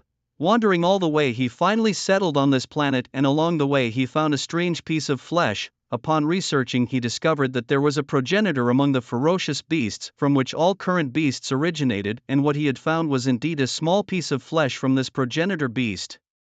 With the progenitor as his material, his pursuit escalated from mere limb regeneration to immortality. Now his research had finally borne fruit.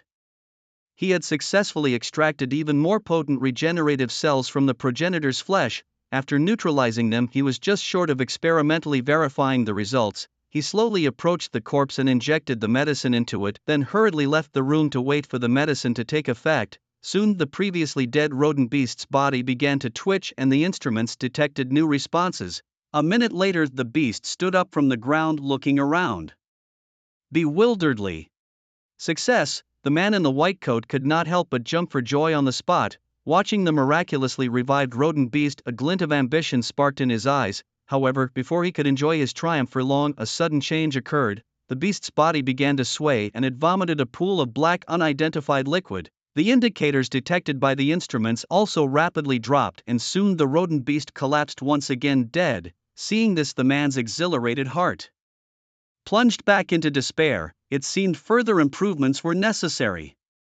He turned to leave, dejected. However, behind him, the body of the rodent beast began to convulse violently again. With a burst, several limbs broke out from the beast's stomach. At the same time, the beast's mouth split grotesquely, growing sharp teeth as the split extended towards its hind legs. This utterly transformed rat-like creature stood up shakily, emitting a bone-chilling shriek, and forcefully charged towards the isolation glass. The loud noise naturally drew the attention of the man in white, who turned just in time to see the ferocious rat. Under the violent impact, the isolation glass actually began to crack. The man in white was also startled, clueless as to why this was happening. Wait, suddenly he seemed to realize what the issue was, but the immediate priority was to deal with this monster. He hurriedly ran towards the exit, but just then the glass shattered completely and the fearsome rat leaped out. Lunging at the man in white, fortunately his reflexes were quick enough and he escaped the room just in time, locking the door tightly behind him. However, this was not a permanent solution. He immediately pressed a covered button next to the switch activating the room's fire spray system. Boom! Instantly flames roared into the room, engulfing the monstrous creature. Bang, bang, bang. Gradually, the pounding on the door ceased and there was no longer any movement inside. Leaning against the door, the man in white finally breathed a sigh of relief. However, on the dim ceiling above him, the charred rat was perched ominously. Drip, drip. Drops of dark red liquid fell onto the man's head. He reached up to touch it and stiffly looked up. There the rat clung to the ceiling, now raising its head to gaze down at him. Roar! The rat leaped down, opening its wide bloody mouth, and bit swiftly towards the man. Thud! It was too fast, the man couldn't react in time and was decapitated by a single bite. The rat tore at the man's corpse, from which dark blood now oozed. After a few convulsions, the man's mutilated body slowly stood up. A large gash opened in his stomach, sprouting sharp teeth, and huge black wings grew from his back. Having been assimilated into a monster, it unfolded its wings and leaped, smashing a hole straight through the ground. On the surface of this planet, a small squad was resting nearby. Suddenly, a loud noise drew everyone's attention. They ran towards the sound and saw a headless, eerie figure with large wings, seemingly from the purple wing tribe. However, the headless monster noticed them too. It opened the large mouth on its stomach and charged swiftly at the squad. Yet, the squad members were not helpless faced with this sudden threat. They quickly retreated, running in all directions and summoning their own creatures, readying themselves for battle. The headless monster charged at the member nearest to it. Seeing this, the member's creature, a large beast resembling a rhinoceros, immediately positioned itself in front of its master. Blocking the headless monster, the headless creature collided with its thick legs like stone pillars. Then the monster embraced the rhinoceros's leg and bit fiercely into it. Feeling the pain, the rhinoceros lifted its leg and flung the monster aside. The beast was flung away by an immense force, but the rhinoceros beastmaster's leg was also torn, revealing a squirming black substance beneath the skin. Other beastmasters quickly joined the fray and their long-range attacks reduced the headless monster to ashes. Once it was safe, the group gathered around the charred ground, feeling a sense of unease. Just as they decided to evacuate, the bitten rhinoceros collapsed, convulsing and spewing black blood from its mouth. As its beastmaster rushed to check on it, shockingly in the next second, the rhinoceros beast turned and violently crushed its own master's head. Simultaneously, a monster that had transformed from a rat emerged from the ground, followed by dozens of other assimilated beastmasters. Seizing the moment of shock among the group, it bit deeply into a man's thigh. Before the man could even scream, the monster swarmed him, devouring him completely, leaving no chance for assimilation. After the two men died, their beasts' corpses fell from the spatial realm only to be devoured by the emerging monsters. The remaining members of the team hurried towards their spaceship, but the monsters behind them were relentless. These assimilated creatures were much stronger than before. It seemed nothing could withstand their bite. Even decapitation did not kill them. To destroy these monsters, their bodies had to be completely obliterated, preferably with fire. More horrifyingly, anyone bitten by them would soon turn into one of them. After a frantic chase, members of the team were successively killed, leaving only one woman who made it back to the spaceship. However, she too was severely wounded by the monster's claws across her waist. Despite the grave injury, she piloted the ship away from the planet before the creatures could catch up. The blood from her wound began to darken. Meanwhile, Qin Xuan entered a mysterious dungeon on Moore's star, which only opened once every millennium. It was inhabited by powerful beasts that required strength to subdue. Interestingly, the dungeon seemed to have its own consciousness and only selected individuals could enter. Initially only Lin Xiaoyu was chosen, but Qin Xuan, thinking that the dungeon must also have a memory, secretly implanted the memories of blasting 2 godly tribes into the dungeon's consciousness through Kyre. Subsequently Qin Xuan gained entry as well with an additional message in his mind: "Don't blast me." Following this, the dungeon erupted in white light and those who were selected were transported into a white space. Quietly counting to himself, Qin Xuan noted there were 10 people including himself. At the same time Ling sent a mental note to Qin Xuan: 3 o'clock direction, that person is the chosen one. Qin Xuan followed the direction indicated and saw a youth with an arrogant expression on his face, who quickly turned his back to him. Other than having sharp pointed ears and red skin, the youth seemed no different from the people of Blue Star. Sensing someone sizing him up from behind, Hu Man's lips curved into a mocking smile. "Look all you want," he thought. "I possess a magical beast that can shield all probing. If he manages to discern any information about me, that would be a real surprise." Feeling the scrutinizing gaze disappear, Hu Man mused that the other must be puzzled by his inability to gather any information about him. Then the narrative revealed his past. His name was Human, from the Red Demon race, a powerful tribe in the universe comparable to the divine races. However, they were typically very secretive and low profile, not displaying their strength unnecessarily. Thus, few in the universe knew of the Red Demons, and those who did considered them a minor civilization. But Human was an exception from a young age. He loved to flaunt his strength, often boasting about it in front of others. What was crucial was that he wasn't just to show off, he possessed the highest talent in his tribe. Not only was his talent exceptional, but his luck was also extraordinary. He once survived a fall off a cliff, not only unharmed but also finding a severely injured divine beast. When evolving his beast, he lacked a crucial material which fortuitously fell from the sky right in front of him. Typically, a genius who could defeat someone of a higher level at the Golden Realm was impressive enough. Yet, in his Golden Realm phase, he managed to kill an opponent in the Lord Realm under extreme conditions. Before he left his tribe, the chief's only advice was to keep his Red Demon identity hidden until he could face an entire race alone. He followed this advice, keeping his race secret even as he loved to show off and slap faces in the universe, and made connections with many powerful figures, often women, who helped him out of dangerous situations. It had been 2 years since he left his tribe. Back then he was at the Divine King realm, but now he had reached the Supreme 2 realm. Seeing his rapid growth, Qin Xuan couldn't help but marvel. Truly a child of fortune. His growth rate was reminiscent of my own prime. Moreover, Qin Xuan noted that Human had a history with the Morse family. 2 years ago, when he first arrived on Morse Star, Maud had troubled him and captured him, taking him back to the family's dungeon. Upon hearing of Human's capture, many empresses and goddesses from secluded races with whom he had good relations stepped in and pressured the Morse family to release him.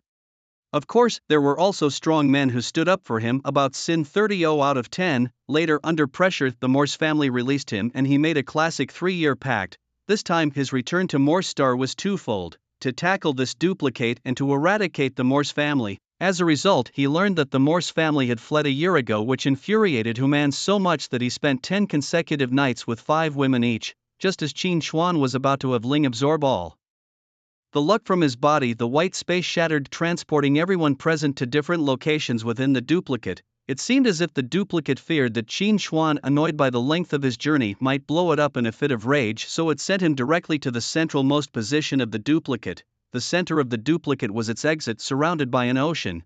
At this moment, the exit was blocked by an invisible barrier with a water sphere condensed above it. In this duplicate, everyone would be transported in different directions, and along the way any beasts or materials encountered could be taken by those with the strength. Once all the survivors had gathered, the final boss of the duplicate would unseal itself. The person who killed the final boss would not only obtain the boss's native beast weapon but also a large amount of materials and beast rewards. Qin Xuan walked to the ocean surface, surprised to find that he could actually stand on it. He walked to the exit and glanced at the water sphere above. Name: Apostle of the Origin Sea. Sealed state: cannot be contracted. Attributes: water light level 1050. Quality: mythical final form, ancient sea spirit, transcendent, level 1000. Inch representing the supreme 3rd realm. Qin Xuan stroked his chin, pondering the unexpected gains. It had been a while since he last encountered a beast with transcendent potential. As marked on the panel, he would wait until it was unsealed to contract it. As for whether contracting the final boss would allow him and others to leave, Qin Xuan approached the barrier, reached out and touched it, and suddenly the Barrier's blocking effect disappeared and he passed right through. This was also a privilege given to Qin Xuan by the duplicate fearing his influence. Now Qin Xuan could leave whenever he wanted. After circling the area, Qin Xuan realized that other beasts did not have transcendent potential, which made him secretly lament. At this time others were making their way here, killing left and right, while Qin Xuan lay bored on the ocean's surface, bobbing with the waves. Yao Liang, Tian Yu and Ji Ming, on the other hand, treated the ocean surface like a trampoline, bouncing around, competing to see who could jump the highest. Ji Chen watched from the side, ready to catch anyone whose landing looked perilous. Other beasts were having a barbecue party on the beach, sunbathing on the ocean surface like Qin Xuan, sparring or reading literature under the shade of trees. After what felt like an eternity, the sounds of someone approaching finally came from not too far away. Upon hearing this, the beast tamers swiftly gathered their belongings and quickly returned to Qin Xuan's beast taming space. Suddenly, the area was left with only Qin Xuan, as if the other beast tamers had never appeared. After all, for one person to have tamed over 20 beasts and for them to appear all at once was an astonishing scene for others. Qin Xuan planned to give Human a huge surprise. The ones who arrived were Lin Xiaoyu and Human, who almost reached the location simultaneously. Seeing Qin Xuan, who seemed to have arrived here much earlier, lying leisurely on the ocean's surface, Lin Xiaoyu felt nothing but delight as he eagerly came forward to greet him. However, Human's expression was not so pleasant. Having always been the top performer from a young age, many whom others considered geniuses had fallen at his feet, which only served to inflate his arrogance. This time he met his strongest opponent ever, Lin Xiaoyu. He thought that tying for first place wasn't unacceptable. What he hadn't expected was someone else arriving here even earlier, seemingly allied with Lin Xiaoyu. This sparked a hint of murderous intent in Human towards Qin Xuan. Always reserving the first place for himself, his pride could not tolerate anyone else's achievements surpassing his. As long as Qin Xuan was alive, his position at the top would always be threatened. He wouldn't allow this to happen. He should be the strongest in the universe. But now was not the time to act. They still needed to work together to defeat the final boss of the instance. Human had a divine rejuvenation pearl that could restore all his tamed beasts to their peak condition in one go. Once the boss was defeated, his plan was to eliminate everyone while they were exhausted, thus securing the rewards for himself no matter who actually killed the boss. Human smirked, unaware that his entire plan was clearly overheard by Qin Xuan nearby. It wasn't that Qin Xuan intentionally eavesdropped, it was just that Human's thoughts were too loud. Qin Xuan scoffed at Human's plans. It was a beautiful thought indeed. Too bad it was doomed to never be realized. After waiting a few more days, the remaining people gradually arrived, and when the number reached 6, the seal on the boss was lifted.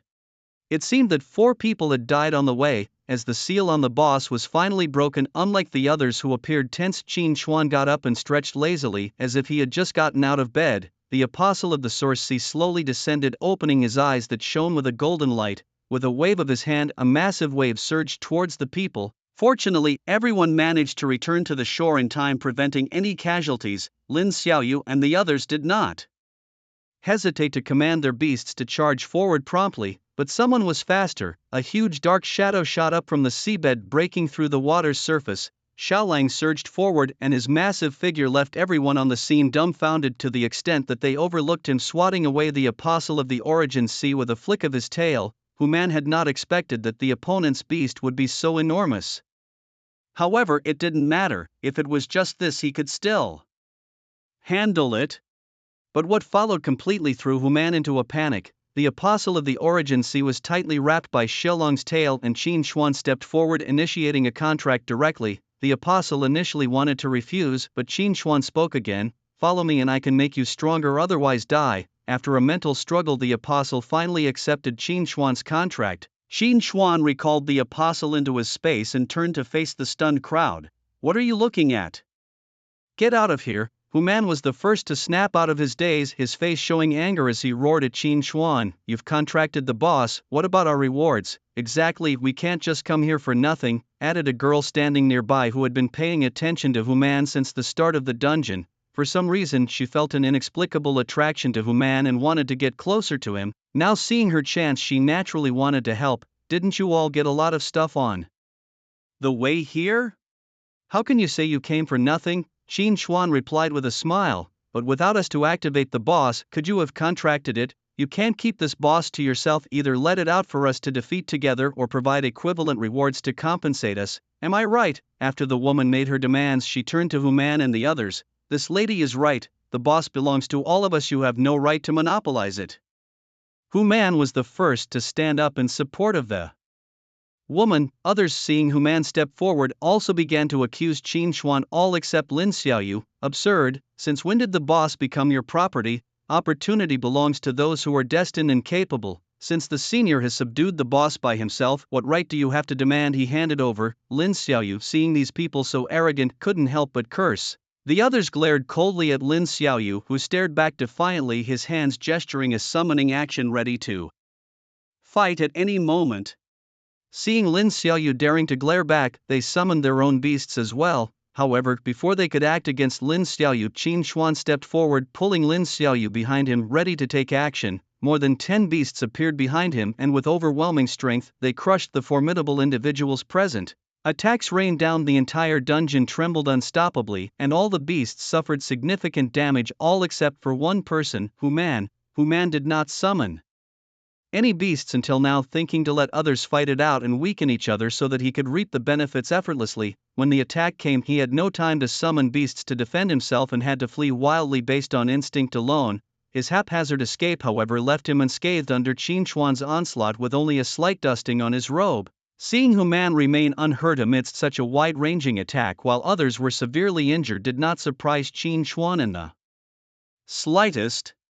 After all, Human was favored by fortune and he was forsaken by it, but as they say, the finest ingredients often require the simplest methods of cooking. What to do when someone's fortune is too good? Simply take it away. With that thought, Qin Xuan teleported behind Human and threw a punch towards his face. Sensing danger, Human instinctively dodged to the left just as the force of the punch whistled past his ear, narrowly avoiding Qin Xuan's fist. But before Human could put any distance between them, in the very next instant after dodging the punch, he received a fierce blow to the groin. Experiencing the excruciating pain akin to the end of his lineage, he clutched himself, bending his legs like a zombie from Plants vs. Zombies, trying hard to restrain himself from making any noise, his face turning red with the effort of bearing the pain. Qin Xuan anticipated that his punch would likely be dodged, which is why his initial target wasn't Human's head, but rather his lower regions.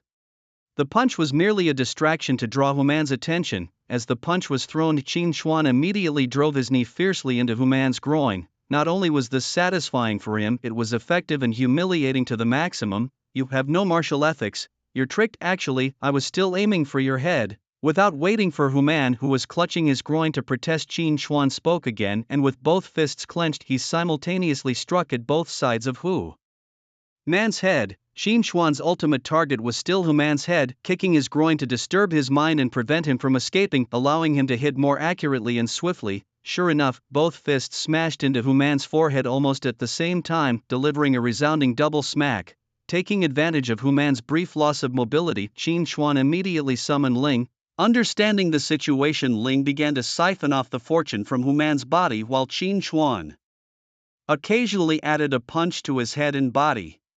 Soon, Human's fortune was completely drained by Ling. Only then did Human feel an indescribable sense of imminent danger. However, it was too late. Qin Xuan's beast's attack came smashing down once again. After a fierce explosion, the bodies of the remaining 3 combatants vaporized under the flames, and Human's charred body flew out from the flames. Suddenly, Human's body began to emit a dazzling white light. In the next moment, Human's severed limbs began to regenerate and his burned skin started to regrow. Even his previously dead beast revived. Qin Xuan had forgotten that Human possessed a divine resurrection pearl, and he had not anticipated its power to be so formidable. However, it was of little significance to him. One more kill was all it would take. A resurrection was merely a trivial matter. His own beast could do the same countless times. The reborn Human swiftly made for the exit. Seeing Human attempting to flee, a barrage of attacks rained down on him like a storm. No, with a reluctant roar, Human ended his proud life. Standing nearby, Lin Xiaoyu had long been accustomed to Qin Xuan's extraordinary combat abilities and showed no surprise when Qin Xuan dispatched everyone present in an instant. After spending nearly 2 weeks in the dungeon, Lin Xiaoyu quickly gathered his belongings and the two made their way to the exit, leaving the dungeon behind. They had expected a crowded scene, but the square was eerily deserted, not a soul in sight. The area was littered with ruins and bloodstains on the walls and ground, while a pungent smell of blood filled the air accompanied by thick black smoke. What has happened here? Both Qin Xuan and Lin Xiaoyu were shocked by the scene, and Lin Xiaoyu couldn't help but exclaim aloud. Suddenly a sharp scream echoed nearby, followed by cries for help. Qin Xuan and Lin Xiaoyu rushed over and saw a bizarre beast, its body red and black, hunting the panicked crowd. The creature was grotesque, with one ear bitten off, an eyeball hanging from its socket, and its jaw missing, leaving only a lonely tongue swaying in the wind. Its back was split open, revealing sharp teeth still chewing on a recent victim. This was the Orthophus parasite, a creature of the earth element, level 687 of the sinister spirit quality. Qin Xuan used his talent and saw such a panel. What kind of monster is this? Lin Xiaoyu was also terrified by the beast, exclaiming in horror. Unlike Lin Xiaoyu, Qin Xuan let down a fire dragon spear appearing in his hand and pinned the monster to the ground. The panel indicated it was a parasite, likely transformed by some external parasitic force into this horrific form. Its quality had also changed to that of a sinister spirit, becoming a ferocious beast. Furthermore, those injured by this creature who did not die also turned into similar monsters called Orthophus parasites, but since they were transformed from beast tamers, they had no attributes. Their quality section also changed to sinister spirit. These infected individuals also underwent changes in their physical structures, becoming more grotesque and terrifying, roaring as they charged at Qin Xuan. Watching several monsters rush towards him, Qin Xuan did not hesitate. He pulled out a folding fan and roasted the attacking monsters into ashes, then continued to examine the immobilized creature. These individuals and divine beasts, after being parasitized, were able to see the panel indicating that they had been transformed into ferocious beasts. It seems that all problems originate from this entity named Orthophus. Linger took a moment to delve into the past of this monster and discovered that this divine beast had also been parasitized not long ago. Approximately a week earlier, a strange beastmaster arrived at the planet Mors. This individual hailed from the Purple Wing clan, his body oozing black blood with one of his wings broken, clearly infected and not long for this world. At that time, people approached to examine his injuries, only to be attacked by him once he had fully transformed. Although he was quickly restrained, realizing the gravity of the situation, someone decisively decapitated him. However, even with his head severed, he remained alive. It was only after a fire-type divine beast stepped in and cremated him that the monster was completely eradicated. Despite timely intervention, many beastmasters and divine beasts had been scratched. Thus, like a zombie virus, these monsters began to spread across the entire planet Mors, leading to its near-total collapse. According to these memories, the collapse likely extended beyond Mors. The first individual to be transformed was from the Purple Wing clan, suggesting that perhaps no living beings remain there now. Qin Xuan inquired with Erdwa, a life-type divine beast in the divine beast space, hoping for some insights since a life-type should have a profound understanding of biological structures. Erdwa responded that the body had died, but within it a bizarre type of cell was still active. These cells spread throughout the monster's body, controlling them to continuously prey on living beings. Erdwa was baffled. These cells seemed to have signs of artificial modification, suggesting they were not naturally occurring but were created by someone. Qin Xuan was also overwhelmed by this revelation, wondering which reckless scientist had meddled with such things. Look at the mess now, requiring the entire universe to clean up after, and it's not even certain if it can be thoroughly cleaned. After gathering all the available information, Qin Xuan swung his fan downward and the beast nailed to the ground was incinerated into ashes. Simply put, this was a cell engineered from the tissue of a ferocious beast by a scientist. The cell spiraled out of control and began spreading throughout the universe. These cells could alter the basic structure of a living organism, such as relocating the mouth on the body or growing extra limbs. Moreover, these transformed monsters were incredibly difficult to kill. They had to be completely pulverized, leaving not a single drop of blood behind. Even Erdwa's intervention could only revert their bodies to their untransformed state, because fundamentally they had become another type of ferocious beast dominated by another life form. To treat this condition, infected limbs must be immediately amputated, followed by allowing Erdwa to regenerate the severed limbs. If the entire body is infected, then the only solution is to create a new one. It seems necessary to locate the origin of these creatures. Perhaps by finding and eliminating the instigator, all these monsters can be eradicated. Lin Xiaoyu followed suit, spotting his young disciple Amon Yan amidst the crowd at a glance. Seeing his apprentice alive and well, Lin Xiaoyu breathed a sigh of relief and then came forward to assess the situation. How are things, senior? Not good. We need to leave this place quickly and remember not to get hurt by these creatures. Understood. Let's head back to Blue Star to check the situation. Hey, over here, help us. As the people saw Qin Xuan slay the monsters chasing them from behind, more infected individuals began to attack. They waved their arms, desperately calling for Qin Xuan's help. However, Qin Xuan was no saint.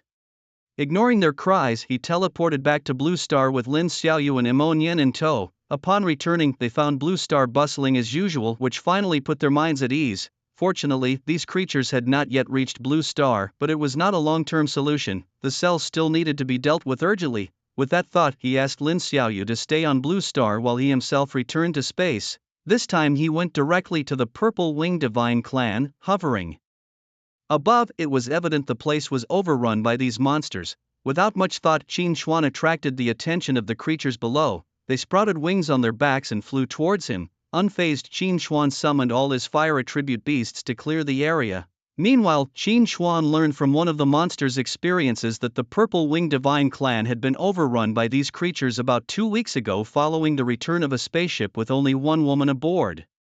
Upon encountering any living beings, she immediately went mad and attacked them. This woman was now inside the Purple Wing Divine Clan. Soon Qin Xuan tracked her down. By then she had transformed into a gigantic mass, her body resembling a huge meatball. With every step she took, nauseating slime and chunks of flesh fell from her, emitting a foul stench. Similar to this woman, there were more than a dozen such meatball monsters. Upon seeing Qin Xuan, they all rushed towards him, shaking the ground with their weight. It seemed that the more these creatures consumed, the more they evolved. But soon Qin Xuan obtained the information he needed. He learned that this woman had brought these creatures from a desolate planet, which must be the source of this outbreak. Facing the charging meatballs, Qin Xuan flew higher. Subsequently, his beasts, Wei Hongyan, Liu, and Laming, appeared and obliterated these monsters. Having obtained the information he sought, Qin Xuan did not linger. He teleported again, arriving at the planet remembered by the woman. The number of monsters here was significantly less compared to other planets.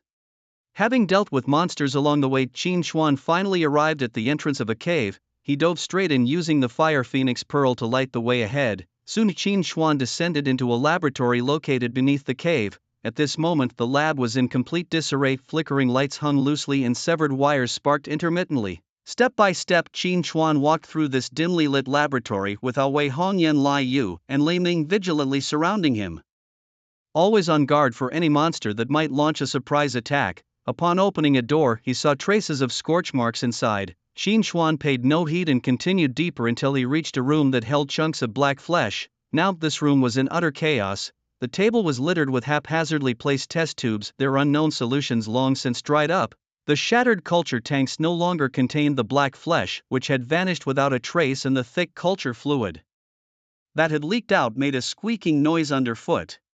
After ensuring there were no monsters around, Qin Xuan began searching the laboratory. Eventually, after triggering some sort of switch, a holographic projection activated, displaying a map. The map showed various ferocious beasts connected by thin lines that all converged on a central image, a photo of a pitch-black chunk of flesh apparently taken right in this lab. Qin Xuan turned to look at the shattered culture tank, sinking into deep thought. This place was the origin of those monsters.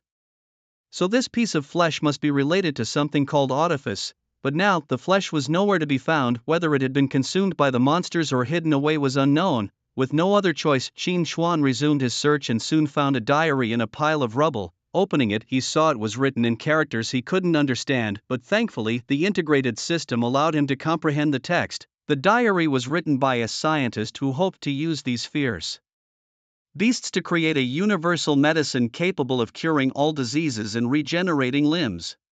During his wanderings, he discovered a piece of black flesh. After researching it, he found that its genes could be found in the bodies of other fierce beasts. With this conclusion, he speculated that all the fierce creatures in the universe originated from a single entity. Thus, this entity created various fierce beasts and spread them across the universe. The piece of flesh he found was from the progenitor of these beasts. Observing that this flesh maintained its vitality even after being separated from the main body, his ambition grew and he aspired to reach higher realms of research. Ultimately, he developed a medicine more effective than any before it through this piece of flesh. the content in the diary ended there, and Qin Xuan knew that the problem had arisen during the testing of the experimental drug. He meticulously studied the methods described in the diary along with some documents nearby. He deduced that the potion developed by this individual was actually derived from cells within these tissues that could regenerate.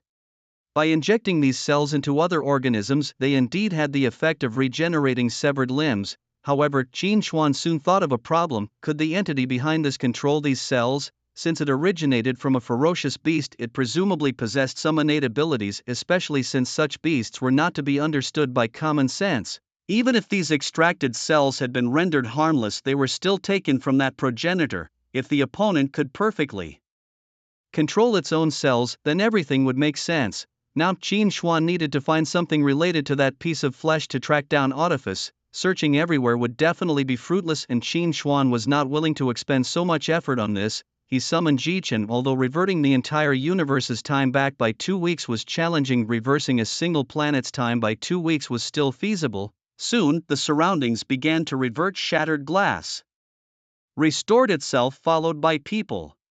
Shortly thereafter, Qin Xuan saw a man in white standing in front of him, his back turned. At that moment, the man in white opened his eyes, completely baffled. Who am I? Where am I? The man looked down, incredulously clenched his fist, then turned to look at the incubation chamber, completely unaware of Qin Xuan behind him. Wasn't I already?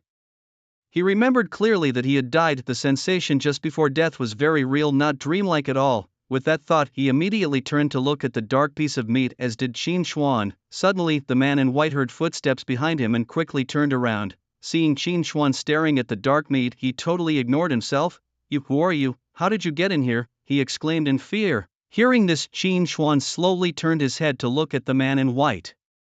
"Your invention is really something. If no one stopped it, I'm afraid it could have destroyed the entire universe. What are you talking about?" Without any hesitation, Qin Xuan decapitated the man in white with a single strike, killing him once again. This guy was the source of this crisis, truly deserving death. Afterward, Qin Xuan's gaze returned to the dark piece of meat. Without hesitation, he activated his innate ability to inspect it. Name: Artifice, fragmented meat, attribute, none level, 1500 quality, evil spirit. Halfway through the inspection, it seemed as if the meat sensed something. It suddenly exploded into pieces, scattering all over the floor, seemingly to prevent Qin Xuan from continuing his investigation. However, it was already too late. All its information was shaken out at the first glance. After Qin Xuan activated his talent, he immediately followed the causal trace to locate the opponent's whereabouts. "Let's see your true face," he said, and teleported directly to the location of Artifice's original form. There, Qin Xuan arrived on a dark planet where even the ground was sticky. Suddenly, the slime on the ground gathered into tentacles and attacked Qin Xuan. Just as he was about to defend himself, a blue figure appeared in front of him. With a gentle spread of his palm, the incoming tentacles were sucked towards him, converging into a pitch-black water sphere in his palm. This figure was none other than the ancient sea spirit Gu Hai. After signing a contract with Qin Xuan, he had immediately evolved him to his final form. However, the moment the evolution was completed, Qin Xuan had stored him in a space unnoticed by Lin Xiaoyu and the others. Qin Xuan named him Luo Hui, whose linked equipment was also a sword, but this sword was different from Yao Shang's. The blade of this sword was flexible, able to twist and turn like a rubber band. This type of soft sword could strike the opponent fatally from unexpected angles. Luo Hui's humanoid form was also that of a tall, handsome man with a charming face, and his life-bound weapon, like Qin Xuan's, was also a soft sword. However, his soft sword was made of water, which could bend freely and extend at will. Since the tentacles were made of slime, Luo Hui nearly had to gently suck with his palm, and the surrounding slime was absorbed into his hand.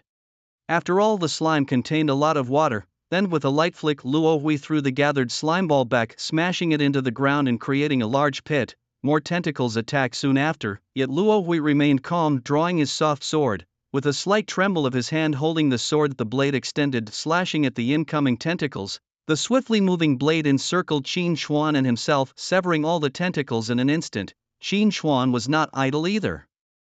While Luo Hui dealt with the tentacles, he began searching for this artifice. The surroundings were flat, with no tall shadows in sight, but as he looked down, he saw panels emerging from the slime. This indicated that the progenitor of this beast was hiding underground on this planet. To be cautious, Qin Xuan summoned half the number of his beast-controlling creatures and forcefully smashed the ground, creating a direct pit to the underground. Continuous explosions sounded and the passage to the underground was continuously cleared.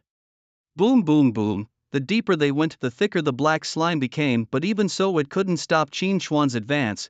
Finally Qin Xuan reached an underground cavern. What caught his eye was another huge, purple-glowing black sphere surrounded by many small black slime columns continuously pumping slime to the outside world. Between the inner and outer layers of this planet a vast space exists. Qin Xuan peeled back the tiny mucus pillars to gaze at the glowing orb at the center.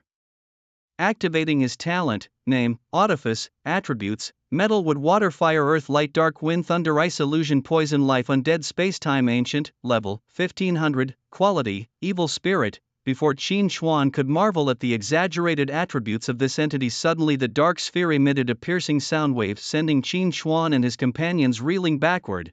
Following this, the black sphere began to gather the surrounding mucus on Qin Xuan's side, forming a human face.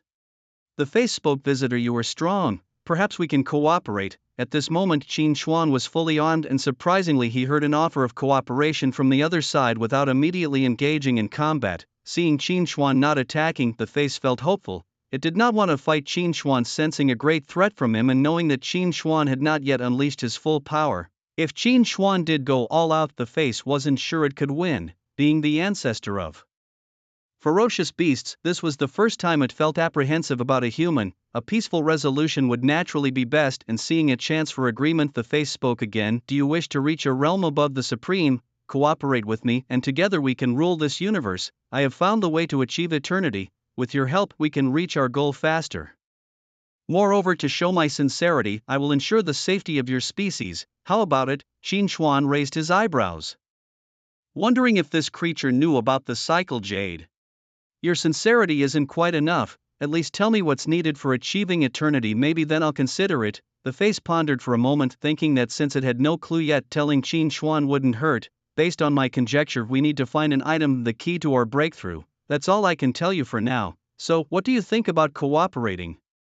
Once we find that item, we can achieve eternity together and become the lords of this universe." Qin Xuan was surprised that it had guessed something correctly, but it certainly didn't realize that the very item was on him at this moment. However, considering the cycle jade within him, it could only merge with one person and had to be intact to be effective. Qin Xuan lowered his head, feigning confusion. "You mean, as long as we cooperate, we can both achieve eternity and dominate the entire universe?" The corners of the face's mouth slightly lifted, thinking this was a sure deal, and it gently persuaded. "Exactly, we will then be the lords of this universe." Inside, Artifice thought, "Just agree, please agree. Once I get that item and break through to eternity, I will no longer fear this mere ant." Artifice was aware that the artifact could only merge with one person, but he could never divulge this to Qin Xuan. However, Qin Xuan's next words caught Artifice off guard. Lifting his head, Qin Xuan looked down with a slanting gaze at the face below him. "But I refuse." "What? You didn't say that the artifact could make multiple people eternal? If I'm not mistaken, that artifact can only be used by one person, right? When you achieve eternity, I won't be able to contend with you anymore, right? The things outside, the cells inside, must be controlled by you. After all, they are still part of your body. If that's the case..." Qin Xuan stroked his chin. "Let me guess, if you, the original body, were to die, would the cells within the other fierce beasts also die? Without your power, those beasts wouldn't be able to survive, right?" The face showed signs of panic, for Qin Xuan had hit the mark. If it died, the other fierce beasts would not survive either. Immediately, without waiting for the face to speak again, a fireball smashed towards it, shattering the face into pieces. The whole space then trembled and numerous sticky tentacles attacked Qin Xuan, accompanied by various types of powers. Away, and the others opened fire at full force, blasting all the tentacles within 100 miles to pieces, which were then absorbed by Luo Hui. Xiaolang held a trident and moved to the top of the space where the slime was beginning to gather strength. A large amount of slime started to converge in front of the trident. Qin Xuan had already seen through it. This black sphere was Artifice's true body, and the outer layer was formed by the secretion of mucus that had attracted some debris around it. The opponent was still a supreme pinnacle fierce beast ancestor with considerable strength. To alleviate their own pressure, Qin Xuan let Xiaolang gather the mucus and then shot it far away. Naturally, Artifice did not want to see this happen and most of the tentacles attacked towards Xiaolang. However, they were promptly blocked by the summoned beasts that had rushed over. To allow Xiaolang to gather strength faster, Qin Xuan commanded that all the summoned beasts except Xiaolang revert to their beast forms, as large as they could be. Following Qin Xuan's command, the summoned beasts began to grow tremendously in size, quickly filling the entire underground space. Seeing its own layer of mucus about to burst, Artifice's true body still tried to resist.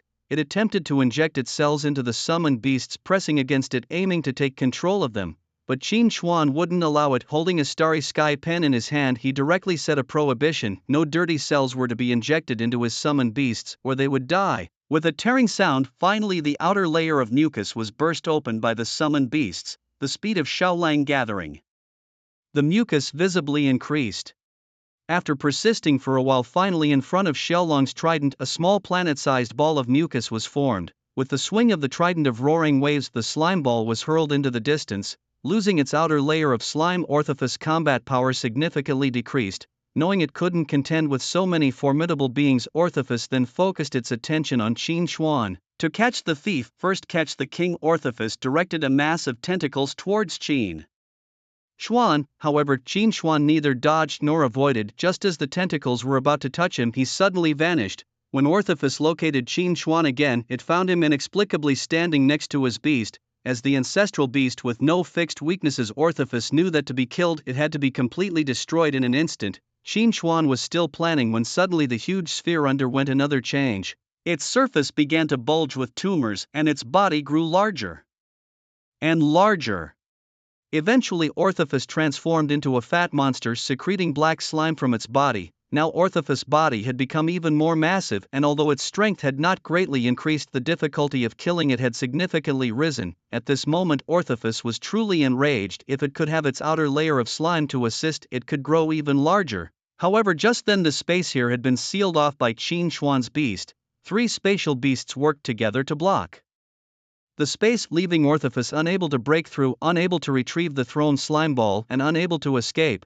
It could only fight Qin Xuan desperately. Artifice roared and hurled a mountain-sized mixed element sphere at Qin Xuan. Seeing this, away and the other beasts once again shrank their bodies and perfectly dodged Artifice's attack. The beasts swarmed up, surrounding Artifice and striking it from different directions. The massive Artifice had nowhere to hide and had to withstand all the attacks.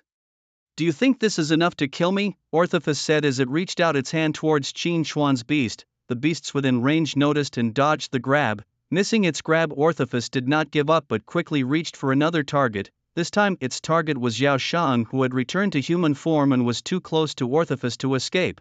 Just as Yao Shan was about to be caught by the giant hand, Qin Xuan was about to use his talent to pull Yao Shan over. In the next instant, the spatial beast Tianyu appeared, grabbed Yao Shang's hand and teleported him out of the giant hand's range. At the same time, a crimson sword light flashed and Hong Yan directly chopped off Artifice's hand. The high temperature charred the flesh along the way, preventing Artifice from healing. However, soon after, a new hand grew from the severed arm of Artifice. Pucci. From a distance, roaring waves, having gathered strength, directly smashed a water sphere onto Artifice's shoulder, completely smashing it. The same situation unfolded elsewhere. Haiming opened a dimensional rift directly inside Artifice's body, hollowing out a large chunk of its flesh. Aoi Liu Dali and Laming combined their attacks into a powerful combo move, blasting a huge hole directly through Artifice's chest. Soon, Artifice's body surface became severely damaged. Although its healing was fast, the attackers were quicker. Qin Xuan was no exception, swinging the weapons in his 6 hands one after another, leaving wound after wound on Artifice. Arg damn it, Artifice flailed its arms and tentacles but failed to hit any of the attackers, only able to roar in frustration. Many of the beast swarm and undead legion perished, but these could be regenerated. Moreover, the undead legion had already been replenished significantly after Qin Xuan bombed the Third Eye and Rhinohorn tribes. Yet this still wasn't enough to kill Artifice. The self-destruction of Hong Yan could indeed destroy all the tissues within its range instantly, but now Artifice's body had grown beyond the scope of Hong Yan's self-destruction.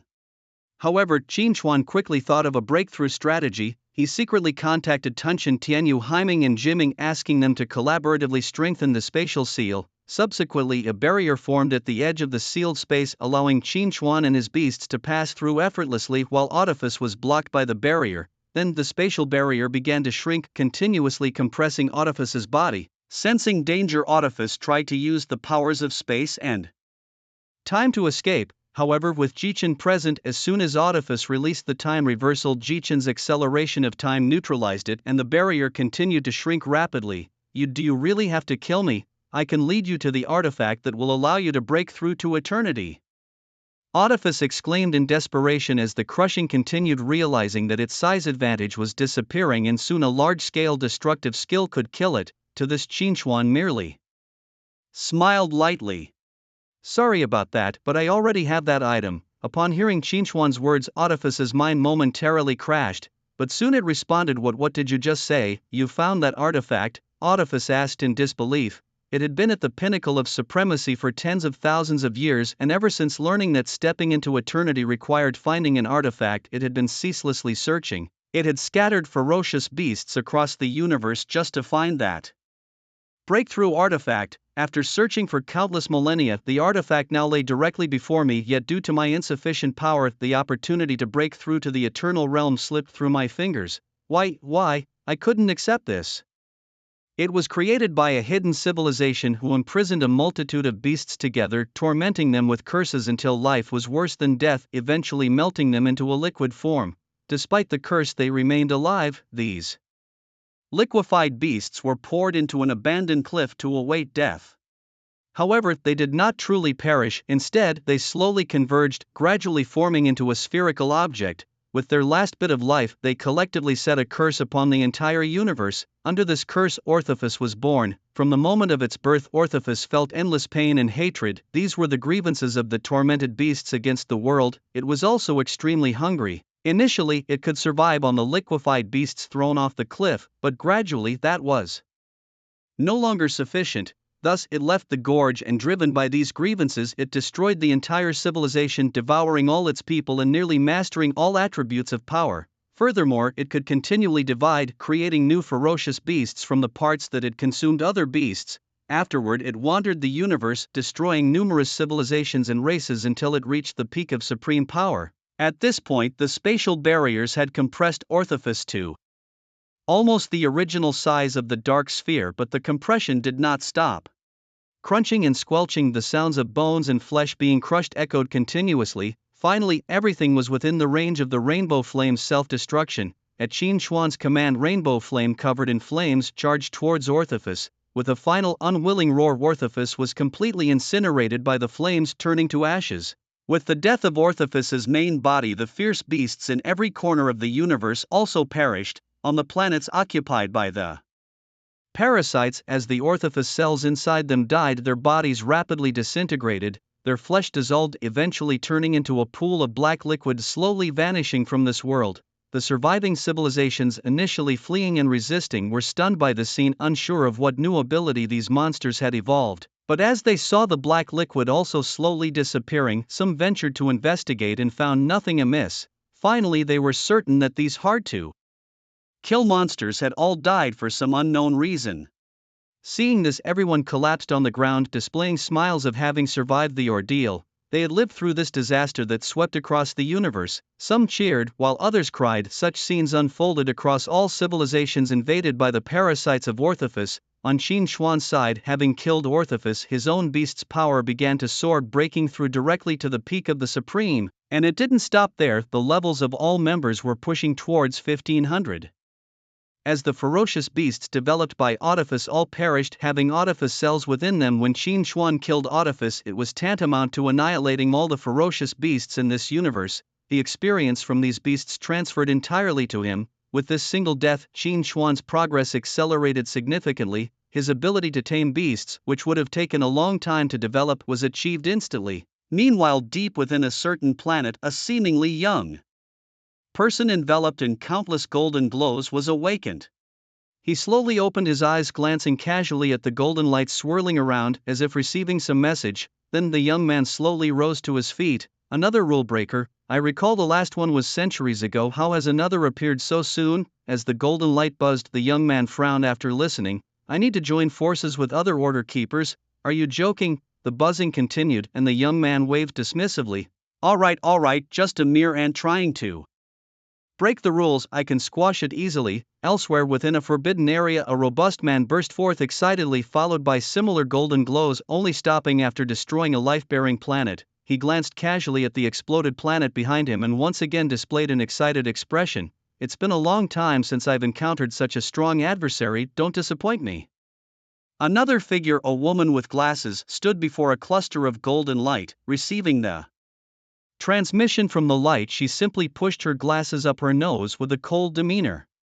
Humph, those who break the rules should be punished, especially when it's the universe's rules. 10 individuals received this golden transmission, each displaying expressions of arrogance, scorn, or arrogance. The recent golden light was indeed the will of the universe, and these 10 individuals are the strongest order keepers currently selected by it in the universe. Only those bestowed with the fortune by the universe's will are qualified to be order keepers, blessed with the power of the universe's will. Although all remaining at the pinnacle of supremacy, each possesses strength far beyond this peak. Their duty is to uphold the rules of the universe, and should anyone violate these rules, the universe's will immediately informs them. They must then eliminate the rule breaker. Naturally, this also brings benefits. First, they can obtain a portion of the universe's will's power, allowing them to exhibit strength far beyond their realm. Secondly, this universe also requires an upgrade. Once a certain number of violators are killed, they can leave this universe with a portion of the universe's willpower, thus elevating the universe's status. This is because every time a fate-bearer leaves their universe, the universe gains a multiple of strength equivalent to the power of the fate-bearer before they left.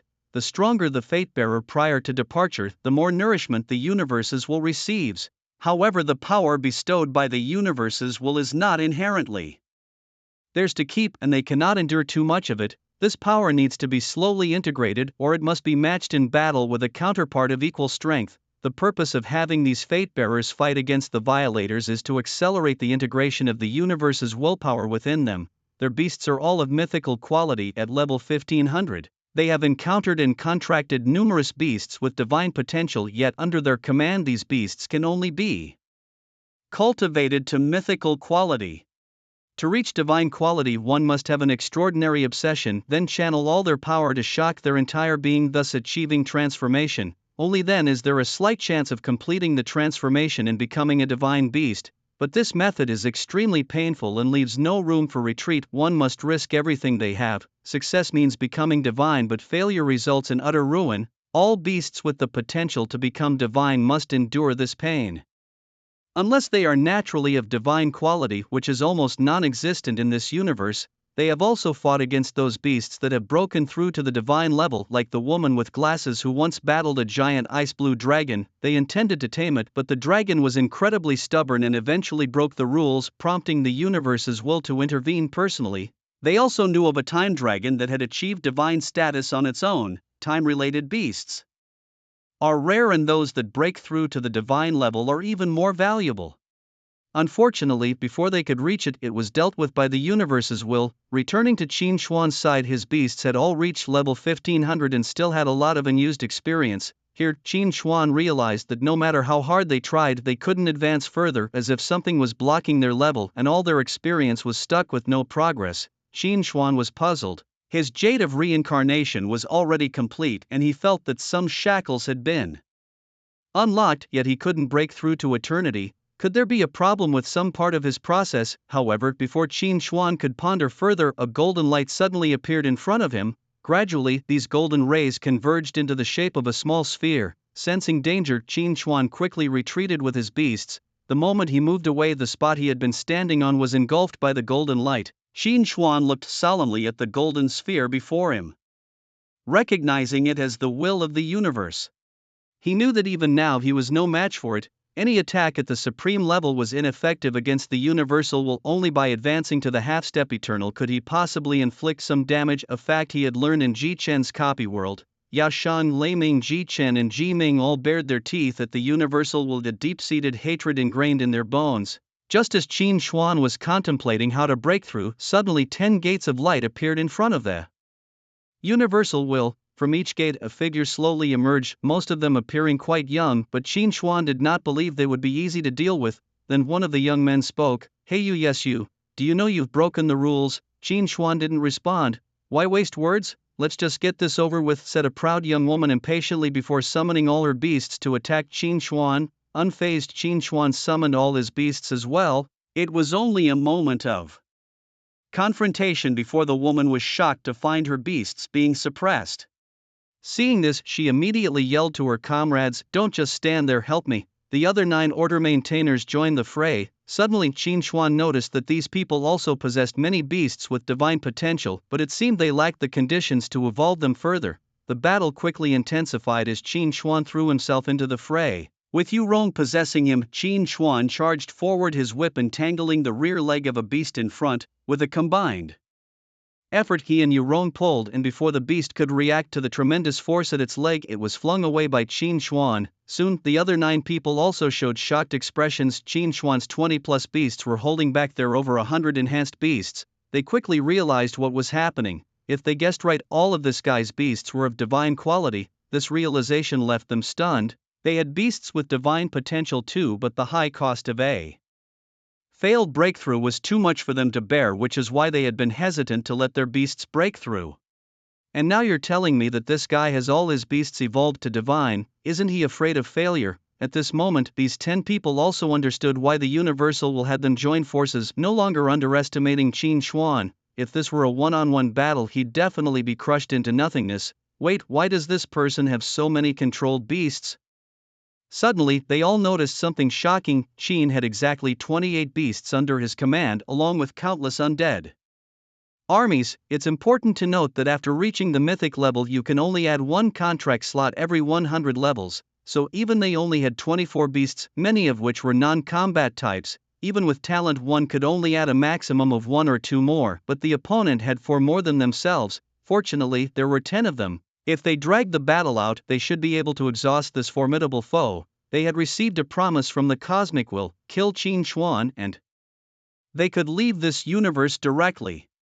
Fish yearn for a broader ocean, and so did they. They also wanted to venture into a more expansive universe. They had seen several seniors leave this universe after killing many violators. Leaving this universe was their goal. The thought of soon traveling to a broader world excited them even more, intensifying their attacks on Qin Xuan.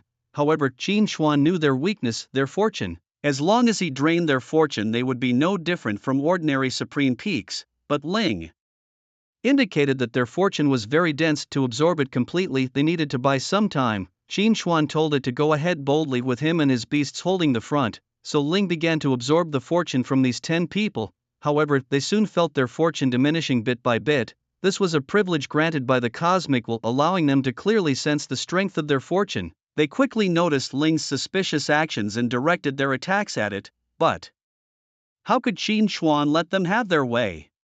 He activated his talent, teleporting all his beasts to his side. Seeing this, they gritted their teeth in frustration. They never imagined that Qin Xuan had a beast capable of absorbing their fortune. Such crucial information, and the cosmic will hadn't informed them. They began to suspect whether the cosmic will had made some deal with Qin Xuan, intending to doom them. As they felt their fortune thinning, they also sensed a great threat. No longer holding back their strength, they ordered their beasts to charge full force into Qin Xuan's group of beasts. Although Qin Xuan's beasts tried their best to block, a few of the faster beasts managed to break through. Just as their attention was focused on Ling, suddenly dozens of thorny vines shot out, firmly trapping these beasts.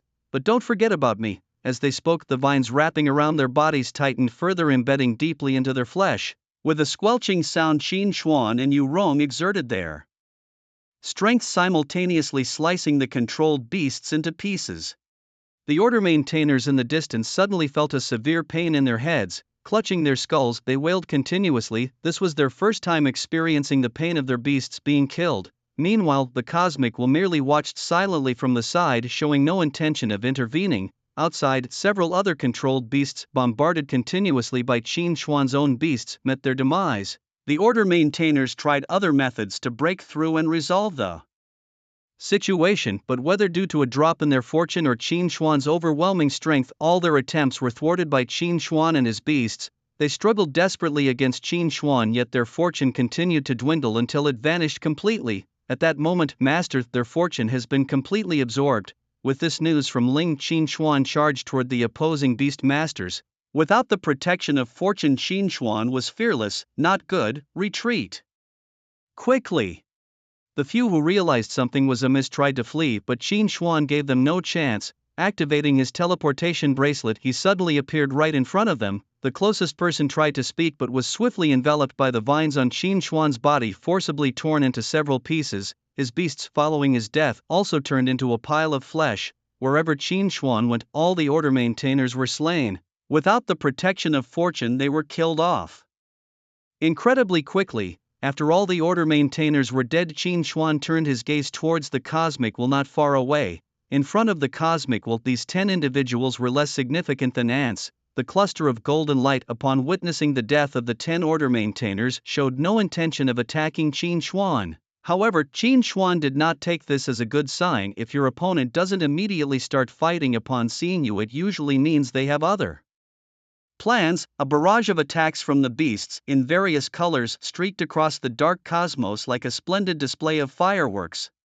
Yet these attacks, capable of destroying a planet, caused not even a ripple when they hit the cosmic will's cluster of light. The attacks made no impact, vanishing without a trace. Even so, the golden light did not attack Qin Xuan. Instead, a small strand of golden thread split from it and flew directly into Qin Xuan's body. Suddenly, Qin Xuan's body radiated golden light, feeling warm inside. However, Ling immediately noticed that their master's fortune was skyrocketing. It is known that a person's fortune is fixed from the moment of their birth, and the cosmic will usually only bestows fortune before one is born. Injecting fortune into someone forcefully to change their fate is highly unpredictable and could be dangerous. Once failure occurs, becoming foolish or demented is the least of one's worries. More seriously, one might not withstand the suddenly vigorous qi within and could explosively perish from it. The cosmic will has taken notice of Qin Xuan's strength, wanting to forcibly infuse him with dense qi, transforming him into a child of fortune.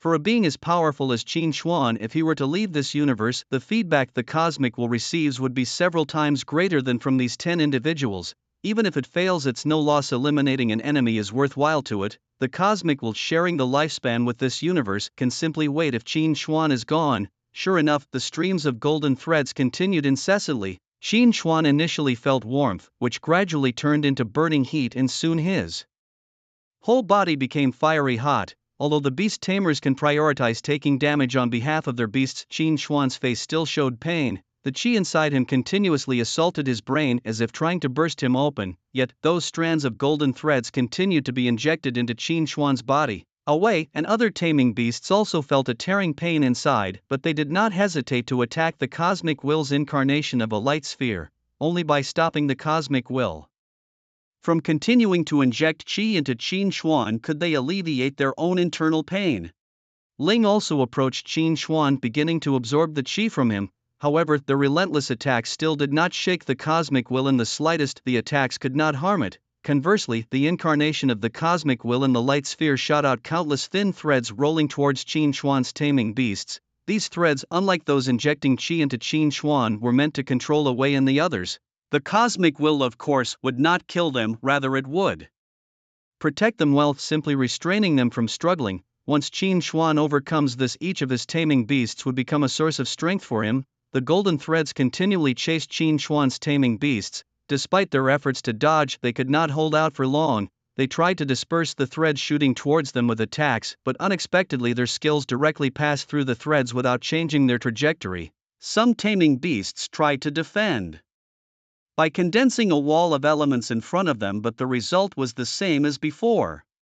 The slightly slower Minyu was the first to be hit. Its body was penetrated by the golden threads without feeling any pain.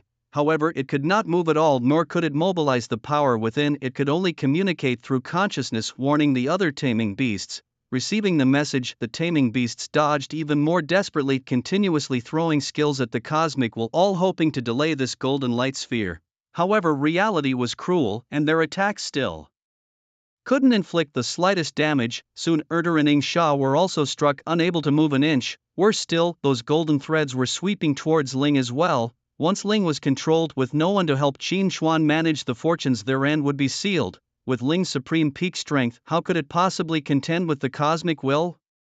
Even though it had exhausted all its strength to absorb fortunes for Qin Xuan, it merely slowed the pace of the accruing fortunes. It was absorbing less than what was being poured into it. They had thought about taking Qin Xuan away, but when Qin Xuan was hit by the golden threads, a golden barrier suddenly formed around him, forcibly separating Yirong and ejecting her from within. As the golden threads were about to touch Ling, the other beast tamers gritted their teeth and shielded Ling, with most using their bodies to block this wave of threads for Ling. At this moment, surrounded by them, Ling, enduring the pain of continuously absorbing fortunes, coughed up blood. Eventually Ling couldn't hold on any longer, the action of absorbing fortunes was interrupted and countless golden threads surged up again, rendering Ling immobile. The undead army and the swarm were almost completely annihilated by the cosmic will, and only Yao Sheng, Tianyu and Lei Ming were still stubbornly resisting. Without breaking through to eternity, they could not inflict any damage on the cosmic will, and soon they too were controlled by the threads. Shortly thereafter, Qin Xuan lost consciousness, enveloped in a golden orb, leaving only a group of beast tamers feeling the agony, unable to move from their spot. In an unknown space radiating dazzling golden light, Qin Xuan floated, and gradually he slowly opened his eyes. He got up, puzzled, looking around. Where is this? I shouldn't be in a battle, right? As Qin Xuan was surveying his surroundings, suddenly he saw an image. It seemed to be from a first-person perspective. In the image, the person crossed a barrier and entered a mysterious space. In this space, there were countless dark barriers, and the person randomly chose one, entering it. And once again seeing the cosmic scene, Qin Xuan then looked to the other side. There was another image. In this image, after someone crossed the barrier behind them emitted golden light and grew even more formidable. At this moment, Qin Xuan was surrounded by similar images, and he could no longer sense the beast tamers, which left him somewhat at a loss. Accept it, take these, and you can leave. Suddenly a majestic voice echoed in Qin Xuan's mind. Qin Xuan looked around but saw no one.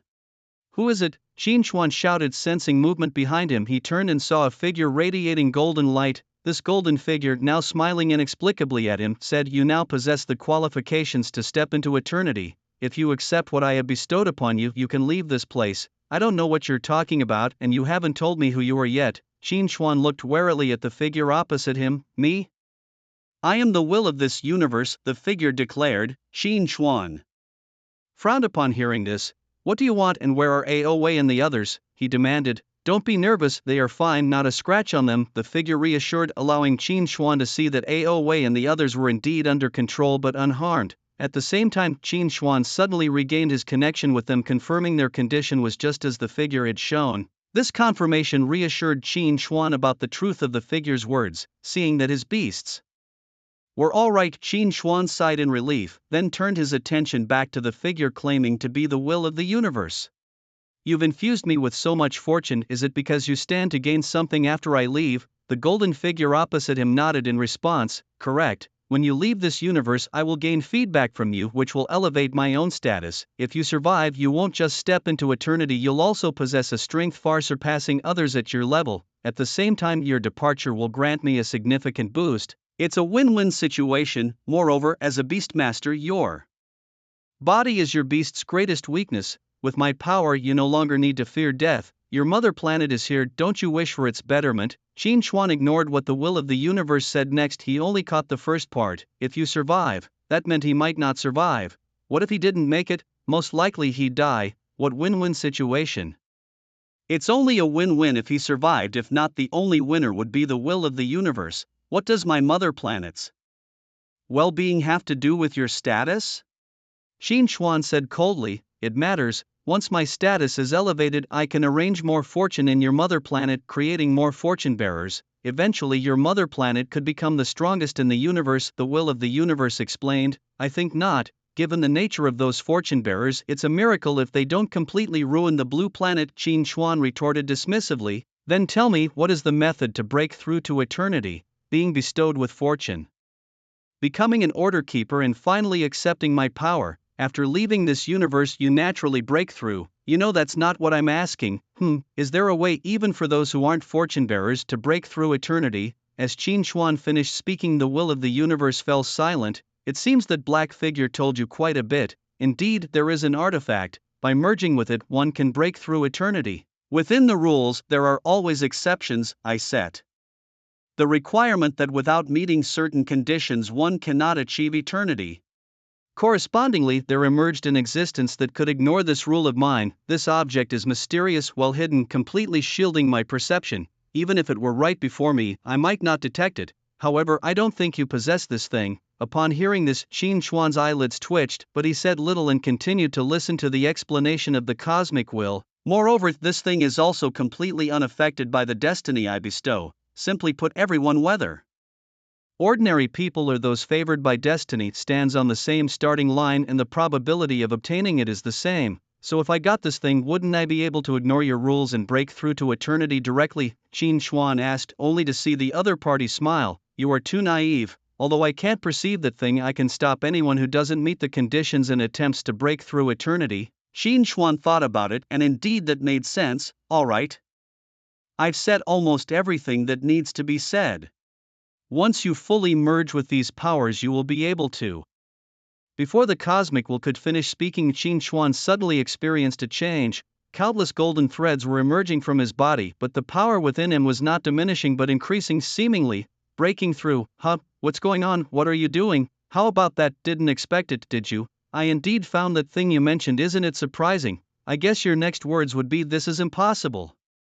This is impossible. The cosmic will began to panic. Once Qin Xuan successfully broke through, it would definitely not bode well for it. Seeing the cosmic will in disarray, Qin Xuan was much more satisfied. If he wasn't valuable, this creature would probably have killed him right from the start, and Qin Xuan naturally wouldn't show a good face to such a being. As for why he broke through, this was also inspired by the words of the cosmic will. It had said, "The Beastmaster's own body is the greatest weakness of the Beastmaster." So was this greatest weakness really of no use, since a breakthrough in the beast can lead to a breakthrough in the Beastmaster? What if it were the other way around? It seems no one has stipulated that a Beastmaster must rely on a beast to break through realms.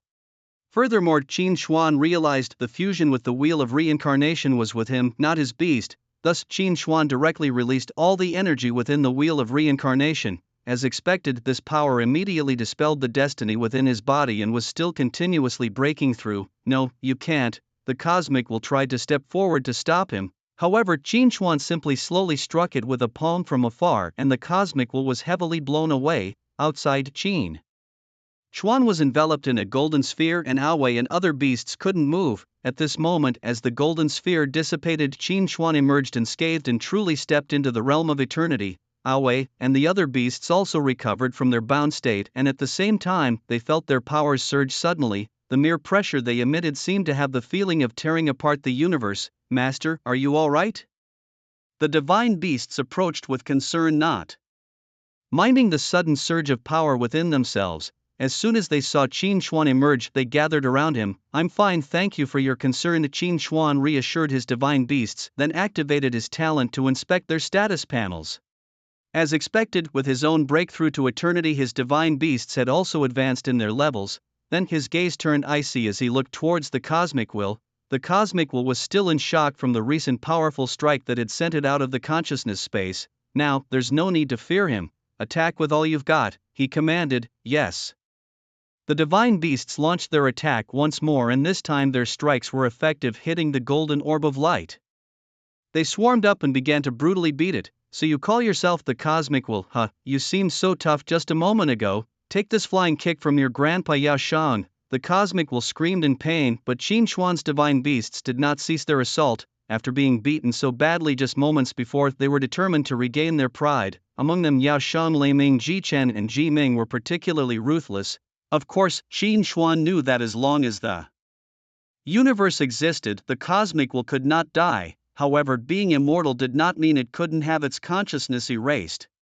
Seeing that his divine beasts had nearly finished their opponent, Qin Xuan once again reached out his hand, entered the consciousness space of the cosmic will, and forcibly erased its consciousness. "No, don't." The cosmic will sensed something and struggled frantically, but it was futile. With its consciousness wiped, it stood there dazed. "Who am I? Where am I?" The divine beasts knew that this was the result of their master erasing its consciousness. Then Qin Xuan stepped forward. "From now on, I am your master, understand?" "Oh, understood, master." The cosmic will submitted without any intention to resist. The divine beasts, seeing that the cosmic will had surrendered, were overjoyed. At that moment, Yao Shang stepped forward. "My hands are a bit sore from the beating just now. Come over and give me a massage," Yao Shang tentatively said. "As you wish." The orb extended several golden threads, which actually began to massage Yao Shang's entire body. That's quite comfortable." "Wait. Not there." the cosmic will became a puppet in Qin Xuan's hands, continuing to maintain this universe, not long after Qin Xuan left this universe to explore other worlds.